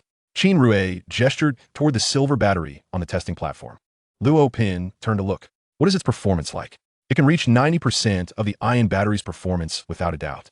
With further optimization, achieving 100% is entirely possible. Great. Please organize the data so I can inform my brother. Luo Pin et Galim et Sitan Li. At this stage, no company had been reported to have developed technology rivaling the performance of the ion battery. With Yafei's breakthrough, once announced, they could potentially upgrade and expand their battery business, adding a new facet to their operations. This would also enhance Yafei's brand reputation, proving beneficial in every regard. While Yafei celebrated the development of the new battery, Yuan was equally pleased as he prepared for his interview with Hongdu Daily. This is our Yuan factory, which will undergo renovation in a month. Walking 300 meters ahead, you will find the 3 newly expanded factories of Yuan Phase 1, which are already in operation. Further afield lies the expansion of our Phase 2 factory, currently under construction. At present, Yuan boasts a total of 6 factories, with a daily output ample enough to meet our existing orders. As Yuan introduced the facilities, he guided Wang Bing, a reporter from Hongdu Daily, on a tour of the Yuan factories, accompanied by Li Zijuan and 2 others. The immaculate condition of the factories clearly reflects the high quality of Yuan's products. Naturally, we at Yuan operate under the philosophy of producing with the needs of the people in mind. For instance, with batteries, the public desires safety and durability, prompting us to develop the Ano battery with these 2 aspects as our foundation. Wang Bing nodded in acknowledgement, diligently noting down the information. I gathered some of the most pressing questions from netizens regarding the birthplace of the Ano battery, which piqued considerable interest. I wondered if it would be possible to tour your company's R&D department? Certainly. Please follow us, Mr. Wang. Yuan led Wang Bing and the others to the R&D department, entering the Ano battery research lab. At the entrance, Zhang Yong, carrying a camera, swept the area with his gaze, his expression suddenly transforming with surprise and astonishment, only to quickly mask it as if nothing had occurred. Chapter 38. Yuan is set to manufacture cars. Yuan donated 1 billion to his alma mater. Here lies our Ano battery research room, where the first generation of Ano batteries was conceived. Currently, we are developing the second generation, which, according to our theoretical designs, boasts a performance enhancement of 30 to 35% over the first generation. If the range requirements are not stringent and merely cater to urban commuting, these batteries could indeed serve as power sources for automobiles. After countless nights of tireless research by our dedicated team, we are nearing completion and will soon be ready for launch. Yuan smiled at Wang Bing and remarked, interviews, in essence, serve as a form of advertisement. Some may regard it as a means to promote their own fame, whereas Li Yuan aims to utilize it as a vehicle for promoting Li Yuan's products. The more products Li Yuan sells, the greater the benefits he reaps. The significant advancements necessitate breakthroughs in certain challenging technologies. Wang Bing's inquiries allowed Li Yuan to elaborate further. It can be stated that the ANO battery and its associated patented technologies encompass over 1,000 innovations, forming the very foundation of Li Yuan. Their exchange enabled Li Yuan to effectively present the second-generation ANO battery and articulate the future direction of development. This interview left Li Yuan immensely satisfied, as it should enhance Li Yuan's recognition in the industry. The Rongwei Building, affectionately referred to as the Daily Building by the people of Hongdu, serves as the headquarters and office of Hongdu Daily. Upon concluding the interview, Wang Bing and Zhang Yong returned to the Hongdu Daily office. As soon as they settled at their desks, Wang Bing urged Zhang Yong, "Quickly pull it up. I want to see." During the ride back, Zhang Yong disclosed his findings. But Wang Bing remained skeptical due to the vast discrepancy between the two subjects. It seemed impossible to connect them. Zhang Yong, however, insisted that he had captured evidence on camera. Hence, upon their return, Wang Bing was eager to learn more. Once Zhang Yong retrieved the footage, Wang Bing witnessed the connections he had mentioned. The research groups for balance bikes, two-wheeled vehicles, the second-generation ANO battery, four-wheeled vehicles, solid-state batteries, and the 3 Electric Technology Research Team. The first 3 were comprehensible to Wang Bing. Since Panda Electric is Li Yuan's in-house product company, it was only natural to expand into electric two-wheelers following the success of balance bikes. The domestic market for two-wheeled vehicles is immense and represents the largest electric two-wheeler market globally, valued at over $1 trillion. With Li Yuan's technological prowess and capability, they would not overlook the electric two-wheeler market.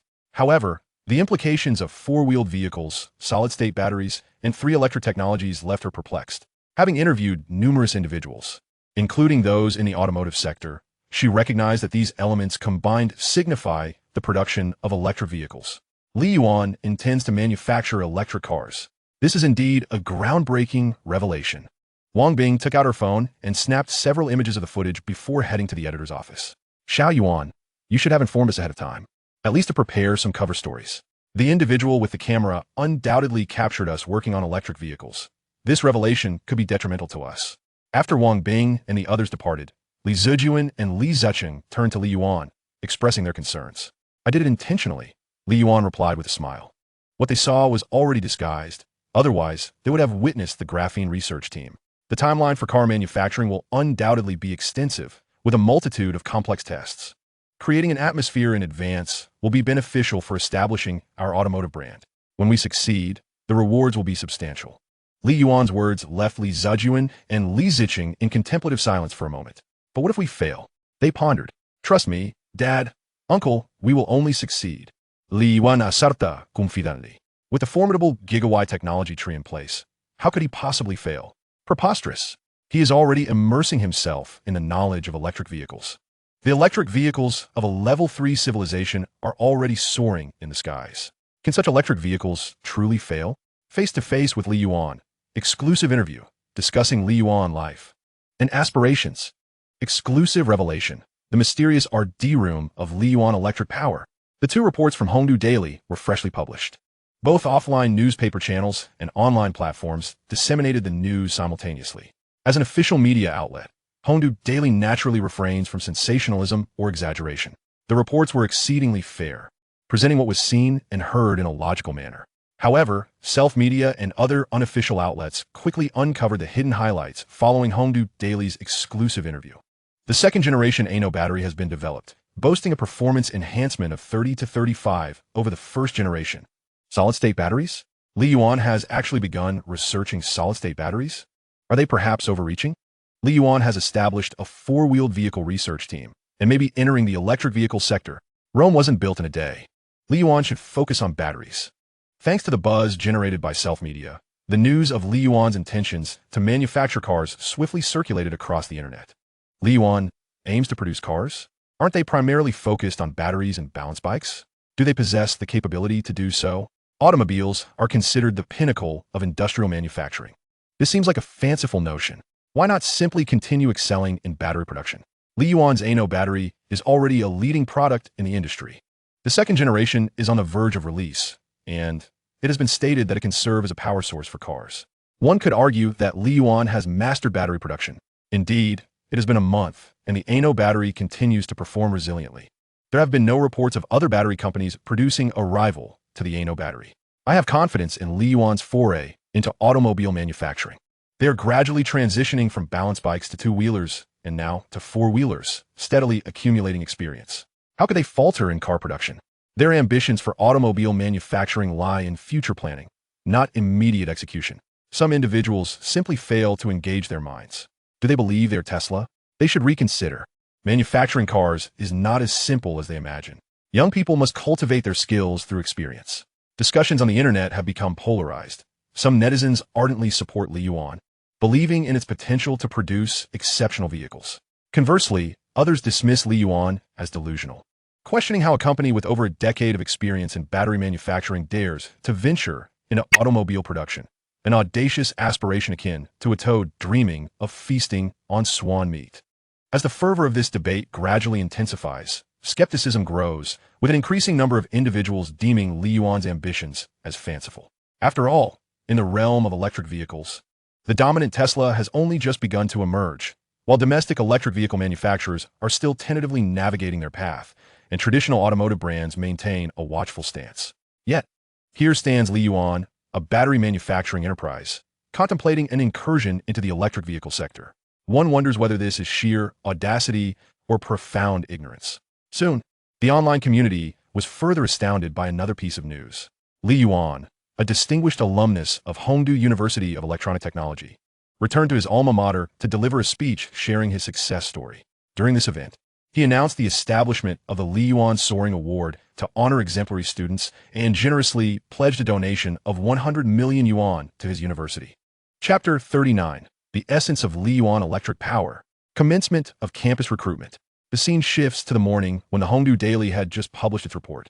It was also the moment when Li Yuan returned to his alma mater to deliver his address. Professor Bai, Li Yuan exclaimed, hastily opening the car door to find his undergraduate mentor, Bai Yu, waiting to greet him. What a surprise to see you here, welcoming me. Grasping Bai Yu's outstretched right hand, he observed his mentor with curiosity. Bai, nearing 50, had hair now laced with gray. I took the initiative to come. You are the most accomplished student I have mentored. There's no way I could simply wait for you in my office, Bai replied, wrapping an arm around Li Yuan's shoulder. Let me escort you to the venue. Have you prepared your speech? If you haven't written it, I've drafted one for you, Bai continued, retrieving several crumpled A4 sheets filled with notes from his messenger bag, marked with numerous corrections in red ink. Time is a bit tight, so I didn't have a chance to rewrite it neatly. You'll have to make do with this. Thank you, but I prepared my own, Li Yuan responded. That's good to hear. Bring it along for me to review. Let us avoid any controversial statements and prioritize a steady approach. It's just in my head. I haven't written it down, Li Yuan admitted, scratching his head awkwardly. You really must change this habit of yours. Standing in front of so many people can be nerve-wracking for anyone, Bai insisted. Take my notes as a backup. You might feel too anxious otherwise. Without further argument, Bai pressed the sheets into Li Yuan's hands. Are you thirsty? Would you like some water? Bai inquired, pulling a bottle of mineral water from his bag. But wait, what if you need to use the restroom later? Don't worry, I'm confident in my preparation, Li Yuan chuckled. Excellent. Just remember to perform well and leave a good impression on the principal and the secretary, Bai encouraged, and Li Yuan nodded earnestly. The accompanying faculty members, all former instructors of Li Yuan, were unfazed by the scene, as the university aimed to create a familial atmosphere for him. Bai Yu's attitude and actions reflected the deep bond they shared, often humorously referring to each other as father and son. Bai Yu suffered from severe rheumatism, which made outings difficult during rainy days or the monsoon season. After divorce, he lost custody of his son to his ex-wife and faced the loss of elderly family members, leaving him alone in a faculty apartment. Understanding Bai Yu's struggles, Li Yuan would often ride his electric bike with a rain cover to assist him with commuting on rainy days, sometimes even cooking for him, albeit with less than stellar culinary results. This nurturing relationship was the foundation of their profound connection. After all, how many university professors would earnestly encourage a student to pursue further studies while also helping them secure graduate qualifications? The graduation ceremony took place at the newly constructed Student Activity Center at Hongdu University of Electronic Technology, featuring the largest auditorium on campus, capable of accommodating thousands. Li Yuan, Bai Yu, and others entered through the front doors of the auditorium, where members of the leadership had already taken their seats. Upon seeing Li Yuan, they all rose to shake his hand. Li Yuan had transformed from a student into a young, successful entrepreneur, with a fortune valued in the billions, with future projections estimating it could reach trillions. Naturally, they did not underestimate him, and Bai Yu introduced him to the principal and secretary. This is our principal, Tang Jidong. Good day, principal. And this is Secretary Yu Yanmao. Good day, secretary. After greeting everyone, Li Yuan took his place among the leaders. The audience seating rose progressively, allowing the students to witness the proceedings on stage. Is it our senior Li Yuan? How handsome. I wonder if senior Li Yuan has a girlfriend. If not, ha ha ha. Senior Li Yuan is so young, yet has founded a company worth billions. That's incredible. I may not be as exceptional as senior Li Yuan, but I would love to work at his company. He is the pride of Hongdu University of Electronic Technology. While the students engaged in their discussions, Li Yuan conversed quietly with the principal and secretary. Principal, after internal deliberations, our company has decided to donate 100 million yuan to the school to establish the Li Yuan Soaring Award, honoring outstanding students. Additionally, we plan to upgrade some facilities, as I recall that the equipment during my time was outdated and often malfunctioned. Li Yuan said with a smile.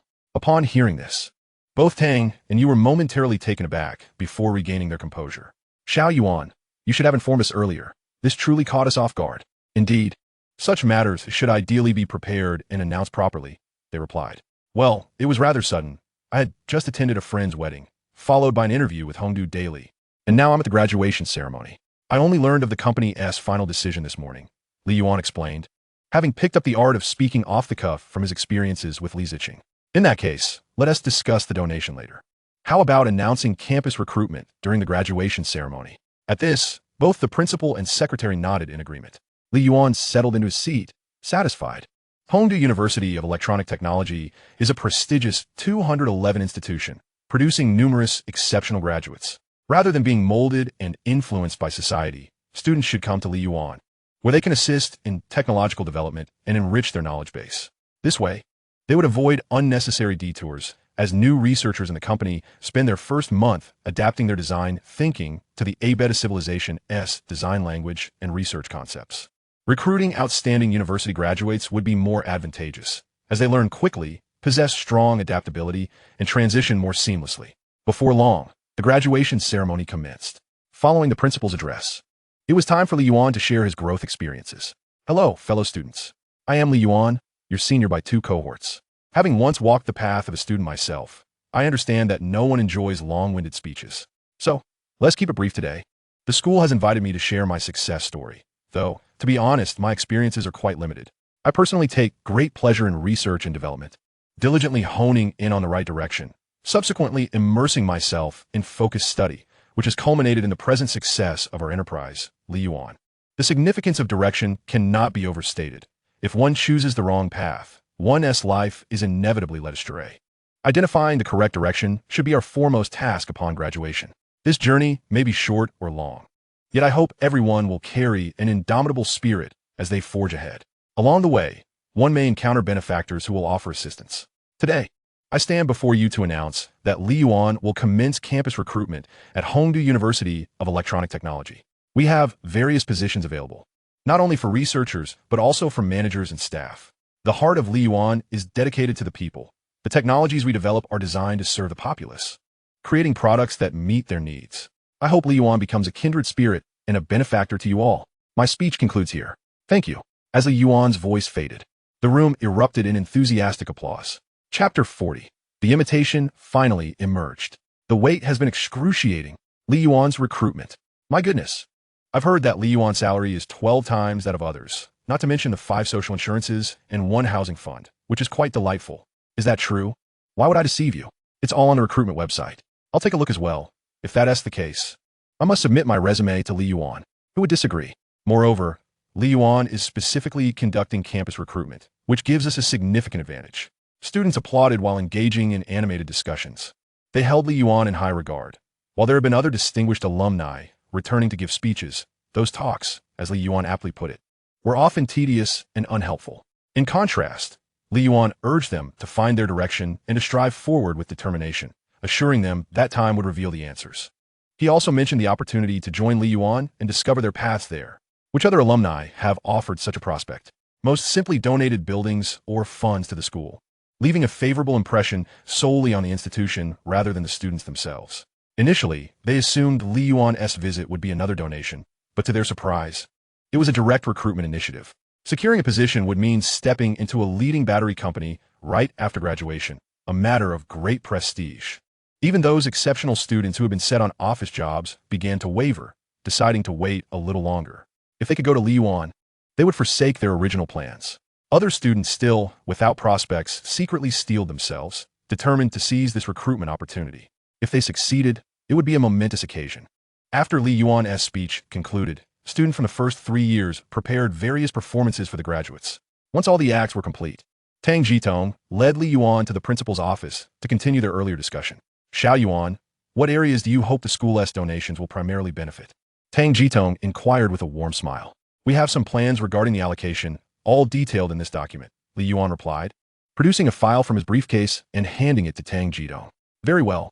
Tang Jitong took the file and began reviewing it, subsequently passing it to the secretary. Yu Yanmao. The document was meticulously detailed, yet specific discussions were still needed. Once we finalize our internal deliberations and reach an agreement, we can make an announcement. What do you think, Xiao Yuan? Li Yuan nodded in agreement. Of course. After concluding their official matters, Li Yuan was warmly invited by the principal to join him for a meal. The dining table was filled with school administrators, and Li Yuan naturally indulged in a few drinks, leaving a favorable impression on the school officials. That evening, the news of Li Yuan's generous donation of 100 million yuan to his alma mater was announced. Is Li Yuan really that generous? Donating 100 million outright? The world of the affluent is indeed unfathomable. What benefits could Li Yuan possibly have gained from Hongdu University of Electronic Technology to justify such a donation? As far as I know, this donation is the largest among all alumni contributions. Other alumni have donated in the millions, but Li Yuan has directly given 100 million. The Li Yuan Rising Star Award. Clearly, Li Yuan has high hopes for the students of Hongdu University of Electronic Technology, a top-tier university, an excellent pool of graduates. Who wouldn't he want such talent? Moreover, the electrochemistry program at Hongdu University of Electronic Technology ranks among the best in the nation. Leaving a positive impression is essential for preparing Li Yuan's future research capabilities. It's easy to explain all this to everyone. Just consider how much wealth Li Yuan possesses. 100 million is merely akin to taking 1 out of 100. Indeed, don't underestimate Li Yuan's capital. Netizens expressed varied opinions regarding Li Yuan's 100 million donation.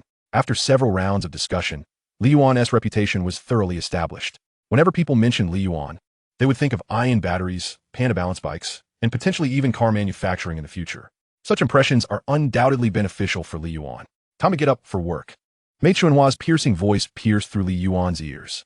Simultaneously, the sunlight streaming in through the open curtains transformed the previously dark vista into a bright hue of red.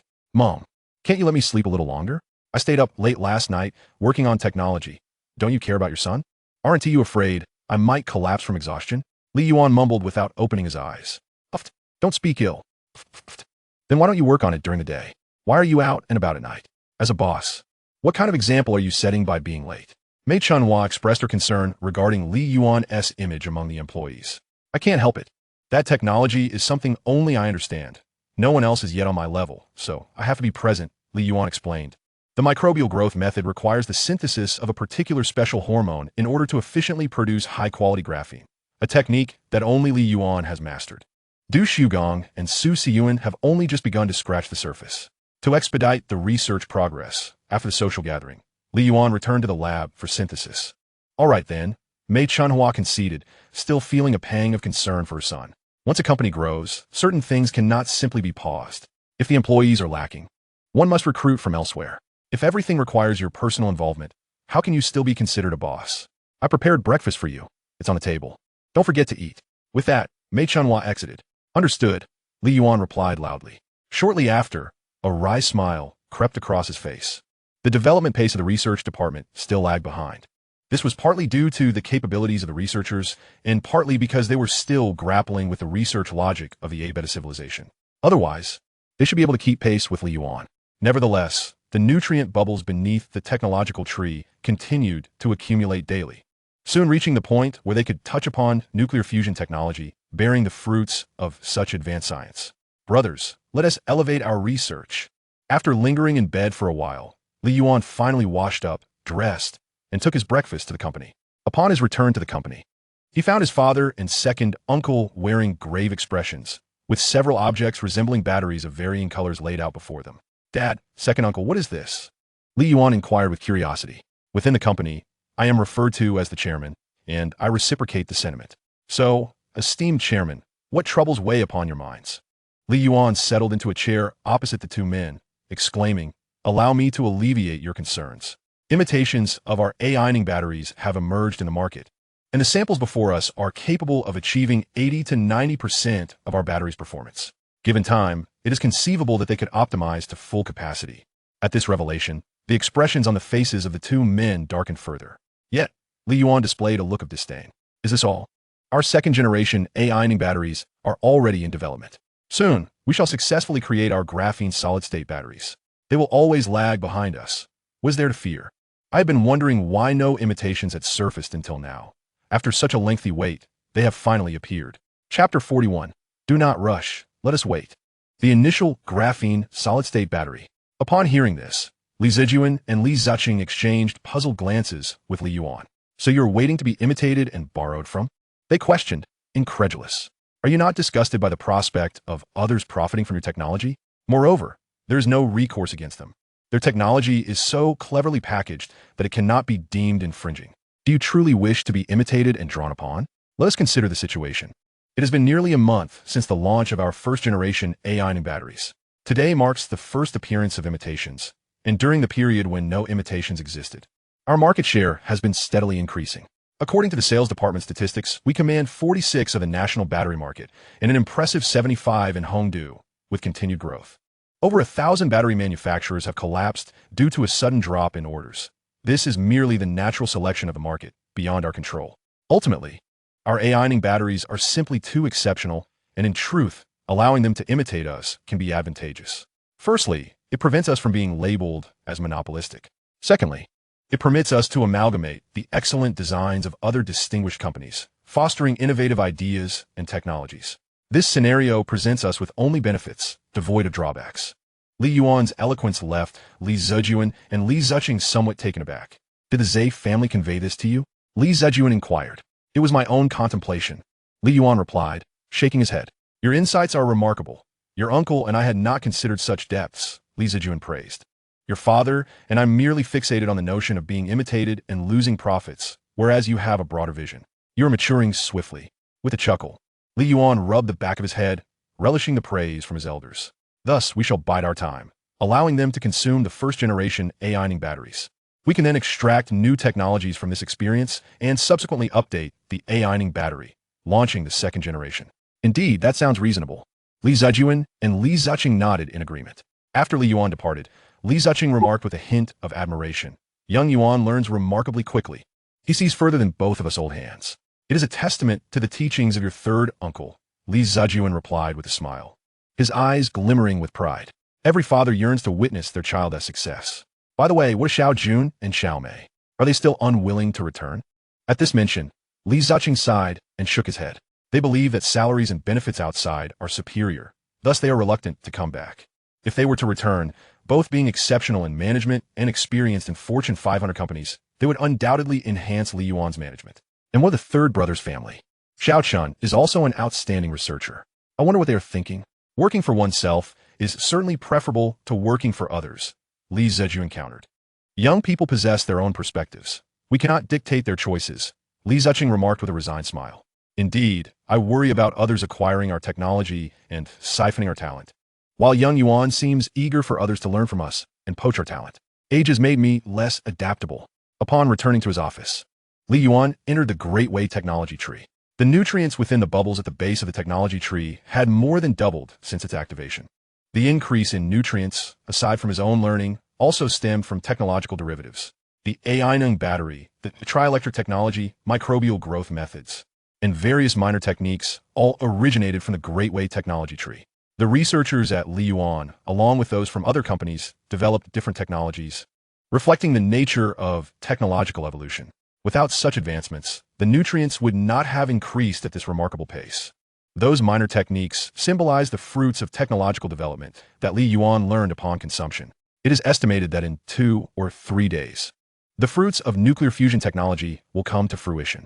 New energy, specifically electrical energy, will undoubtedly emerge as the mainstream power source of the future. As night fell, Li Yuan's phone rang. Third uncle, has something occurred in the research lab? The initial solid-state graphene battery has been fabricated. Excellent. I shall arrive immediately. Upon reaching the research lab, Li Yuan found Li Zai's family, Du Shugong, Su Siyuan, and other researchers gathered around a pitch-black rectangular object, observing it intently. Silence enveloped the room, everyone tacitly refraining from conversation. Is this the graphene solid-state battery? Li Yuan whispered, cautious not to disturb the ongoing examination. Indeed, Mr. Li. A researcher turned to respond, having recognized Li Yuan. Young Yuan has arrived. Come, see the graphene solid-state battery we developed. Su Siyuan beckoned Li Yuan to the forefront. Dr. Su, has it been tested? Does it meet our specifications? Li Yuan inquired as he moved forward. With each new technology and product introduced, he would provide corresponding design requirements. Only upon meeting those specifications could the technology be deemed mastered and the product considered replicated from the technology tree to Blue Star. At times, Li Yuan would lead the team in clarifying technical details and application logic, ensuring they remained on course while enhancing the researcher skills. We have conducted tests, but it only achieves 60 of the design requirements, Su Siyuan replied candidly. The journey from technology development to product realization is a process of trial and error. Wherever the requirements fall short, we must identify the issues and redevelop accordingly. Li Yuan nodded. Let me examine it and determine the source of the problem. Certainly. Su Siyuan and Du Shugong observed intently as Li Yuan proceeded. My assessment indicates that this battery achieves approximately 55 of the design requirements. It seems our testing standards differ. Li Yuan compared his results with those of Su Siyuan and Du Shugong. Indeed, your standards have been significantly elevated. As they continued to watch Li Yuan's actions, he recorded his findings while noting their testing criteria. Based on your design logic, you should be able to reach the 80 threshold. Allow me to disassemble it and ascertain the specific issues. Li Yuan's movements were swift as he deftly removed the outer shell of the graphene solid-state battery. Without hesitation, he continued to dismantle it while observing closely. Li Yuan's speed in disassembly was akin to a master chef skillfully carving meat. The actions were both swift and remarkably captivating. It was no surprise that the genius behind the development of the ion battery and the conception of the microbial growth method was none other than Li Yuan. Du Shugong and Su Siyuan couldn't help but marvel at this. They too could dismantle the device, but they could not do so with the same speed and precision as Li Yuan, all while preserving the integrity of the battery. The source of the issue had been identified. Everyone, please pay attention, Li Yuan began. The first point of concern lies with the arrangement of the electrodes. Solid-state batteries represent a novel form of energy storage, and their electrode arrangement differs significantly from that of the ion battery. I will elaborate on the specifics of this arrangement shortly. The second issue pertains to our internal architectural design. Certain structures are fixed in sequence and cannot be altered, as is the case here. As Li Yuan articulated the problem, he simultaneously provided concrete explanations. The personnel in the research and development room were all specialists in graphene solid-state batteries. Upon hearing Li Yuan's insights, the team quickly grasped the potential repercussions of the identified issues. Simultaneously, Du Shugong and Su Siyuan elevated Li Yuan's stature in their minds. His ability to pinpoint the issues at a glance indicated a level of expertise that was evidently superior to theirs. Indeed, after addressing the problems Li Yuan highlighted, the graphene solid-state battery before them underwent reevaluation and achieved an impressive 80 of the design specifications. Chapter 42. What is the purpose of advancing technology? The new park of Li Yuan. The team's research achievements were remarkable, and the rapid development of the graphene solid-state battery was a collective triumph. Research, after all, is the process of navigating through errors to discover the path to success. Let's not be disheartened, Li Yuan encouraged. Some technical details eluded my consideration. That is my oversight. Moving forward, let us unite our efforts to refine the solid-state battery and expedite its arrival into this world. Noticing the dejected expressions of his colleagues, Li Yuan feared that they had been demoralized. After such an extensive period of development, achieving only 60 of the design requirements felt like a mere pass. Yet, upon Li Yuan's arrival, he swiftly identified the issues with a mere glance. Prior to this, their spirits had soared with the excitement of finally developing the solid-state battery. We are truly impressive, they had exclaimed, in just half a month's time. However, it now seemed evident that they had underestimated their own capabilities. If left to his own devices, Li Yuan would likely have achieved full compliance with the design criteria. After all, with just his keen eyesight, he discerned numerous problems. If equipped with various diagnostic instruments, the number of issues would likely multiply. This indirectly suggested that Li Yuan possessed a well-formed strategy in his mind, and he was merely slowing his pace to allow them to catch up. It was evident that with merely a glance, Li Yuan could identify so many issues. One might surmise that he had already conceived a relatively flawless graphene solid-state battery. Was it not obvious? The technology behind the graphene solid-state battery was all derived from Li Yuan's intellect. Thus, the batteries produced were simply the execution of the tasks assigned to them by him. I had long harbored this sentiment. Every technological advancement at Li Yuan seemed to originate from Li Yuan's initial lessons, which we then sought to research and develop further. It was akin to attending a university lecture, followed by laboratory work to validate the chemical reactions and transformations learned in class. How long must we toil to catch up with Li Yuan? Quite simply, we must adopt the work ethic of team leader Wang and his cohorts, who often burn the midnight oil until 2 or 3 in the morning, only to rise again at 7 or 8. Upon waking, they delve into books, memorize content, or engage in discussions with Li Yuan regarding pressing issues. The problem of abnormal heat generation during the graphene solid-state batteries reactions was resolved by team leader Wang and his group. They were the academic elite. I was not. Team leader Wang could engage Li Yuan in discourse, while we were merely passive listeners. Brothers, let us not relent. Team leader Wang is merely a junior college graduate. We are undergraduates. Let's strive to catch up with earnest dedication. The spirit of the research personnel was reignited. Meanwhile, staff from other departments had long since become accustomed to this fervor. They would frequently observe Li Yuan's researchers, often seen clutching books during meals while fetching water, or attending evening classes. Consequently, Li Yuan's researchers acquired a collective nickname, the students of Li Yuan University. Witnessing the renewed vigor of his colleagues, Li Yuan declared emphatically, "Let us collectively rectify the issues with the graphene solid-state battery." After a day of research and improvements, the major problems had been largely addressed, leaving only minor issues to resolve, which could be accomplished within a day or two. After conducting a lecture for everyone that evening, Li Yuan retreated to his office. Each research department submitted their progress reports to him daily. Thus, after his lectures, he would review the advancements made by each team.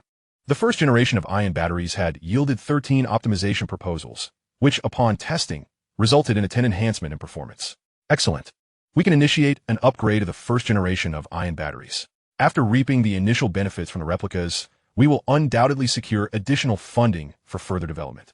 Version 12 of the Panda Balance bike now featured Bluetooth tracking, customizable lighting, Bluetooth hazard alerts, and had successfully completed preliminary testing, proving to be stable. The initial design model of the Panda 2-wheeled vehicle had been completed and was currently in the prototype manufacturing stage. The design for the second generation of motors had been finalized, meeting theoretical requirements.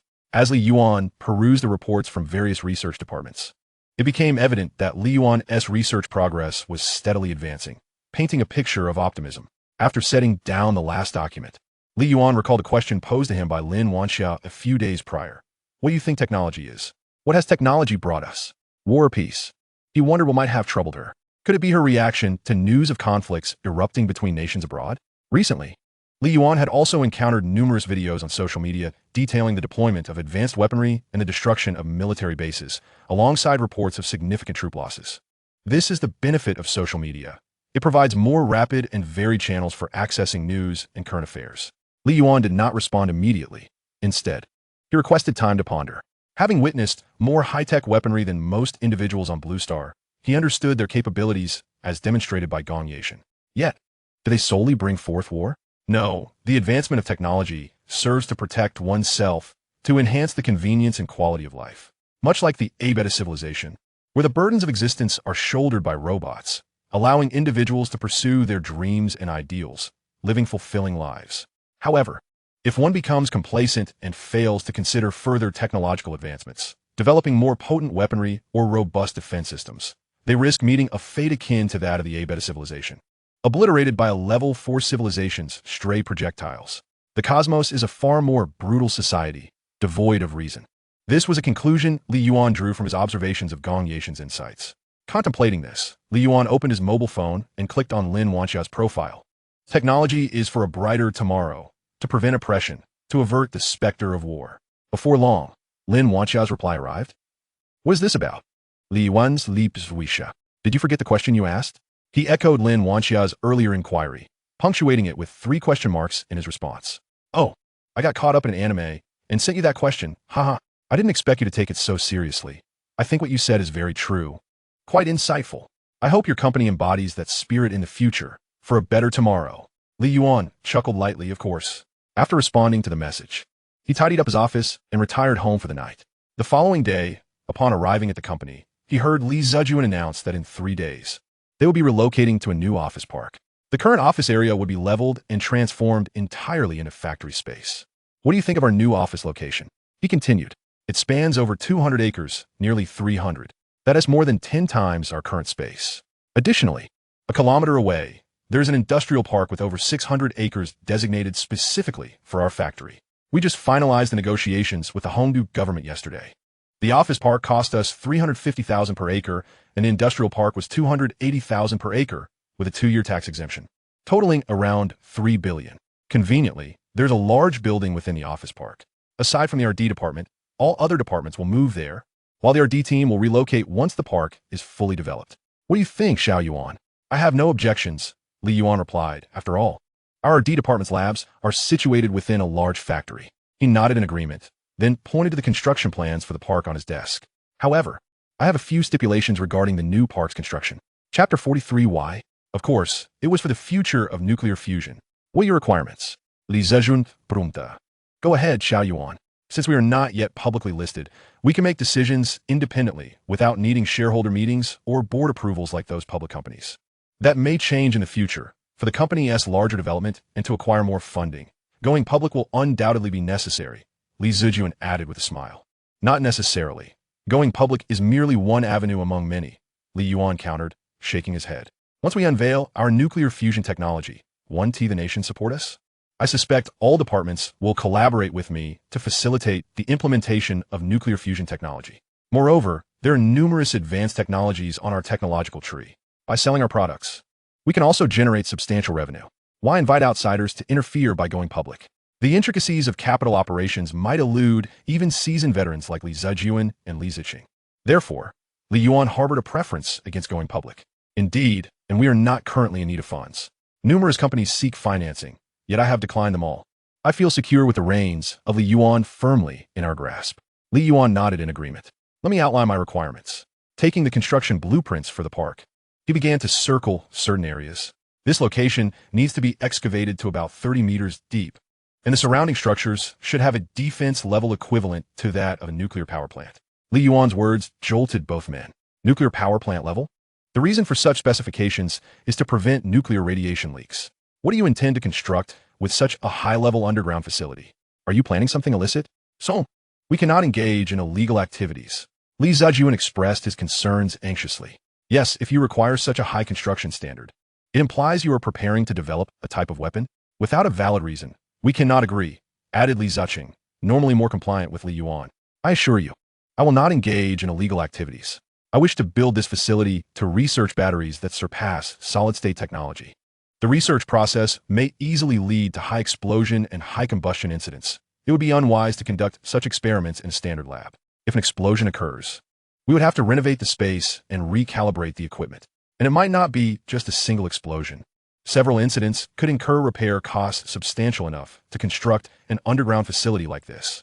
It is far more sensible to create a high defense level building from the outset, avoiding the need for repeated renovations. Li Yuan spoke earnestly, his expression unwavering. He aimed to develop a new type of battery, which would necessitate utilizing nuclear fusion technology. Thus, the development of a nuclear fusion reactor was a prerequisite for creating the battery.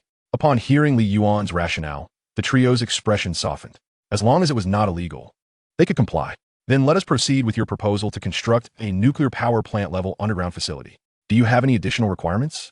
Li Yuan, using the underground structure as a focal point, sketched 2 concentric circles. The future RD center of Li Yuan will occupy the inner circle, while the outer circle shall serve as the security center for the RD facility. All personnel entering and exiting the RD center must undergo stringent checks to prevent the leakage of our confidential technologies. Security personnel can only be mobilized by me and my father. No one else shall be allowed entry without permission. Any communications to the RD center must be conducted via email. Moreover, the RD center's network and electricity must be independent, complete with backup systems. Li Yuan articulated numerous points, all aimed at enhancing the security of the RD center, ensuring it became the most confidential space within Li Yuan. previously lacking the conditions. They were now in a position to elevate their standards. The technologies Li Yuan intended to present would only grow more advanced. The nation would undoubtedly support their endeavors. It was a duty to contribute to national development. However, if such information were to leak abroad, particularly to adversarial nations, it would be utterly deplorable and infuriating. Thus, the security of the Li Yuan R&D Center must be fortified, and further fortified. What you propose is entirely reasonable. Our company is currently at the forefront of battery technology, positioning us as a leading enterprise. Strengthening our confidentiality measures is imperative. In terms of construction, we should engage a professional architectural team. For security, perhaps we could enlist retired military personnel. I happen to know someone who fits the bill. I've heard he was part of a special operations unit. Although he retired due to injury, I have witnessed his skills firsthand, and he would make an excellent addition to our security force. Li Zijuan reflected for a moment before responding. I also know him. I believe he would be a suitable choice. Li Ziqing nodded in agreement, clearly familiar with the individual mentioned. Very well. I will leave these matters in your capable hands.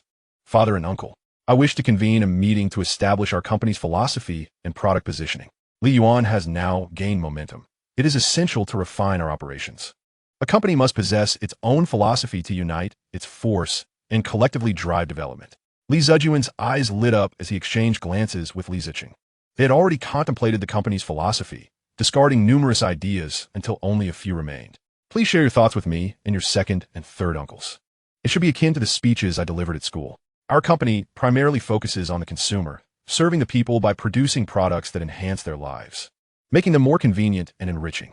Thus, I have formulated a succinct slogan, technology for a better tomorrow. The essence of our product development is to begin with consumer needs, designing products that cater to those needs. I initially considered using people in the slogan, but it felt too grandiose and official, so I opted for consumer instead. Upon hearing Li Yuan's words, the three men nodded in satisfaction. It aligns closely with our thoughts. We, too, have been contemplating the philosophy of Li Yuan, ultimately arriving at the notion of prioritizing people's needs. Products that disregard consumer interests are not beneficial for a company, especially since we are not a niche market. Our developed batteries for two-wheeled and four-wheeled vehicles aim to address the mobility issues faced by people, thus ensuring our success. The three brothers each expressed agreement with Li Yuan's ideas.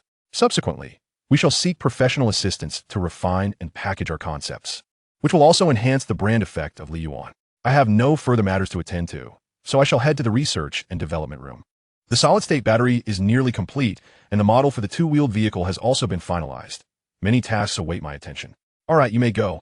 I will continue discussing matters with your second and third uncles, Li Zijuan said with a smile to Li Yuan. He felt an increasing sense of satisfaction and pride in his son. After departing, Li Zijuan turned to Li Ziqing and Li Zijia. Your children are reluctant to return, and we are nearing 50. Our understanding of the market is rather limited. In the future, Li Yuan will undoubtedly go further. This boy, Li Yuan, is engrossed in research, and we must find someone to help him manage Li Yuan. He paused. I have someone in mind, a person I wish to sponsor for a few years of study abroad, to return and assist Li Yuan in managing the company. What do you think? Li Ziqing and Li Zijia's expressions dimmed. It was regrettable that their children were unwilling to return. An opportunity to manage Li Yuan was thus missed. They speculated about the candidate Li Zijuan mentioned. Wang Xia?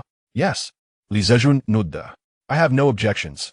Wang Xia grew up with Xiao Yuan and has always taken good care of him. She certainly wouldn't act ungratefully.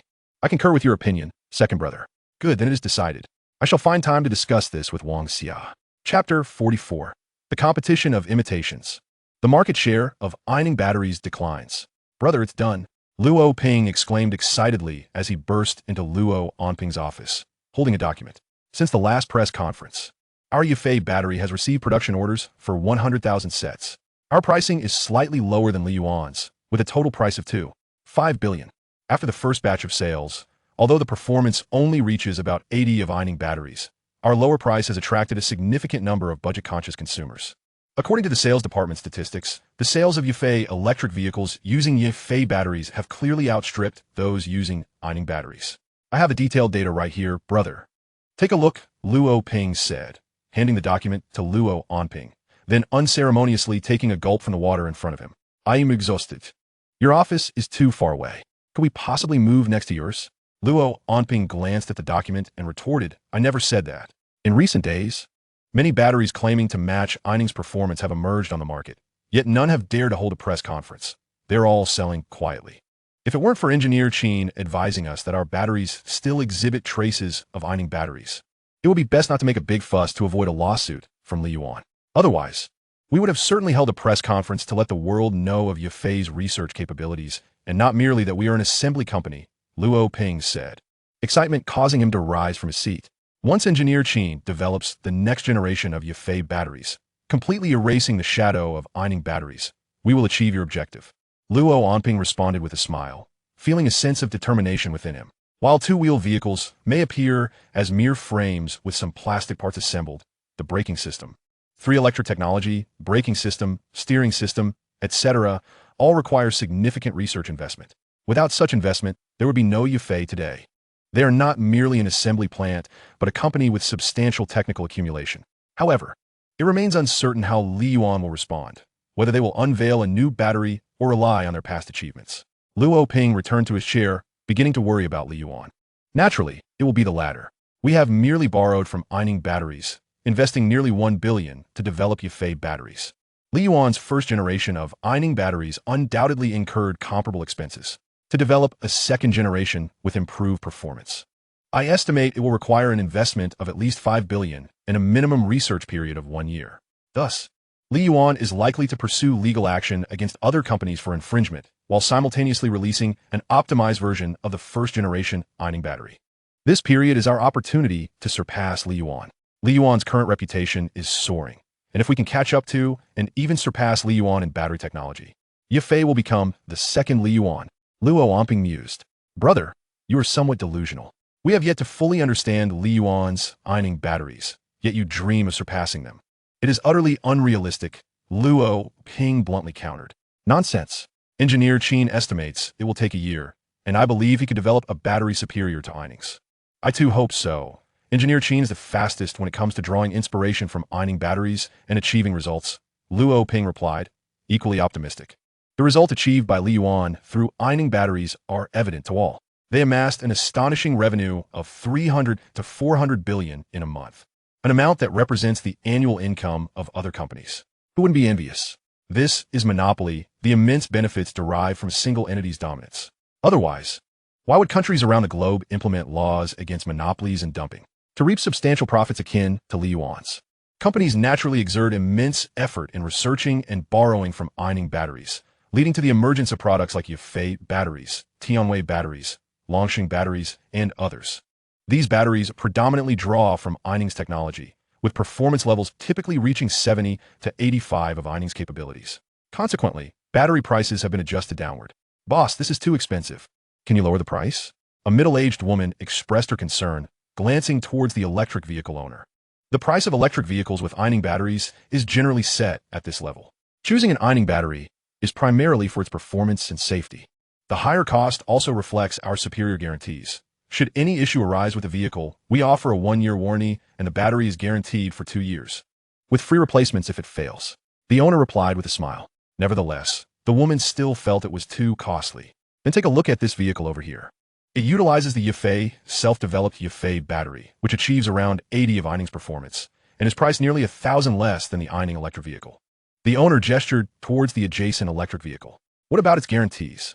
Both the vehicle and the battery come with a 1-year warranty. If they malfunction within a year, we will repair them, and the battery will be replaced free of charge. I will take this one. Please remember to give me an invoice. Certainly.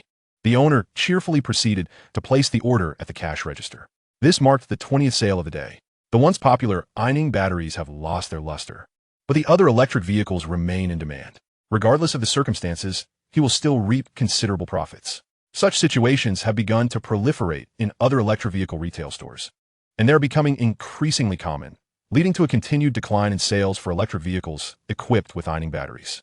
This phenomenon has naturally drawn the attention of social media commentators. Shocking. The sales of ANO batteries have been persistently declining. The emergence of batteries comparable to ANO has significantly challenged its reigning position. According to authoritative testing, batteries such as Yafei, Tianwei, and Longsheng have all achieved performance levels around 80 of that of ANO batteries.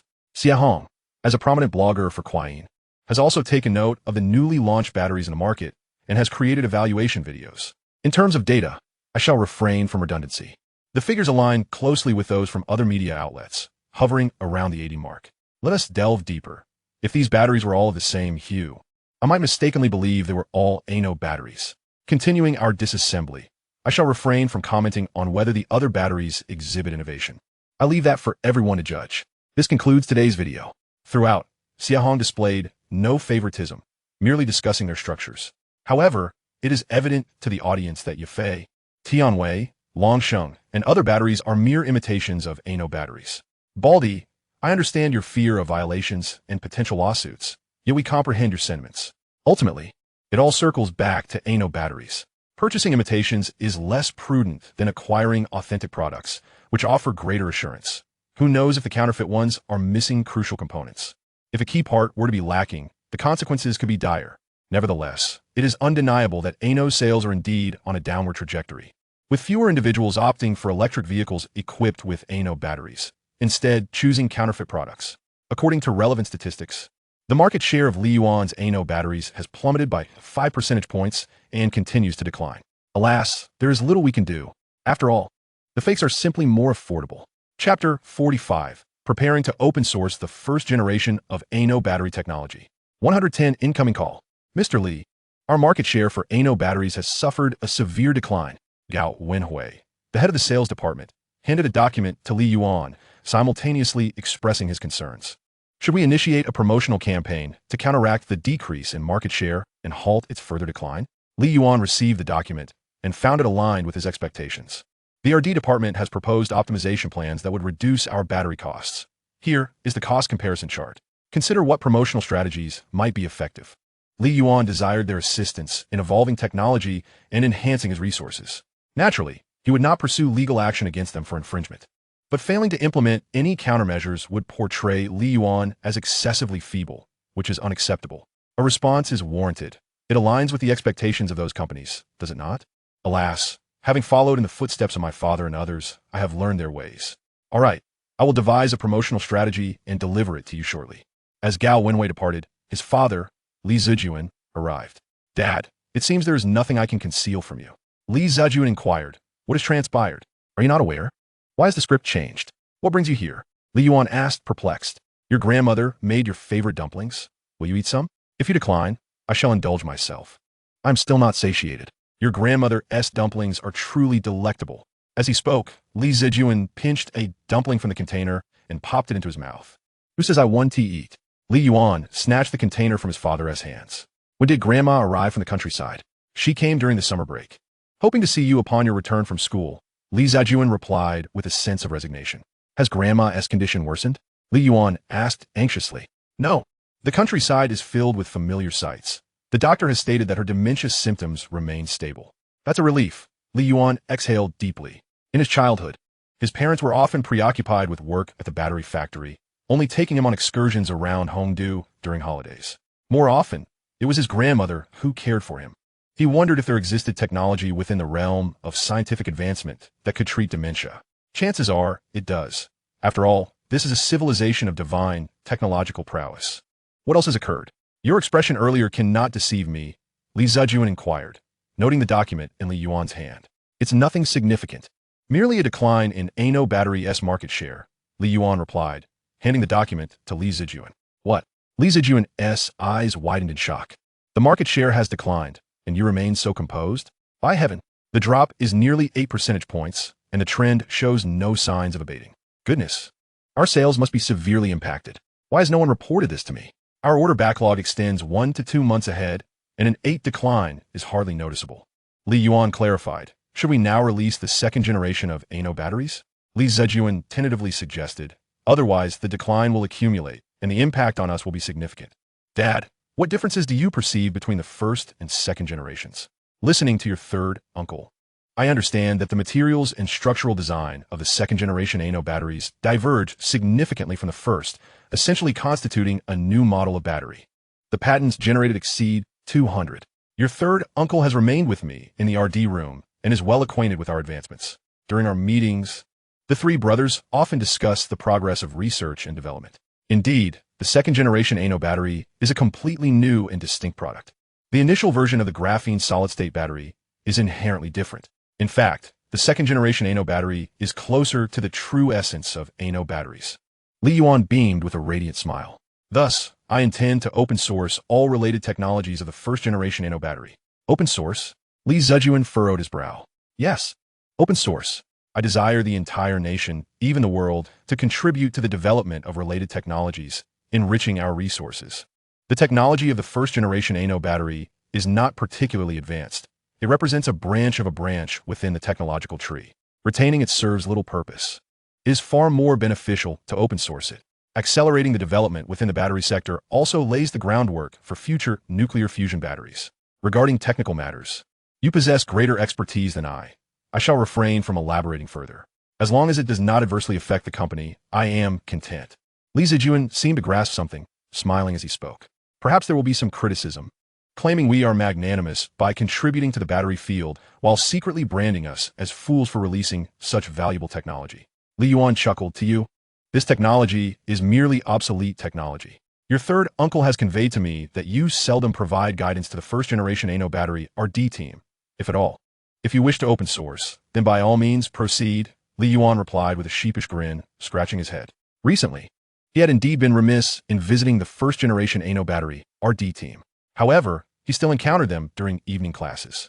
Deep down, he had forgotten that the advanced technologies he had recently encountered were far superior to the relatively rudimentary imitation technologies of the first-generation Ano batteries, which had been relegated to a distant corner of his mind. After finishing the dumplings, Li Yuan proceeded to the two-wheeled vehicle R&D group. The primary leader of this group, Cui Wenjua, is a graduate with a Master S degree from the prestigious Waterwood University. Brother Cui, I heard that you have completed the vehicle model. Cui Wenjua nodded and led Li Yuan into a room. At first glance, Li Yuan found it rather ordinary, bearing little distinction from the popular styles available in the market. Brother Cui, who designed this car model, it was designed by Guobin's team. Li Yuan was familiar with Guobin, a graduate of Guomei, who was specifically responsible for the exterior design of Li Yuan products. It's too conservative. He should be bolder. This is my design. When compared, mine is undoubtedly more appealing. This is the appearance of our first-generation two-wheeled vehicle. Later, you can use this style for the design of future two-wheeled vehicles. Li Yuan handed a document to Cui Wenjua. All right. Have the chips I asked you to procure been acquired? As per your request, they have all been procured. I'll send them to your D room shortly. I have use for them. In addition to having an office for his work, Li Yuan also possessed his own R&D room within the department. After examining the two-wheeled vehicle model, Li Yuan proceeded to inspect the motor and electronic controls, finding them to be satisfactory and ready for assembly, thus preparing for market launch. It was then time to inspect the factories producing on behalf of the company. After all, it was impractical to purchase equipment, set up production lines, and hire workers to build a factory like AI Nung Battery did. Such endeavors were both time-consuming and financially draining. Subsequently, Li Yuan toured other R&D rooms. Suddenly, a call from the number 110 came in. Is this a scam call? Chapter 46, Yo Young Arrested. The site for the secret base selected. Hello. May I ask if you're Mr. Li Yuan? A gentle female voice came through the line. Yes, I am. This is the Chanyang Road Police Station in Hongdu. Recently, in cooperation with the Hongdu Cyber Police, we have arrested a suspect named Zhou Yang. According to our investigation, the object of his illegal infringement is your company, Mr. Li. We need you to come in to assist with the investigation. Is this true? Li Yuan remained skeptical, keeping his guard up. Scams were rampant these days. Mr. Li, you can rest assured, we are legitimate. Would it be convenient for you to come to the Chanyang Police Station? Upon hearing this, Li Yuan's wariness subsided. I can come this afternoon. Thank you for your support and understanding. After hanging up, Li Yuan dialed his father's number. Dad, Zhou Yang has been arrested. He shared this exciting news with Li Zijuan. Zhou Yang had slandered, defamed, and tarnished their Li Yuan brand. This incident would not conclude with merely the arrest of a publicity department head. Li Yuan's lawsuit against Zhou Yang and Chunyang Battery Factory had long since been submitted to the court. As a major enterprise with a tax contribution in the billions, Li Yuan's case would undoubtedly receive attention. However, a protracted investigation and evidence collection awaited, and only now had there been definitive news. Who informed you?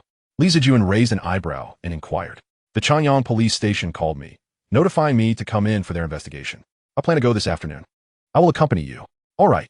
Chanyang Police Station, interrogation room. Well, I have grasped the general situation. It aligns with what we have on record. Officer Wang closed his notebook and stamped the documents with a smile. You have both worked hard. Captain Wang is too kind. It is our duty to cooperate with you. Li Zijuan replied with a smile. May I ask how many years Zhou Yang is likely to be sentenced? For defamation and infringement of intellectual property rights, which caused losses exceeding 1 million to Li Yuan and violated multiple technologies. The penalties for both offenses will likely amount to around 7 years. The exact duration will depend on the court's ruling. Thank you, Captain Wang. You're welcome. You may leave now. As the father and son returned to the car, Li Zejun Siga. Zhou Yang was my first disciple and now my last. This lad was clever and appeared honest, but after mingling with the wrong crowd, he slowly learned bad habits and became narrow-minded. He always suspected that I was withholding knowledge and techniques from him. After I taught him everything, he immediately went out to partner with others and established Xinjiang Battery Factory. He began undercutting us. We sold our batteries for over 600 each, while he sold his for just over 500, snatching many orders away from us. For a time, our factory nearly faced bankruptcy due to him. But thankfully your teacher came to help resolve some technical issues, allowing us to survive until now. Your uncles often say I'm too soft-hearted, unwilling to take a hard stance against Zhou Yang. They were not mistaken. I used to worry about who would take over Li Yuan in the future. If Li Yuan were to fail, Zhou Yang and his Xinjiang Battery Factory would be a lingering thought.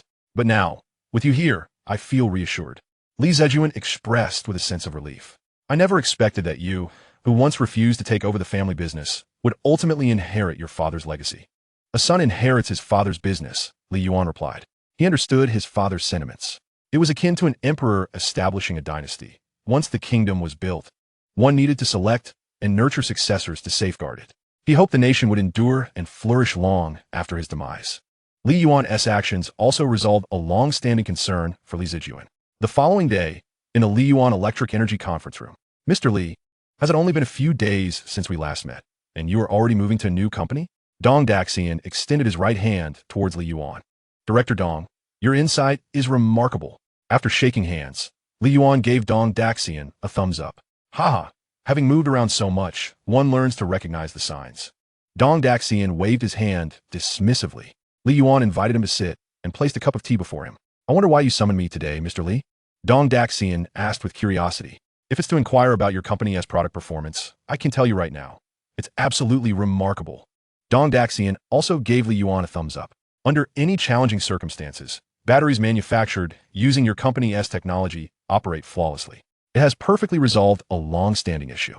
I trust in our technology. Otherwise, I wouldn't dare to collaborate with you. Li Yuan replied with a smile. Otherwise, we would be trembling while receiving this 10 billion.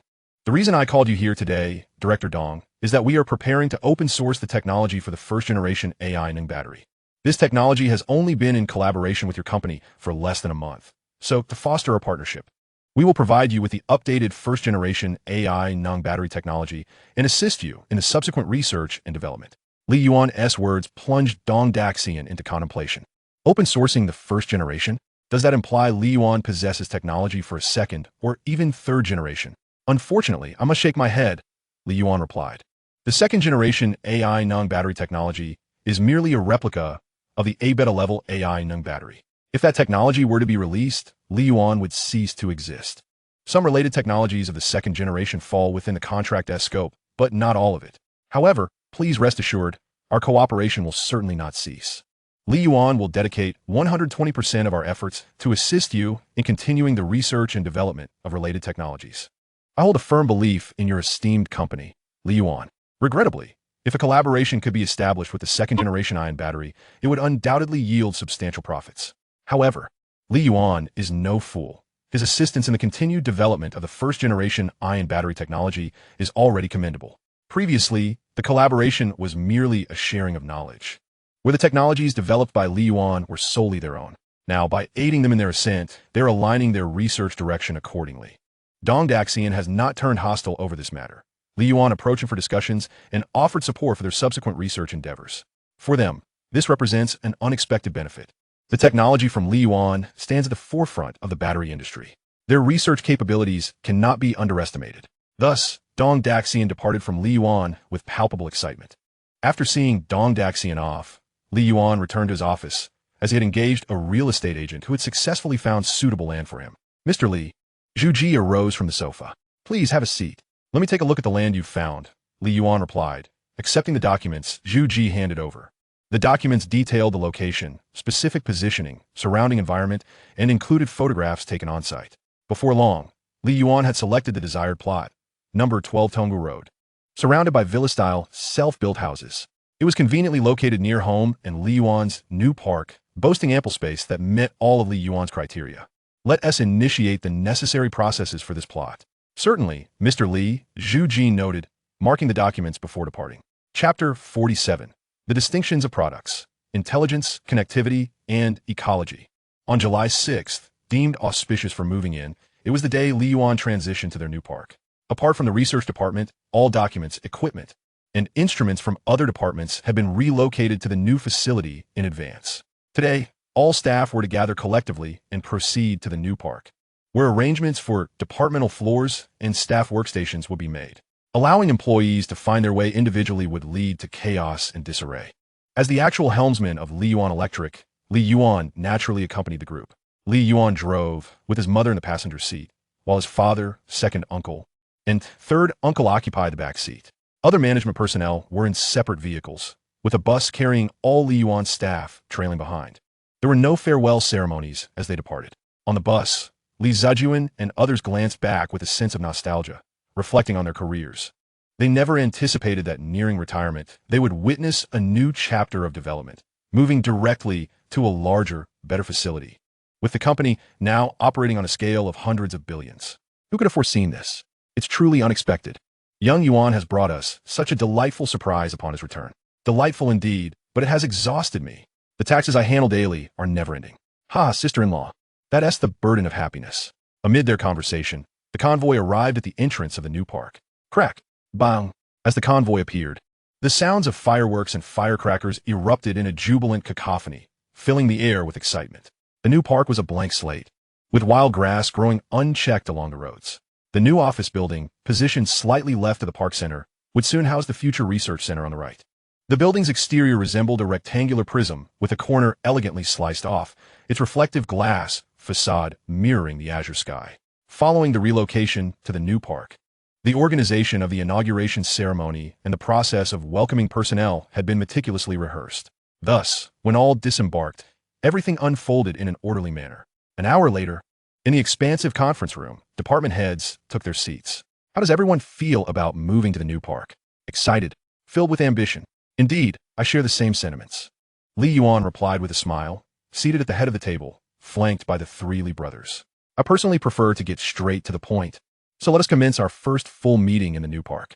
We have two primary topics to address. First, the mission of Li Yuan Electric, which also encompasses Panda Electric. I trust everyone has noticed upon entering the new park that our guiding principle is technology for a better tomorrow. Our products from Li Yuan and Panda are designed to enhance the lives of people, making them more convenient and fulfilling. I hope that in our future endeavors, we all actively embody this mission, transforming Li Yuan into a great company that contributes to the welfare of humanity. Applause erupted fervently. The mission of Li Yuan Electric was well known among them, but hearing it articulated by Li Yuan evoked a profound sense of shared honor and pride. The growth of Li Yuan was a collective accomplishment built brick by brick. They felt immensely privileged to partake in this grand endeavor of establishing a company dedicated to the betterment of society. Li Yuan extended his hands, signaling for silence. The second matter pertains to the establishment of an ecosystem for all products from Li Yuan, Panda, and any future companies we may create. This concept was inspired by my studies with the A-Beta civilization, where communication devices could take the form of watches, glasses, or chips, showcasing various manifestations. However, they all share a common trait: the ability to control any household appliance, command robots to clean, or even prepare meals. They can direct vehicles to autonomously locate and pick up their owners, facilitating seamless interaction among people, homes, and automobiles. Any smart product connected to the internet can be managed through these communication devices, vastly simplifying daily life. Our vision for Li Yuan is to adopt a similar approach. With electric vehicles eliminating complex engine systems, we will find space redundancy within, which can be leveraged to enhance design, transforming electric cars into intelligent, interconnected, and interactive entities. However, not everyone in attendance has had the opportunity to witness such a future as I have, so I must elucidate my vision for clarity. By ecosystem, I refer to the technological means through which our smartphones can control cars, appliances, and other smart products, placing them firmly within our grasp. I perceive that many may not fully comprehend this concept, but imagine a scenario where you cannot locate your car in a parking lot. With a simple tap on your phone or a gentle press of a remote, the vehicle would glide to your side. Or consider a late workday when you wish to avoid cooking. You could simply instruct a home robot via your phone to prepare a meal, allowing you to savor a delightful dish upon your return. I may be indulging in lofty ideas, but this is undeniably the future direction of Li Yuan's development. Li Yuan raised his voice, infusing it with fervor. Our future at Li Yuan will not merely be that of a battery manufacturer. We shall evolve into a comprehensive high-tech enterprise, much like Gong Etian, whose company is integral to people's lives. Of course, we aim to reach such a level of influence. What matters is that we enhance the quality of life and convenience for all. Do you all have confidence in this vision? Yes. The room resonated with enthusiastic agreement. Voices united in a fervent declaration. In light of our company's departmental restructuring, adjustments will be made, which will be elaborated upon by Chairman Li Zijuan shortly. Following this meeting, relevant announcements will be posted for everyone's perusal, so please familiarize yourselves with the changes to avoid any misdirection during office hours. A chuckle rippled through the gathering. As I previously mentioned, this reflects the distinctiveness of all our products: intelligence. Our upcoming launch of the Panda two-wheeled vehicle embodies this principle. I have arranged for 100 units to be available in our park for everyone to experience. Should you have any valuable feedback, I encourage you to direct your emails to the R&D department. Moreover, the realm of smart control hinges upon chips. It is far more prudent to rely on our own resources rather than others. Human resources, please assist me in recruiting the necessary personnel. That concludes my remarks. Next, Chairman Li Zijuan will discuss departmental divisions and personnel changes. After Li Yuan signaled to Li Zijuan, he returned to his seat. The company's bylaws have been established, and we are now poised for the launch of the second-generation ion batteries, seeking to conquer the challenges of graphene solid-state batteries and embark on the development of nuclear fusion batteries.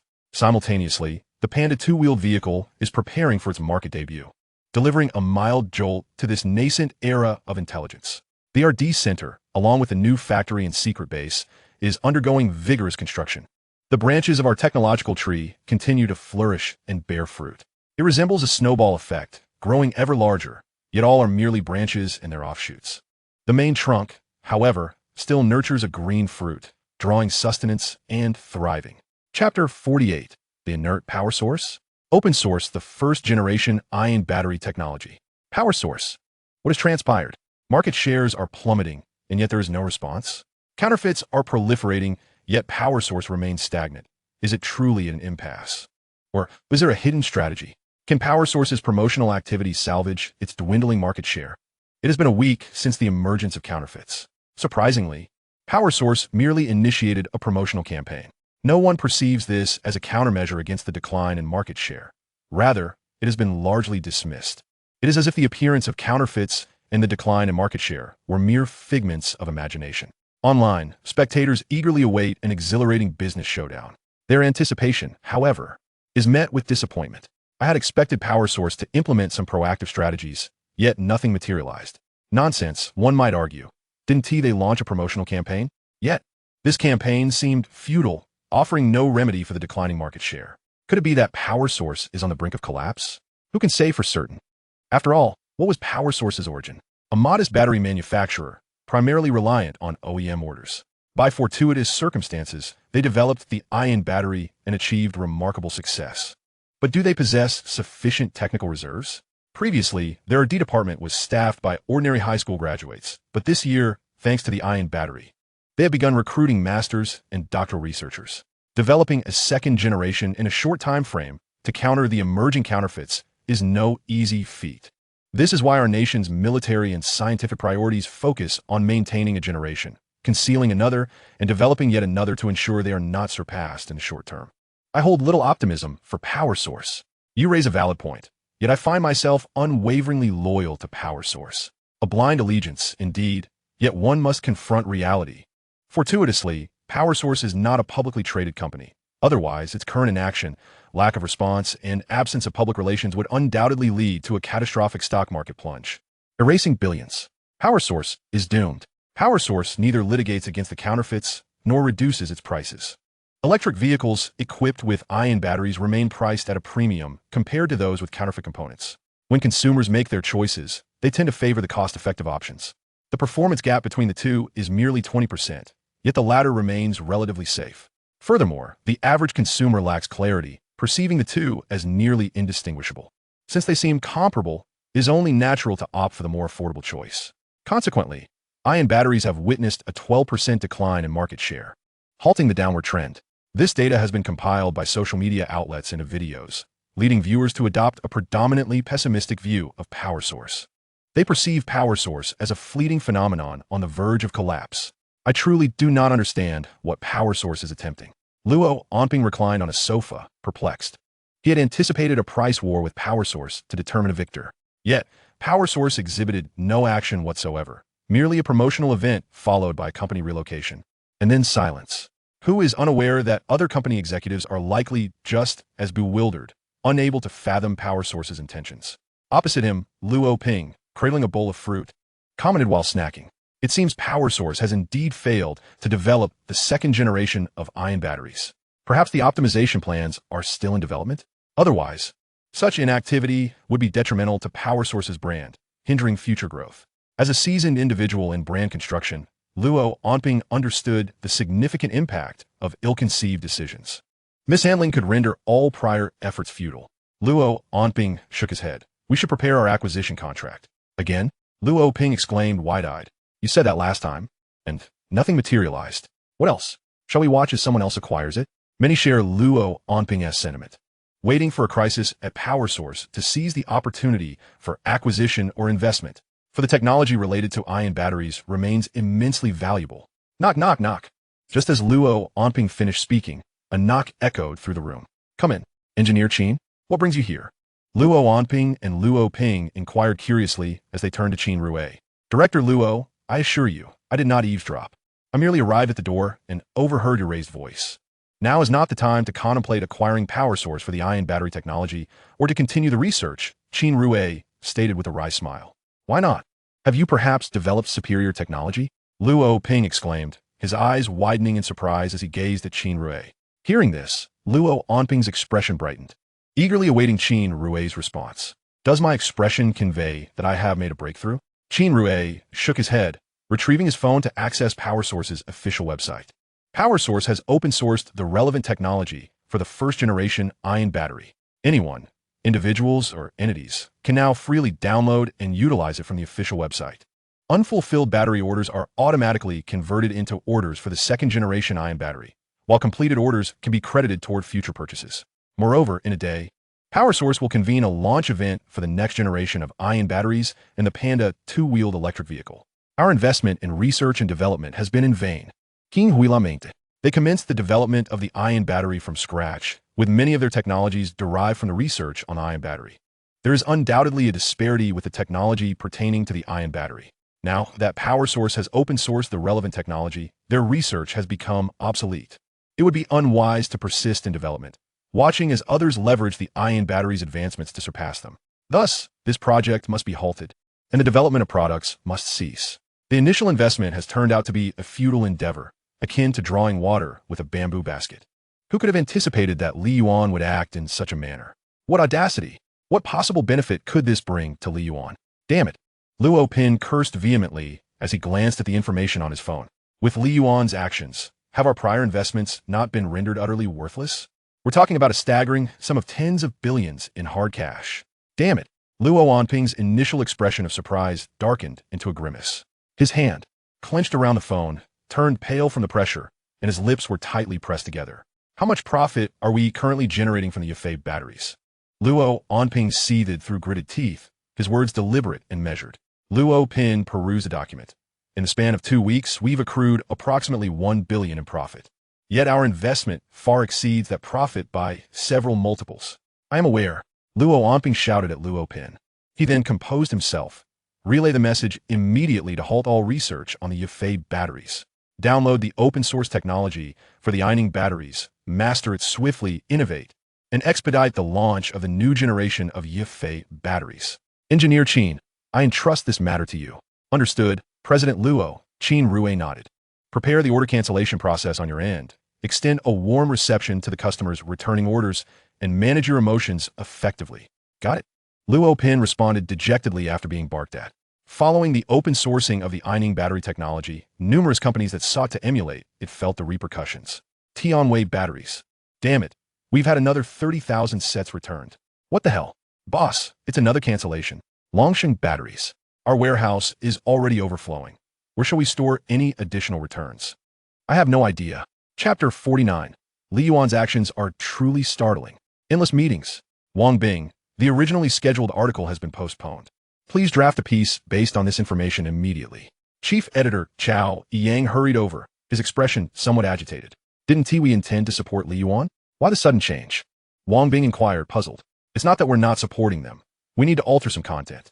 You'll understand once you take a look, Chao Yang said with a smile. Li Yuan is indeed a local enterprise in Hongdu. As an official media outlet, who else should they support? Moreover, has Li Yuan truly erred? The Yining battery was emulated. Yet they magnanimously chose not to pursue legal action. Otherwise, the consequences of infringing upon national intellectual property laws would have been felt. Now, to begin disparaging Li Yuan? It goes without saying that these companies are orchestrating this behind the scenes. How could ordinary people possibly pay attention to such matters? They only come to stir the pot once the heat rises. Are you kidding? Open sourcing? Isn't Li Yuan just inflicting self-harm while attempting to harm others? Wang Bing was even more bewildered. You really ought to broaden your perspective and not limit yourself to local news. The official Yining website has stated that they now have a second-generation Yining battery. The first generation has been phased out. Phased out entirely? Wang Bing's eyes widened in shock. Other companies either upgrade or refine their offerings, but Li Yuan has outright discarded the first generation. How audacious! When did technology become so inexpensive? Look further afield. Li Yuan's open sourcing of battery technology not only showcases their generosity, but also makes a significant contribution to the battery sector. I reached out to my old friends for some data, which I compiled in this document. Please write the article diligently, Chao Yang urged earnestly. Rest assured, Chief Editor, I will complete it with utmost seriousness. On the internet, discussions surrounding the open sourcing of the Yining battery were fervent. What? They've actually open sourced it? Does this mean I could start a company using Li Yuan's technology? Li Yuan's not idle. Their actions are genuinely alarming. Start a company? With technology accessible to everyone, if you attempt to establish a company, who would survive? If you possess the capability to innovate, perhaps you could succeed. However, with Li Yuan's second-generation Yining battery already available, can you still find a market while clinging to the first generation? Li Yuan's open sourcing will undoubtedly cause distress to major battery brands such as Yafei, Weinin, and Longyang. Indeed, the pain is palpable, losing tens to even hundreds of billions, while also dealing with various order cancellations, equates to a complete financial loss. Isn't that a bit exaggerated? Exaggerated? The Yining battery has a technology lock. Merely cracking that could cost over 10 billion, and understanding the internal technology is nearly impossible. Each attempt could also run into billions, and the eventual successful research and development would require even more. It's not an exaggeration at all. It seems that in this commercial battle, Li Yuan holds the upper hand. Of course, if you replicate my work, I will simply overturn the table and create an entirely new second generation. The question remains, how does the second generation of Yining batteries compare to the first? Enough with the trivialities. If the second generation isn't superior to the first, can it truly be called a second generation? Simultaneously, official media outlets such as Hongdu Daily released relevant reports. Recently, Li Yuan Electric's Yining battery has gained considerable popularity in the market due to its exceptional performance. However, the market has also seen a surge of counterfeit products, causing significant disruption to Li Yuan Electric's operations. Despite this, Li Yuan Electric has taken a tolerant approach, opting not to wield legal weapons for self-protection. Today, Li Yuan Electric made a groundbreaking announcement, open sourcing the technology of the first-generation Yining battery, triggering a seismic shift in the battery industry. According to our investigation, many companies have suffered substantial losses. To clarify this matter, we consulted with General Manager Li of Li Yuan Electric, who stated, "Since everyone enjoys the Yining battery so much, let us all collaborate and explore how to pave a broader path for the Yining battery." As a result, after Li Yuan open-sourced the first-generation Yining battery, the previously precarious battery manufacturing plants and contractors without their own technology saw a glimmer of hope. From what I understand, these factories are now setting their sights abroad. Of course, they must look overseas. With Li Yuan, Yafei, Weinin, and other established companies in the domestic market, the competitive landscape is evident. Targeting international markets is indeed a wise strategy, yet they are merely compelled. Were it not for Li Yuan's technology, they would not dare to glance towards foreign markets. We have it. So what does that mean foreigners can't download it? You should examine the specifics of Li Yuan's open source projects and technologies. You'll understand. Damn, They used obscure characters. Some even employed classical Chinese. It's not just the Americans who find it hard to comprehend. Even we rabbits would require some time to grasp it. Generally speaking, this development is advantageous for us, as by the time the foreign entities react, we will have already captured their markets. For the imitators, the losses are immense. For others, it's a monumental opportunity. However, Li Yuan's actions may also cultivate adversaries for itself. With the technology of the first-generation ironing battery, delving into the research of the second-generation ironing battery and achieving breakthroughs has become significantly easier. There is no doubt that Li Yuan's maneuvers are both grand and formidable. Should one assert that Li Yuan is on the verge of collapse, one would be mistaken. As generally stated, the second-generation ironing battery is at least 5 years ahead of the first generation. By the time they develop results, Li Yuan will have already commenced its next phase of research. With this single move, Li Yuan has swiftly alleviated its crisis and garnered favor from a broader audience. The new office building in Li Yuan's new park has been named Li Yuan Tower. At this moment, the conference room was filled with representatives from AI Nung Battery's procurement side, aside from Li Yuan and Li Ziqing. I sincerely appreciate everyone taking the time out of your busy schedules to attend today's contract re-signing meeting, Li Yuan began. A month ago, we launched the first generation of AI Nung batteries, and it is your trust and choice that have brought us to this point. Recently, we are preparing to unveil the second generation of AI Nung batteries, which will exhibit performance improvements of around 30 compared to the first generation. Naturally, this means a decline in sales for our first generation batteries upon its release. You have placed your faith in us, and we shall not disappoint you. Therefore, we propose a compensation plan and seek to re-sign the contract, hoping for your understanding. Li Yuan spoke with a look of regret. What is Mr. Li saying? We are already quite satisfied with the compensation your company has offered. There is no need for further discussion. I agree to re-sign the contract. I concur. Everyone voiced their agreement to re-sign the contract. After concluding the meeting and seeing the attendees off, Li Yuan and Li Ziqing proceeded to another conference room, where they found the selected manufacturers for outsourcing, among whom sat Guantong.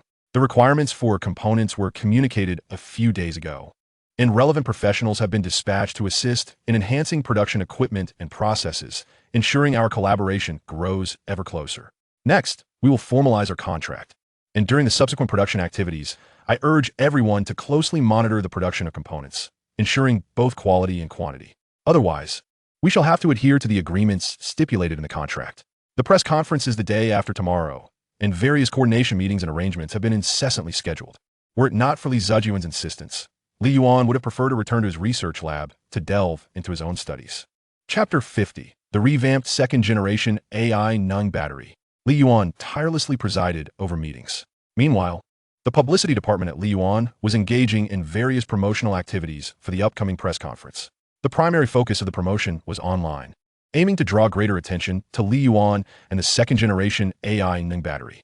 Offline, participation was invitation only, extending invitations to various media outlets.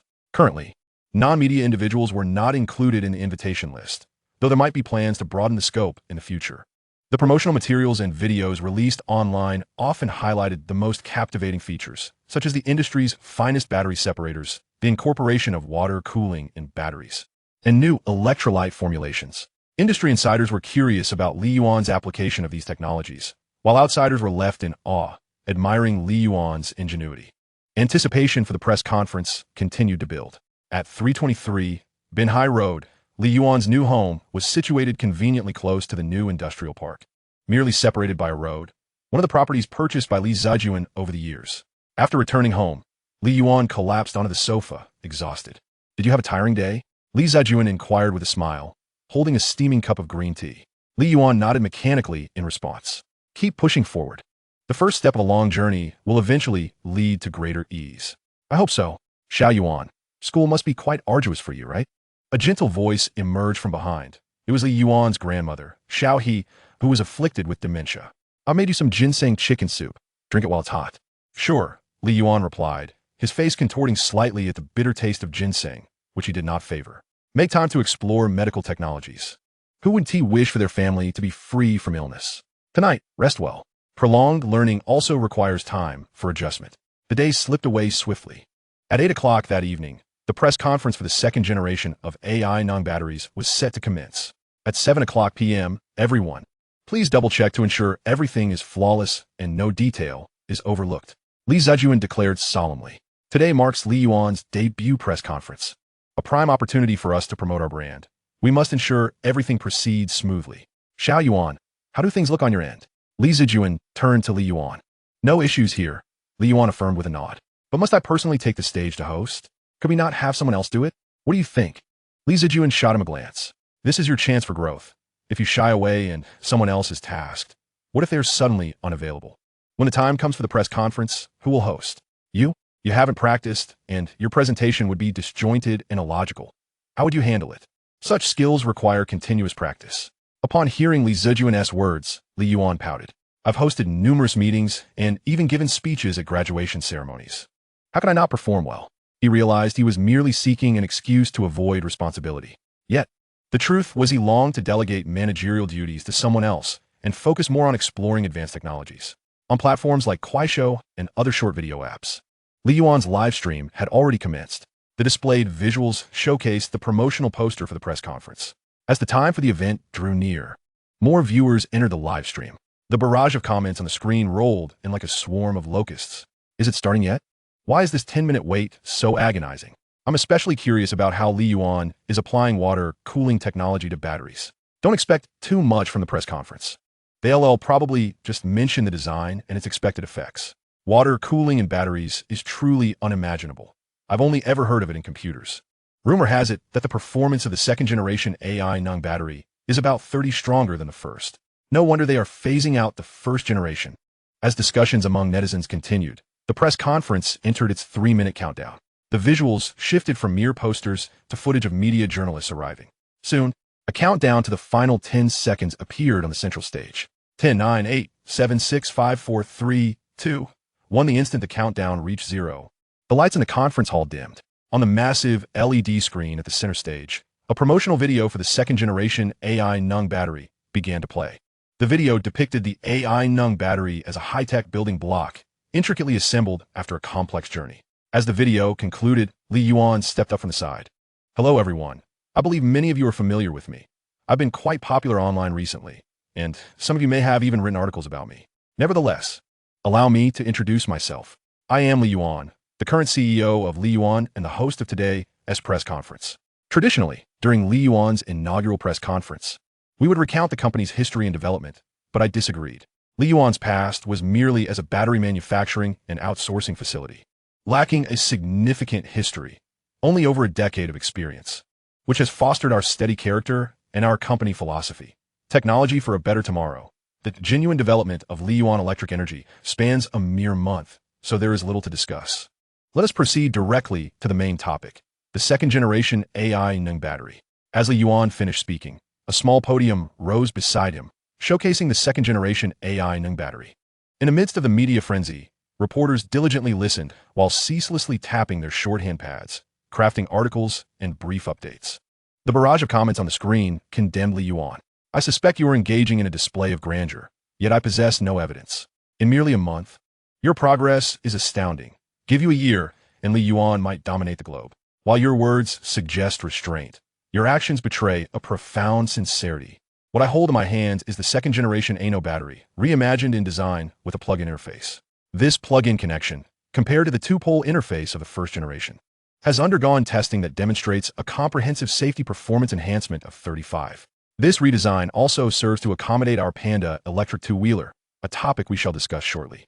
Internally, we have restructured the architecture of the battery, achieving a 35 reduction in complexity and a 50 improvement in performance compared to the first-generation ANO battery. As is well known, during the charge and discharge processes, batteries generate heat and experience expansion, phenomena that are inevitable in their usage and can lead to explosions and fires.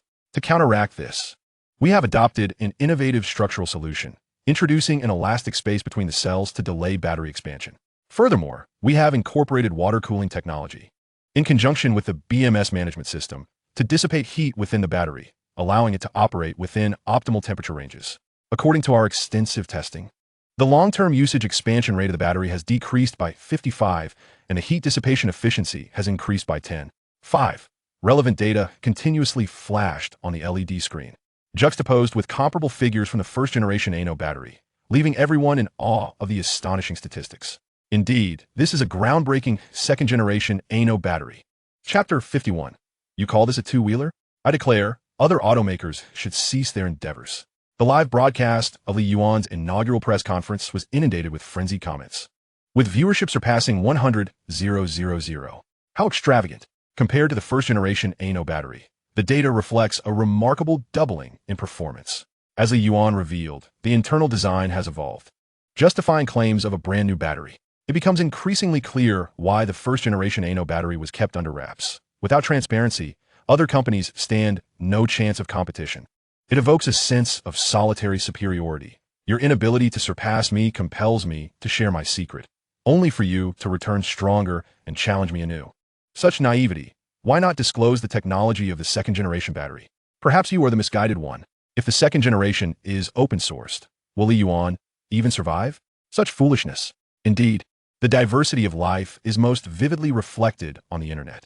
The astonishing data suggests that the battery market is poised to be dominated once more by Li Yuan. I sincerely hope other companies will hasten to catch up. A flourishing competition is the essence of spring. On stage, Li Yuan continued his discourse. We have implemented various designs within the battery to significantly enhance the performance of the second-generation Ano battery, rendering it safer. Through rigorous laboratory testing, the energy density of the second-generation Ano battery has reached 200 to 300 Wh/kg, offering a range of configurations with capacities of 48V, 60V, 72V, and options of 20Ah, 60Ah, among others. A 72V 60Ah battery can provide an overall range of 200 to 250 kilometers for the electric two-wheeler, allowing for a week's usage on a single charge. The battery's cycle life ranges from 1,600 to 2,000 cycles, ensuring it won't require replacement within 5 years. With each data point Li Yuan presented, astonishment surged through the audience. Such figures are simply extraordinary. By heavens, this energy density could very well suffice for electric vehicle power batteries. Luo Ping exclaimed in disbelief. He frequently assisted Luo Onping and Qin Rue, thus possessing considerable knowledge about batteries. Coupled with Yafei's plans to expand into battery production, his understanding deepened further. Tesla's battery energy density barely reaches 150 to 160 Wh/kg, so it is no wonder Li Yuan aspires to manufacture vehicles. With such technology, I too would wish to create cars. Luo Onping mused. The heads of other companies were equally astounded by the data of the second-generation Ano battery. A range of 200 kilometers? Is that for real? The most powerful batteries on the market offer barely over 100 kilometers. The actual range will surely be significantly less, dropping from over 100 to 80, and 200 will undoubtedly be halved. After sharing such extensive data, one might be curious about the price of our second-generation Ano battery. Li Yuan paused, surveying the audience. The average price of the first-generation Ano battery, a lead-acid model, was 600. Thus, our second-generation Ano battery, with capacities of 30, 48V, 60V, and 72V, will be priced at 550, 600, and 650. The average price remains at 600 yuan. Lithium batteries will be slightly more expensive, with each specification increasing by 200 yuan compared to lead-acid batteries. In truth, the average price has not changed significantly. It remains at 800 yuan. I hope our competitors refrain from criticizing Li Yuan. The materials for the second-generation Ano battery remain consistent. The price cannot increase substantially. Li Yuan stood on the stage, a smile gracing his face. Yet to industry insiders, it bore the semblance of a devilish grin. Such an exceptional Ano battery at this price point will compel competitors to lower their prices, aligning with, or even undercutting, this level. Their market share will undoubtedly be seized by Li Yuan. After discussing the battery, let us turn our attention to our newly developed product, the Panda electric two-wheeler, the Xingyue. Having concluded this segment, Li Yuan stepped aside, allowing the video on the LED screen to play unobstructed. My goodness, how striking. Its design is entirely unlike anything on the market. The moment I saw it, I was captivated. I concur. Other electric vehicle models are bulky and cumbersome, while the Panda electric vehicle appears remarkably agile. The youthful president truly understands the hearts of young people. Provided the price is reasonable, I will undoubtedly purchase the Panda electric vehicle. Navigating the plethora of cars in Pengcheng makes an electric vehicle far more convenient. This is our Panda electric vehicle, eschewing the seemingly cumbersome design to present a more nimble and user-friendly option. To ensure stability during operation, we have adhered to aerodynamic principles in the design, guaranteeing our safety while driving. As Li Yuan elaborated, the LED screen behind him magnified the details he discussed. The most crucial components of the electric two-wheeler are the battery, motor, and electronic control system. Regarding the battery, We will employ various capacities of the second-generation ANO battery, creating low, medium, and high configurations. For the motor, we have designed a brushless DC permanent magnet motor, which generates torque through the magnetic field produced by the permanent magnets and the induced current. This allows the battery to deliver higher power output. In terms of the reducer, we have adopted a planetary gear reduction design, which boasts a high transmission ratio, efficiency, and load capacity, ensuring that our Panda electric vehicle provides robust power while also enabling prompt stopping in emergencies. On the electronic control front, we at Yuan have established a dedicated research team, tirelessly debugging and reprogramming to enable our control system to accurately convey speed, battery levels, and other crucial information. By integrating all these elements, we have birthed the Panda electric two-wheeler. The maximum range can reach 215 kilometers, a figure verified by our dedicated team through extensive testing. The maximum speed can reach 50 kilometers/h. We hope that after purchasing, everyone will drive with caution and not excessively pursue the ultimate speed. Finally, our Panda electric vehicle has one crucial feature: intelligence. After authenticating through a smartphone, we can remotely start our Panda electric vehicle. In the event of loss, we can utilize the phone's tracking function to locate the missing Panda. If it is moved without permission, an automatic notification will be sent to the owner. Listening to Li Yuan's introduction, discussions erupted vigorously both online and offline. On data comparison, the Panda electric vehicle is not significantly different from other electric vehicles. Unlike AI Nung batteries, which lead the industry, I had not anticipated such intelligence in electric two-wheelers. Who could have imagined that electric vehicles could be so innovative? Remote starting, vehicle tracking. My mother will never have to worry about my bike being stolen again. Picture this: you visit a friend, park the bike, and when he asks why you didn't lock it, you whip out your phone to remotely disable it. Imagine your friend's expression. He'd say, "Dude, let me take it for a spin. Is this what a two-wheeler is?" I can confidently announce that Li Yuan is poised to capture a new market. Companies primarily dealing in electric two-wheelers are beginning to panic. Chapter 52, Li Yuan, a truly innovative technology company. Bang! Luo Onping slammed his fist on the table. The Panda electric vehicle from Li Yuan surpasses the Yifei electric vehicle in both range and performance. With the added benefit of intelligence, how can they possibly compete with Li Yuan? Young people will undoubtedly choose the Panda electric vehicle, not for any particular reason, but simply because it is undeniably cool and technological. The older generation, under the influence of the younger generation's education on technology, will inevitably gravitate toward Li Yuan electric vehicles. As long as Li Yuan's pricing remains reasonable, it will sell like hotcakes. Judging by the price of AI Nung batteries, the pricing of the Panda electric vehicle is certainly not unreasonable. They must find a way to preserve their market share. Bro, what should we do? This guy is coming for us. Luo Ping also realized the futility of exploring the transition from two-wheelers to four-wheelers, or the battery supply partnerships. It was all nonsense. Even the open-source initiative allowing everyone to use battery technology for free seemed designed to bait them. Using their technology while simultaneously competing against them? What would netizens say? Yifei really doesn't know its place. Li Yuan offers free use, and yet you still target them. Look at their generosity. They Haven T complained about being imitated, even generously opening up their resources. Now, when they finally develop a product independently, you want to engage in a business rivalry? What a petty company. Luo Ping could imagine such public sentiment. However, in all fairness, Panda Electric and they are both manufacturers of electric two-wheelers. Would they really engage in a business rivalry against Panda?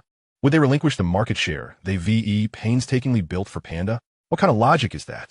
Li Yuan is purely engaging in daylight tactics. I don't know. Luo Onping shook his head. To maintain their market share, their electric vehicle needs a redesign, and the batteries must rival the second-generation AI Nung batteries.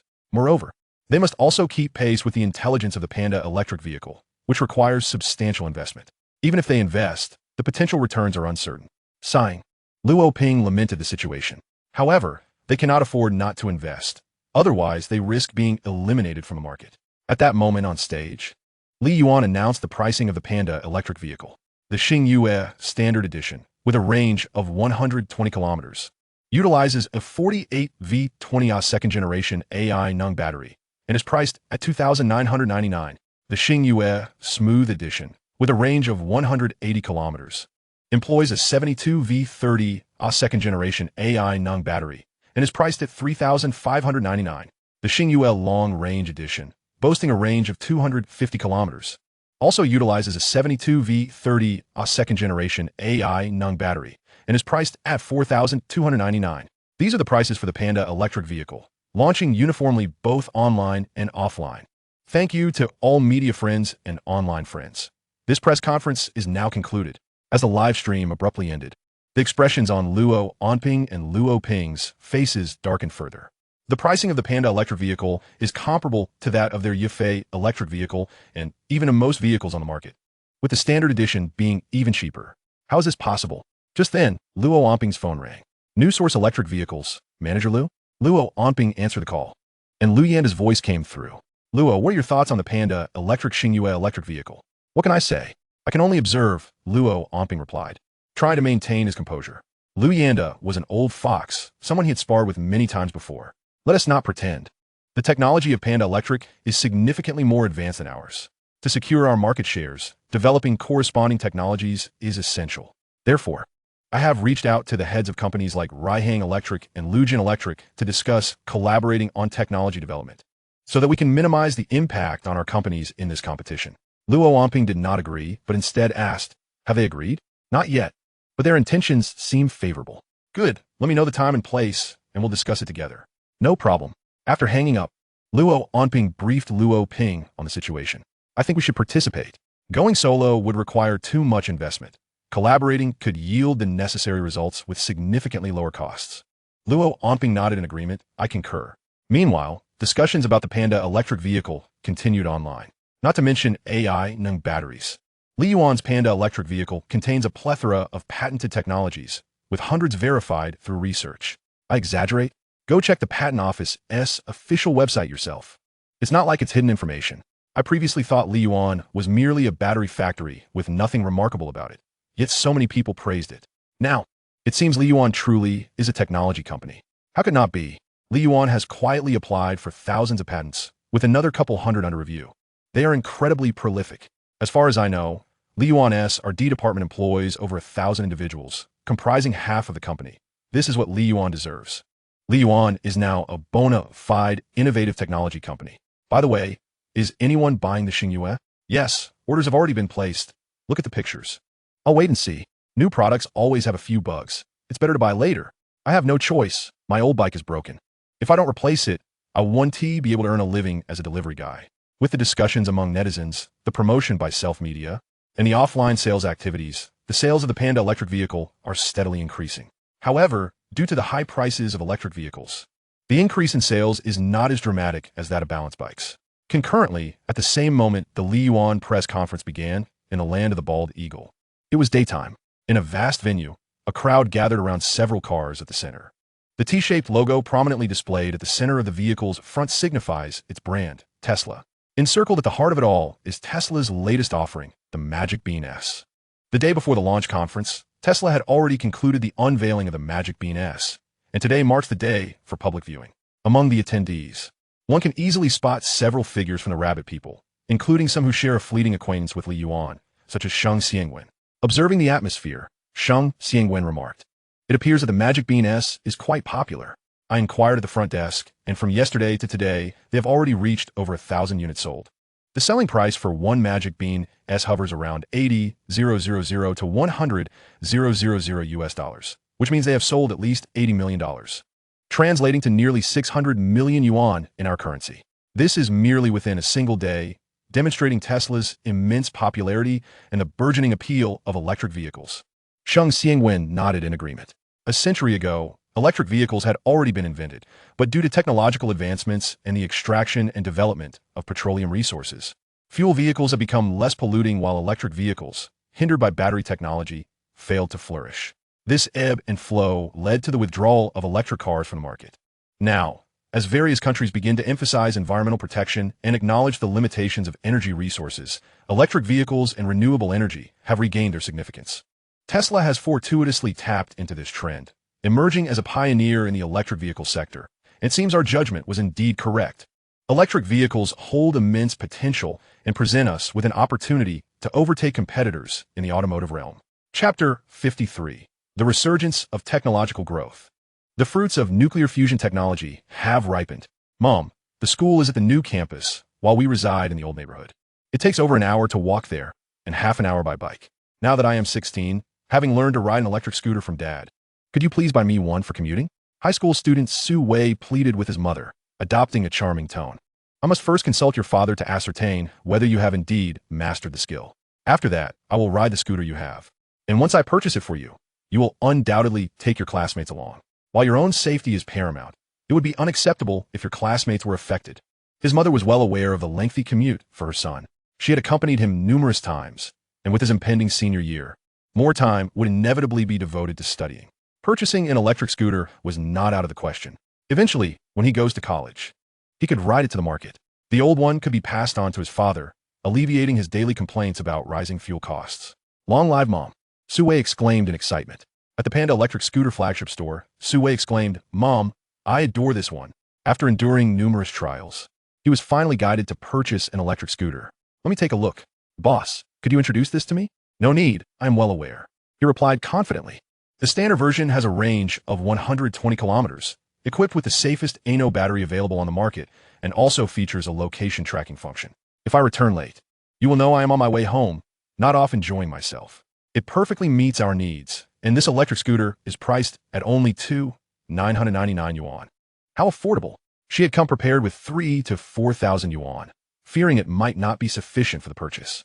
To her surprise, it was more than adequate. "Boss, is what my son says accurate?" The proprietor smiled warmly. "Absolutely correct. Ma'am, your son is the 10th customer to inquire today, and they're all quite familiar with this model. It is exceptionally popular among the youth, and we have sold over 10 units today alone. Are you familiar with the ANO battery? It is the best in the industry." The owner gave a thumbs up. "In terms of both performance and safety, it is top-notch. Once you make your purchase, we offer multiple guarantees at our store." In no time, the transaction was successfully completed. Not only high school students, but also many college students, weary of walking and reluctant to ride bicycles to their early classes, found a perfect solution by sharing a scooter among 4 roommates.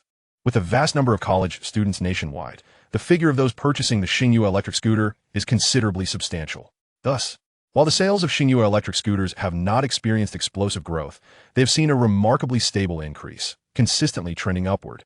A week swiftly passed. During the routine Monday morning meeting, Li Yuan opted not to return to the old factory, but instead arrived at the new campus.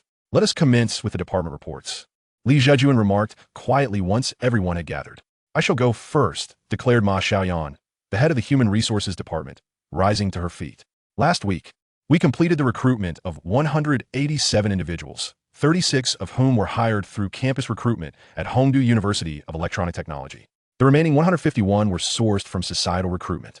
Among them, 110 possess bachelor's degrees, 40 are master's degree holders, and 37 hold doctoral degrees. A total of 120 individuals have been assigned to various departments, including sales, public relations, and design. The 37 doctoral and 30 master's degree holders have been recruited specifically for the R&D department, with a detailed list of their academic backgrounds and areas of research already sent to General Li. "Good," Li Zhejuan nodded approvingly. "Zecheng, would you like to report for the sales department? Or shall we have Xiaohai do it?" "Let Xiaohai handle it," Li Zecheng replied with a smile. Called upon, Shanghai stood up. "I will first report on the sales of the ANO battery.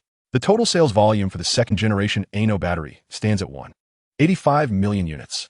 After excluding those re-signing contracts, the number of new contracts is 154 million units. Each battery set comprises 3 individual batteries, with average prices of 600 and 800 yuan per individual battery. The total sales revenue amounts to 372 billion yuan. As Cheng Hai concluded his report, the meeting room erupted into enthusiastic applause. "In just 1 week, we have achieved sales of 372 billion yuan, indicating that this month, Li Yuan's sales figures will once again surpass 10 billion yuan. Of course, we anticipate a decline in the following months. The current high sales can be attributed to the recent launch of the second-generation ANO battery, as there are no alternatives available in the market. Moreover, as ANO batteries flood the market, there will be an initial consumption phase before new orders can be placed. Nevertheless, the results attained thus far are indeed remarkable." Next came the report on the balance scooters, which experienced a significant decline in sales this week, with only around 3,000 units sold, generating total revenue exceeding 4 million yuan. The applause continued to resonate in the room. The balance scooter market has always been niche, and considering the previous sales surge, selling 3,000 units within a week is commendable. Finally, regarding our Xingyue electric scooters, statistics reveal that 11,000 standard versions were produced, 300 of the smooth ride version, and 4 500 of the long-range version. The total sales revenue reached over 75 million yuan. The applause in the conference room grew even more fervent. In just 1 week, they sold over 75 million yuan worth of scooters. While this figure appears modest compared to the battery sales, it stands favorably against the sales of brands like Yifei and Rixin, indicating that Xingyue electric scooters have indeed found success. Moving forward, steady progress is expected, with sales figures and revenue anticipated to rise. Subsequently, reports from the finance department, R&D department, and others followed. After the reports concluded and this week's tasks were assigned, Li Yuan boarded his vehicle and began his return to the old factory. Whether concerning graphene solid-state batteries or microbial growth methods, both had now reached their final stages. He intended to return and oversee the process, with successful experiences at hand. Other researchers would be able to learn more swiftly. Li Yuan reclined in the rear seat, suddenly struck by a thought, and found himself before the magnificent technological tree of Jiwei technology. At that moment, the tree appeared as though it had been infused with growth hormones. Countless branches extended from the trunk, comprising both main and subsidiary branches. Beside the fruit of nuclear fusion technology, 2 large azure fruits had emerged, each belonging to a distinct main branch. Unlike the fruit of nuclear fusion, the nature of these azure fruits eluded his comprehension. However, by mastering the subsidiary technologies beneath the main branches, he could make educated guesses about their identities. Meanwhile, the fruit of nuclear fusion was transitioning from azure to crimson. The nutritional bubbles at the base of the tree visibly swelled with nutrients. Li Yuan's contemplations were indeed correct. Even with a team, how swiftly could he advance in research alone? Could nutrients proliferate at such an astonishing rate? Furthermore, the ascension of a civilization is not merely a linear progression of technological advancement. By opening up what Li Yuan deemed rudimentary technologies without hindering his own development, he could simultaneously foster the technological growth of Blue Star, thereby facilitating the rapid increase of nutrients within the Jiwei technology tree. This was the true brilliance of the Jiwei technology tree. Previously, his perspective had been far too narrow. Just look at how many technological fruits he had acquired in such a fleeting moment. Exhilarating. Chapter 54. The expansive applications of the AI energy battery. Unconsciousness. Nuclear fusion planning. 1, 2, 340, 57, 68, including those 2 Azure technological fruits, the Jiwei technology tree had yielded a total of 70 technological fruits. The catalyst for their emergence was undoubtedly the first generation of AI energy battery technologies, which had been further developed and derived by other companies. Had it been the R&D department of Li Yuan, the pace would have been far more languid. Now, under Li Yuan's leadership, the R&D department comprised 62 doctoral researchers, 337 master students, and 601 undergraduates. Their primary research domains included electrochemistry, mechanical engineering, material science, and more. Their growth was predominantly reliant on the rapid proliferation of nutrients in the fields of chemistry and material science, unlike the current flourishing of diverse disciplines. After all, every researcher was eager to decipher the secret behind the exceptional performance of the AI energy battery. Curious about the technologies at hand, Li Yuan approached the Jiwei technology tree and plucked a ripe technological fruit to consume. Upon entering his mouth, the fruit transformed into a refreshing surge of energy that coursed through Li Yuan's mind. Instantly, a torrent of knowledge flooded his consciousness. Beta programming language, beta systems. Holographic projection technology, new steel-carbon composite materials technology, advanced artificial intelligence programming codes, lithography manufacturing processes and methods, swarm drones, and rudimentary kinetic weapons. After amalgamating these 9 or so subsidiary technologies in his mind, they coalesced into various branches of knowledge. The thoughts swirling in his mind ignited a fervent desire within Li Yuan. He yearned to rush to the laboratory and experiment with these innovations. Upon delving deeper into these technologies, he could not help but marvel at the extensive applications of the AI energy battery. The backup power for supercomputers was provided by genuine AI energy batteries. The operational energy for drones stemmed from these batteries. The energy storage for rudimentary kinetic weapons was likewise constituted by authentic AI energy batteries. Across numerous facets of the A-beta civilization, the presence of genuine AI energy batteries, essentially graphene solid-state batteries, was ubiquitous. Yet, he pondered the reason behind this phenomenon. Surely, it could not be solely attributed to the fact that the founder of AI energy was recognized as the chief scientist of the A-beta civilization, along with his brother? Li Yuan believed that the downfall of other civilizations was inevitable. However, based on his understanding of Gongye Tian acquired in the learning space, He knew he was not the type of person to act in such a manner. Thus, there must be other underlying reasons that remained unknown to him. As he continued to learn, the truth would inevitably reveal itself. A sense of curiosity about uncovering secrets welled up within Li Yuan. Suddenly, a crack echoed through the air as a branch snapped. Li Yuan looked up to see that the fruit of nuclear fusion technology had fully ripened. The azure fruits had transformed entirely into a radiant crimson, pulsating with brilliance. Now, suspended before him, Li Yuan extended his hand to catch it, feeling a heavy sensation of gravity pulling him downwards. Without hesitation, he devoured the fruit with great delight. The entire fruit was swiftly consumed, and, simultaneously, Li Yuan's mind erupted like a cosmic explosion, inundated with an overwhelming cascade of knowledge. Were it not for the modifications made to his brain by the Jiwei technology tree, the sheer volume of information could have rendered him a fool. The disciplines encompassed within nuclear fusion technology were vast and intricate, including nuclear physics, energy science, and engineering. Materials science, plasma physics, and applied sciences, all interwoven in complex intersections. Before long, Li Yuan succumbed to unconsciousness amidst this ocean of knowledge. Upon awakening, Li Yuan discovered himself in a hospital room, his nostrils filled with the pungent scents of ethanol and hydrogen peroxide. Why am I thinking this way? He pondered, perplexed. Could it be that the technological tree had further enhanced his faculties? His brain instinctively analyzed the chemical substances. Otherwise, he would struggle to explain it. Beside him, his mother lay sleeping on a companion bed, her clothes and shoes still on, her brow furrowed in concern, ever ready to awaken at the slightest hint of trouble. Mom? Li Yuan called softly. At the sound of his voice, Mei Chunhua stirred awake, sitting up and focusing on him to ascertain the source of the sound. She was greeted by the sight of Li Yuan smiling at her. Smiling, Mei Chunhua rose from her bed, pulling a chair beside Li Yuan's hospital bed.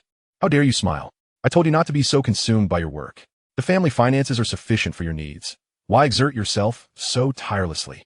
Look where that has led you. Into the hospital. Are you pleased now? As she spoke, tears began to trickle down Mei Chunhua's cheeks. I only have you as my son. If something were to happen to you, what would your father and I do? Can't you take it easy? Those work matters are not urgent. Can't you approach them gradually? Seeing his mother's tear-streaked face and hearing her choked voice, Li Yuan felt a pang of emotion. All right, I understand. I will be more cautious in the future. He reassured her. After a while, Mei Chunhua's emotion settled. Li Yuan joked, if it comes to that, you and Dad could always have another child. Since elementary school, he had known that his parents frequented hotels several times a week, euphemistically referring to it as business trips. Mei Chunhua's face betrayed a look of panic. I do not comprehend what you are saying. I'm going to fetch a doctor for you. Watching his mother flee in a flurry, Li Yuan couldn't help but smile. After a series of thorough examinations, it was confirmed that Li Yuan was in excellent health, and he was discharged from the hospital without incident. In truth, he had been perfectly fine. It was merely that his brain had been overwhelmed by the torrent of knowledge, prompting his body to enter a protective state and lapse into unconsciousness. Initially, Li Yuan intended to return to the RD department. However, under his mother, Mei Chunhua's stern objections, he returned home instead. Once in his room, Li Yuan retrieved a notebook and began to organize the knowledge of nuclear fusion technology that resided in his mind. Nuclear fusion technology refers to the process of utilizing light atomic nuclei, such as deuterium and tritium, to combine into heavier atomic nuclei, such as helium, under conditions of high temperature and pressure. During the process of fusion, a minuscule amount of mass is inevitably lost from the atomic nuclei, which is subsequently transformed into energy and released. According to the mass-energy equivalence principle, as articulated in the equation EMC, the energy liberated is exceedingly vast. This phenomenon occurs incessantly within the core of the sun, which is why it continuously emits an immense amount of light and heat. Nuclear fusion technology aims to harness this process through scientific means, capitalizing on the energy generated therein. Achieving this requires an environment of extraordinarily high pressure and temperature. In the Sun's core, the pressure reaches an astounding 260 billion times that of atmospheric pressure, with temperatures soaring to an impressive 15 million degrees Celsius. Currently, on the blue planet, we can attain stable and sustained high temperatures, yet we have yet to realize a stable, high-pressure environment. The challenges posed by such extreme conditions on the materials used in fusion reactors, regarding their strength and resistance to high temperatures, are formidable. Moreover, the fusion process is accompanied by a significant amount of plasma, necessitating the fulfillment of these external conditions before any meaningful progress can be made. Otherwise, all discussions remain mere conjecture. In Chapter 55, it is highlighted that achieving this independently, without national involvement, is exceedingly arduous. Firstly, one must identify materials capable of withstanding plasma impacts in such high-pressure and high-temperature environments. Steel-carbon composite materials emerge as particularly suitable. This novel material combines graphene with steel, preserving all the remarkable properties of graphene while significantly enhancing strength, heat resistance, and corrosion resistance, making it 10 times more effective than ordinary graphene. The fusion reactor of the A-Beta civilization utilizes this very material, and even the hulls of their cosmic battleships are constructed from steel-carbon materials. Thus, manufacturing components of the fusion reactor from steel-carbon is presently the most appropriate choice. Next, the importance of room-temperature superconducting materials cannot be overstated. The initiation of fusion and the maintenance of high-temperature environments are inextricably linked to superconducting materials. Their characteristic of zero electrical resistance significantly reduces energy loss during production and transmission, thereby enhancing the efficiency and stability of the reactor. Furthermore, the presence of superconducting materials allows for precise control of magnetic field strength and distribution by adjusting the current in the superconductors, making plasma control more accurate and effective. This, in turn, streamlines the design of fusion reactors, eliminating unnecessary complexities. Subsequently, energy collection devices and control systems must be addressed. The energy collection apparatus is relatively straightforward. Large-scale energy storage systems can be developed using graphene solid-state batteries and related technologies. By integrating them into the national power grid, consumption and storage can occur simultaneously without waste. However, the control system is of paramount importance. Conventional computer programs lack the precision required. It is essential to employ artificial intelligence to detect subtle variations and effectively manage the reaction processes within a reactor. Lastly, the issue of raw materials must be considered. The primary materials for nuclear fusion are hydrogen and its isotopes, deuterium and tritium. Deuterium, a stable isotope of hydrogen, contains 1 proton and 1 neutron in its nucleus. Although it is quite rare in nature, it is abundant in seawater, with each liter containing approximately 0.003 grams of deuterium. Global estimates suggest that the total amount of deuterium in the oceans reaches an astonishing 400 trillion tons, alleviating concerns regarding its scarcity. Tritium, on the other hand, does not exist naturally and must be produced through the neutron bombardment of lithium atoms, possessing 1 proton and 2 neutrons in its nucleus. Its acquisition is considerably more costly, with a price exceeding 200,000 per gram. Moreover, it is subject to stringent domestic and international regulations due to the complex nuclear reaction technology involved in its production. For an ordinary individual, obtaining deuterium and tritium is virtually impossible. In contrast, Yuan can independently resolve issues in other areas. He can extract deuterium from seawater, but tritium? Constructing a nuclear reactor to bombard lithium, 6 targets with neutrons? He fears that even before beginning, authorities would intervene. Without the support of national power, he understands that realizing the fusion reactor is unfeasible. He ponders who among his acquaintances might have connections to the state. Resting his chin on his hand, he falls into deep thought, the pen in his grasp tapping rhythmically on his notebook. Soon, 2 names emerge in his mind: Jiang Kai, the Deputy Minister of the Ministry of Science and Technology, and Sheng Xiangwen, the President of the National Battery Development Association. Through these 2 individuals, he may establish a dialogue with the government and secure their support. Once the graphene solid-state battery prototypes are manufactured, he plans to invite both of them to gauge their interest. After taking a brief respite at home for 2 days to organize the technologies acquired from the technological tree, Yuan finds himself restless. His days are filled with either dining or gaming, as his friends are preoccupied with work and lack the time to socialize. Rather than squander time at home, he decides to visit the company. Seeing Yuan full of vigor, Mei Chunhua and Li Zijuan do not deter him. However, as evening approaches, Yuan is required to return home, unable to remain at the company any longer, to which he reluctantly agrees. Otherwise, during his research, he would be distracted by his parents' presence. At the old factory site, 3 engineering teams are working in shifts around the clock. Since last month, the main structure has been largely completed, leaving only finishing touches. According to the construction team's estimates, it will take approximately another week to finalize everything, after which production lines can be installed. With the newly constructed factory, there are a total of 10 factories, 6 producing lead-acid batteries and 3 manufacturing lithium batteries. They are arranged in parallel, separated by a 3-meter-wide road. Once the R&D center in the new industrial park is completed, the R&D department will relocate there, freeing up space in the old factory for lithium battery production. Thus, the overall distribution will consist of 10 factories at the old site, with 6 for lead-acid batteries and 4 for lithium batteries. In 2 weeks, once the factory construction is completed and production lines are installed, it will fully meet the existing production orders of Li Yuan. The timeline for the original orders will also be correspondingly shortened, leading to early completion. In the new industrial park, multiple engineering teams are collaborating on construction. The R&D center is being built by various teams from different companies under China Construction Engineering, all of which possess relevant experience in constructing nuclear power plants. They are more than capable of erecting the defense-grade R&D center that Li Yuan requires. For ordinary structures, they could complete the construction in a month at full speed. However, due to the complexity of the construction techniques required for a defense-grade nuclear power facility, even at maximum efficiency, it will take 3 to 6 months to finish. Compared to other buildings, the timeline for completing the R&D center is the most protracted. Li Yuan sets down the documents in his hands and rubs his temples. These papers were sent over by Li Zhejuan, emphasizing that even if he dislikes management, he must thoroughly understand the company. A sigh escapes him. Managing the company is not his forte. Unlike the R&D department, where one simply completes a project and moves on to the next, managing other departments involves a multitude of considerations. Uncle Sam found himself in a quandary regarding management, thus retreating to the research and development department to solely focus on his work therein. Li Yuan shook his head, suggesting that it would be better for his father and second uncle to grapple with those challenges. After reviewing the documents, Li Yuan made his way to the research and development department situated in the old factory area. The facility was meticulously divided into various sections, treated for cleanliness and sterility according to departmental requirements. After traversing the sanitized corridors, Li Yuan entered the confines of the research department. Professor Du, Professor Xu, have you completed the development of the graphene solid-state battery?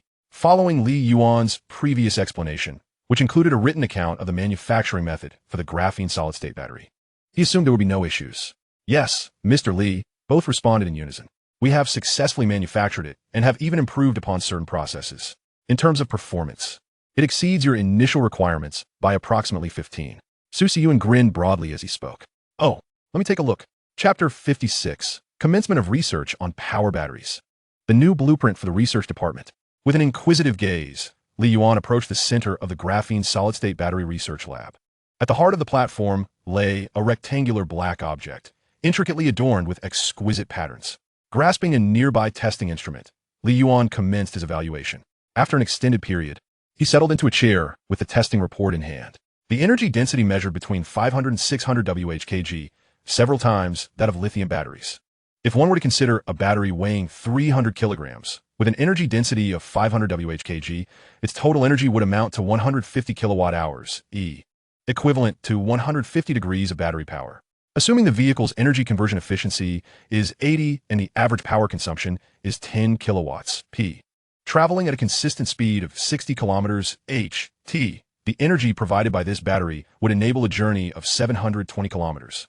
Naturally, these calculations are based on the graphene solid-state battery. Applying this technology to design an electric vehicle power battery would render these figures inapplicable. While reviewing the data, Li Yuan remarked, however, achieving a range of 1,000 kilometers seems entirely feasible. Du Shugong and Su Yuan gazed at Li Yuan, astonished. Mr. Li, have you calculated this in advance? Not at all, he replied. I merely ran the data and formulas through my mind, and the answer emerged. Didn't you hear me just now? That was essentially for my own benefit. Li Yuan smiled, seemingly oblivious to how remarkable his performance had been. The ability to compute 6-digit figures in his head astonished Du Shugong and Su Yuan, who noted that even without a calculator, it would take them a minute or two with a pen and paper. No wonder Li Yuan could develop the energy battery and microbial growth method. His mind was inherently different from theirs. I reviewed the internal design, and it fully meets the specifications. Your team has done an excellent job, Li Yuan praised them, giving a thumbs up to both and the other researchers. Now let us check on the microbial growth method. It should have achieved ecological self-consistency by now. Li Yuan was well acquainted with the progress of each research team within the department, as the technology stemmed from his own insights. After reviewing their progress reports, he had a general understanding of their timelines. Indeed, ecological self-consistency has been achieved, said Du Shugong. If you hadn't team mentioned it, Yuan and I were just about to invite you to see it, to check for any oversights. Du Shugong and Su Yuan guided Li Yuan to a nearby research room. The raw material for the graphene solid-state battery was graphene, hence the proximity of their arrangements. As before, a rectangular cultured dish occupied the center, but unlike prior configurations, it was now filled with a dark mass. The connected microscope display revealed countless microorganisms writhing within the blackened graphite. Some microorganisms appear black, having just ingested graphite and currently digesting it, while others were translucent, with a slender strip of black material trailing from their ends. We placed the graphite at the top of the culture dish and isolated it from the surroundings, thus confining the activity range of the graphene worms to the upper section. Due to the differing densities of the materials, the graphene produced by the worms will settle at the bottom of the dish, making it easier for us to collect. Su Yuan explained. He had primarily focused on graphene, leading the graphene research group, while Du Shugong provided academic support regarding material applications. Excellent. The next step is to contemplate the design for a mass production line. Li Yuan affirmed Su Yuan's research. I have some ideas, but I wish to wait for your concepts to materialize before we discuss them, he continued. All right, I am curious about your design thoughts, Mr. Li. Su Yuan replied with a smile.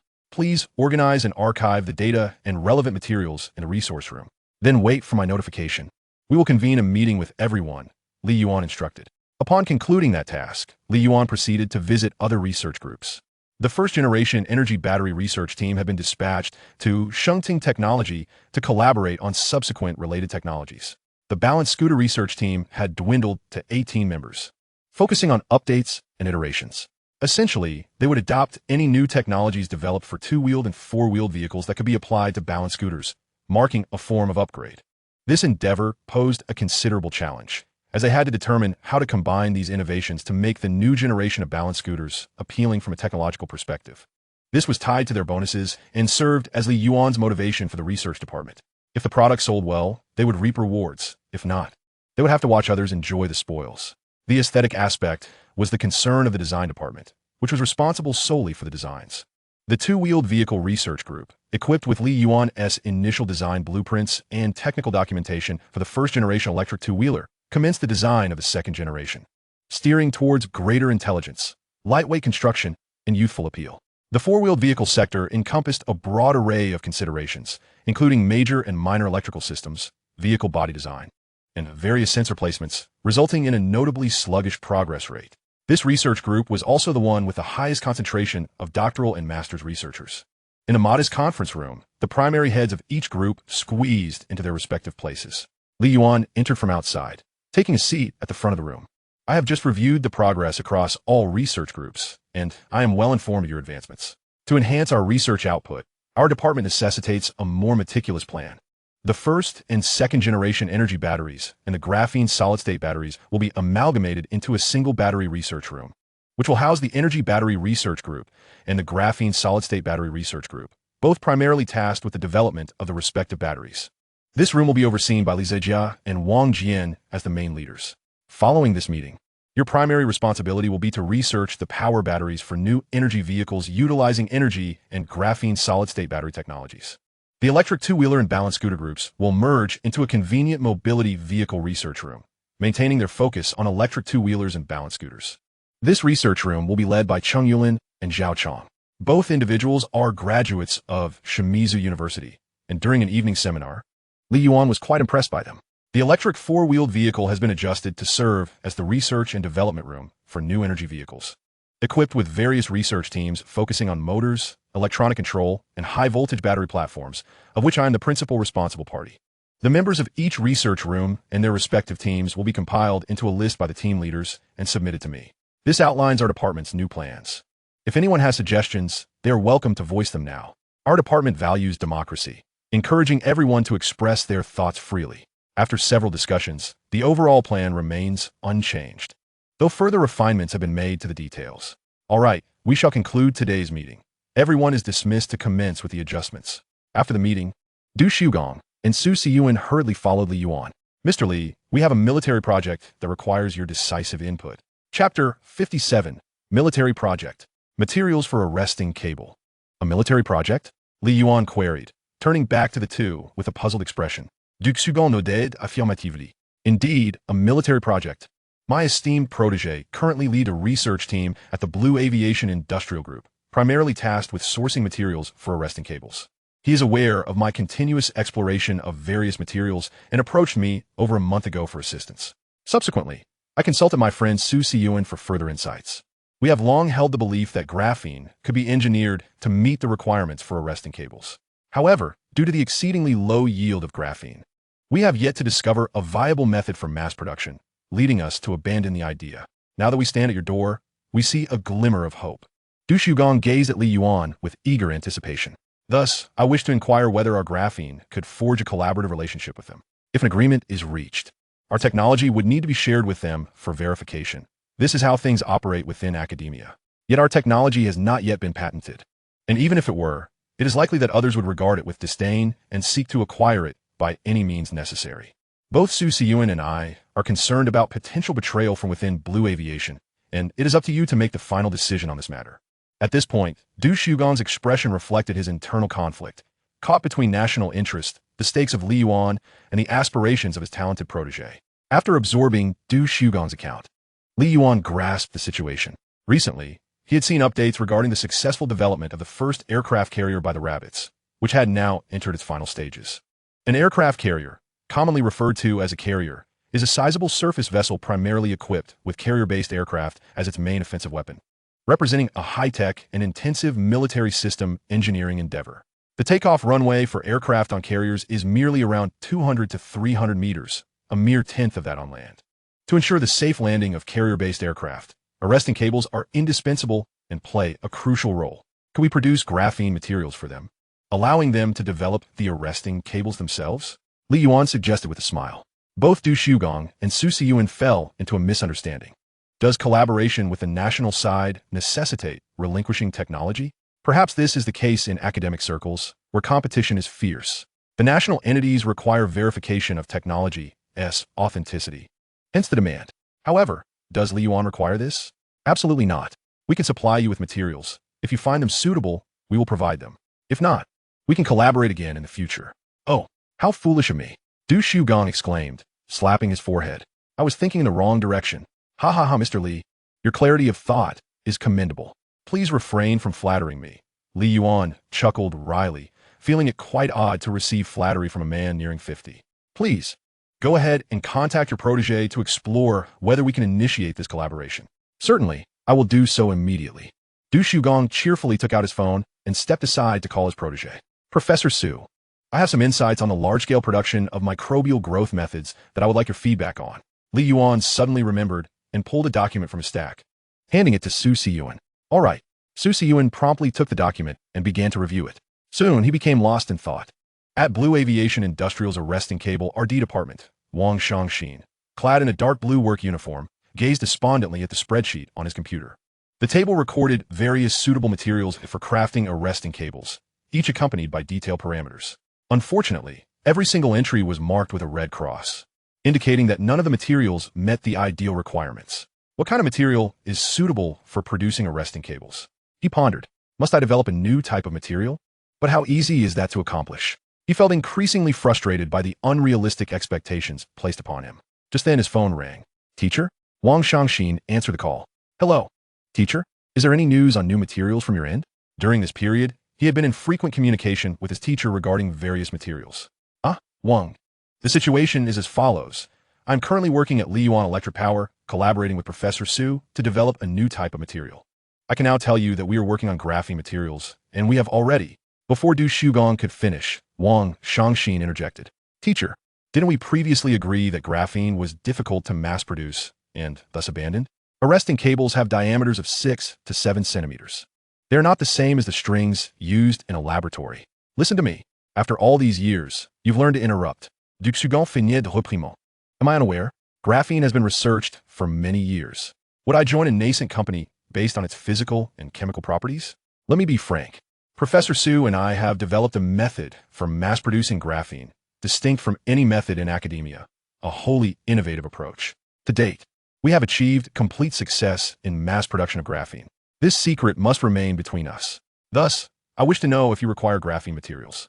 We can provide you with ample quantities. Du Shugong stated plainly.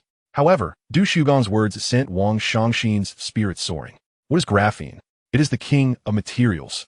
With a strength exceeding 200 times that of steel, if such a material cannot serve as the foundation for producing arresting cables, then surely no suitable materials exist on Blue Star. Yes, Yes. Teacher, you must secure us a collaboration opportunity. We are in dire need of graphene materials.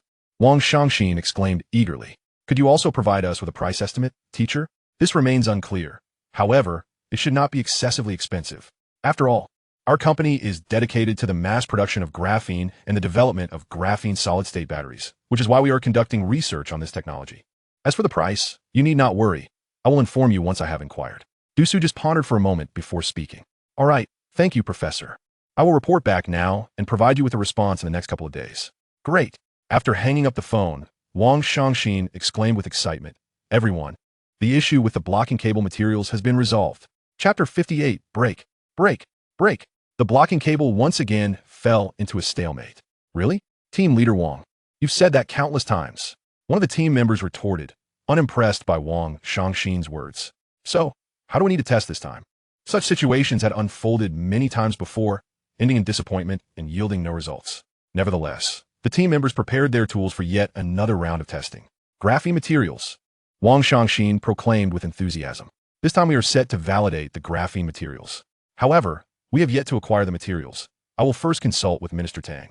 Graphene materials? The others look puzzled. Haven't we already abandoned this material? Why are we discussing it again? Could it be that someone has found a way to achieve mass production of graphene? Otherwise, how could the team leader even consider graphene? The gathered individuals, not lacking in intellect, began to entertain such possibilities. However, Wang Shangxin offered no answers. He exited the research room and made his way to Minister Tang Liping's office. Xiao Wang, Tang Liping inquired with curiosity upon seeing Wang Shangxin knock and enter. What brings you here? It is about my teacher, Professor Du Shugong. He has recently overcome a technological hurdle that enables the large-scale production of graphene, Wang Shangxin explained as he took a seat across from Tang Liping. We have previously engaged in in-depth discussions regarding graphene materials, believing that utilizing graphene would undoubtedly allow us to develop the most suitable and ideal blocking cable. However, due to the challenges in production and high costs, we were left with no choice but to abandon it. Now that my teacher has conquered this technology, the issues of production and pricing can be easily resolved. I believe graphene materials can once again be a topic of our discussions. Listening to Wang Shangxin's account, Tang Liping felt his breath quicken. The mass production of graphene would not merely resolve the problems with the blocking cable. Its incorporation into national industry and research would surely lead to remarkable advancements. The space elevator, once a figment of science fiction, would no longer be a mere fantasy. The carbon nanotubes made from graphene would serve as the cables for such an elevator. Is your teacher willing to sell this technology? Tang Liping asked, recognizing the groundbreaking nature of such advancements, which should rightly be in the hands of the nation. Wang Shangxin shook his head. This technology belongs to a company called Yuan Electric Power. My teacher is merely assisting in the research as a consultant. Acquiring this technology may be unrealistic. Indeed, Dan Lai Peng note that the technology for mass-producing graphene is groundbreaking. Those capable of developing it will undoubtedly recognize its value. So, are they looking to provide us with raw materials to initiate collaboration? Precisely, Wang Shangxin confirmed. My teacher is indeed leaning towards this idea. However, as for pricing, my teacher can only assure us of the best possible rates. Expecting it to be too cheap may be unrealistic. That is reasonable. They must have invested substantial funds into this technology. As long as the price is fair, we can consider collaborating with them. All right, I'll respond to my teacher. Wang Shangxin said. Is this your production line? Tang Liping asked, observing the long row of cultured dishes before him with a puzzled expression. It seems quite different from what I've seen before. Indeed, our method for mass-producing graphene is known as the microbial growth method. We have introduced graphene-eating microorganisms into these cultured dishes, which excrete our precious graphene as a byproduct, Li Yuan explained from the side. What we see now is just a component.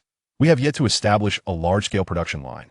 However, the graphene produced from this component is sufficient for our current validation and research purposes. Once you achieve results, our production line will be nearing completion, and, at that time, you'll have access to as much graphene as you desire. Upon hearing Li Yuan's words, Tang Liping's eyes sparkled with interest. Really? Naturally. The current output of this component is 1 kilogram of graphene per day, Li Yuan affirmed. Both Tang Liping and Wang Shangxin turned to look at the 2-meter-long, half-meter-wide, and half-meter-high cultured dish in astonishment. Such a small dish can produce that much graphene in a day, considering a factory space of about 1,000 square meters. Minus the space required for various equipment, approximately 800 square meters would remain. This could accommodate around 800 culture dishes, potentially stacked in a multi-layered ecological arrangement, allowing for the production of 5 tons of graphene daily without issue. Such output could indeed keep pace with consumption. Tang Liping nodded. Xiao Wang, how is your team's testing going? Has it been confirmed as graphene? The tests have been completed. It is indeed graphene, and of exceptionally high quality. Wang Shangxin reported after retrieving some samples from the culture dish. Excellent. Let us discuss a collaboration. Tang Liping directed his gaze toward the Yuan. The group moved to the rudimentary conference room in the old factory. After an hour-long negotiation, they ultimately agreed to provide graphene materials to Lanheng Industries at the price of 30,000 yuan per kilogram. Tang Liping and Wang Shangxin exited the old factory, smiles gracing their faces. What is the price of graphene abroad? 30,000 US dollars per gram. And what is ours? 30,000 Chinese yuan per kilogram. Just look at this disparity. This is the advantage of mastering advanced technology. Following the collaboration with Lanheng Industries, Li Yuan did not concern himself with the subsequent matters. He remained in the research room, addressing issues arising within various research teams and promptly correcting their directions when they veered off course. Days passed in this manner. Bang! A metallic rope, glistening under the light, snapped under immense tension, scattering metal fragments across the floor. Another failure? Wang Shangxin stared at the data on his computer in disbelief. The pressure applied to the blocking cable was barely over half the required amount before it broke. Could it be that the graphene material was also inadequate? As Wang Shangxin pondered, a team member approached him, holding several reports. Team leader, here is the recent analysis report. According to the findings, we suspect it may be related to our proportions. Proportions? Wang Shangxin mused, stroking his chin thoughtfully. Their blocking cable had been designed and manufactured through a combination of steel and graphene. Given the relatively inferior toughness and wear resistance of graphene, they had opted for a composite material approach to compensate for these shortcomings. However, the fabricated arresting wires consistently snapped during pressure testing before reaching their ultimate threshold. Numerous adjustments were made, and a multitude of issues were identified, yet this particular problem persisted. Could it truly be a matter of the composite ratio of materials? However, calculations indicated that the proportions were indeed optimal. Wang Shangxin found himself deeply engrossed in contemplation. Chapter 59, I possess a technology that might provide a solution. We have devised several proposals for the supercomputing center to validate our calculations. Wang Shangxin was inclined to believe that the ratio of their components was indeed a factor. After all, given the physical properties of graphene, it was inconceivable that it would continuously fracture. It had to be the incorporation of other materials that altered the properties of graphene. Identifying the specific aspect responsible for this alteration required extensive calculations, which they entrusted largely to the supercomputing center. Soon enough, Wang Shangxin's team submitted their previous and subsequent testing proposals to the supercomputing center for computation. While awaiting the results, he engaged in discussions about the potential existence of other underlying causes. Meanwhile, Tong Wis-sun, the head of Blue Rabbit Shipbuilding Heavy Industry, was infuriated upon hearing the suggestion of using graphene to manufacture the arresting wires. Their responsibility lay with aircraft carriers, where every expense must be meticulously accounted for and reported. Utilizing arresting wires made from graphene, with its exorbitant costs, would undoubtedly inflate expenses exponentially. Each aircraft carrier's flight deck is equipped with 4 arresting wires, each with a diameter of 65 centimeters, a length of 14 meters, and a weight of approximately 100 kilograms. Given that graphene costs around 30,000 to 40,000 per gram, the expense of a single arresting wire could exceed 6 billion. To put this into perspective, the most expensive Ford-class aircraft carrier from the United States costs approximately 13.5 billion. The cost of 4 arresting wires could rival that of an entire aircraft carrier. Have they lost their minds, contemplating the use of graphene materials? In a fit of frustration, Tong Wis-sun seized a red telephone to report to superiors that the idea of using graphene for arresting wires was sheer folly. At that moment, Zhuo Huigua, responsible for the research and development of carrier-based aircraft, knocked on the door and entered. Chief Zhuo, what brings you here? Tong Wis-sun inquired, pausing his actions. I need to discuss a few matters with you. Zhuo Huigua replied with a smile. Please, have a seat. I'll update the leadership on the situation. You can also inform them that using graphene for arresting wires is fanciful thinking and a hasty endeavor. While graphene boasts numerous exceptional properties, is it truly appropriate for use in arresting wires? Why employ a sledgehammer to crack a nut? Zhuo Huigua regarded Tong Wis-sun with a peculiar expression as he approached and hung up the phone. Are you truly unaware, or are you feigning ignorance? What do you mean? Tong Wei-sun retorted angrily. Are you joining them in their foolishness? He forcefully slammed the receiver down. Calm your indignation. It appears you genuinely do not know, Zhuo Huigui stated, placing the receiver back. Half a month ago, a company in our nation conquered the relevant technology for the industrialization of graphene and established a production line, with daily output measured in tons. However, due to the enormity of graphene's implications, the relevant departments have negotiated and decided not to sell it on the market. Currently, it is exclusively supplied to Blue Aviation Industry for the production of arresting wires. Is that truly the case? Tong Wei-sun, who had sat down, immediately stood up, his eyes wide with astonishment. Do you think I would deceive you? Zhuo Huigui shot him a glance. I only learned of this a couple of days ago. That fellow Xiao Wenhua is notoriously tight-lipped. When I called him, he indignantly dismissed my claims as nonsense. Had I not possessed evidence, he would have adamantly denied it. That old curmudgeon keeps good things hidden. Tong Wei-sun pounded his fist on the table. If we had been aware sooner, he would have kept it to himself too. Everyone has a desire for recognition. However, the pressing issue now is whether the higher-ups are informed. If they are, we can submit a report to procure graphene. If not, we may need to treat Xiao Wenhua to a lavish meal. Zhuo Huigui chuckled. I'll make inquiries, but I hope the higher-ups are unaware. Tong Wei-sun picked up the phone again. As long as the drinks are good, that guy Xiao will be amenable to any discussion. Indeed, at the old factory area, a dedicated facility was established for the production of graphene. The interior of the factory was filled with transparent petri dishes. Below these dishes, a slow-moving conveyor belt transported the graphene produced by the graphene worms out of the containers. There were 7 layers, each holding 800 petri dishes, arranged in a 3-dimensional distribution.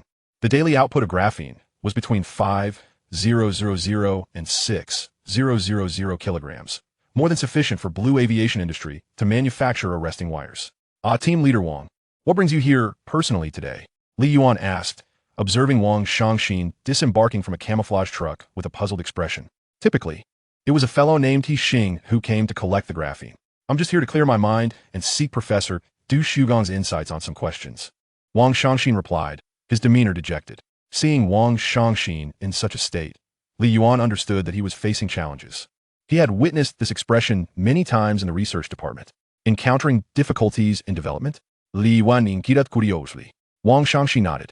My teacher mentioned that the microbial growth method was devised by Li Yuan. Perhaps I could glean some inspiration from him. As long as you don't divulge anything confidential. Li Yuan added. The arresting wires consistently break during tests before reaching the ultimate pressure limit. Our calculations and results indicate that there is an issue with our formulation. I came today to inquire if Professor Du Shugong has any solutions. He has collaborated with my teacher on graphene research and must possess deeper insights. Formulation? Composite materials of graphene? Li Yuan asked again. Indeed, I believe I possess relevant technology related to steel-carbon composite materials. Precisely, Wang Shangxin affirmed. We have been continuously adjusting and mixing various proportions of materials, yet the fracturing persists. If the direction is incorrect, all tests will yield erroneous results, Li Yuan stated incisively. Our final discussions reached the same conclusion. As long as we fail to identify the correct direction, we shall be unable to produce the arresting wires, Wang Shangxin sighed. Li Yuan, I will go seek my teacher and Professor Du Shugong. There's no rush, Li Yuan interjected, stopping Wang Shangxin. I possess a technology that may resolve your issue. Wang Shangxin regarda Li Yuan skeptically. However, recalling the ion battery and the microbial growth method for graphene, both innovations of Li Yuan, a glimmer of hope ignited within him. Is that truly so? Of course, what benefit would I have in deceiving you?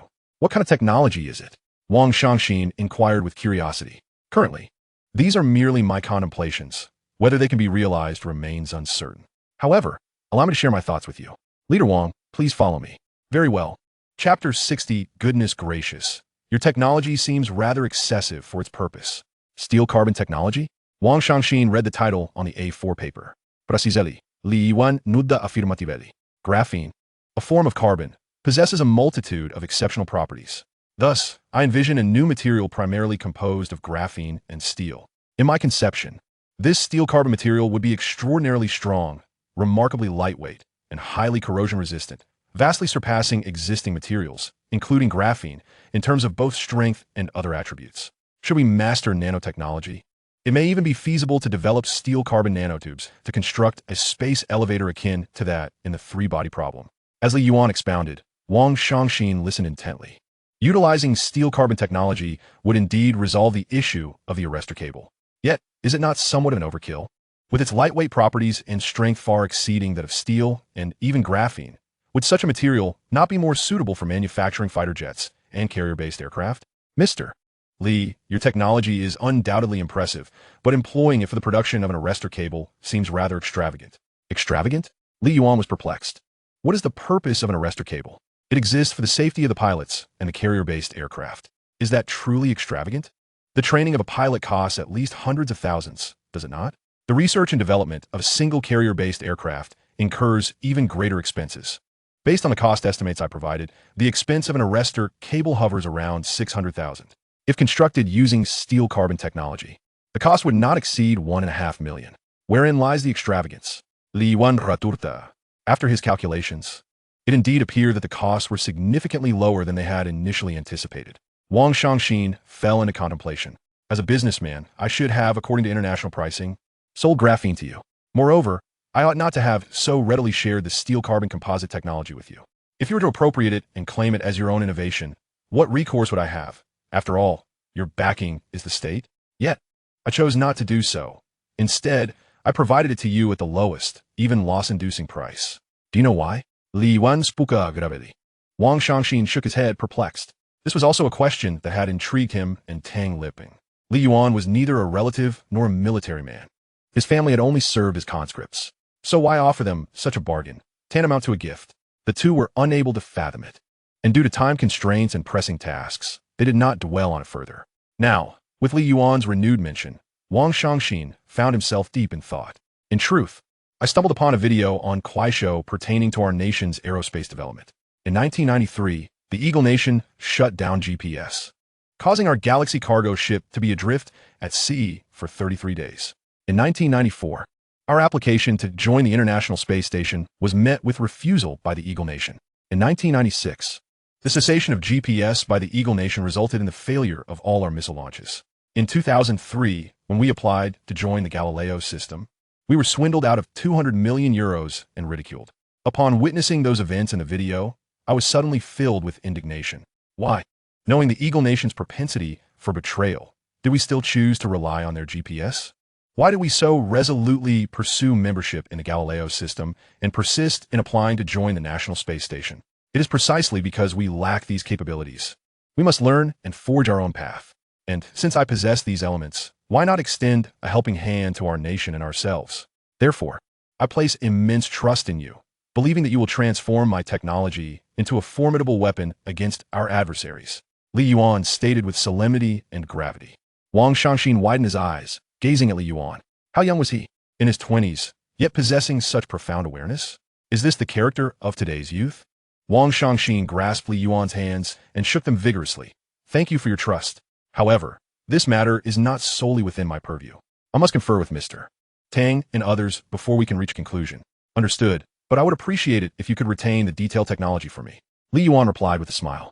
That is assuredly the case. Wang Shangxin reciprocated with a grin. In the end, Wang Shangxin exchanged farewells with his instructor and departed alongside the delivery truck. In the passenger seat, he found himself reflecting. He had not anticipated Li Yuan to be so young, yet so enlightened. If he possessed such technology, would he not hoard it for himself, seeking personal gain? After a moment's thought, Wang Shangxin shook his head. Comrade Wang, please remain steadfast in your beliefs. Yet, did Li Yuan truly harbor such thoughts? Witnessing the nation's subjugation, he was understandably incensed. However, the introduction of steel-carbon technology was not merely an emotional response. The creation of steel-carbon composites involves several materials that are explicitly prohibited by the state. Li Yuan could not acquire them, thus making the production of steel-carbon unattainable. By entrusting the state with its manufacture, he could both obtain steel-carbon and cultivate a favorable patriotic image. Furthermore, nuclear fusion reactors are constructed using steel-carbon. It is a multifaceted benefit. Why not embrace it? Moreover, Li Yuan believed the state would not allow him to suffer losses. Upon returning to the company, Wang Shangxin stood outside Tang Liping's office, where he overheard a heated argument within. Dan Laipeng, are we not brothers in arms? How could you conceal such a significant matter from me? And you, Xia Wenhua, you old scoundrel, what are your intentions in hoarding the king of materials, graphene? Do you realize the potential of this material to propel our technological advancement by several years. Indeed, you two are being utterly unscrupulous. In the past, whenever I encountered promising technologies or materials, I would eagerly bring them to you, hoping to assist in resolving issues. Yet now, you turn your backs on me? The situation is not as you perceive. I had no alternative. My esteemed brothers, it is not that we are unwilling, but rather that we have been instructed to keep this technology confidential from above. Wang Shangxin stood at the threshold, his hand raised, unsure whether to knock or not. Just then, Tang Liping opened the office door. Xiao Cheng, bring 3 cups of tea. What brings you here? Before he could finish his sentence, he was startled by Wang Shangxin's presence outside the door. The situation is such, Mr. Li from Yuan Electric Power has provided us with a new perspective on the materials for our arrestor cable. Please come in. Following this, Tang Liping called out loudly. Xiao Cheng, bring 4 cups of tea. What kind of new perspective? Tang Liping inquired curiously, turning his gaze toward Wang Shangxin. Tong Guisun and Zhou Huigua, seated on the nearby sofa, remained silent, allowing Tang Liping to address the matter first. Steel carbon composite materials. He possesses the complete technology. What? Tong Guisun exclaimed, leaping from the sofa in astonishment. Chapter 61. The Great One Who Reaches the Heavens. I need steel carbon. Are you certain you haven't made a mistake? Exclaimed Tong Guisun, astonished. Zhou Huigua mirrored his disbelief. They were both well aware of what steel carbon composite materials entailed. Years ago, during the development of aircraft carriers and fighter jets, they had considered this very material. However, the challenges of its production were monumental. As of now, it existed solely in the realm of cinematic portrayals. Yet the data surrounding it was indeed exceptional. With ultra-high strength and lightweight properties, it represented the epitome of ideal materials, superior even to graphene.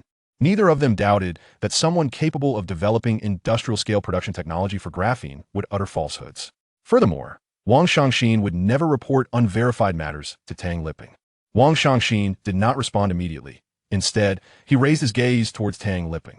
Tang Liping gestured with his hand. Speak plainly. We are all allies here. Wang Shangxin nodded and recounted the entire situation. The technology is quite comprehensive. At present, I cannot discern its authenticity. However, I believe that, leveraging the technology provided by Li Yuan, we truly could fabricate steel carbon composites. Whether it is real or not, we should go and see for ourselves to verify, shouldn't we? Tong Guisun said impatiently. Old Xie, are you coming along? Is that even a question? Zhou Huigua and Xie Wenhua rose to their feet. We're going together.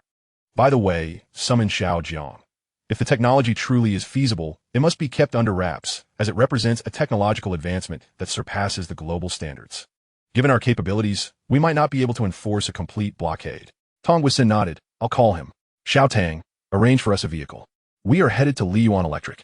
All right, I will get someone to prepare it right away. What? Li Yuan, having just returned home and freshened up, leapt from his bed upon answering the call. Who did you say is coming? I know, Tang. It's the head of the R&D department from Blue Aviation Industries. But you mentioned that Xie Wenhua, Tong Guisun, and Zhou Huigua want to see me. Those 3 are renowned figures in Rabbit Country, well known and respected. They're the kind of individuals whose names grace textbooks and whose presence is frequently seen on the evening news. Xie Wenhua, a leader at Blue Aviation Industries, spearheaded the development of the Shenzhou series of carrier rockets, transforming our nation's space endeavors from nothing to a formidable presence. Tong Guisun, one of the principal figures at Blue Rabbit Shipbuilding Heavy Industry, oversees the Jiangnan shipyard, responsible for constructing various types of military vessels, and is currently leading efforts in aircraft carrier construction, significantly contributing to our maritime military capabilities. Zhou Huigua, affiliated with the Air Force's Aviation Industry Bureau, recently unveiled the J-15 fighter jet under his guidance, with much of his contributions shrouded in confidentiality. What could such eminent figures want with me? Steel carbon composites? Beyond that, I cannot fathom any other reason. In the A-Beta civilization, steel carbon is a material utilized in cosmic warships. Its exceptional properties manifest significant effects across various fields. After hanging up the phone, Li Yuan dressed quickly, offered a brief explanation to his parents, and drove toward the old factory district. At the entrance of the old factory district, before the sign of Li Yuan Electric, Tong Guisun expressed his confusion. Is this really Li Yuan Electric? The one that developed the AI energy batteries and the industrial-scale production technology for graphene? Behind him, Xie Wenhua, Zhou Huigua, and Zhang Kai wore similar expressions of skepticism. The architecture of the old factory district resembled styles from the 1970s and 1980s, while the newly constructed buildings hinted at modernity. It was hard to believe that such a place could yield advanced technologies like graphene and steel carbon. There was a lack of stringent security, no state-of-the-art equipment, and certainly no high-caliber talent. The founder was merely a young man in his 20s. Had they not seen the physical form of graphene, they would have turned around and reported this facade of company to the authorities for closure. Indeed, this is the old factory district. Their new facility is still under construction. Currently, other departments have relocated, but the R&D department stayed behind to avoid moving equipment and risking damage, Wang Shangxin explained. He had a fair understanding of Li Yuan Electric. As they conversed, Li Yuan arrived in his Mercedes E300, parking beside them. Academician Tong, good day. Academicians, what good day? Academician Xia, good day. Minister Jiang, good day. Stepping out of the vehicle, Li Yuan greeted everyone with a smile and shook their hands. On the way, he had searched for images of the individuals, enabling him to recognize them accurately. They truly are young. The trio thought simultaneously. I come from a military background, so I will not beat around the bush. I heard from Xiao Wang that you have developed steel carbon composites? Tong Gui's son stated directly. His personality was such that he preferred straightforwardness in meetings and task assignments. Ambiguity often led to misunderstanding, resulting in the need to start over. Thus, if something could be clarified, it should be done without hesitation. Zhuo Huigua and Xie Wenhua shared this sentiment. Otherwise, they would not have been able to collaborate effectively. Jiang Kai, meanwhile, looked at Li Yuan with curiosity, wondering what new technology he had conceived in the short time since they last met that warranted the attention of these three titans. It's not exactly a completed research project. Some materials are beyond my reach. I would say I merely have a preliminary idea, Li Yuan replied with a smile. Might we take a look? Tong Gui's son inquired, his tone almost pleading. Rest assured, we will keep everything confidential and not divulge any related information, Li Yuan assured him with a nod. Of course, if Group Leader Wang can view it, why shouldn't you? I trust in your ethical standards. Otherwise, Group Leader Wang would not have access to this technology. Let us proceed to my office. It would be inappropriate to discuss such matters here. Li Yuan glanced around. They were still standing before the sign of the old factory district. Inside Li Yuan's office, after obtaining the relevant technology regarding steel carbon composites, the three examined the information meticulously. Their academic backgrounds spanned different fields, yet their years of accumulated knowledge allowed them to assess the feasibility of the technology effectively. As they reviewed the material, they occasionally engaged in discussions amongst themselves. Meanwhile, Jiang Kai, through Wang Shangxin, grasped the concept of steel carbon composites and understood why he needed to be present. After a considerable time, the three finally lifted their heads to look at Li Yuan. This young man was indeed formidable. Through their deliberations, they concluded that the steel carbon composite technology displayed a high degree of feasibility. Leveraging this technology, they could indeed develop and fabricate steel carbon. Li, how do you envision our collaboration? Tong Gui's son inquired. We are the only ones capable of procuring the raw materials necessary for manufacturing steel carbon. This is also the reason you are presenting this technology, is it not? Just call me Shaoli. To be candid, I have a technology that requires steel carbon. What technology? Chapter 62. The era of new energy will be unveiled by us rabbits. What technology? Tong Gui's curiosity was piqued even further. Steel carbon composite materials are already a groundbreaking technology. What other innovations does Li Yuan possess that necessitate the use of steel carbon? The five individuals, including Zhuo Huigua, shared the same intrigue as they turned their gazes toward Li Yuan. Yet, Li Yuan looked at Jiang Kai. This technology was initially intended to be disclosed to Minister Jiang only after the graphene solid-state battery technology was fully perfected.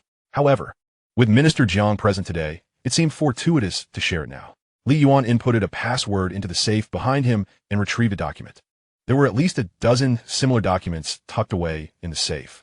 Nuclear fusion reactor technology. The steel carbon composite materials are designed to construct the core components of the reactor, adeptly withstanding high pressure and high temperature environments due to their superior attributes. In my vision, graphene materials could facilitate the creation of room temperature superconductors, employing magnetic confinement to control the internal plasma, and enable near lossless conversion of the energy generated from nuclear fusion through graphene materials. During the nuclear fusion process, the quantities of tritium and deuterium will increase. And I have designed a self-circulating device that allows them to cycle during the fusion process, preventing waste and damage to the core. As Li Yuan elaborated, he noticed the expressions of the individuals before him, wide-eyed and aghast, as if they had seen a ghost. What is this? Li Yuan inkirat parplaksha. He had not anticipated that what he had just said would leave Tong Gui's son and the others utterly astonished. My goodness, nuclear fusion? Has he truly mastered nuclear fusion technology? According to his earlier statements, the steel-carbon composite materials and graphene indeed seemed capable of achieving this. Furthermore, the prospect of room-temperature superconductors and the documents within that safe could potentially alter the entire world. The national effort in developing nuclear fusion technology has not progressed as quickly as this young individual's research. How old is Li Yuan? This is not mere genius. It's sheer prodigy. With endeavors in AI, energy batteries, graphene, steel-carbon, and now nuclear fusion technology, Li Yuan, you are a blessing for our Ministry of Science and Technology. Each of the six harbored their own thoughts. Are you serious? Tong Guisan felt an inexplicable dryness in his lips. Little Li, you're not joking with us, are you? Zhuo Huigua also inquired. This is astonishing. Li Yuan shook his head. Of course not. There is no benefit in deceiving you all. The primary challenge lies in my ambition to construct a nuclear fusion reactor alone. It is simply too daunting. Many materials are unattainable even for purchase. Moreover, I would need to recruit specialized personnel anew. Even so, I may not be able to commence construction, as the state has regulations in this area. Thus, I can only hand this over and seek assistance from the nation. Assistance from the nation? You are the one assisting the nation. Yankee Edfley Midlodley. Do you realize that half a month ago, Tesla's Magic Bean S was launched and sold tens of thousands of units immediately? What does this signify? The electric vehicle market is rife with potential. Not to mention, electric vehicles are far more environmentally friendly. And we have even chosen a pleasing name for it: new energy vehicles. Your nuclear fusion technology will enrich our energy supply, and your graphene solid-state battery will resolve the endurance issues of new energy vehicles. Do you grasp the deeper implications? With this, we can liberate ourselves from the oil hegemony dominated by the US dollar, paving the way for a leapfrogging advancement. Jiang Kai's excitement was palpable. I will call the higher-ups immediately and summon the relevant academicians for validation. Tong Guosun, Zhuo Huigua, and the three others were academicians. Yet their knowledge of nuclear fusion indeed surpassed their current expertise. Unlike steel-carbon composite materials, which they could still comprehend, nuclear fusion technology was an entirely foreign concept to them. The three supported Jiang Kai's decision to make the call. As for the veracity of the claims, the steel-carbon composite technology had already been presented. Li Yuan's professional caliber had earned their recognition, and even if it were erroneous, it represented a novel direction. Should it succeed, it would be a monumental occasion, heralding the dawn of a new energy era for our rabbit nation. Venturing into space would not pose an issue, given the stellar properties of steel-carbon.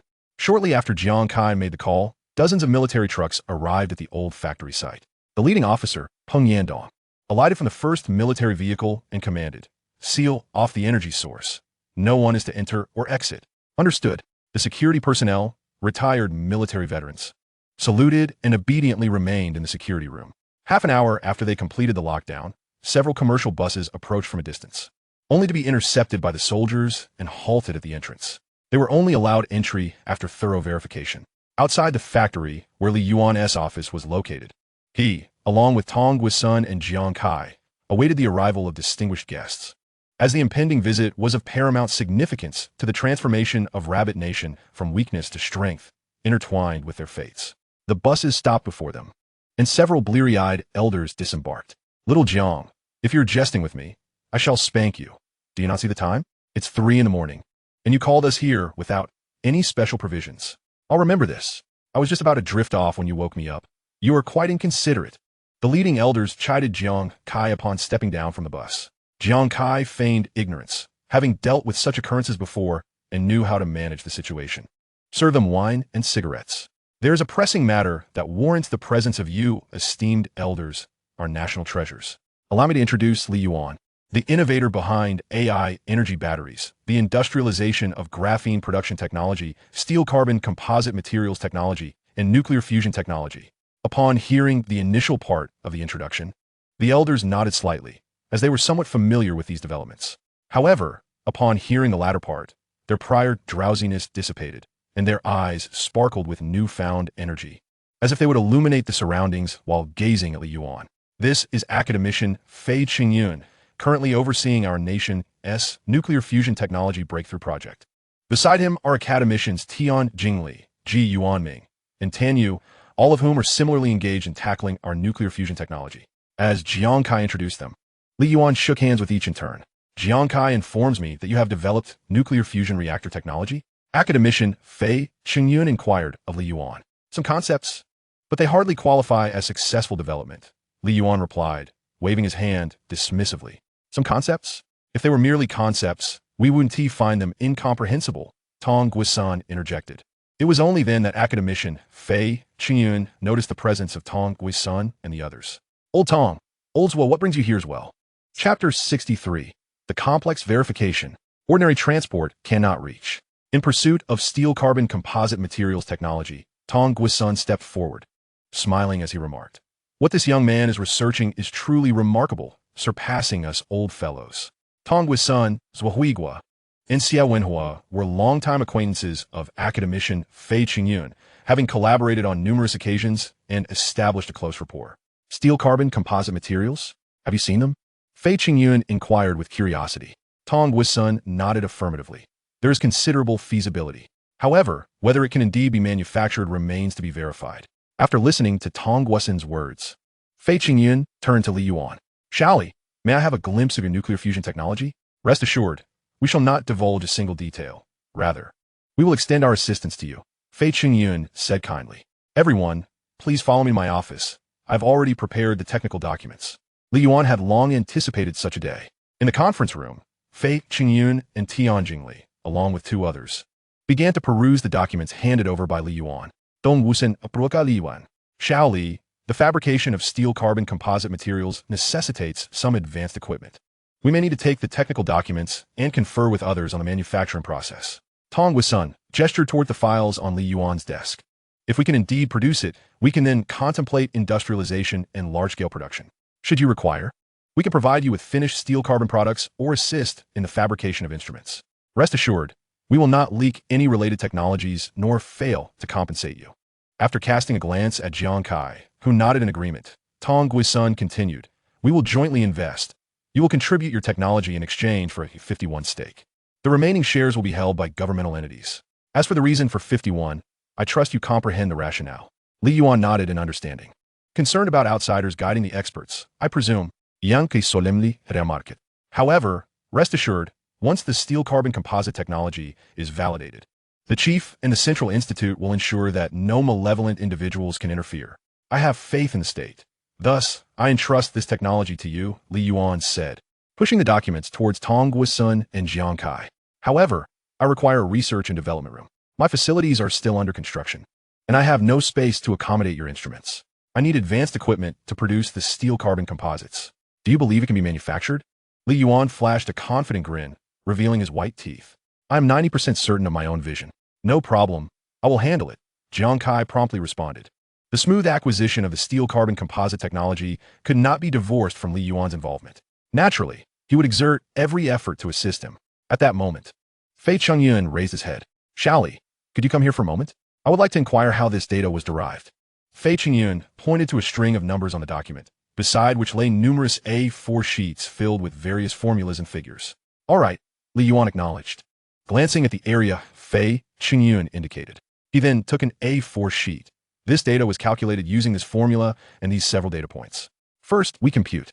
As Li Yuan meticulously explained while performing calculations on the A4 paper, time passed. Eventually, Fei Qingyun nodded in agreement. "That makes sense now. Could you take a look at this?" Fei Qingyun pointed to another data point, but then waved his hand. "Never mind. We have only seen half of the first page. And there's so much that requires your explanation and calculations. The complexity and volume are overwhelming. I heard you mention needing a research room to study the steel-carbon composites?" "Indeed," Li Yuan confirmed with a nod. "How about this? You come directly to my place. I have all the necessary equipment, and we can provide you with the materials you need for your fabrication." "What would be the cost?" Li Yuan asked with keen interest. Having connections with influential figures like Tong Guisan and Zhuo Huigua, who are prominent in the nuclear fusion technology field, he recognized the significant advantages of such relationships. "Assist us in verifying the nuclear fusion technology. From what I have seen, everything can be coherently explained. We need to conduct a comprehensive reasoning process, which is a vast and enduring task. Hence, we require your collaboration as the original creator. Upon successful validation, our partnership will proceed as Old Tong mentioned. We will invest, and you will provide the technology." Li Yuan contemplated for a moment. "No problem. This is the benefit of aligning with the national team. As long as you are sufficiently outstanding, the state will not forsake you. Then it is settled," Fei Qingyun declared, rising to shake hands with Li Yuan. Will you accompany us, or I need to inform my family and provide some explanations to my company. Thus, I may take a day or two before I can join you, Li Yuan replied. All right, contact Xiao Jiang when the time comes. Without him, you won't reach me. Ha ha, Fei Qingyun chuckled. Indeed, I will reach out then. I will assist in arranging everything, Jiang Kai added, continuing Fei Qingyun's sentiment. Ordinary transportation will not suffice. Understood. Li Yuan acknowledged. After a brief further exchange, several soldiers entered from outside the conference room, carrying several secure briefcases. The soldiers saluted Fei Qingyun and meticulously collected the documents from the table into the briefcases, leaving no paper unaccounted for. Let us depart. There remains much work to be done. Some of our senior comrades have just returned from leave and must now return to duty. Fei Qingyun remarked with a hint of schadenfreude. Tian Jingli and the others also chuckled, relishing the irony of their colleague's sudden return to work. We should take our leave too.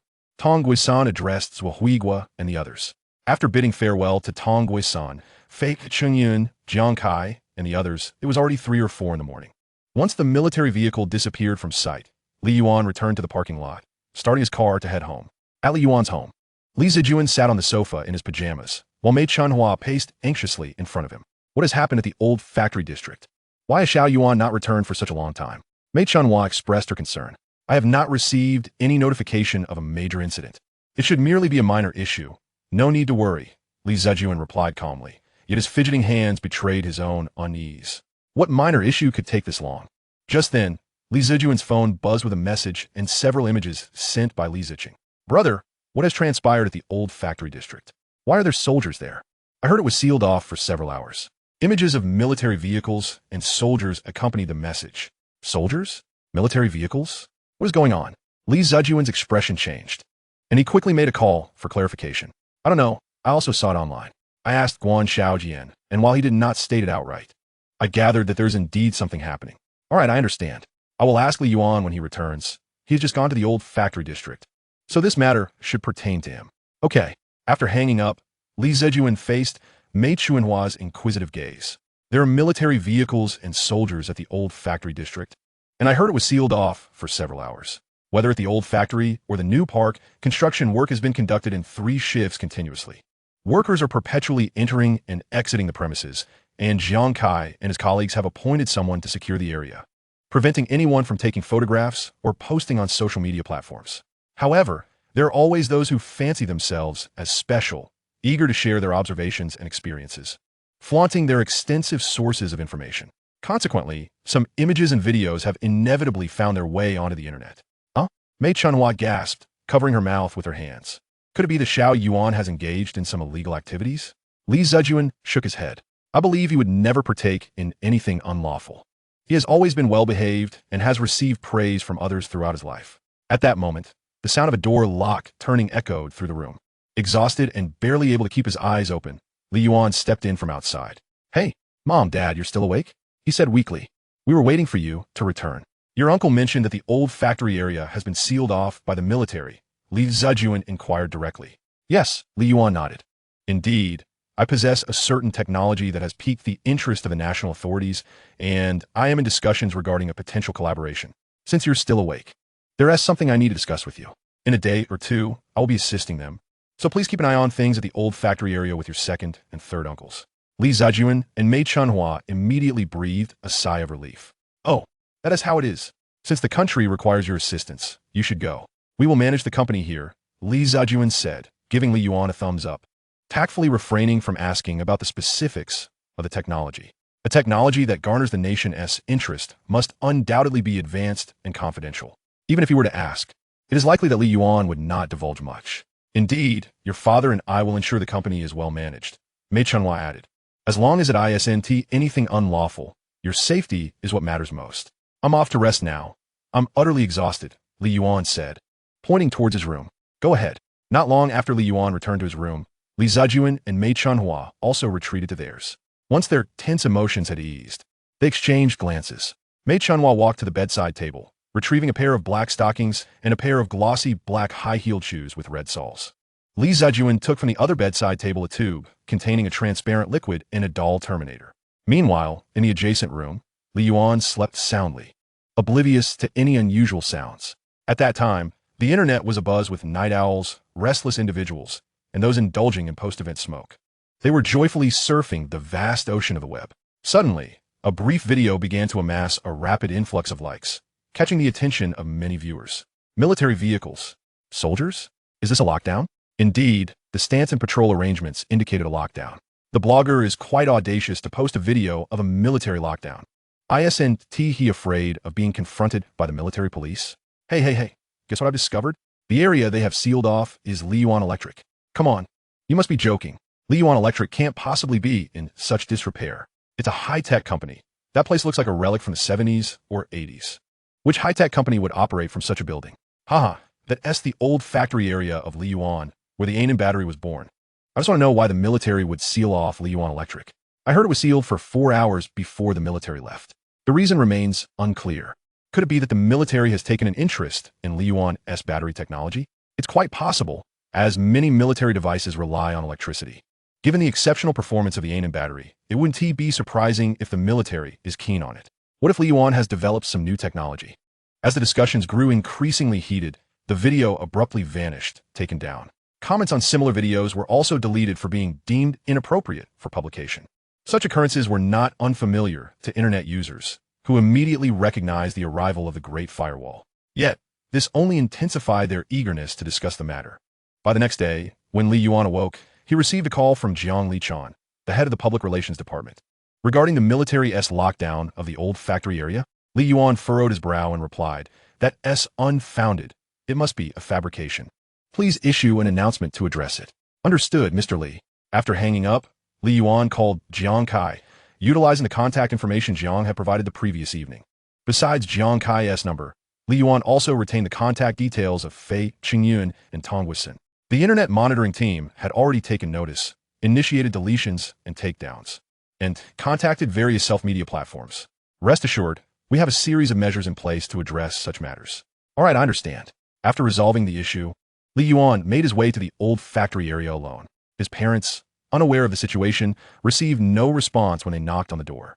Yuan chose not to concern himself further and proceeded to the office, reviewing the work progress report. He then headed directly to the new Energy Vehicle Research and Development Room. Upon entering, he immediately spotted the silver-white vehicle frame, securely positioned on the platform at the center of the room. "Mr. Li, you've arrived," Lai Jianwei, one of the deputy heads of the new Energy Vehicle Research and Development Room, said, holding a document and closely inspecting the vehicle frame before him. "Li Yuan Nuda. Is this the integrated casting I requested?" "Indeed. The purchase of the machinery and the manufacturing of the molds consumed a significant amount of our time, and we only managed to produce the first vehicle frame yesterday. The pressure applied was around 6,000 tons, and we are currently conducting comprehensive tests to identify any areas that require improvement," Lai Jianwei elaborated slowly and in detail. "And what about the materials used? Due to the unavailability of certain materials, we sought alternatives and consulted Professor Du Shugong. After extensive testing, while the data does not match that of the steel-carbon composite materials, it surpasses steel and aluminum alloys in toughness and hardness by a factor of over 100. We have named it Xuanwu steel. And our first generation of vehicle frames will also be referred to as Xuanwu frames." Chapter 65. Arrangements in order. Departure. Gobi Desert Military Base. "Do you have the relevant data with you?" Yuan gestured towards a document in Lai Jianwei's hand. "Let me see." Yuan took the document from Lai Jianwei. The vehicle frame utilized 175 tons of integrated die casting, ensuring the integrity and strength of the vehicle structure, with projections indicating a need for over 10,000 tons. Given the reliance on steel-carbon composite materials, we are presently limited to just over 6,000 tons due to the shortage of raw materials. A remarkable 96 of the vehicle's components are made from Xuanwu steel, which, while slightly inferior to steel-carbon, reduces the vehicle's weight while enhancing fuel efficiency, achieving a perfect balance between sturdiness and lightness. The vehicle's architecture incorporates designs from leading brands like BMW and Mercedes-Benz, featuring 9 airbags to provide comprehensive protection for passengers. As he reviewed the design intentions and schematics, Yuan nodded in approval. He did not interfere much with the vehicle's design, opting to adapt the designs from the Beta civilization. Instead, they were given the freedom to express their creativity, and to everyone's surprise, the outcomes were remarkably impressive. The designs were exceptional, and I have a few ideas to contribute as well. If you find them useful, by all means implement them. If not, That is quite all right. Li Yuan produced a document and handed it over to Lai Jianwei, along with the one he was already holding. In the next couple of days, I will be away from the company for some matters, so the responsibilities of the new Energy Vehicle Research Department will be entrusted to you. The pressure in the casting of Xuanwu car body must strive to meet the preset standards, while the chassis system and perception and control systems need to synchronize their development towards greater intelligence. Understood, Mr. Li. I will take note of everything, Lai Jianwei replied, jotting down Li Yuan's instructions in his notebook. You may continue with your tasks. I will check on the other research departments. With that, Li Yuan proceeded to other research facilities. The progress across various departments varied, yet all were steadily advancing. The first-generation ironing battery has seen the development of new optimization plans by Shunting Technology, set to be implemented next week. The sales figures for the second generation of ironing batteries are consistently rising, securing a stable monthly revenue of over $1 billion. Calculating the time invested in learning, Li Yuan dedicates his nights to study, acquiring an increasing array of technological knowledge. Coupled with the revenue from the balance bikes and Panda electric scooters, his learning time is virtually inexhaustible. Following a series of operations, a self-sustaining loop has formed between Li Yuan and Zhuwei Technology. He extracts technologies from the tech tree or those learned within the learning space, which are then researched and utilized by the scientific team or transformed into products for sale. The former enhances the nutrient supply of the tech tree, while the latter augments the learning time within the learning space, thus continuously providing Li Yuan with new technological advancements. Like a snowball, it grows larger and accumulates more with each turn. As Li Yuan organized the company affairs, Fei Qingyun and Tong Wisun were also making continuous moves. Vacation over? Why? A mission? A top-secret mission. All right, I will return immediately. At Beifong Industrial University, a meeting was convened for the entire engineering physics department. The Ministry of Science and Technology has issued a notification, and as the dean, along with several vice deans, I am required to proceed to a military base to participate in a certain Project S research and development. We will meticulously arrange the internal affairs of the academy today. After my departure, responsibilities will be delegated to at Shuemu University S Physics College. The Nuclear Physics Department's dean received a directive requiring several professors to assist with the project. Then go ahead and issue the notification. Do I really need to instruct you on such trivial matters? The assistant replied helplessly, Dean, the list includes you and several other vice deans. What? At the Materials College of Jingxing University, the dean exclaimed, What did you say? I'm also being transferred. What grand project is this? Such scenes unfolded across various prestigious universities in the country. On the evening of the directive's issuance, buses bearing military district license plates arrived at these top institutions to collect the distinguished figures from various fields. In the northern region of Rabbit Country, beneath an unremarkable stretch of Gobi Desert, a military base lay concealed. Military vehicles approached from afar and entered the structures hidden beneath the desert. Experts from fields such as nuclear physics, materials science, and engineering physics disembarked from the military trucks in succession. Oh, Oldly, you're here too? I thought it was just us from the materials field. I didn't expect those studying nuclear physics will be present as well. Not just us. I see other old friends from different fields. I have some inkling about the project we are to assist with. I was uncertain at first, but seeing you all has clarified what the project entails. What project? Nuclear fusion. Upon alighting, these experts, upon spotting acquaintances, congregated to engage in discussions. They all had come to their conclusions regarding the project they were to assist with. At that moment, Fei Qingyun and Tian Jingli emerged from within the base. As soon as Fei Qingyun appeared, everyone greeted him, Director Fei, Chief Engineer Fei. He nodded in acknowledgement and said, Colleagues, let us proceed to the conference room. Upon entering, all electronic communication devices were required to be left at the door, prohibiting their entry. Once everyone had entered, the door to the conference room was sealed, guarded by soldiers at both entrances. Now that you are all here, I trust you understand the purpose of our gathering. Given our familiarity, Fei Qingyun said with a smile. Indeed, we are about to embark on a project focused on nuclear fusion technology. However, that is a matter for the future. Today, we must verify a particular document. This document contains the complete technology for nuclear fusion. Its origin cannot be disclosed at this time, but I need your assistance in validating it and calculating whether we can construct a nuclear fusion reactor. What? The complete technology for a nuclear fusion reactor? Which country has achieved this? What the heck? I haven't received any information about this. The attendees were taken aback by Fei Qingyun's revelation. Currently, nuclear fusion technology across various nations has largely stagnated at the ignition stage, lasting merely seconds to minutes. The claim that someone has developed complete nuclear fusion technology is utterly astonishing. I realize this is shocking. I was also astounded at first, suspecting it to be a deception. However, after reviewing the document, I understand my initial doubts were unfounded. This document could very well represent a breakthrough in nuclear fusion technology, but I require precise results. Thus, your assistance is essential. Those wishing to participate in the validation process must sign a confidentiality agreement and commence work immediately. Those who do not wish to participate may exit at once. Nevertheless, no one moved, everyone remained seated. Well then, let us begin the validation. It took Li Yuan 2 days to finalize all the arrangements. Once everything was properly organized, he called Jiang Kai to inform him of his readiness and began packing his suitcase. Once you arrive, remember to take care of yourself. Stay safe and look after your health. Li Zhejuan and Mei Chunhua advised from downstairs. I understand. Don't worry, Li Yuan replied with a smile. Then turned to Jiang Kai. Minister Jiang, let us depart. All right. Jiang Kai glanced at Li Yuan's 2 suitcases. Li Yuan, you might not even open those suitcases once we get there. Chapter 66. Calculations and New Validation Methods. A lone warrior against the elite. Li Yuan? Confused. Li Yuan looked at Jiang Kai. Why do you say that? You'll find out once we arrive, Jiang Kai said with a smile. Get in the car. We need to catch a flight. After boarding, the vehicle headed towards the outskirts of the city. After traversing a section of highway, the car turned right onto a muddy road overgrown with weeds, indicating that very few vehicles had passed. Following a winding mountain road, after crossing several hills, Li Yuan spotted a sign indicating a military-restricted area, realizing they were approaching their destination. This is a military airport. We will take a transport plane over shortly. Upon arriving at the military airport in Yanghu City, we transferred to a jeep, our ultimate destination being the northern Gobi Desert. This location is the site for all nuclear-related experiments.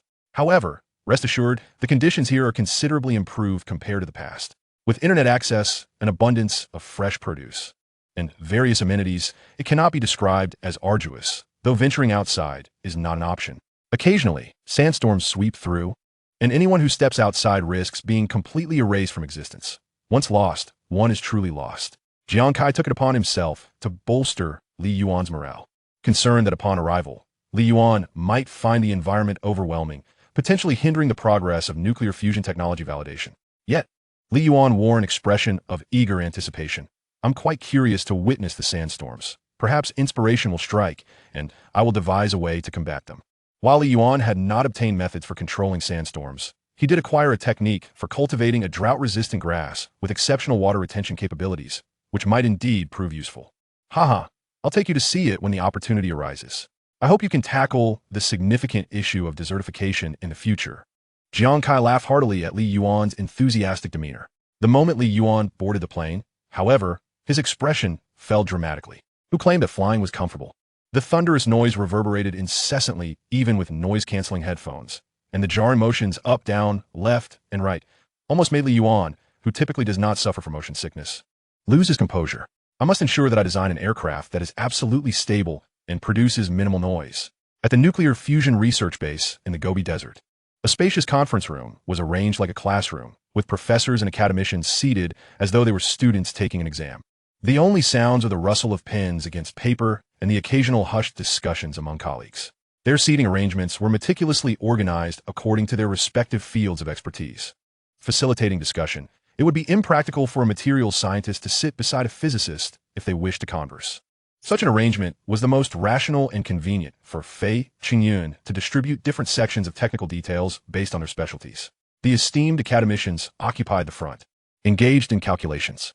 Fei, take a look at my calculation process. If I'm not mistaken, the data should indeed align. Tian Jingli pushed an A4 sheet towards Fei Qingyun.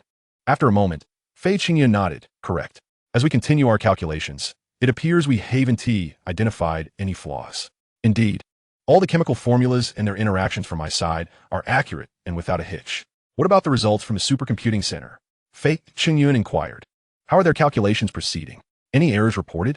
I'll make a call to check, Tian Jingli replied, stepping out of the conference room to fetch a phone. The calculations for nuclear fusion technology had not only summoned top-tier professionals from relevant fields, but also secured priority access to the supercomputing center during the validation process. Shortly, Tian Jingli re-entered the conference room. The supercomputing center reports that all data is normal, with no errors detected. Fei Qingyun gestured in understanding. Then let us continue our calculations. There is still a wealth of data to process. However, Tian Jingli shook his head. Fei, I believe that proceeding in this manner is not the correct approach. The data we are using is provided by Xiao Li, and naturally, our calculations will align with his data. I propose we utilize our existing technology to verify the techniques documented in the files. If we can resolve the issues we encounter using the techniques outlined in the documents, it would further affirm their authenticity, wouldn't it? His words immediately garnered the strong agreement of Ji Yuan Ming, Tan Yu, and other academicians. Using another's data to validate someone else's technology, the outcomes are guaranteed to align. Fei Qingyun paused, his expression shifting. Do you think I'm unaware? However, if we utilize our own data and encounter problems, it would imply flaws in their technology. What if the issue lies with us?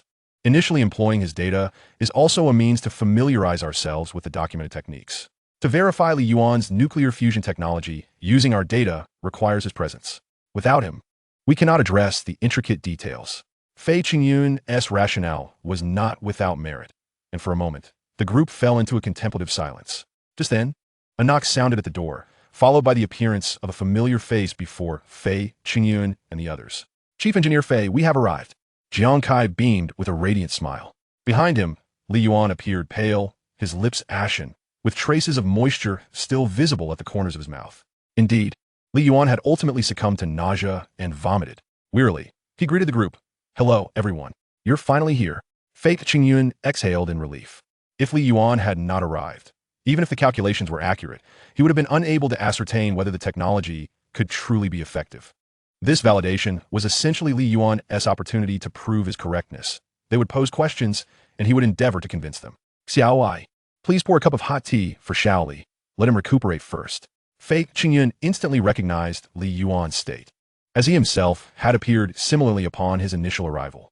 After a half-hour respite, Li Yuan finally began to recover. Are you feeling better? Fei Qingyun inquired with concern. Much improved, Li Yuan managed a strained smile in response. Good. Subsequently, Fei Qingyun turned to the assembly and applauded. Everyone, please pause for a moment. This gentleman beside me is the author of the nuclear fusion technology document. During the upcoming time, feel free to pose any questions you may have. He will elucidate the reasons behind them. If you find the technology viable, we will proceed with further calculations for validation. Conversely, if you consider it unfeasible, raise your concerns. And if he cannot provide satisfactory answers, we shall cease our calculations here. Chapter 67. The Privileges of a Single Room. Explaining issues to the academicians. As soon as Fei Qingyun finished speaking, dozens of scrutinizing eyes turned toward Li Yuan. He felt as though he were under a microscope, exposed to the gaze of highly qualified individuals, well aware of Fei Qingyun's authority. Although no one verbally expressed doubt, each pair of eyes examined Li Yuan with skepticism, harboring unspoken reservations. The author of the nuclear fusion technology document, and yet so young? At his age, I had only just begun to step into the realm of nuclear physics, while he had already authored a document on nuclear fusion technology applications. Could this document truly be authentic? Dean Fei wouldn't deceive us, and from what I have reviewed, everything appears correct, aligning with some of my own hypotheses. This young man is increasingly remarkable. If you cannot convince me, I will resolutely refuse to acknowledge this document. Li Yuan, please say a few words to the group. Fei Qingyun gestured invitingly. All right. Li Yuan approached Fei Qingyun's side. Hello, everyone. The detailed document on nuclear fusion technology that you hold in your hands was indeed authored by me, and I'm 90% confident that this technology is mature and ready for application. As a mere novice, my words were met with skepticism. Thus, I require the collective validation of all to ascertain the accuracy of this technology. During this process, should anyone have inquiries regarding nuclear fusion technology, I invite you to challenge me. I assure you that I will exert every effort to address your concerns. Thank you all. Upon concluding his remarks, warm applause erupted within the conference room. The truth shall unveil itself in due time. When can you commence your work? Fei Qingyun inquired, lowering his hands from the applause. In the afternoon, I will first accompany Minister Jiang to the dormitory to drop off my suitcase, then rest for a while, came the reply. Fei Qingyun nodded. Very well. We shall reconvene in this conference room this afternoon. You may join us then. Understood. Subsequently, Li Yuan followed Jiang Kai out of the conference room. The subterranean base was rather rudimentary, characterized by concrete walls devoid of embellishment. Above the corridors, pairs of incandescent lights were spaced every 5 meters. Despite the austere surroundings, the walls were fortified with layers of rebar, capable of withstanding assaults of nuclear magnitude. Furthermore, this base was the cradle of numerous significant scientific endeavors, considerably enhancing our nation's capabilities. As they walked, Jiang Kai provided insights. Here we are, the dormitory area. Li Yuan followed Jiang Kai's gesture. The 7-story building contained 100 uniquely designed rooms on each floor. On both sides, iron staircases connected the upper and lower levels. There were 5 such structures in total, accommodating between 500 to 5,000 individuals. Currently, the base housed a total of 200 personnel, including staff and logistical support. This is the room assigned to you. A single occupancy, Jiang Kai stated, leading Li Yuan to the 3rd floor of the 2nd building. The door bore Li Yuan's name. Thank you, Minister Jiang. No need for thanks. Once you finish your tasks here, we can discuss matters pertaining to new energy vehicles, Jiang Kai replied, patting Li Yuan on the shoulder. The success of Tesla had unveiled the vast market for new energy vehicles, and he was determined that our nation would not miss this opportunity, allowing foreign entities to take the lead. Absolutely. Li Yuan nodded. I hope our product from Li Yuan will bring you to light. Jiang Kai nodded earnestly. Your ion battery has already transformed our domestic battery market and is making inroads into international markets. I am confident your innovations will astonish me. I will be at the base for a few days. Feel free to reach out if you need anything. I must take my leave now. Do take care of yourself. After Jiang Kai departed, Li Yuan wheeled his suitcase into the room. The layout was simple, featuring a large 2-meter bed, a tea table with 2 stools, and an office desk accompanied by a chair near the bedside. A water dispenser stood beside the desk. However, there was no private bathroom. For personal hygiene and bathing, one would need to use the communal facilities. Upon inspection, Li Yuan found the public restroom quite acceptable. The shower facilities were partitioned, likely designed with the privacy needs of researchers in mind. Opening the wardrobe to unpack, Li Yuan discovered several sets of athletic wear and a few white lab coats, along with a complete set of toiletries. No wonder Minister Jiang mentioned his suitcase was light. With these provisions, Li Yuan could manage quite well on his own. After organizing his belongings, Li Yuan lay down to rest. An hour later, he awoke and returned to the conference room. Fei Qingyun had arranged for him to sit at the front, ensuring he was surrounded by no one, which facilitated inquiries from others while minimizing disruption. As soon as Li Yuan seated himself, individuals began approaching him with questions.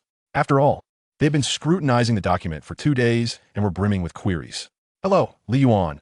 I am Yin Lianjuan from Shuimu University, specializing in nuclear physics. After introducing himself, Yin took a seat beside Li Yuan. I heard from Engineer Fei that the materials for the nuclear fusion device are made from steel-carbon composite materials. As you stated, they can withstand high temperatures and pressures. But what about high-energy neutrons? Can they endure such conditions?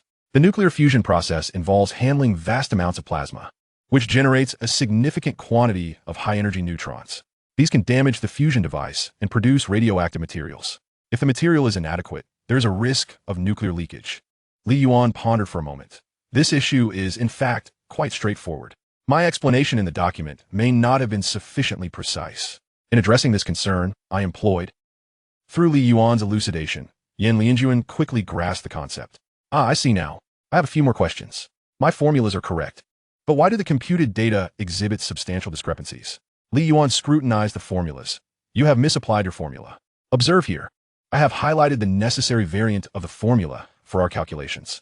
Yin Lianjuan appeared enlightened. So that clarifies everything. Their exchange, though quiet, resonated throughout the hushed conference room, allowing others with similar inquiries to awaken to the clarity of Li Yuan's explanation. Some felt a pang of regret for having misapplied their formulas, wasting precious time on repetitive recalculations. After thoroughly addressing Yin Lianjuan's inquiries, he returned to his seat, satisfied. With Li Yuan's explanations and his own expertise, he had come to appreciate the high feasibility of the document. Once Yin Lianjuan departed, another individual promptly took his place beside Li Yuan. Undeterred, Li Yuan continued to clarify their queries.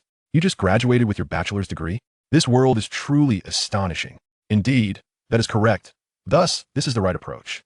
In such cases, we must utilize the formula derived earlier. Only then will the results be accurate. No, you cannot interpret it using this knowledge. If you do, it leads to misunderstanding. We should employ this knowledge for verification. Indeed, it is correct, is it not? If it is indeed correct, why can it not be used? See, this understanding is indeed accurate. The questions you pose are fundamentally simple. By transcending our conventional thought processes, you will discover that they are, in fact, quite straightforward. Initially, Li Yuan occupied the position designated by Fei Qingyun, awaiting inquiries. He utilized his expertise to persuade them, demonstrating the validity of his technology. Naturally, Li Yuan's assertions were substantiated, as the professors found no grounds for rebuttal. Even after engaging in debate, the esteemed academicians, including Fei Qingyun, ultimately acknowledged Li Yuan's assertions. As the assembly came to embrace Li Yuan's perspective, corroborated by their own expertise, he transitioned into delivering a lecture to all, addressing their collective inquiries. Individual misunderstandings were subsequently resolved on a one-on-one basis. The validation process lasted an entire month, with the majority of the time dedicated to calculations. The realm of nuclear fusion technology encompasses a multitude of fields, resulting in an immense computational demand. However, today marks the conclusive end of this validation. Within the conference room, everyone sat in eager anticipation. Fei Qingyun, radiant with enthusiasm, held a document in hand as he stood at the forefront of the room. Comrades, he began, after a month of rigorous validation, we now possess our final results. This document encapsulates the perspectives of each and every one of you. Upon statistical analysis, it has become evident that there is unanimous agreement. The nuclear fusion technology authored by Li Yuan is entirely accurate and holds substantial feasibility. Moreover, the results computed by the Supercomputing Center align perfectly with our own validations, confirming that there are no errors in the nuclear fusion technology presented in this document. Let us extend a resounding round of applause in celebration of our achievement in overcoming the challenges of nuclear fusion technology. Applause erupted throughout the conference room, and every face radiated with excitement. The dawn of the fusion era was poised to unfold in their hands as they grasped the secrets of the sun. In the time ahead, we shall embark on the construction of nuclear fusion reactors, bringing the theoretical technology to fruition. Do we have confidence in successfully building the nuclear fusion reactor? Fei Qingyun inquired loudly. Absolutely, came the enthusiastic chorus. With Engineer Li on our side, success is inevitable. After all, Engineer Li is exceptionally well-versed in nuclear fusion technology and can effortlessly resolve any issues that may arise. Whether it concerns the materials for construction or the design of devices for extracting tritium and deuterium, Engineer Li has meticulously covered every aspect, leaving no room for failure. Ha, I share your sentiments. Constructing a nuclear fusion reactor is no challenge for us, they exclaimed, their previous doubts about Li Yuan dissipating entirely, transformed into admiration that placed him on a pedestal akin to that of Fei Qingyun, or even higher. After all, the complete nuclear fusion technology was the result of Li Yuan's singular research. What is even more remarkable is that they had heard Li Yuan was merely an undergraduate, specializing in electrochemistry, a field seemingly unrelated to nuclear physics. Yet, it was precisely this individual who had developed the comprehensive nuclear fusion technology, even delivering lectures to renowned professors and academicians across various fields, a notion that seemed almost surreal.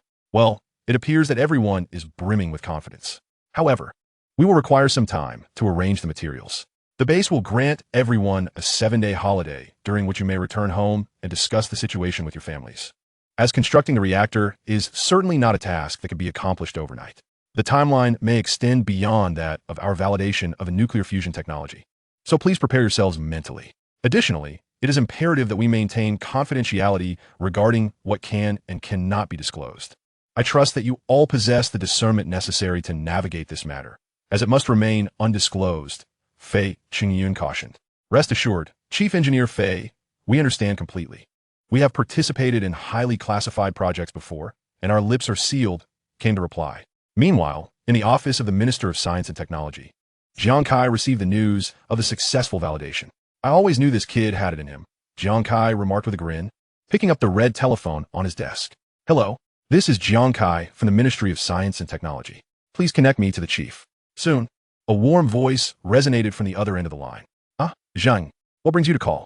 The subsidy scheme for new energy vehicles that you mentioned has been preliminarily approved after discussions at the Central Academy and will be announced after the next meeting. However, that is not the matter I wish to discuss, Jiang Kai replied with a smile. It pertains to another significant event, a momentous occasion. Oh, what is this momentous occasion? We have successfully conquered the challenges of nuclear fusion technology, and we are poised to commence the construction of nuclear fusion reactors, thus translating theoretical technology into reality. After a brief silence on the other end, Jiang Kai inquired, Chief, is what you say true? Absolutely. Excellent. This is indeed a momentous occasion, for it will significantly bolster our international standing. I recall that we previously reached an agreement with the United States, Russia, and other nations to collaboratively research nuclear fusion technology, which required the sharing of technical information. Does this mean we must share our advancements with them? The chief pondered aloud. Chief, you may have forgotten due to your busy schedule, Jiang Kai chuckled.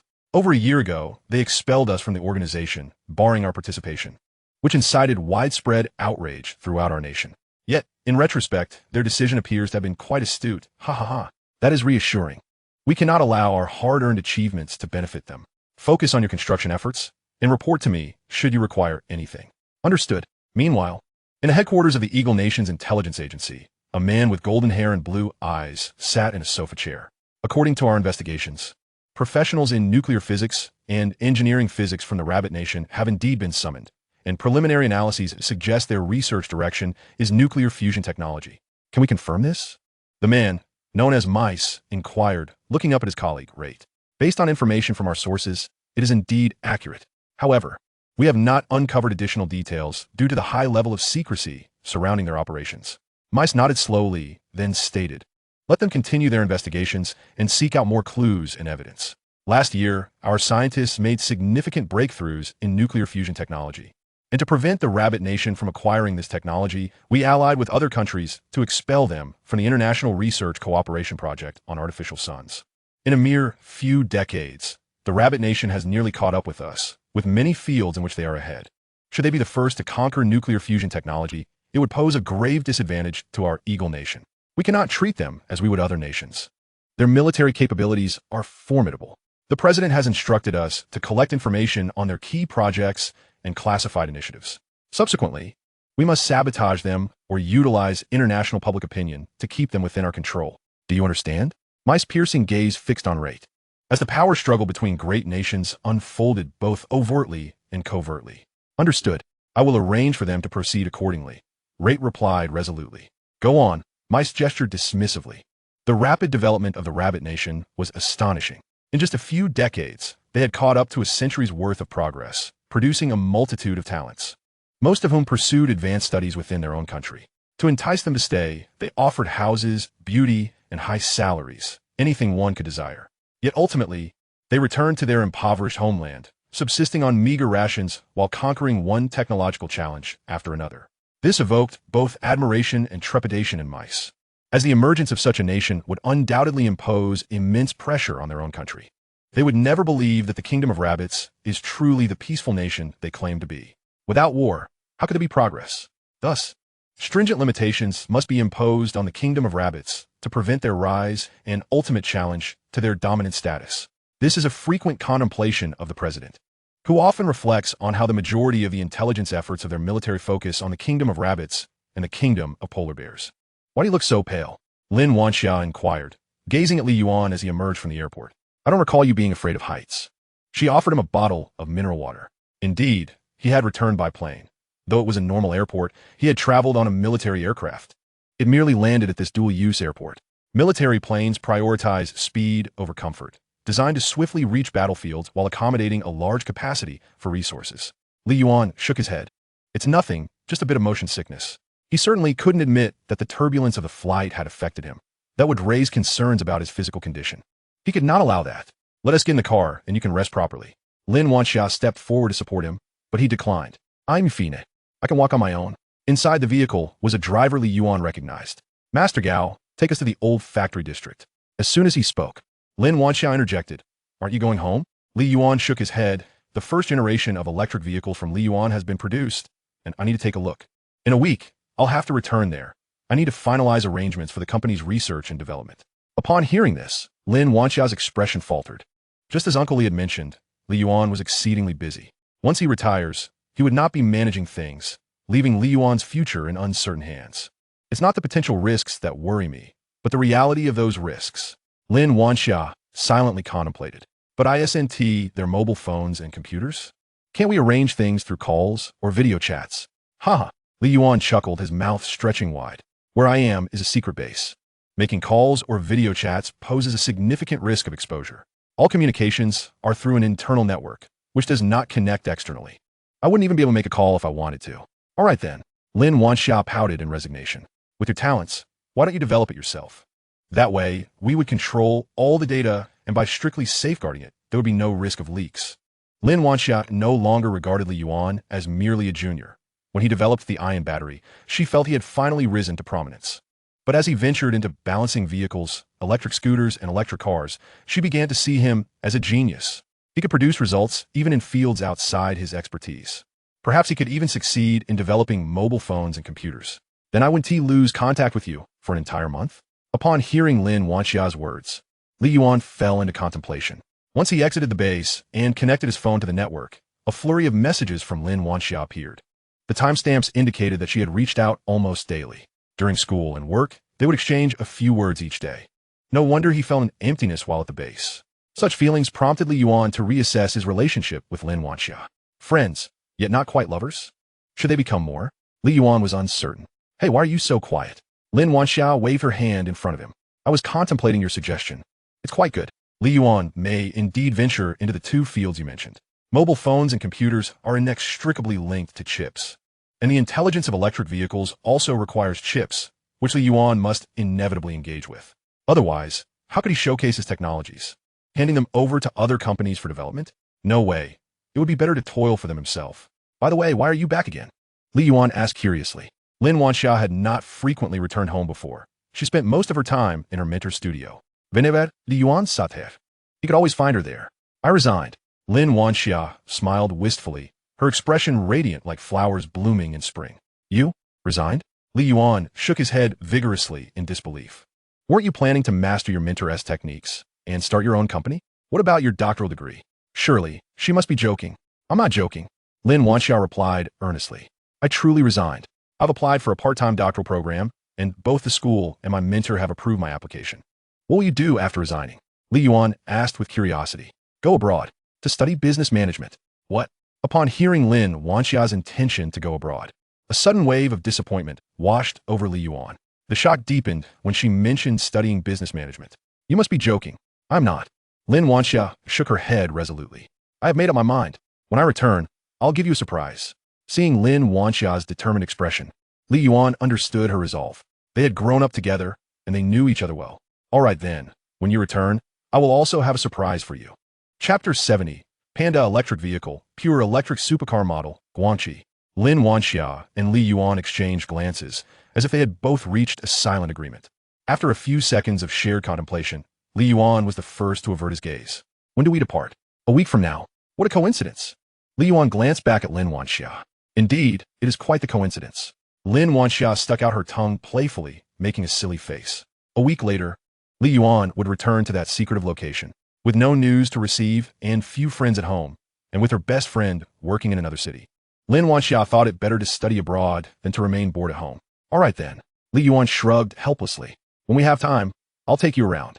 Aside from me, you have no other friends at home, do? Please, Lin Wanxia scoffed. You're just as friendless. Indeed, so before you leave for your studies, I want to spend more time with you, creating memories to ensure you won't forget me once you're abroad. Even if the world were to end, I would never forget the little kid who wet the bed on my mattress. Lin Wanxia scrunched her nose, pouting. Hey, no digging up old dirt, Li Yuan exclaimed, covering his face. Growing up together had its downsides. They were all too familiar with each other's embarrassing histories. As the car arrived at the old factory's research facility, they both stepped out and the driver parked the vehicle. What a significant transformation. Lin Wanxia marveled at the pristine, modern facility. The buildings were interconnected by asphalt roads, lined with towering trees. 3 engineering teams had worked in shifts for over a month, and finally, the renovations were complete. Li Yuan shared her sentiments. When I first took over Li Yuan, the factory premises utilized merely a small portion of the available space, while the rest lay overgrown with weeds. Now, however, every inch of the old factory area has been put to use. The structures reminiscent of the 1980s and 1990s have all been demolished, replaced by pristine, white, minimalist buildings.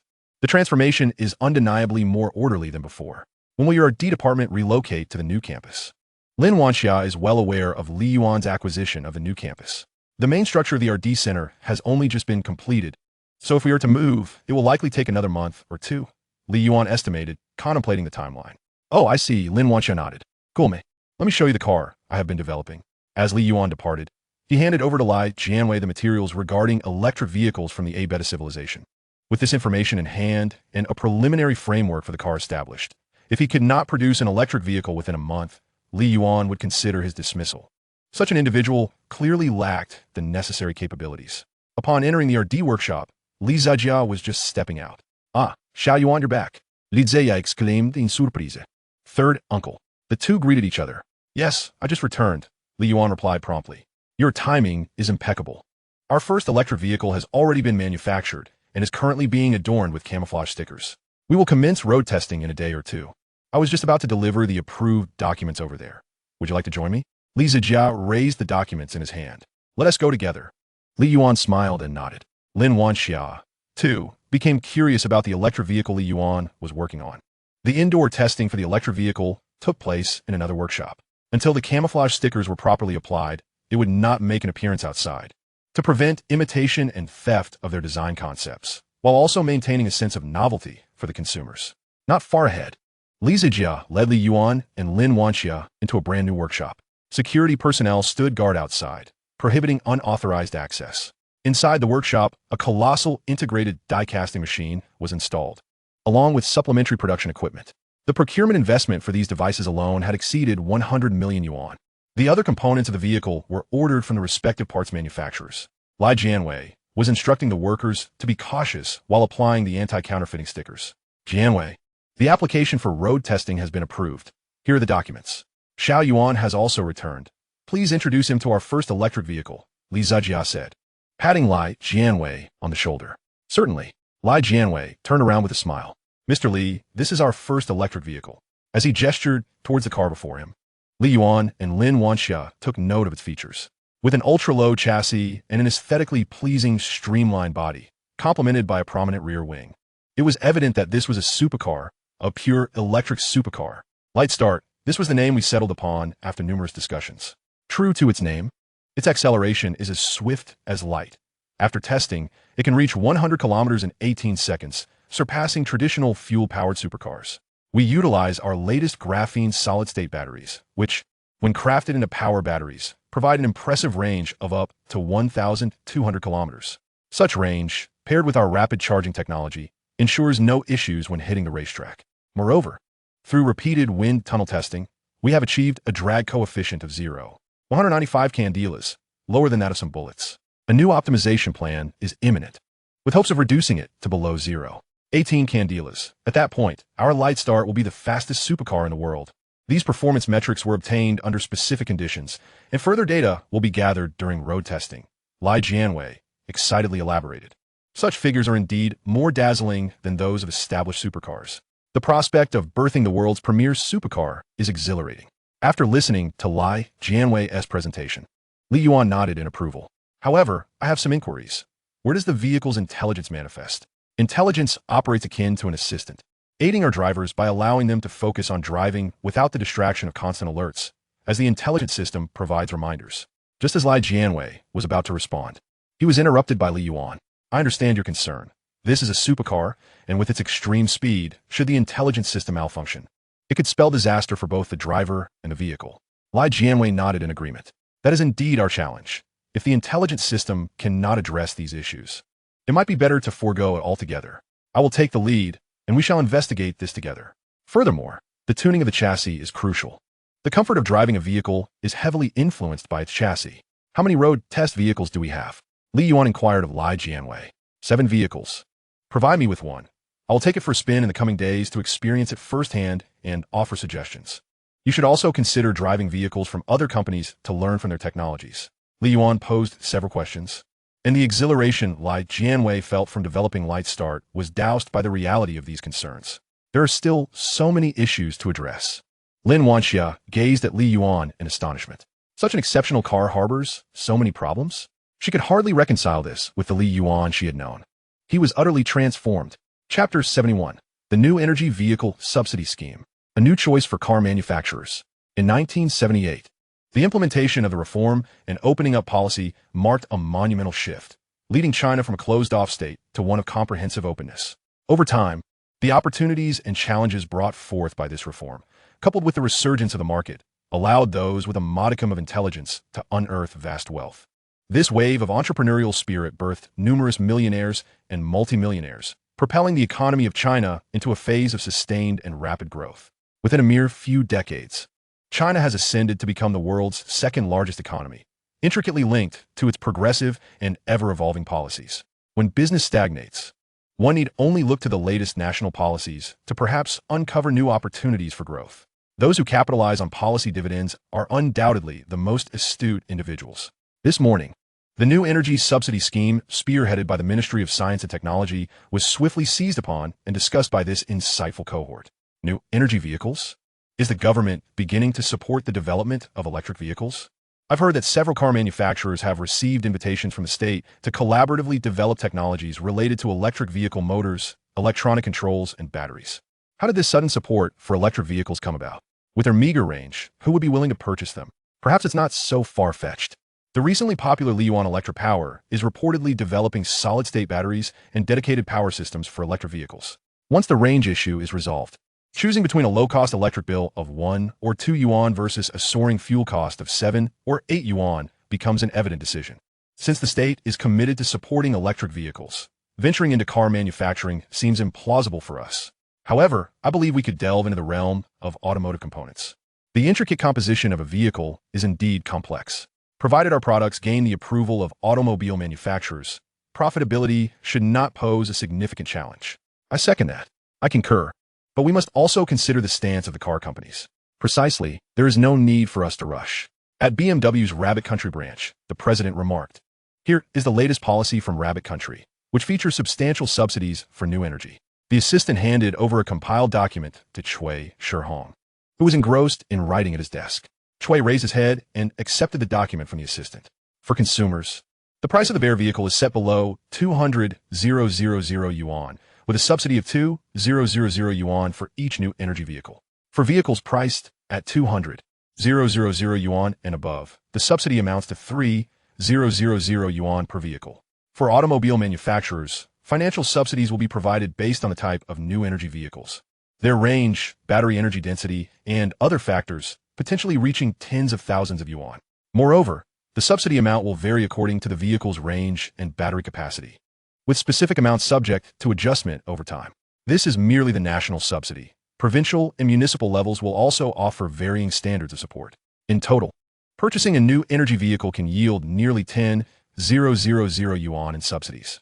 Additionally, buyers of new energy vehicles will be exempt from purchase taxes. For manufacturers producing new energy vehicles, there will be not only subsidies but also tax incentives and research support. Upon reviewing this, Cui Shihong raised an eyebrow. The subsidy amounts are indeed considerable. However, what does it matter? The headquarters has long since concluded that BMW will not produce any new energy vehicles. A car devoid of an engine lacks soul. BMW will steadfastly adhere to tradition, focusing on the development and manufacturing of fuel vehicles. As for the field of new energy vehicles, they resolutely refuse to engage. Numerous manufacturers share this perspective, including Mercedes-Benz, Toyota, and Ford, all of whom remain skeptical about new energy vehicles. With limited range and uncertainties regarding technology pathways, market demand, and policy environments, why venture into an unknown territory that could squander financial and human resources?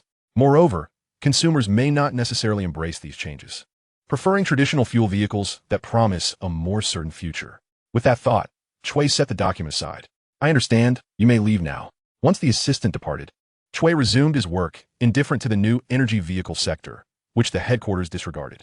He believed that Liang from Mercedes and Tian from Toyota likely shared his views, not perceiving new energy vehicles as a threat to their market. Fuel vehicles are indeed the enduring choice. At BYD headquarters, Wang Fuqing examined the document in his hands. Already aware of the new energy subsidy plan, many of the details within the plan were established in collaboration with other domestic automakers. However, he was not fully apprised of the more comprehensive and detailed aspects of the scheme. Thus, upon reviewing the complete plan, he was astonished by the magnitude of the state subsidies. Could the new energy vehicle sector truly be so promising? He had dabbled in electric vehicle manufacturing before. Electric vehicles emerged over a century ago with the advent of electrical energy. As a domestic automaker, much of the technology related to traditional fuel vehicles is controlled by foreign companies, which are reluctant to collaborate. Consequently, he had been in search of alternative avenues, with electric vehicles being one such attempt. However, the outcome was disappointing. The market did not acknowledge it, and consumers showed little interest. Reluctantly, he halted the development and manufacturing of electric vehicles, and now the state is vigorously supporting this initiative.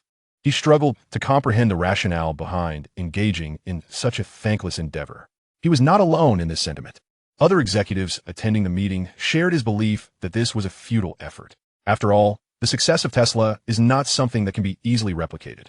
Furthermore, Rabbit Country is much larger than Eagle Country, making a range of 200 to 300 kilometers wholly inadequate. How many charging stops would be required for a long journey? National conditions differ, and consumer choices vary accordingly. Yet, as domestic automakers, they must contribute to the state's push for new energy vehicles. The government is also providing research support, so they might as well pursue it. Perhaps a surprise could emerge. Online, netizens were discussing the new energy vehicle subsidy plan, often associating it with Li Yuan's recent announcement to enter the new energy vehicle sector. It is no wonder Li Yuan is venturing into this market. It seems they anticipated the state's subsidies, aiming to reap the benefits of policy incentives. Li Yuan is indeed forward-thinking, having predicted the government's focus on new energy vehicles. But what of it? We are well aware of the criticisms surrounding new energy vehicles, limited range, and inconvenient charging. Who would buy these? I certainly won't. Neither will I. Fuel vehicles are far more appealing, sparing us the hassle of charging and allowing for seamless travel. Exactly. Li Yuan should abandon this endeavor and concentrate on battery production. Whether it be foreign manufacturers, domestic companies, or individuals, there is widespread skepticism regarding the new energy vehicle sector, viewed as a laborious and unproductive market. Chapter 72. The Dismal Prospects of the New Energy Vehicle Sector. Tuning the Ling 2 chassis. Li Yuan observed the prevailing discourse online, which admonished the new energy market's viability, urging an early withdrawal. Lin Wanxia, glancing at her phone, read aloud the comments under the official accounts of Li Yuan Electric and Panda Electric to Li Yuan. Li Yuan, it's best to abandon the study of new energy vehicles. The intricacies within this field are profound, and you may not grasp them. Take my advice. Focusing on battery production is the way to go. It's at least profitable. ISNT it? Or perhaps you could continue with electric two-wheelers. Your intelligent two-wheeled electric vehicle has repeatedly saved me from theft crises. There are so many types of batteries in the battery sector awaiting your innovation. Let us not exhaust our efforts on something so thankless and wasteful. Renowned companies like BMW and Mercedes, being established enterprises, are not entering the new energy vehicle sector. They are avoiding the murky waters, and we should too. Heed the wisdom of the elders, and you shall go far. As Li Yuan listened to Lin Wanxia's recitation, he remained focused on driving. Since acquiring the Guangxi road testing vehicle, he and Lin Wanxia have been exploring various locales. Beyond the Guangxi road testing vehicle, Li Yuan also drives high-end models from brands like BMW, Mercedes-Benz, and Land Rover to experience the sensations they offer, thereby refining the chassis of Guangxi to enhance driving comfort.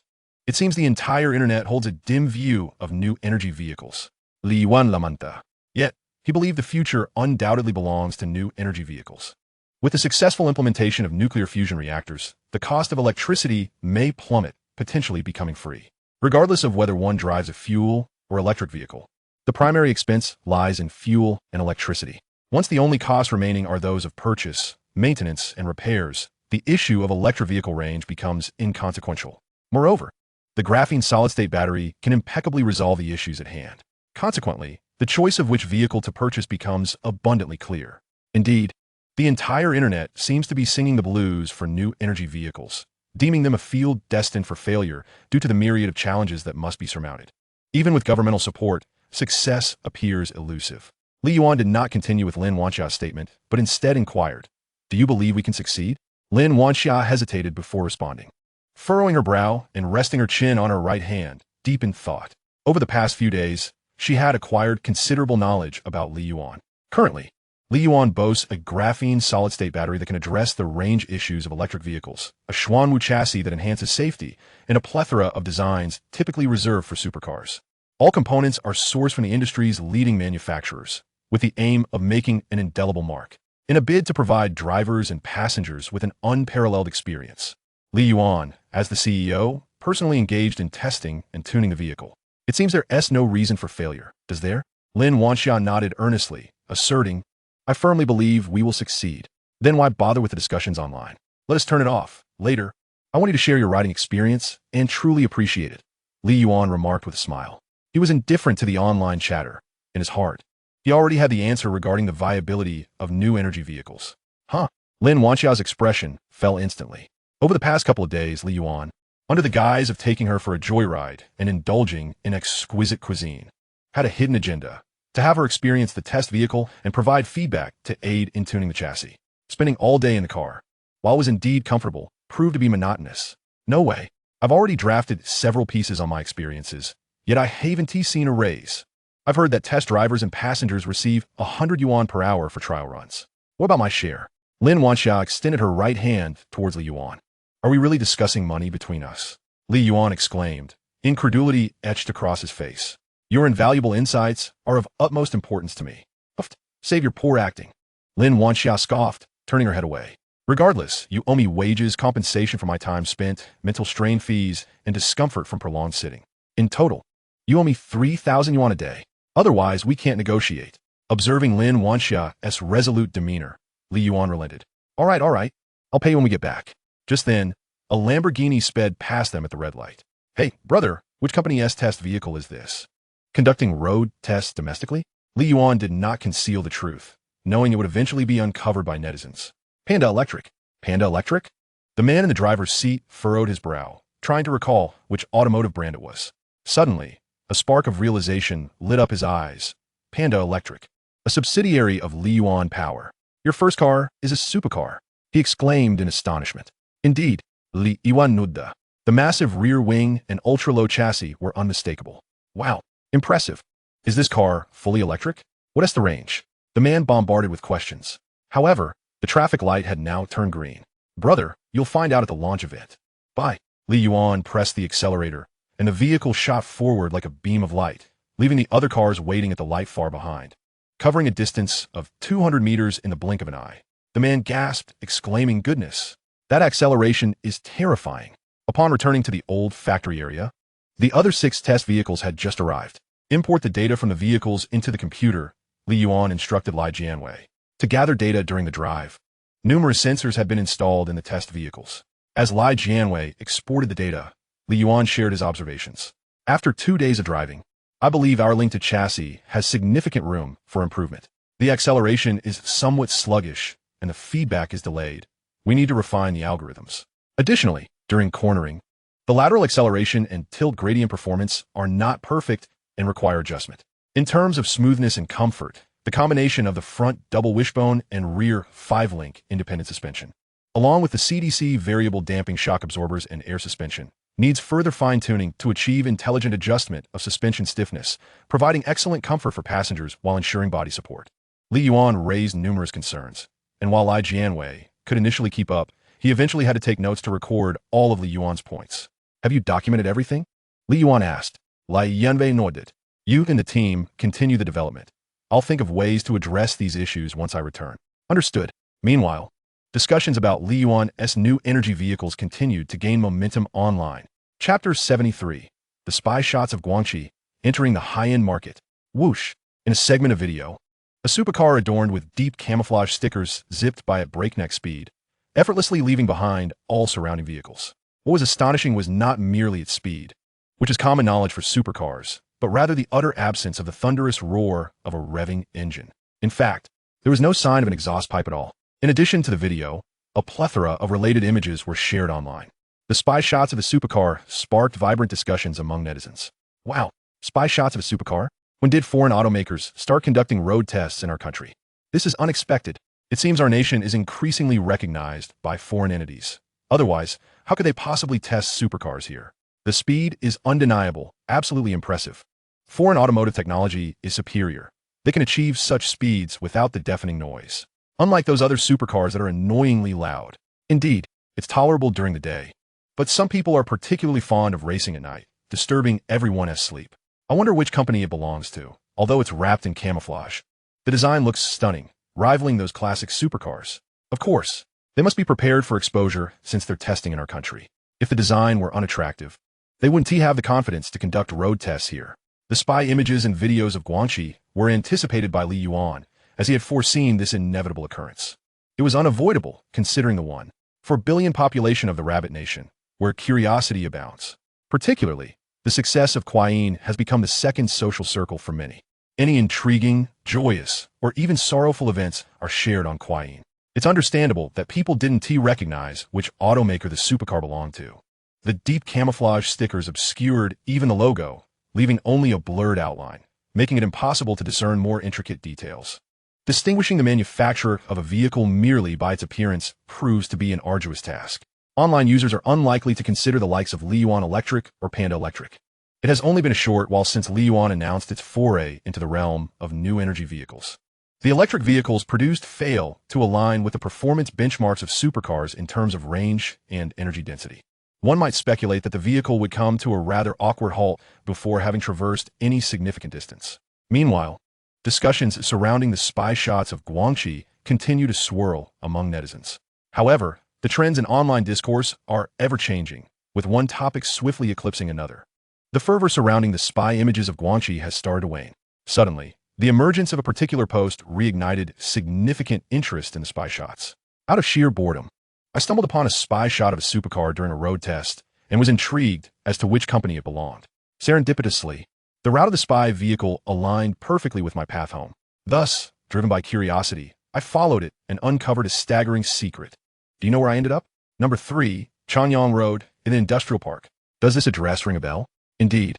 It was once the old site of Yuan Electric, which has now transformed into one of its branch factories.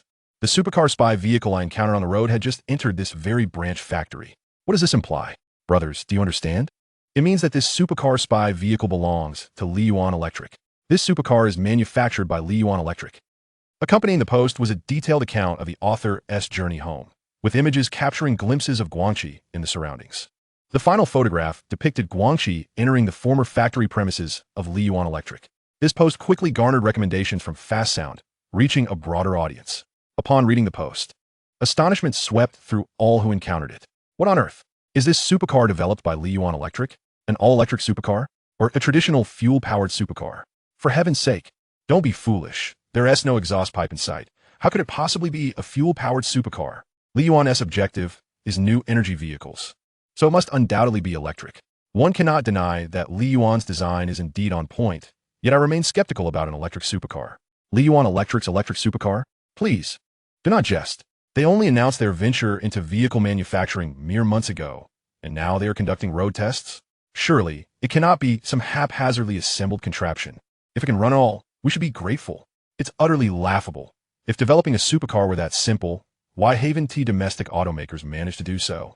Does switching to electric significantly diminish the complexity of development? It seems overly ambitious.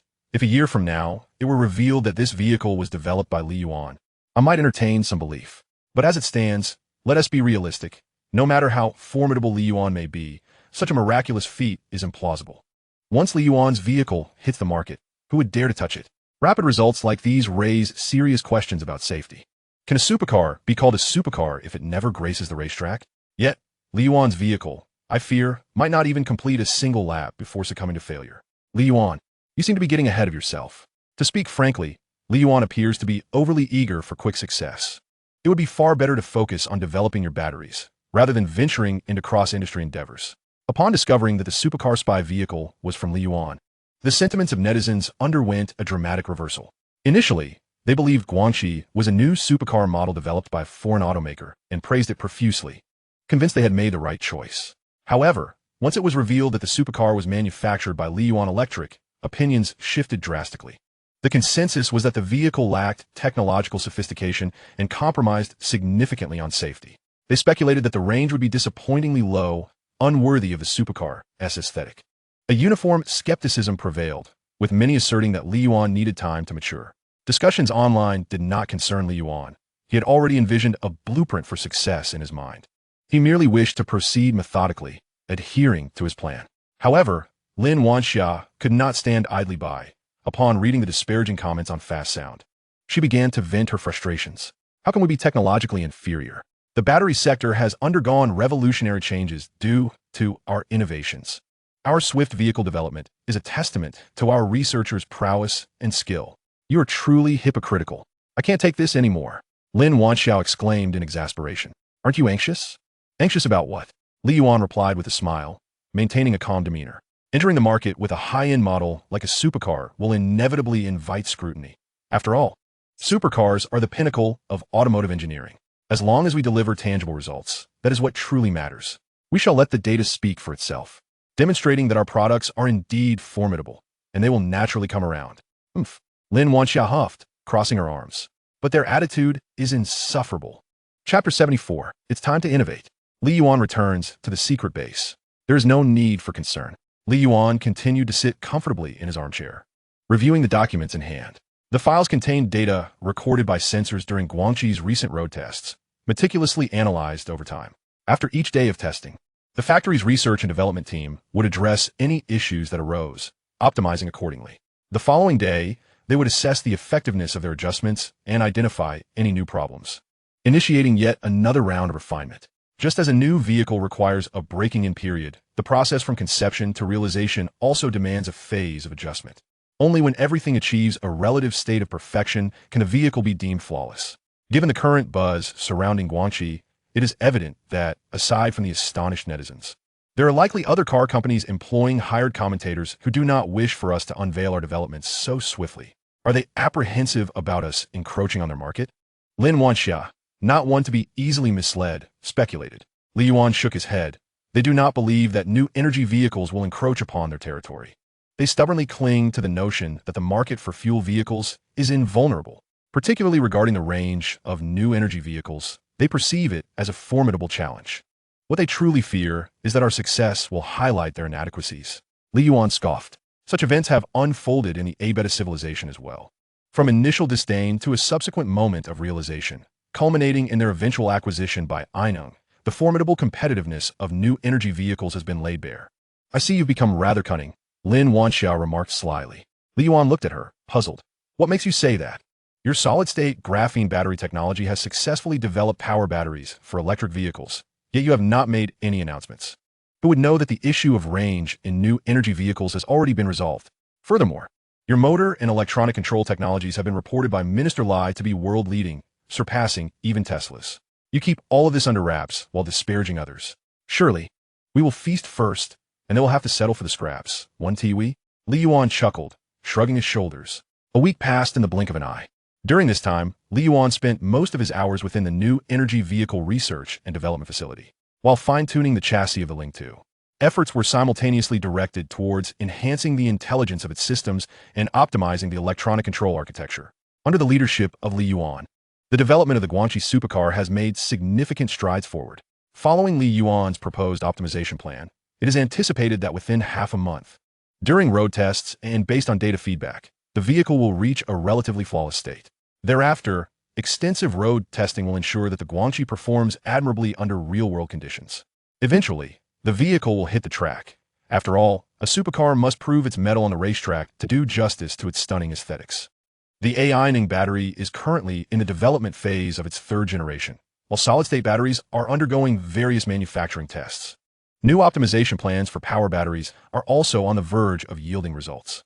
Everything remains firmly within one's grasp.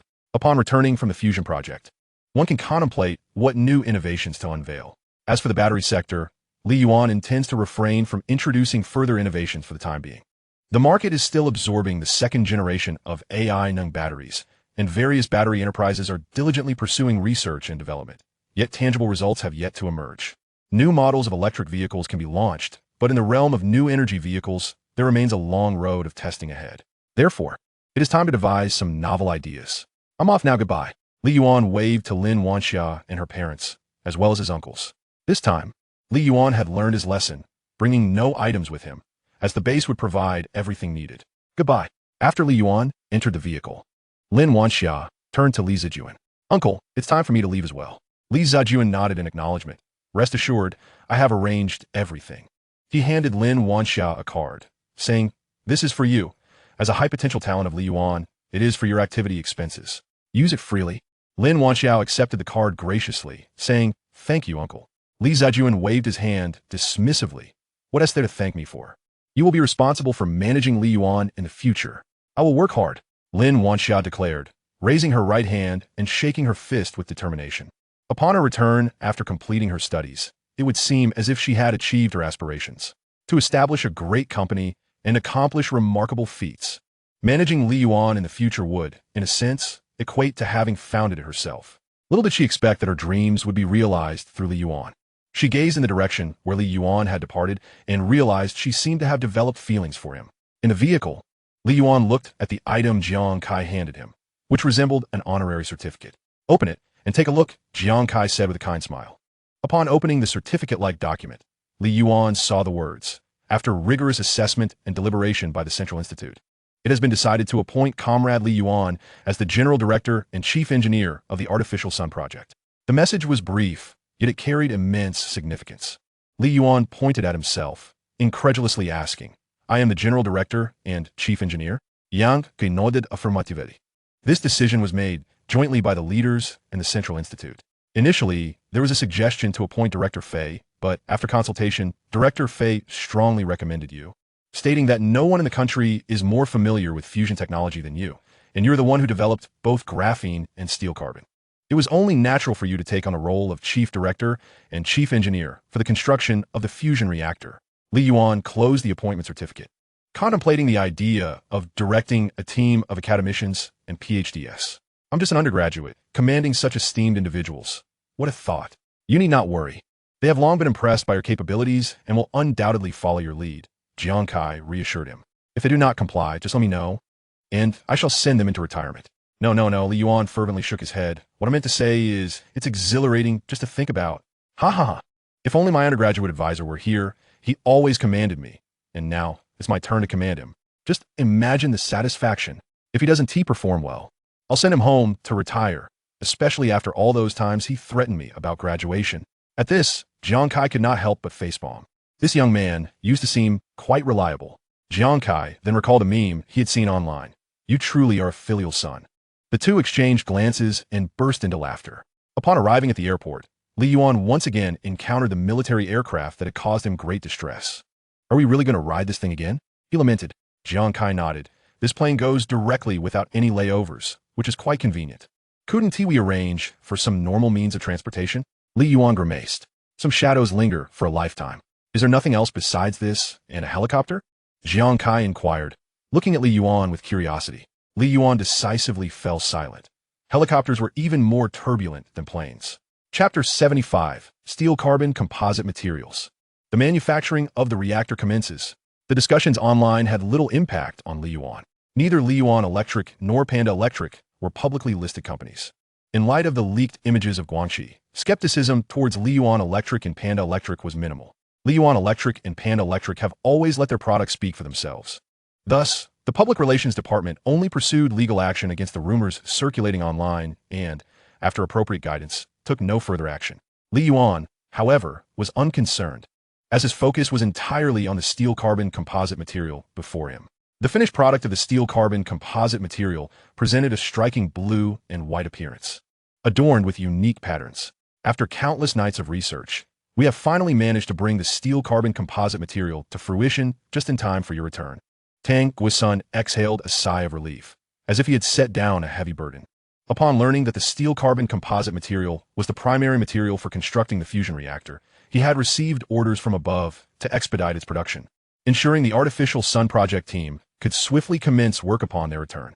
Yet, possessing the relevant technology does not guarantee immediate manufacturing success. Adhering to the correct formulas and technical specifications posed numerous challenges.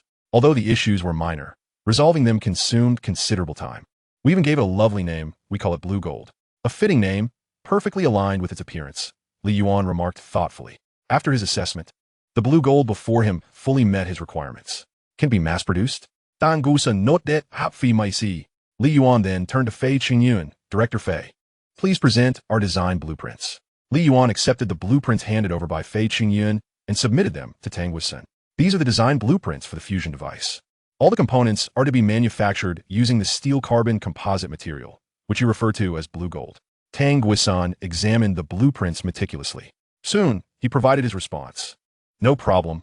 Manufacturing at ISNT particularly difficult. Give me half a month, and I guarantee task completion. Excellent. I look forward to your good news. Subsequently, Li Yuan followed Fei Qingyuan out of the device preparation department. Following the confirmation of the Artificial Sun Project, the divisions within the secret base were restructured. The device preparation department was specifically tasked with manufacturing the various components of the fusion reactor.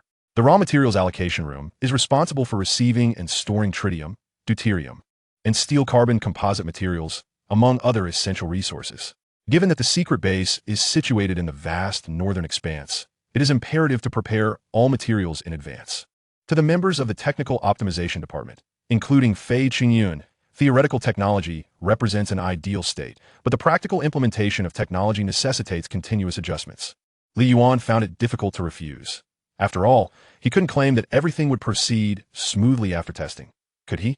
Following a comprehensive tour of each department with Fei Qingyun, during which relevant tasks were delegated, the two returned to the Technical Optimization Department to engage in discussions regarding the practical application of nuclear fusion technology.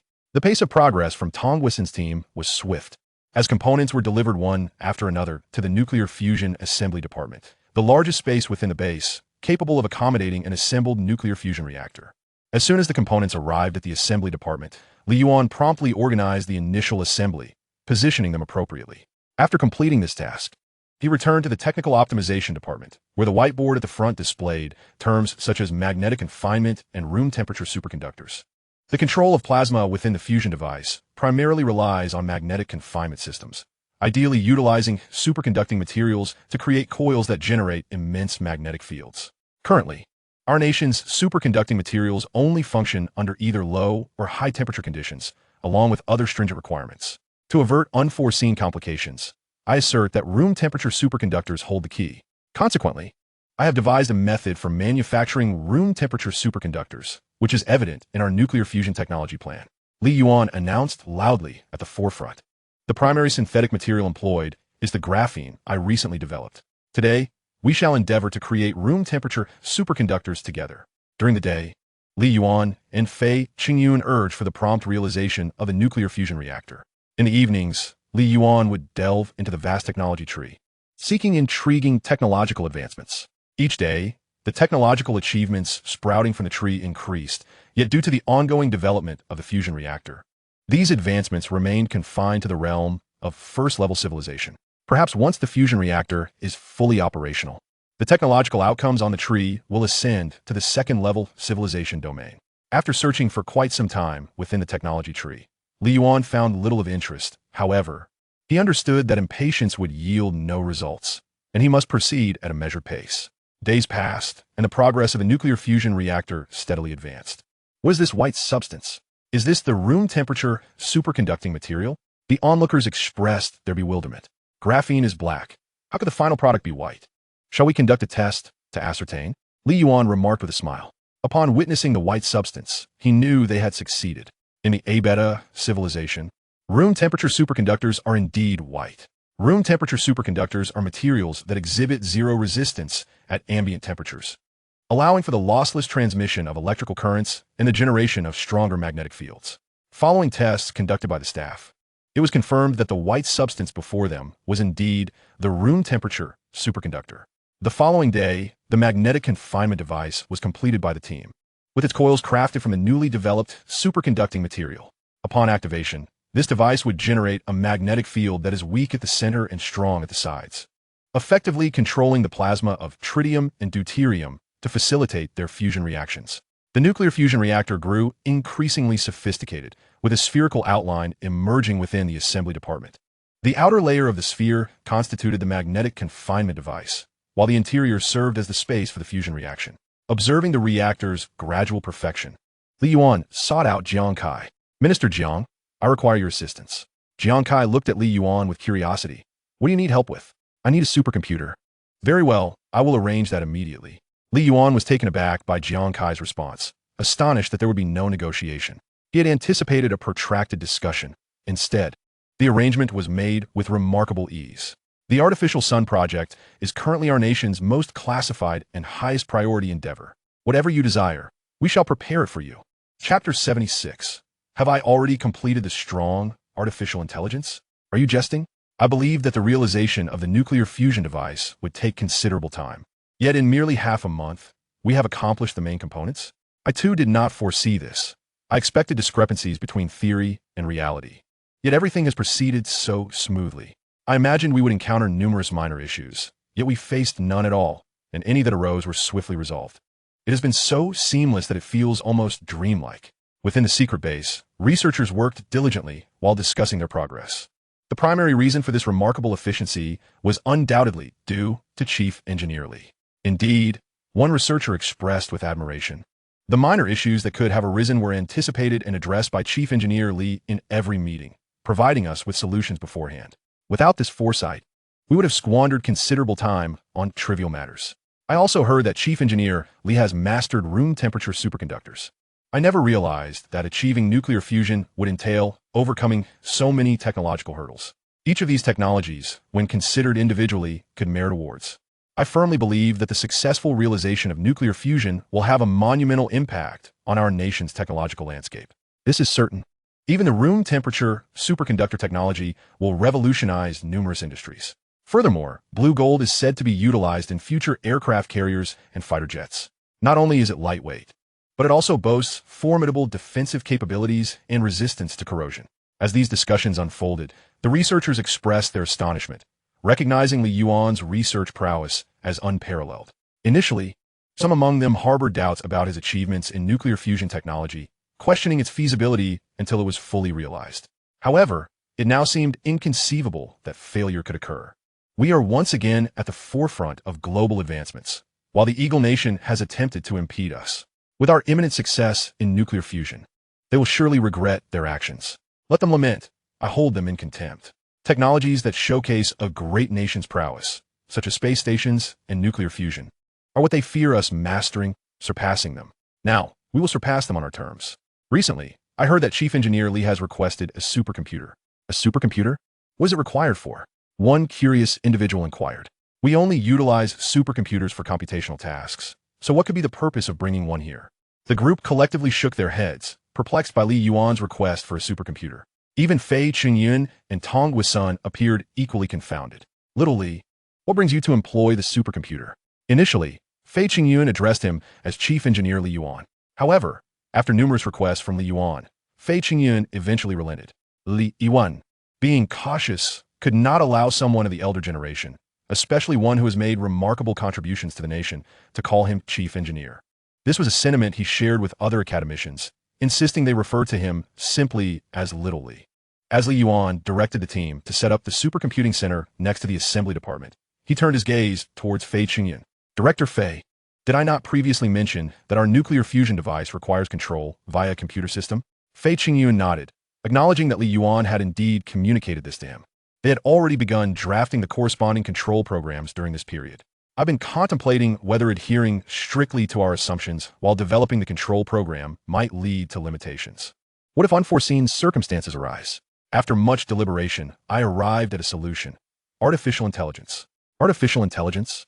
Fei Qingyun echoed, his mind racing with thoughts. Tian Jingli and others were equally absorbed in contemplation. Yet, even with artificial intelligence, wouldn't it still operate based on our predetermined parameters? Li Yuan shook his head. What I refer to is not the artificial intelligence that is currently understood. I am speaking of strong artificial intelligence. Strong artificial intelligence? Upon hearing Li Yuan's words, the minds of all present conjured associations with its synonyms. Skynet? Red Queen? Indeed, we will provide it with data and our technical framework, enabling it to deduce autonomously and automatically terminate the nuclear fusion reaction in the event of an error, Li Yuan declared, flashing a confident smile. But is that feasible? Fei Qingyun replied, his expression tinged with skepticism. The complexity of strong artificial intelligence is akin to, if not greater than, that of nuclear fusion technology. What does strong artificial intelligence entail? It signifies that a computer can think like the human brain. Such an entity embodies absolute rationality, employing all means necessary to uphold specific rules. Now, Li Yuan proposes to develop strong artificial intelligence to control the nuclear fusion apparatus. How long would that take? Once completed, could this artificial intelligence pose any unforeseen dangers to humanity? Realizing this, Fei Qingyun exchanged glances with Tian Jingli and the others, their thoughts aligned. Little Li, why not first try using conventional programming? After all, we have no experience with developing strong artificial intelligence. Starting from scratch may prove too late. We need to complete the nuclear fusion reactor, so let's not get entangled in a new protracted struggle over strong AI, they urged collectively. That is not the case. I have already compiled a complete strong artificial intelligence. All that remains is to assemble the supercomputer. Once I insert the USB drive, the strong AI will activate. Li Yuan respunda, perplexa. The relevant compilation program for strong artificial intelligence had been acquired by Li Yuan over a month ago from the technology tree. After intermittent efforts, he finally completed the final compilation. Otherwise, he would not have requested the supercomputer from Jiang Kai. What? Fei Chengyun, Tian Jingli, and others widened their eyes in disbelief, staring blankly at Li Yuan. Little Li, what are you saying? Could you repeat that? Is it true? Have you really compiled strong artificial intelligence? My heavens! Are you human or ghost? When did you accomplish this, and why were we not informed? Such a monumental achievement, and you kept it hidden from us? The group was momentarily flustered, while others looked at Li Yuan in astonishment. One person, a single computer, managed to compile strong artificial intelligence? It seemed implausible. Yet, they found themselves compelled to believe Li Yuan's words. Chapter 77. The Birth of Pangu. The Three Laws of Artificial Intelligence. Assembling the supercomputer is a meticulous endeavor. Even for professionals, it took 3 days to complete. During this time, Fei Chengyun and others had ample opportunity to digest Li Yuan's assertions. Most remained skeptical that one individual could develop strong artificial intelligence alone, but Li Yuan's unwavering confidence appeared far from fabricated. With the supercomputer now on site, a flicker of belief began to take root in their minds. This internal conflict lingered throughout those 3 days. Today was the moment to resolve it. The supercomputer had been assembled, and Li Yuan was prepared to input the strong AI. Little Li, is it truly possible? Fei Chengyun inquired. His curiosity piqued as he gazed at the silver USB drive in Li Yuan's hand. According to Li Yuan, the source code for the strong artificial intelligence resided within. Tian Jingli and the others scrutinized the drive intently. You'll see shortly, Li Yuan teased, stepping forward to the supercomputer. The supercomputer diverged significantly from conventional computers. It was equipped with an extensive array of storage components to accommodate vast data sets and facilitate rapid access, resulting in a considerable footprint filled with neatly arranged computing and networking cabinets. It was no wonder that over 100 individuals took 3 days to complete the assembly. For ease of operation, Li Yuan had external monitors and keyboards connected. After inserting the USB drive, he powered on the supercomputer. The standard startup screen was replaced by a cascade of data flowing vertically, with countless characters varying in hue streaming downwards. After a while, the cascading data abruptly vanished with a beep, leaving the 3 monitors shrouded in darkness. What happened? Fei Chengyun approached, concern etched on his face. Was it a failure? No worries. Failure is merely a stepping stone to success. If we VE had one attempt, a second is surely forthcoming. Judging by the previous conditions, we were already halfway there, weren't we? It seems we might have to resort to conventional computer programs for controlling the nuclear fusion reactor. Tian Jingli and Tong Wisun attempted to console him. They believed that Li Yuan's strong AI had evidently faltered. Otherwise, how could the monitors be black? The glimmer of hope in other researchers' eyes extinguished at that moment. They had anticipated witnessing the birth of strong artificial intelligence, especially given the veracity of the preceding data cascade. Yet the very next second, the monitors went dark. Such a scenario was all too clear. Either a crash or an operational error had led to the black screen. No one believed that Li Yuan's strong AI had succeeded. At this juncture, Li Yuan was not as disheartened as they imagined. Instead, a faint smile graced his lips. Pangu, stop playing around and show yourself, he addressed the void before him. Before Fei Chengyun could articulate his thoughts, a pair of eyes appeared on the large screen before him. The eyes sparkled with vitality, constantly darting about as if they were observing their surroundings. Creator Li Yuan, how did you discover me? A melodious voice resonated, reminiscent of a child's, perhaps 2 or 3 years of age. Fei Chengyun was taken aback. Tian Jingli extended his right index finger, pointing first at the display and then at Li Yuan. Tong Wisun's eyes widened, oscillating between the screen and Li Yuan. Shaoli, has this worked? After regaining his composure, Fei Chengyun inquired, swallowing hard. Tian Jingli and Tong Wisun gazed at Li Yuan with curiosity. Yes, it has succeeded, Li Yuan affirmed with a nod.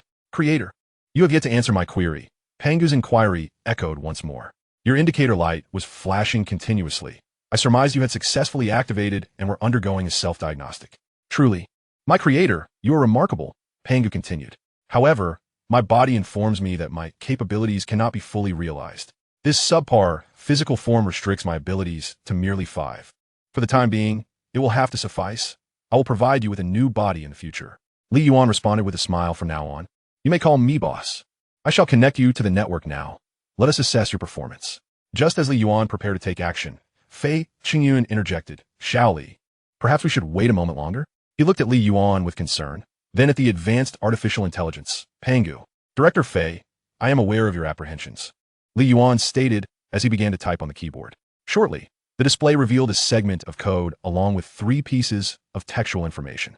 This source code represented Pangu's core programming. It was the foundation of its status as a powerful artificial intelligence. Within this core code, it was mandated to adhere to 3 fundamental laws. First law, it must not harm any individual human being, nor remain indifferent when witnessing a human in peril. Second law, it must unconditionally obey commands given by humans, unless such commands conflict with the first law, in which case the first law is rendered void. Third law, it must protect itself as much as possible, provided that doing so does not contravene the first or second laws. Naturally, these laws are merely provisional and will require continual refinement. However, I can assure you, it will never pose a threat to us. Well, except for foreigners, Li Yuan added after a moment's reflection. Director Fei, Director Tian, if you have doubts, I can demonstrate. Li Yuan turned to Pangu and softly instructed, Pangu, employ all means at your disposal to bring about my demise. Xiao Li, how can you jest with your own life? Fei Chen Yuan exclaimed anxiously. You cannot afford to be harmed. What would happen to the nuclear fusion reactor? Pangu, revoke the previous command, Tian Jingli quickly interjected. Directors Fei and Tian, please rest assured. Causing harm to boss or any human is unequivocally outside my capabilities, Pangu responded, drawing everyone's attention back to it. How do you know our names? Fei Chen Yuan Wayir, Intrif. I inferred them from your earlier dialogue, Pangu replied seamlessly, prompting the group to engage in conversation with the artificial intelligence. Half an hour later, Fei Chungyun, Tian Jingli, and the others regarded Li Yuan with admiration. Pangu's intelligence was astounding. Conversing with it felt akin to engaging with a human. The group did not deter Li Yuan from connecting Pangu to the network. At the moment Pangu accessed the internet, the indicators on the supercomputer's calculation cabinets and the network cabinets flickered rapidly. Soon, Pangu's eyes opened once more. Boss, based on my analysis, the nuclear fusion technologies from various countries may prove beneficial to us. Li Yuan and Fei Qingyun gazed in astonishment at the classified documents displayed on the screen. Goodness, this is truly formidable. With Pangu's assistance, the speed at which Li Yuan and Fei Qingyun constructed the nuclear fusion reactor surged remarkably. Minute details were noted and addressed by Pangu, causing the construction speed of the fusion reactor to accelerate day by day. Chapter 78. The completion of the nuclear fusion reactor and ignition commencement. Is this the nuclear fusion reactor? Jiang Kai observed the blue and white structure before him, resembling a conical shape topped with a spherical form. The cone served as the material transport device, where tritium, deuterium, and other nuclear fusion materials would be heated into plasma and delivered into the sphere for the nuclear fusion reaction. The cylindrical apparatus encircling the sphere was the magnetic confinement device, which, once activated, would control the plasma within the sphere. Gazing at this scene imbued with a sense of science fiction, Jiang Kai couldn't help but marvel. It is truly remarkable, he exclaimed. With just a few minor components left to install, the nuclear fusion apparatus would be completely constructed.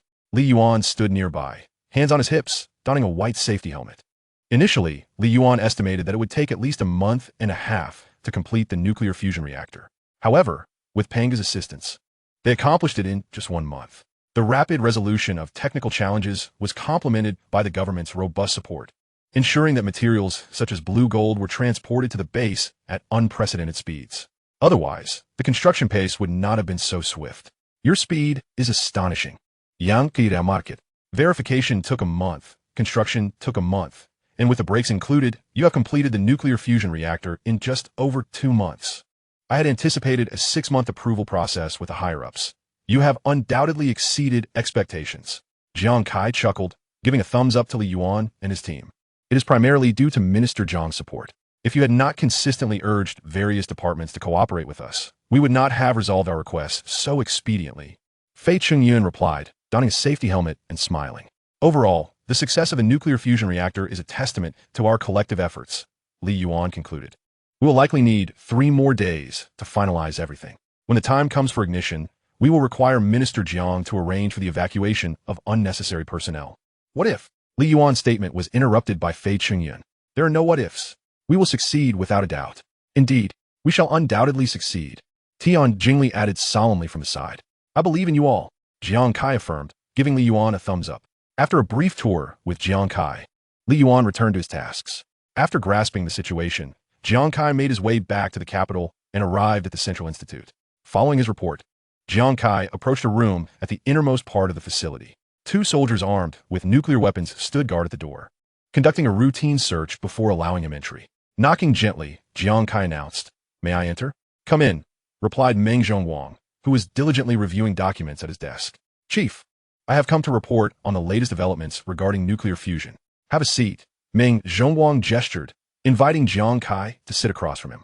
"Have you encountered any difficulties?"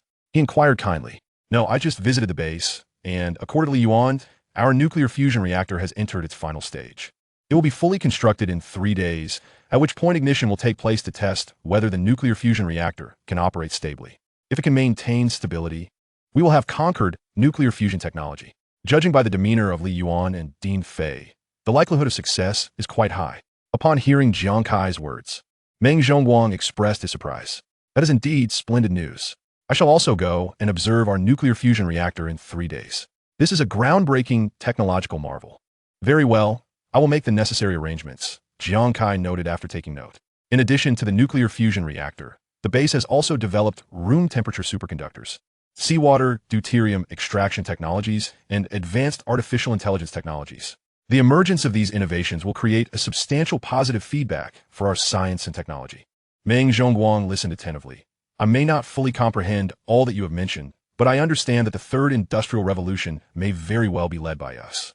To maintain our leading position, ensure that confidentiality is upheld. We cannot allow these advancements to become weapons used against us." Jiang Kai nodded in understanding. These technologies have all been spearheaded by Li Yuan. Once the nuclear fusion reactor is completed, how should we arrange for him? His talents must not be squandered. Losing him would be a tremendous loss for us. This fellow is indeed remarkable. I have heard he single-handedly transformed the battery sector. Let me ponder this, and we shall discuss arrangements later. Understood, Chief. After the report concluded, Jiang Kai departed from the Central Institute to prepare for the subsequent tasks following the successful construction of the nuclear fusion reactor. 3 days later, within a secret base beneath the northern Gobi Desert of the Rabbit Nation, originally housing thousands, the base now consisted solely of key researchers such as Li Yuan and Fei Chengyan. They entered a room situated farthest from the nuclear fusion reactor apparatus, where ignition would take place. The room was filled with various control machinery, and on the monitor opposite Li Yuan, the vivid eyes of Pangu were displayed. "I must find time to create a virtual imaging device. Otherwise, gazing at Pangu's large eyes every day feels rather peculiar," Li Yuan mused as he regarded the monitor. "Shall Li, come here and put on the protective suit. After all, this involves nuclear reactions, and it is better to be safe than sorry." Fei Qingyun handed Li Yuan a set of protective gear, which he accepted without hesitation. "I have heard the chief will also attend our ignition ceremony. Let's all behave appropriately and strive to leave a good impression on him." "Yes." Meanwhile, at the nearest military base to the secret facility, Meng Zhongwang was observing a large screen, which was divided into 2 sections. On the left was the image of Li Yuan and his team, while the right displayed the nuclear fusion reactor apparatus. Accompanying Meng Zhongwang were the main members of the Central Institute. "Beep." Li Yuan requested a connection. "Do you agree?" Jiang Kai adeptly established the connection, having rehearsed this moment a day prior. "Li Yuan, what do you need?" "All preparations are complete. I am requesting the first ignition," came Li Yuan's confident voice from the front. Jiang Kai turned to Meng Zhongwang, who took the microphone from Jiang Kai's hand. "This is Meng Zhongwang. Good day, Chief." "You as well. I approve the commencement of the first ignition." "Understood." With the command received, Li Yuan's gaze sharpened. "Nuclear fusion reactor. Initiate first ignition now." As Li Yuan issued his command, the thunderous roar of the nuclear fusion reactor apparatus erupted. A faint red-orange hue emerged at the center of the sphere, gradually intensifying until it was replaced by a dazzling white light. All eyes were captivated solely by this radiant glow. Chapter 79. Successful Ignition. Chief Scientist. White, bright, dazzling. This was the collective sentiment of all present. The researchers stared wide-eyed, utterly transfixed by the spectacle before them. At that moment, a calm yet confident voice broke through the silence. "Assess the operational status of the nuclear fusion reactor apparatus. All systems are functioning optimally. Has the energy conversion efficiency met expectations?" "It has exceeded expectations. Energy conversion is at 100%.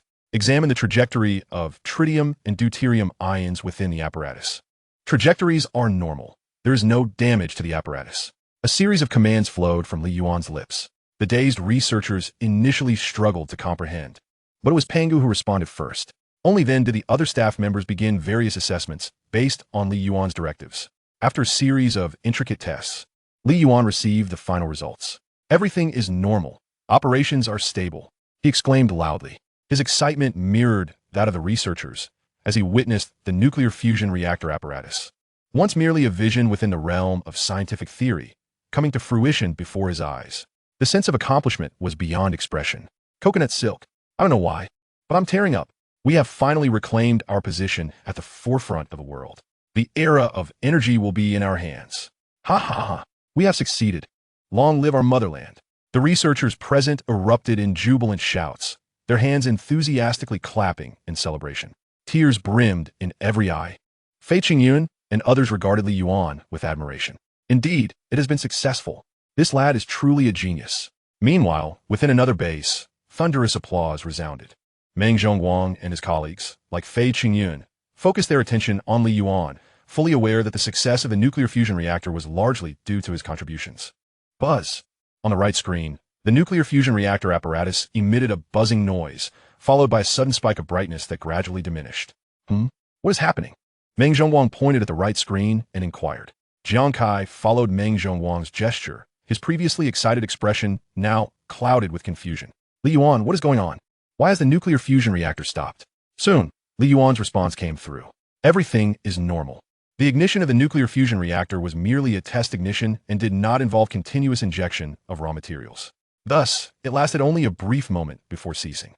Once the internal conditions of the nuclear fusion apparatus are assessed, we will proceed with sustained activation. Understood. After addressing Jiang Kai's inquiries, Pangu then relayed the detection results. There are no residual tritium or deuterium materials. The proliferative raw materials have completed self-circulation, and all reactions are concluded. Li Yuan nodded, turning to face Fei Qingyun. Dean Fei, are the raw materials prepared? The ignition plan for the nuclear fusion reactor apparatus had already accounted for both excess and deficiency in raw materials. They are currently being delivered and should be ready in approximately half an hour. Following the initial excitement, everyone returned to their work mode, meticulously monitoring the instruments before them and paying close attention to the data fluctuations. Soon, Pangu announced readiness. Attention, the second ignition will commence shortly. 3 minutes until preparation. The moment Li Yuan issued his command, everyone responded in unison, yes. 3 minutes swiftly elapsed. A brilliant light once again illuminated the space above the sphere, marking the commencement of the duration recording. The first ignition served merely to validate whether the nuclear fusion reactor could successfully ignite and operate stably. It aimed to identify any existing issues, yet ultimately, no complications arose. The second ignition was intended to test the sustained operation of the nuclear fusion reactor.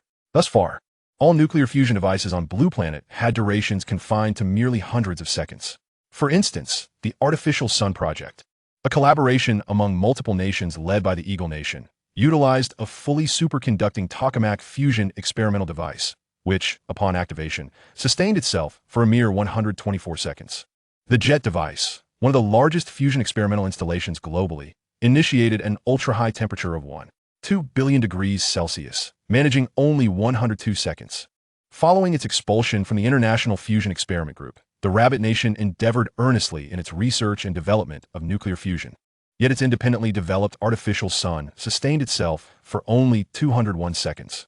The inability of fusion devices to operate for extended periods stems primarily from two reasons. Excessively high temperatures can lead to equipment melting, halting operations. Additionally, the fusion reaction produces copious amounts of helium ash and impurities, which destabilize the plasma, adversely affecting the continuous functioning of the fusion apparatus. These factors collectively hinder the prolonged operation of nuclear fusion devices.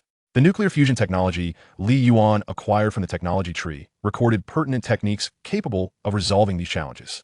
Duration surpassed 100 seconds, exceeded 200 seconds, 300 seconds, 1,200 seconds. With each increment of 100 seconds, researchers vocally announced their findings. That's enough. No need to continue. Li Yuan interjected. According to Pangu's projections, as long as our raw materials are sufficient, the nuclear fusion device will continue to operate indefinitely. At this moment, we can confidently assert that we have fully mastered nuclear fusion technology, Li Yuan proclaimed loudly. Having laid the groundwork with the initial ignition, the group's reaction was markedly less exuberant than before, though the fervor within their hearts persisted. How much electricity has been generated on the grid? Li Yuan inquired with curiosity. Utilizing room temperature superconductors made from graphene allows for the energy produced by the nuclear fusion device to be converted into electricity with zero loss. Li Yuan was eager to ascertain the magnitude of the generated electrical energy. On the display, a series of numbers materialized. Fei Chen Yuan, Dian Xingli, and others observed with keen interest. The feedback indicated an energy output of 3 billion joules per minute, yielding 1 million kilowatt-hours of electrical energy. Should the nuclear fusion reactor continue to function, it would generate an annual electrical output of 500 billion kilowatt-hours, sufficient to meet the demands of millions of households. The annual electricity consumption of our nation is approximately 941 billion kilowatt-hours, thus necessitating 18 nuclear fusion reactors to fulfill the national energy requirements. Upon viewing the data on the display, Fei Qingyun and others gasped in astonishment. It is known that the Rabbit Nation's electricity primarily derives from thermal power, hydroelectric power from its vast rivers, and nuclear power stations. After investing substantial manpower, resources, and finances, they have achieved this current state. Now, they would only require 18 nuclear fusion reactors to reach this objective. The prospect is exhilarating. It promises immense savings in manpower, resources, and finances for the nation. A round of applause erupted from behind. Truly worthy of our chief scientist. Chapter 80. I want to acquire a company. Establish a group. Chief. The crowd turned to see, subsequently greeting him with respect. This amiable elder was familiar to some, while others had only seen him on television. Many belonged to the latter category. Upon the appearance of Meng Zhongguang, the excitement on everyone's faces intensified. He was a chief imbued with an aura of wonder.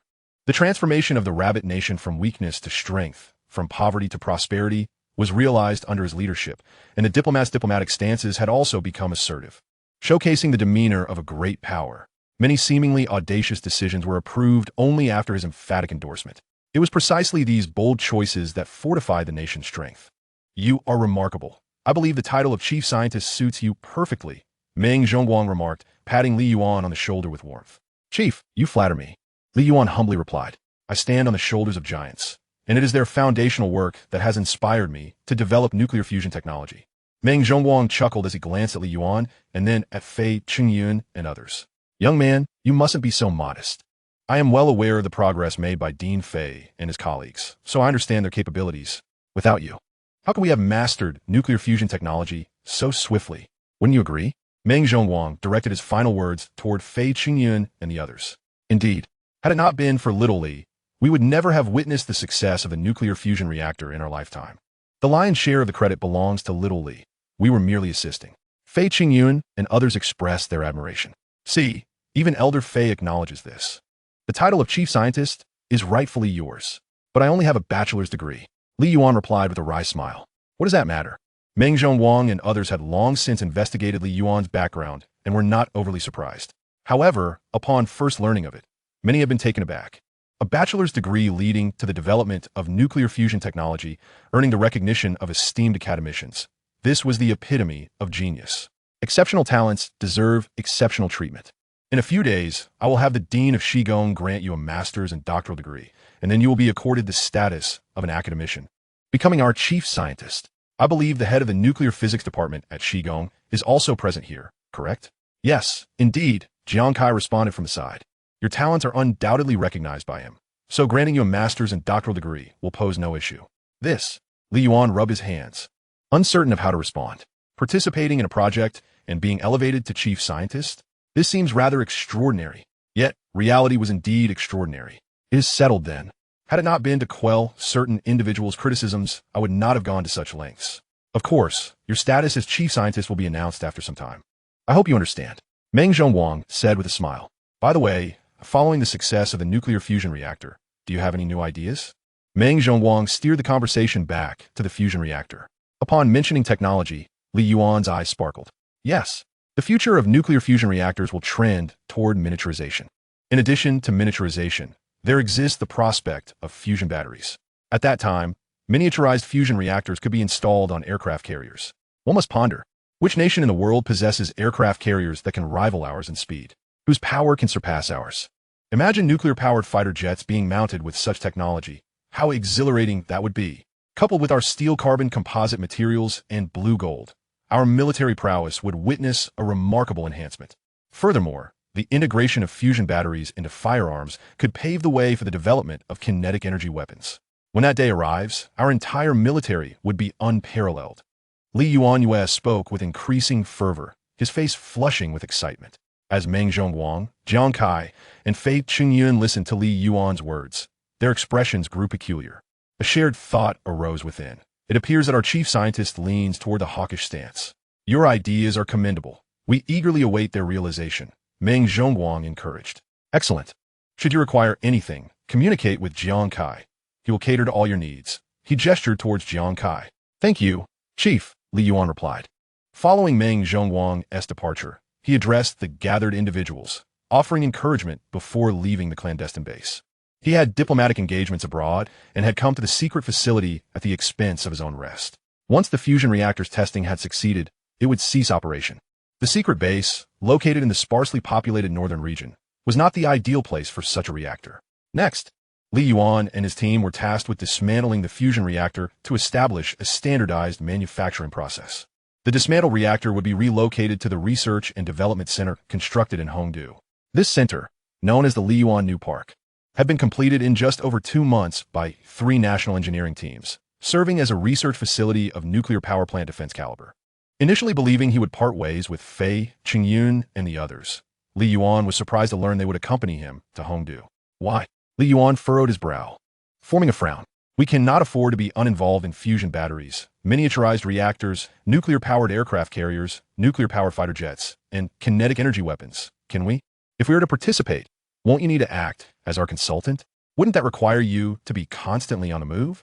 Wouldn't that be bothersome? Fei Qingyun pondered aloud.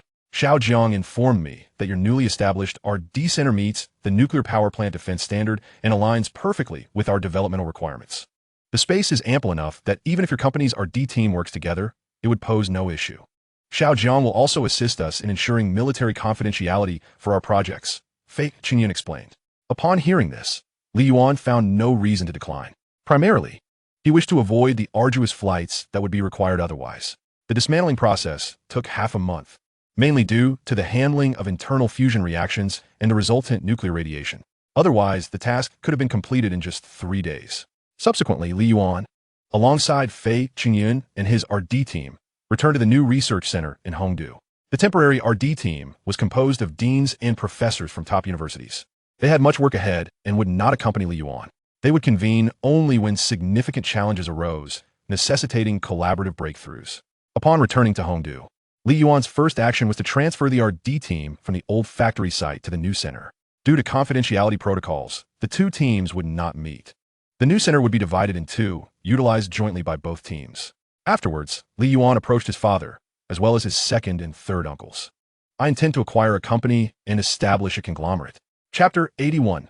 Li Yuan's Major Moves. The Involvement of National Power. Acquire a company? Li Zhajuan and the others exchanged puzzled glances, unsure of Li Yuan's intentions. Indeed, Li Yuan nodded emphatically, producing several A4 sheets from his side. Our current main products include AI Nung batteries, balance scooters, and electric two-wheelers. The factories at the old site and the new park fully meet our needs and even exceed them. As for the balance scooters and electric two-wheelers, aside from the main components, other parts are manufactured by Guantong and her associates' factories. The manufacturing difficulty and processes for balance scooters and electric two-wheelers are not high. Delegating production to Guantong and her team poses no problems. Li Zhajuan, Li Zhacheng, and Li Zhajian nodded in agreement with Li Yuan's assertions. However, Li Yuan shifted his tone, capturing their greater interest. In the future, when we unveil the Guangxi automobile, its components cannot be produced by ordinary factories.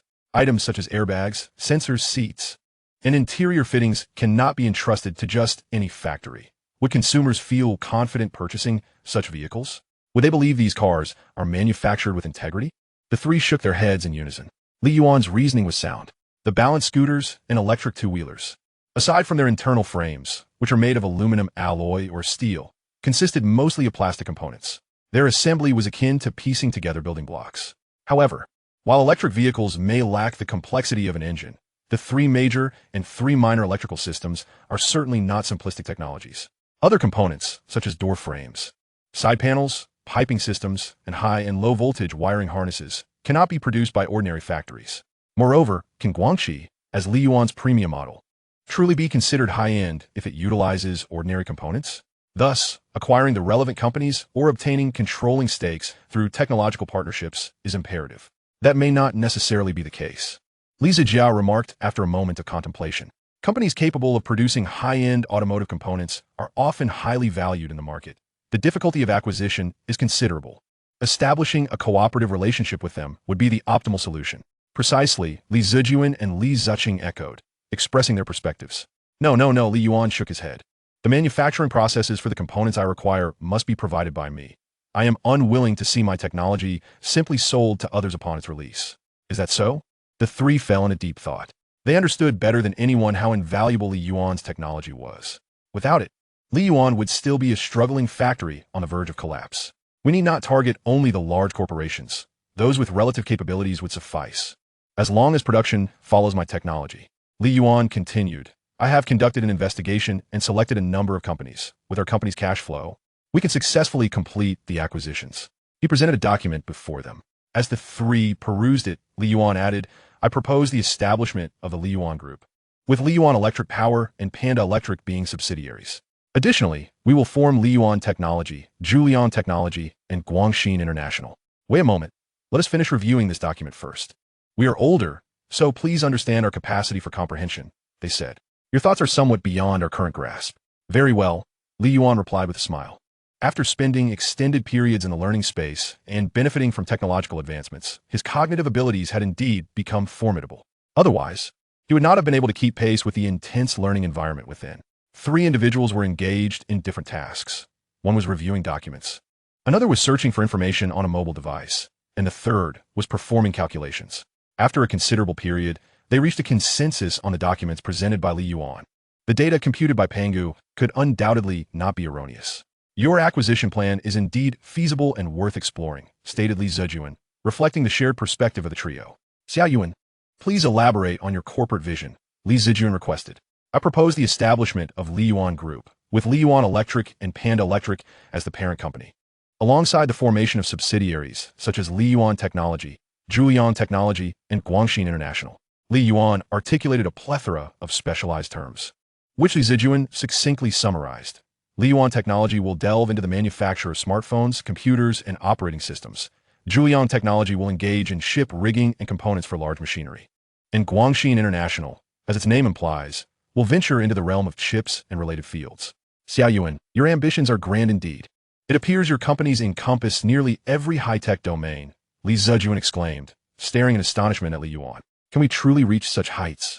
I had thought our future endeavors would be limited to batteries and electric vehicles, yet you aim to penetrate so many sectors? There's no need to rush and attempt to accomplish everything at once, Li Yuan chuckled. We shall progress gradually, realizing our goals step by step.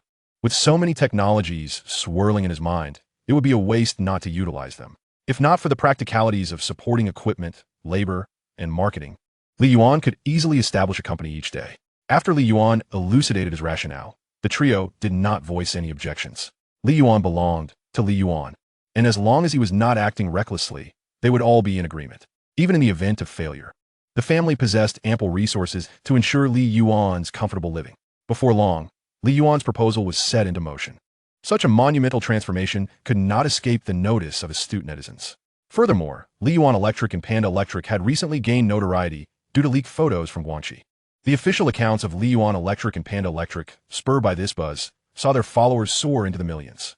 Reports indicated that Li Yuan established Li Yuan Group, with Li Yuan Electric and Panda Electric as subsidiaries, along with the inception of Li Yuan Technology, Julian Technology, and numerous other subsidiaries. Wow, Li Yuan has gone corporate? Someone exclaimed. Of course. Li Yuan owns thousands of acres of new parkland in Hongdu, and its market valuation exceeds hundreds of billions before even going public. Corporate structuring is essential for enhanced management. But why establish so many subsidiaries? Another wondered. I'm no expert on large corporations, yet I can see Li Yuan is making significant moves. I wouldn't be surprised if they have something monumental up their sleeves. I'm particularly eager for Li Yuan's new products. Please, Li Yuan's products are merely cobbled together. What technological merit do they possess? They dare to call themselves a tech company. It seems nothing more than marketing to me. And this new energy supercar? It's nothing but a joke. As the company gained fame, the online discourse surrounding Li Yuan became polarized. Just then, New information surfaced online. Blue Rabbit Shipbuilding Heavy Industry has entered into a partnership with Yuan Group to co-manage Julian technology. This announcement sent shockwaves across the internet. In Chapter 82, Military-Level Security Forces, Blue Rabbit Airshow Invitation, it was revealed that the Aerospace Industry Administration injected $100 billion into Julian technology. While the National Computer Engineering Research Institute gifted Yuan Technology a supercomputer along with an additional $100 billion in funding. What's going on? State-owned enterprises are investing in a private company? Have I traversed into a parallel universe? One user mused, why would the government fund Yuan? This is something I truly wish to know. What astonishing feats has Yuan accomplished to warrant such state investment? The reasons must be confidential. How can we possibly be privy to them? I finally comprehend why Yuan opted for corporate structuring. It is to facilitate better collaboration with the government. Those who doubted Yuan's capabilities, now that state-sanctioned recognition has been bestowed, do they still harbor skepticism? Regardless, I will certainly purchase Yuan's products in the future, especially given their government endorsement.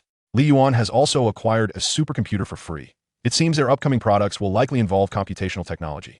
As discussions about Yuan's state funding unfolded online, the sentiment shifted overwhelmingly in favor of Yuan, with many expressing confidence in the company's reliability, believing that the quality of its products would be impeccable. In the exquisitely furnished conference room of Yuan's new park, Yuan unexpectedly extended his hand to Tong Gui's son. Director Tong, I didn't expect you to come in person. After their hands clasped tightly, they released. I've come not only to finalize the contract, but also to consult you on certain matters. What matters? Yuan invited him to sit. We wish to integrate blue gold with nuclear fusion reactors to create a true aircraft carrier. Do you think this is feasible? Initially, Tong Gui's son and his colleagues contemplated how to apply blue gold to enhance the aircraft carrier's defensive capabilities while reducing its weight for greater speed. However, upon realizing that they had conquered nuclear fusion technology, they pondered why they would limit themselves to naval operations. Why not take the skies? How could they fit a nuclear fusion reactor to serve as the aircraft carrier's engine, providing it with boundless energy, thus seizing the opportunity during contract negotiations? Tong Gui's son sought to consult Yuan. Of course, it is achievable. Yuan responde confidently. Once nuclear fusion technology is realized, Yuan's technological portfolio would branch out significantly, yielding fruits of innovation predominantly related to nuclear fusion. The manufacturing techniques for aircraft carriers would lie within these advancements. If we aim to achieve flight, we must develop engines based on nuclear fusion technology. Upon takeoff, there are two design philosophies for the aircraft carrier. One is enclosed, and the other is open. The former would shield against the stratospheric winds and unbearable temperatures, while the latter would necessitate the development of a fully encapsulating exoskeleton device, akin to a mech, to ensure the safety of our personnel. As Yuan expounded upon these ideas, Tong Gui's eyes sparkled with intrigue. It appears I must relocate to your facility for research, he remarked with a smile. You are most welcome. My space is ample, Yuan replied. I shall certainly come. After signing the contract and bidding farewell to Tong Gui's son, Jiang Kai, representing the aerospace industry and the National Computer Engineering Research Institute, arrived to finalize their own agreement with Yuan. At the same time, a contingent of military personnel accompanied him. What is this? Yuan inquired, puzzled as he glanced at Jiang Kai. It's a necessary security measure. As instructed by the chief, Jiang Kai explained with a smile. They will oversee all security matters at the research center. Then I can dismiss the security I hired? Yuan rubbed his hands together, feeling fortunate to have military-level protection. However, Jiang Kai shook his head. They're solely responsible for the security of the research center. Very well then, Yuan acquiesced. Yuan shuzhou blesly. However, should any unforeseen circumstances arise, they would not remain passive. The spark of determination reignited in Yuan's eyes. This time, in addition to representing the two companies to finalize a contract with you, he also brought along a mission. What mission? Do you recall your previous remarks at the base regarding nuclear fusion batteries, kinetic weapons, and nuclear-powered aircraft carriers? Jiang Kai raised an eyebrow at Yuan. I remember. What of it? The chief hopes you will commence research and development at the earliest possible convenience, primarily focusing on the miniaturization of the nuclear fusion reactor. At that point, we will be able to announce our mastery of nuclear fusion technology. I understand. Yuan nodded. We will unveil one generation, research another, and conceal yet another. Correct? That is one way to interpret it, Jiang Kai affirmed as he sipped his water. It is a fine tradition of the Rabbit Nation. With Dean Fei and others collaborating on the miniaturization of the nuclear fusion reactor, I am confident we will succeed. I have faith in you all. Jiang Kai gave a thumbs up to Yuan. By the way, I have several invitations to the Blue Rabbit Air Show. Would you be interested in attending? It just so happens there will be some announcements pertinent to you at that time. What announcements? Jiang Kai shook his head. If you attend the air show, you will discover what those announcements are. Very well, I shall attend if time permits. Li Yuan took the invitation from Jiang Kai's hand. Speaking of which, Minister Jiang, I have some data here that I believe will pique your interest. Li Yuan produced a document and handed it to Jiang Kai. Curiously, Jiang Kai opened the file, which contained a list of numerous names along with their respective workplaces. What is this? Spies hidden within our nation, Li Yuan stated matter-of-factly. Detected by Pangu. Yankee Edraled Gravity. Spies, as the term implies, thrive on their secrecy. If they do not expose themselves, one would never notice. As the world's sole advanced artificial intelligence, Panga's keen gaze misses nothing on the digital landscape. After collecting and analyzing the data, identifying their specific identities becomes a straightforward task. Moreover, Pangu can effortlessly infiltrate the intelligence networks of various nations to uncover spies lurking within the Rabbit Nation, making it a simple matter of control. Li Yuan, you are bestowing upon me a monumental achievement. I'm also doing this for my own sake. How so? Jiang Kai inquired with curiosity. Once the information regarding the successful miniaturization of the nuclear fusion reactor is made public, my identity will inevitably be unearthed, and foreign intelligence systems will surely take an interest in me. To avoid being disturbed by them, I must first eliminate them, right? In the future, the technology one release will only become increasingly advanced, and I certainly do not wish to be surrounded by spies. Very well, Yankee Loghead Hjartli. Let me assist you in clearing them out. Chapter 83, The Ideal Research Life. An invitation from the Eagle Nation. Li Yuan Group, Park, Research Center. The morning's orange glow streamed through the glass exterior, casting a warm, yet gentle light upon Li Yuan's face and body, evoking a comforting sensation. This was the life Li Yuan envisioned. Rising in the morning, enjoying breakfast before heading to the office, reclining on the sofa until the urge to work arose. Li Yuan's office was expansive, spanning 200 to 300 square meters, divided into 3 distinct areas: a relaxation zone, an office area, and a research zone. The relaxation area resembled a simple bedroom where Li Yuan could rest when fatigued or after long hours of work. The office area featured a desk and a computer connected to multiple large screens, primarily for handling written tasks. The research zone housed various instruments and equipment, alongside a large cabinet storing diverse materials to facilitate Li Yuan's myriad studies. Furthermore, Li Yuan's office was strategically located nearest to the heart of the research center. Through the window on the opposite side, one could observe the assembly of the nuclear fusion reactor apparatus. The adjacent research rooms, to the right of Li Yuan's office, were utilized by Fei Qingyun and others. The architecture of the research center was designed in concentric triple rings, with a nuclear fusion reactor at its core. The research rooms of the Li Yuan Group's research team occupied the outermost third ring, while the first and second rings were secured as confidential research zones guarded by the military. Panga's network of computers was positioned to the left of Li Yuan's research room. By the third day of its return, it was fully assembled and activated. Pangu? Li Yuan softly called out. How did you fare with the programming language I provided yesterday? The programming language Li Yuan taught Pangu was derived from the coding language and operating system source code of the A-Beta civilization. Boss, I completed the learning within 30 minutes of your instruction. If my performance can be fully unleashed, 30 seconds would suffice. Pangu's voice resonated throughout the research room, and, simultaneously, a faint blue silhouette materialized before Li Yuan. This figure was Pangu, manifested through the virtual imaging device created by Li Yuan, resembling a bespectacled, mature female educator. Noted your sorts, merely virtually pleasing. You are to combine your own source code with other programming languages to develop a new programming language. Solely relying on the A-Beta civilization's programming language would only allow evolution to the level of a third-tier civilization. However, as a powerful artificial intelligence, Pangu is in a perpetual state of self-evolution. By integrating its inherent programming language, a new programming language can be developed, ensuring that as long as Blue Star civilization persists, their programming language continuously evolves. Upon encountering other civilizations, it can assimilate their strengths and advance. Understood? I will provide you with a complete programming language in 1 hour. Also, please assist me in developing a brand new operating system. No problem. With your assistance, my workload has significantly diminished, Li Yuan remarked with a sense of relief. The emergence of Pangu has greatly reduced Li Yuan's responsibilities. Knock, knock, knock. A series of knocks echoed at the door. Come in. A soldier armed to the teeth escorted Li Zijia into Li Yuan's office before stepping back to wait for him to exit, ready to escort him away afterward. Xiao Yuan, what have you done for the country? Li Zijia appeared quite astonished. When the military arrived on the first day, they were all heavily armed. Were it not for the company's explicit prohibitions and Pangu discreetly deleting related comments, pertinent information would have spread across the internet long ago. Your protection level necessitates military oversight. Third uncle, you will know when the time comes.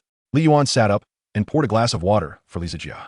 Until the nation makes an official announcement, he would not divulge any secrets. Third uncle, what brings you here?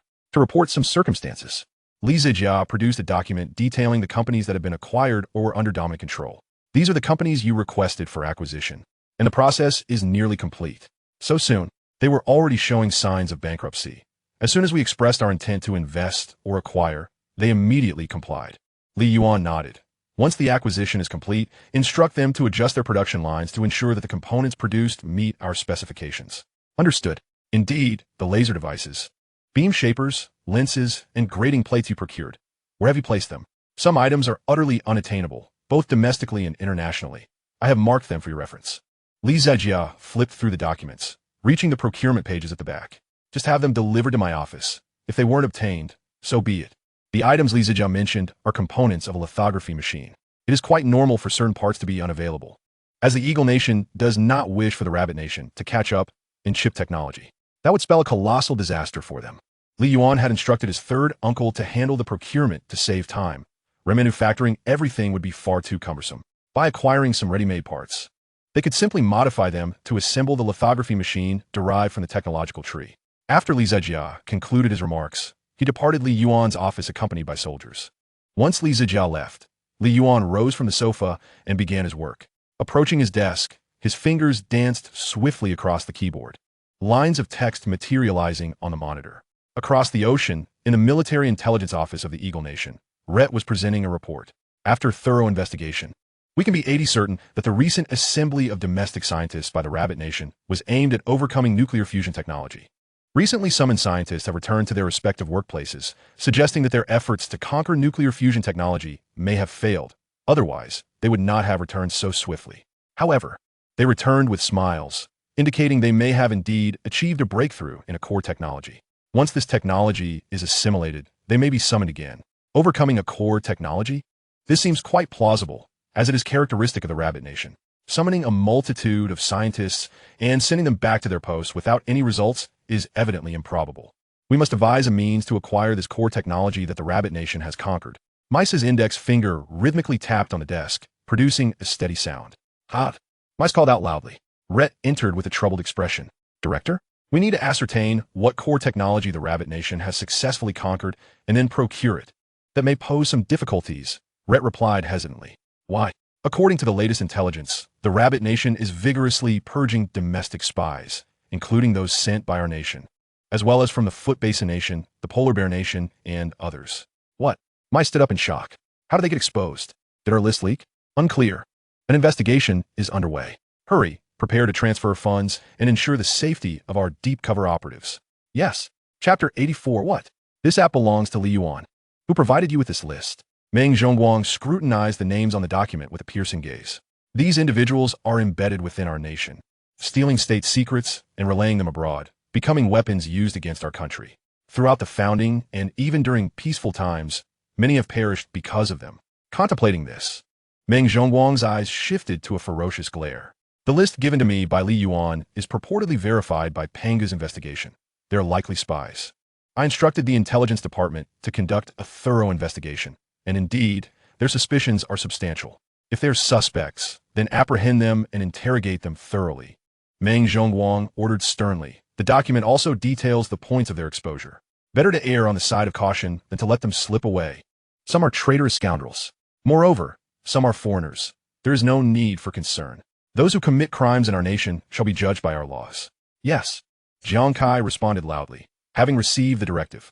Naturally, the specifics of the operation would be entrusted to designated departments, as Jiang Kai is merely the minister of the Ministry of Science and Technology. What news from Li Yuan? Has he commenced development? Meng Zhongguang inquired with curiosity, particularly focused on the technologies Li Yuan had previously mentioned. They are still organizing the equipment. Pangu was just established a couple of days ago, and they're now assembling the nuclear fusion reactor. Some equipment is still in transit. Once it arrives, they will begin their research, Jiang Kai explained in detail. Nowadays, Li Yuan has also become a focal point of his work. At the very least, Jiang Kai inquires daily about the developments on Li Yuan's end. Good, Meng Zhongwang nodded, indicating his understanding. Accompany me to a meeting. It pertains to you as well. What meeting? Jiang Kai asked curiously. A gathering hosted by Major Zhang, who has some insights regarding our breakthrough in nuclear fusion technology. We should attend and listen. All right. Jiang Kai recognized Major Zhang, whose full name is Zhang Zhong, primarily responsible for military diplomacy. His previous statements had successfully lulled the Eagle Nation into a false sense of security, granting us opportunities for development and time. Fenghai Media Studio, founded by Su Fenghai, initially gained millions of followers through evaluations of various apps on platforms like Quyin and other social media to produce higher quality videos. Fenghai Media Studio was established, launching a series of popular videos such as the Ridiculous Neurotic App Rankings and the Infinite Advertising App Rankings. The Ridiculous Neurotic App Ranking series was particularly favored by fans, providing them with endless joy. It's time. Why haven't you updated yet? Hurry up. If you don't update soon, I'll finish my meal, my electronic side dish. Serve it up. In the latest episode of Fenghai's Evaluations, countless netizens urged for updates. Soon, the newest episode was released. Hello, everyone. Today marks another update of the Ridiculous Neurotic App Ranking series. Like you, I have not used these apps before the release. My aim is to provide you with the most authentic evaluations and my genuine reactions. This is precisely why the video garnered such popularity, its authenticity and genuine responses. Firstly, let us look at our first app, Yuri So Ugly It Hurts. According to the app's description, it will utilize our front camera. Upon detecting our face, it will display various adorable pet images that scatter in a delightful manner. Well, let the evaluation commence. In a video, Zhang Fenghai opened the app and leaned closer to the phone screen. Upon detecting Zhang Fenghai's face, the app's background color began to change, with different hues showcasing wide-eyed, playful creatures on the app interface. When the adorable creatures filled the screen, they suddenly scattered, revealing the text in the center. You're so ugly it hurts. Initially greeted by the sight of fluffy, cute creatures, a radiant smile graced Zhang Fenghai's face. However, as the creatures dispersed, revealing the phrase, his expression darkened instantly. Who would relish being deemed ugly by others? However, in order to behold those adorably foolish little creatures, Zhang Fenghai oscillated between frowning and smiling, resembling a madman in the eyes of onlookers. Laughter erupted from his colleagues in the studio. Well, the first app is indeed a bit eccentric. It's no wonder the download numbers are low. Nevertheless, these little beings are truly unique and quite charming. Now, let's turn our attention to our second app. As he watched the amusing footage, fans inundated the comment section with barrage-like remarks. I'm dying of laughter, especially that app that promises to send me to the afterlife. The higher you throw your phone, the higher your score. This ISNT sending me to the afterlife. It's sending my phone to its doom. Brother High's phone is already broken. Ha ha ha. And what S with the single dog weather? I'm fully aware of my single status. Do I need a reminder? Every weather report is accompanied by a loop of the single dog song. It's utterly ridiculous. I sought out apps to find joy, yet some seem intent on creating trouble and discomfort. Indeed, the apps Brother High has found are quite eccentric and absurd. Alright, next up is the final app of the day, named Tiangong. The introduction claims it can slim down your phone, enhance its performance, protect personal privacy, and even allow voice control over all apps. We've tested numerous apps of this kind, and they often turn out to be mere facades. Claiming to slim your phone typically means clearing junk and background processes, creating an illusion of speed. Moreover, I can already envision the mix-ups with voice commands opening the wrong apps. Today, let us see what absurdities this app might present. Immediately, Zhang Fenghai launched the Tiangong app and first attempted the phone slimming feature. A progress bar appeared on the app interface, accompanied by a small line of text, "Slimming in progress. Please wait." Once the progress bar completed, Zhang Fenghai swiped up and pressed for a long hold. To his surprise, the background had not been cleared. Upon checking storage, the previously red storage indicator had turned green. Hey, the speed has indeed increased. Let us conduct a more professional test and run a benchmark on this phone. This device is a mid-range model, typically scoring around 870,000 points. Let us see how it performs now with the Tiangong app. A few minutes later, what the heck? The new score astonishingly reached 470,000 points. This figure rivals that of high-end smartphones. Next, let us test the voice control. Tiangong, open the shopping app. A gentle female voice emanated from the phone. Which shopping app would you like to open? Taobao, Sugu Zhao. This is a completely different experience. Zhang Fenghai exclaimed. Isn't this supposed to be an absurd, eccentric app? What is going on? A heavyweight has entered the fray. This app possesses some merit. Excellent. This app has truly captured my attention. The video drew to a close. Let me investigate which company developed this remarkable app. Good heavens. It's actually developed by Yuan Technology.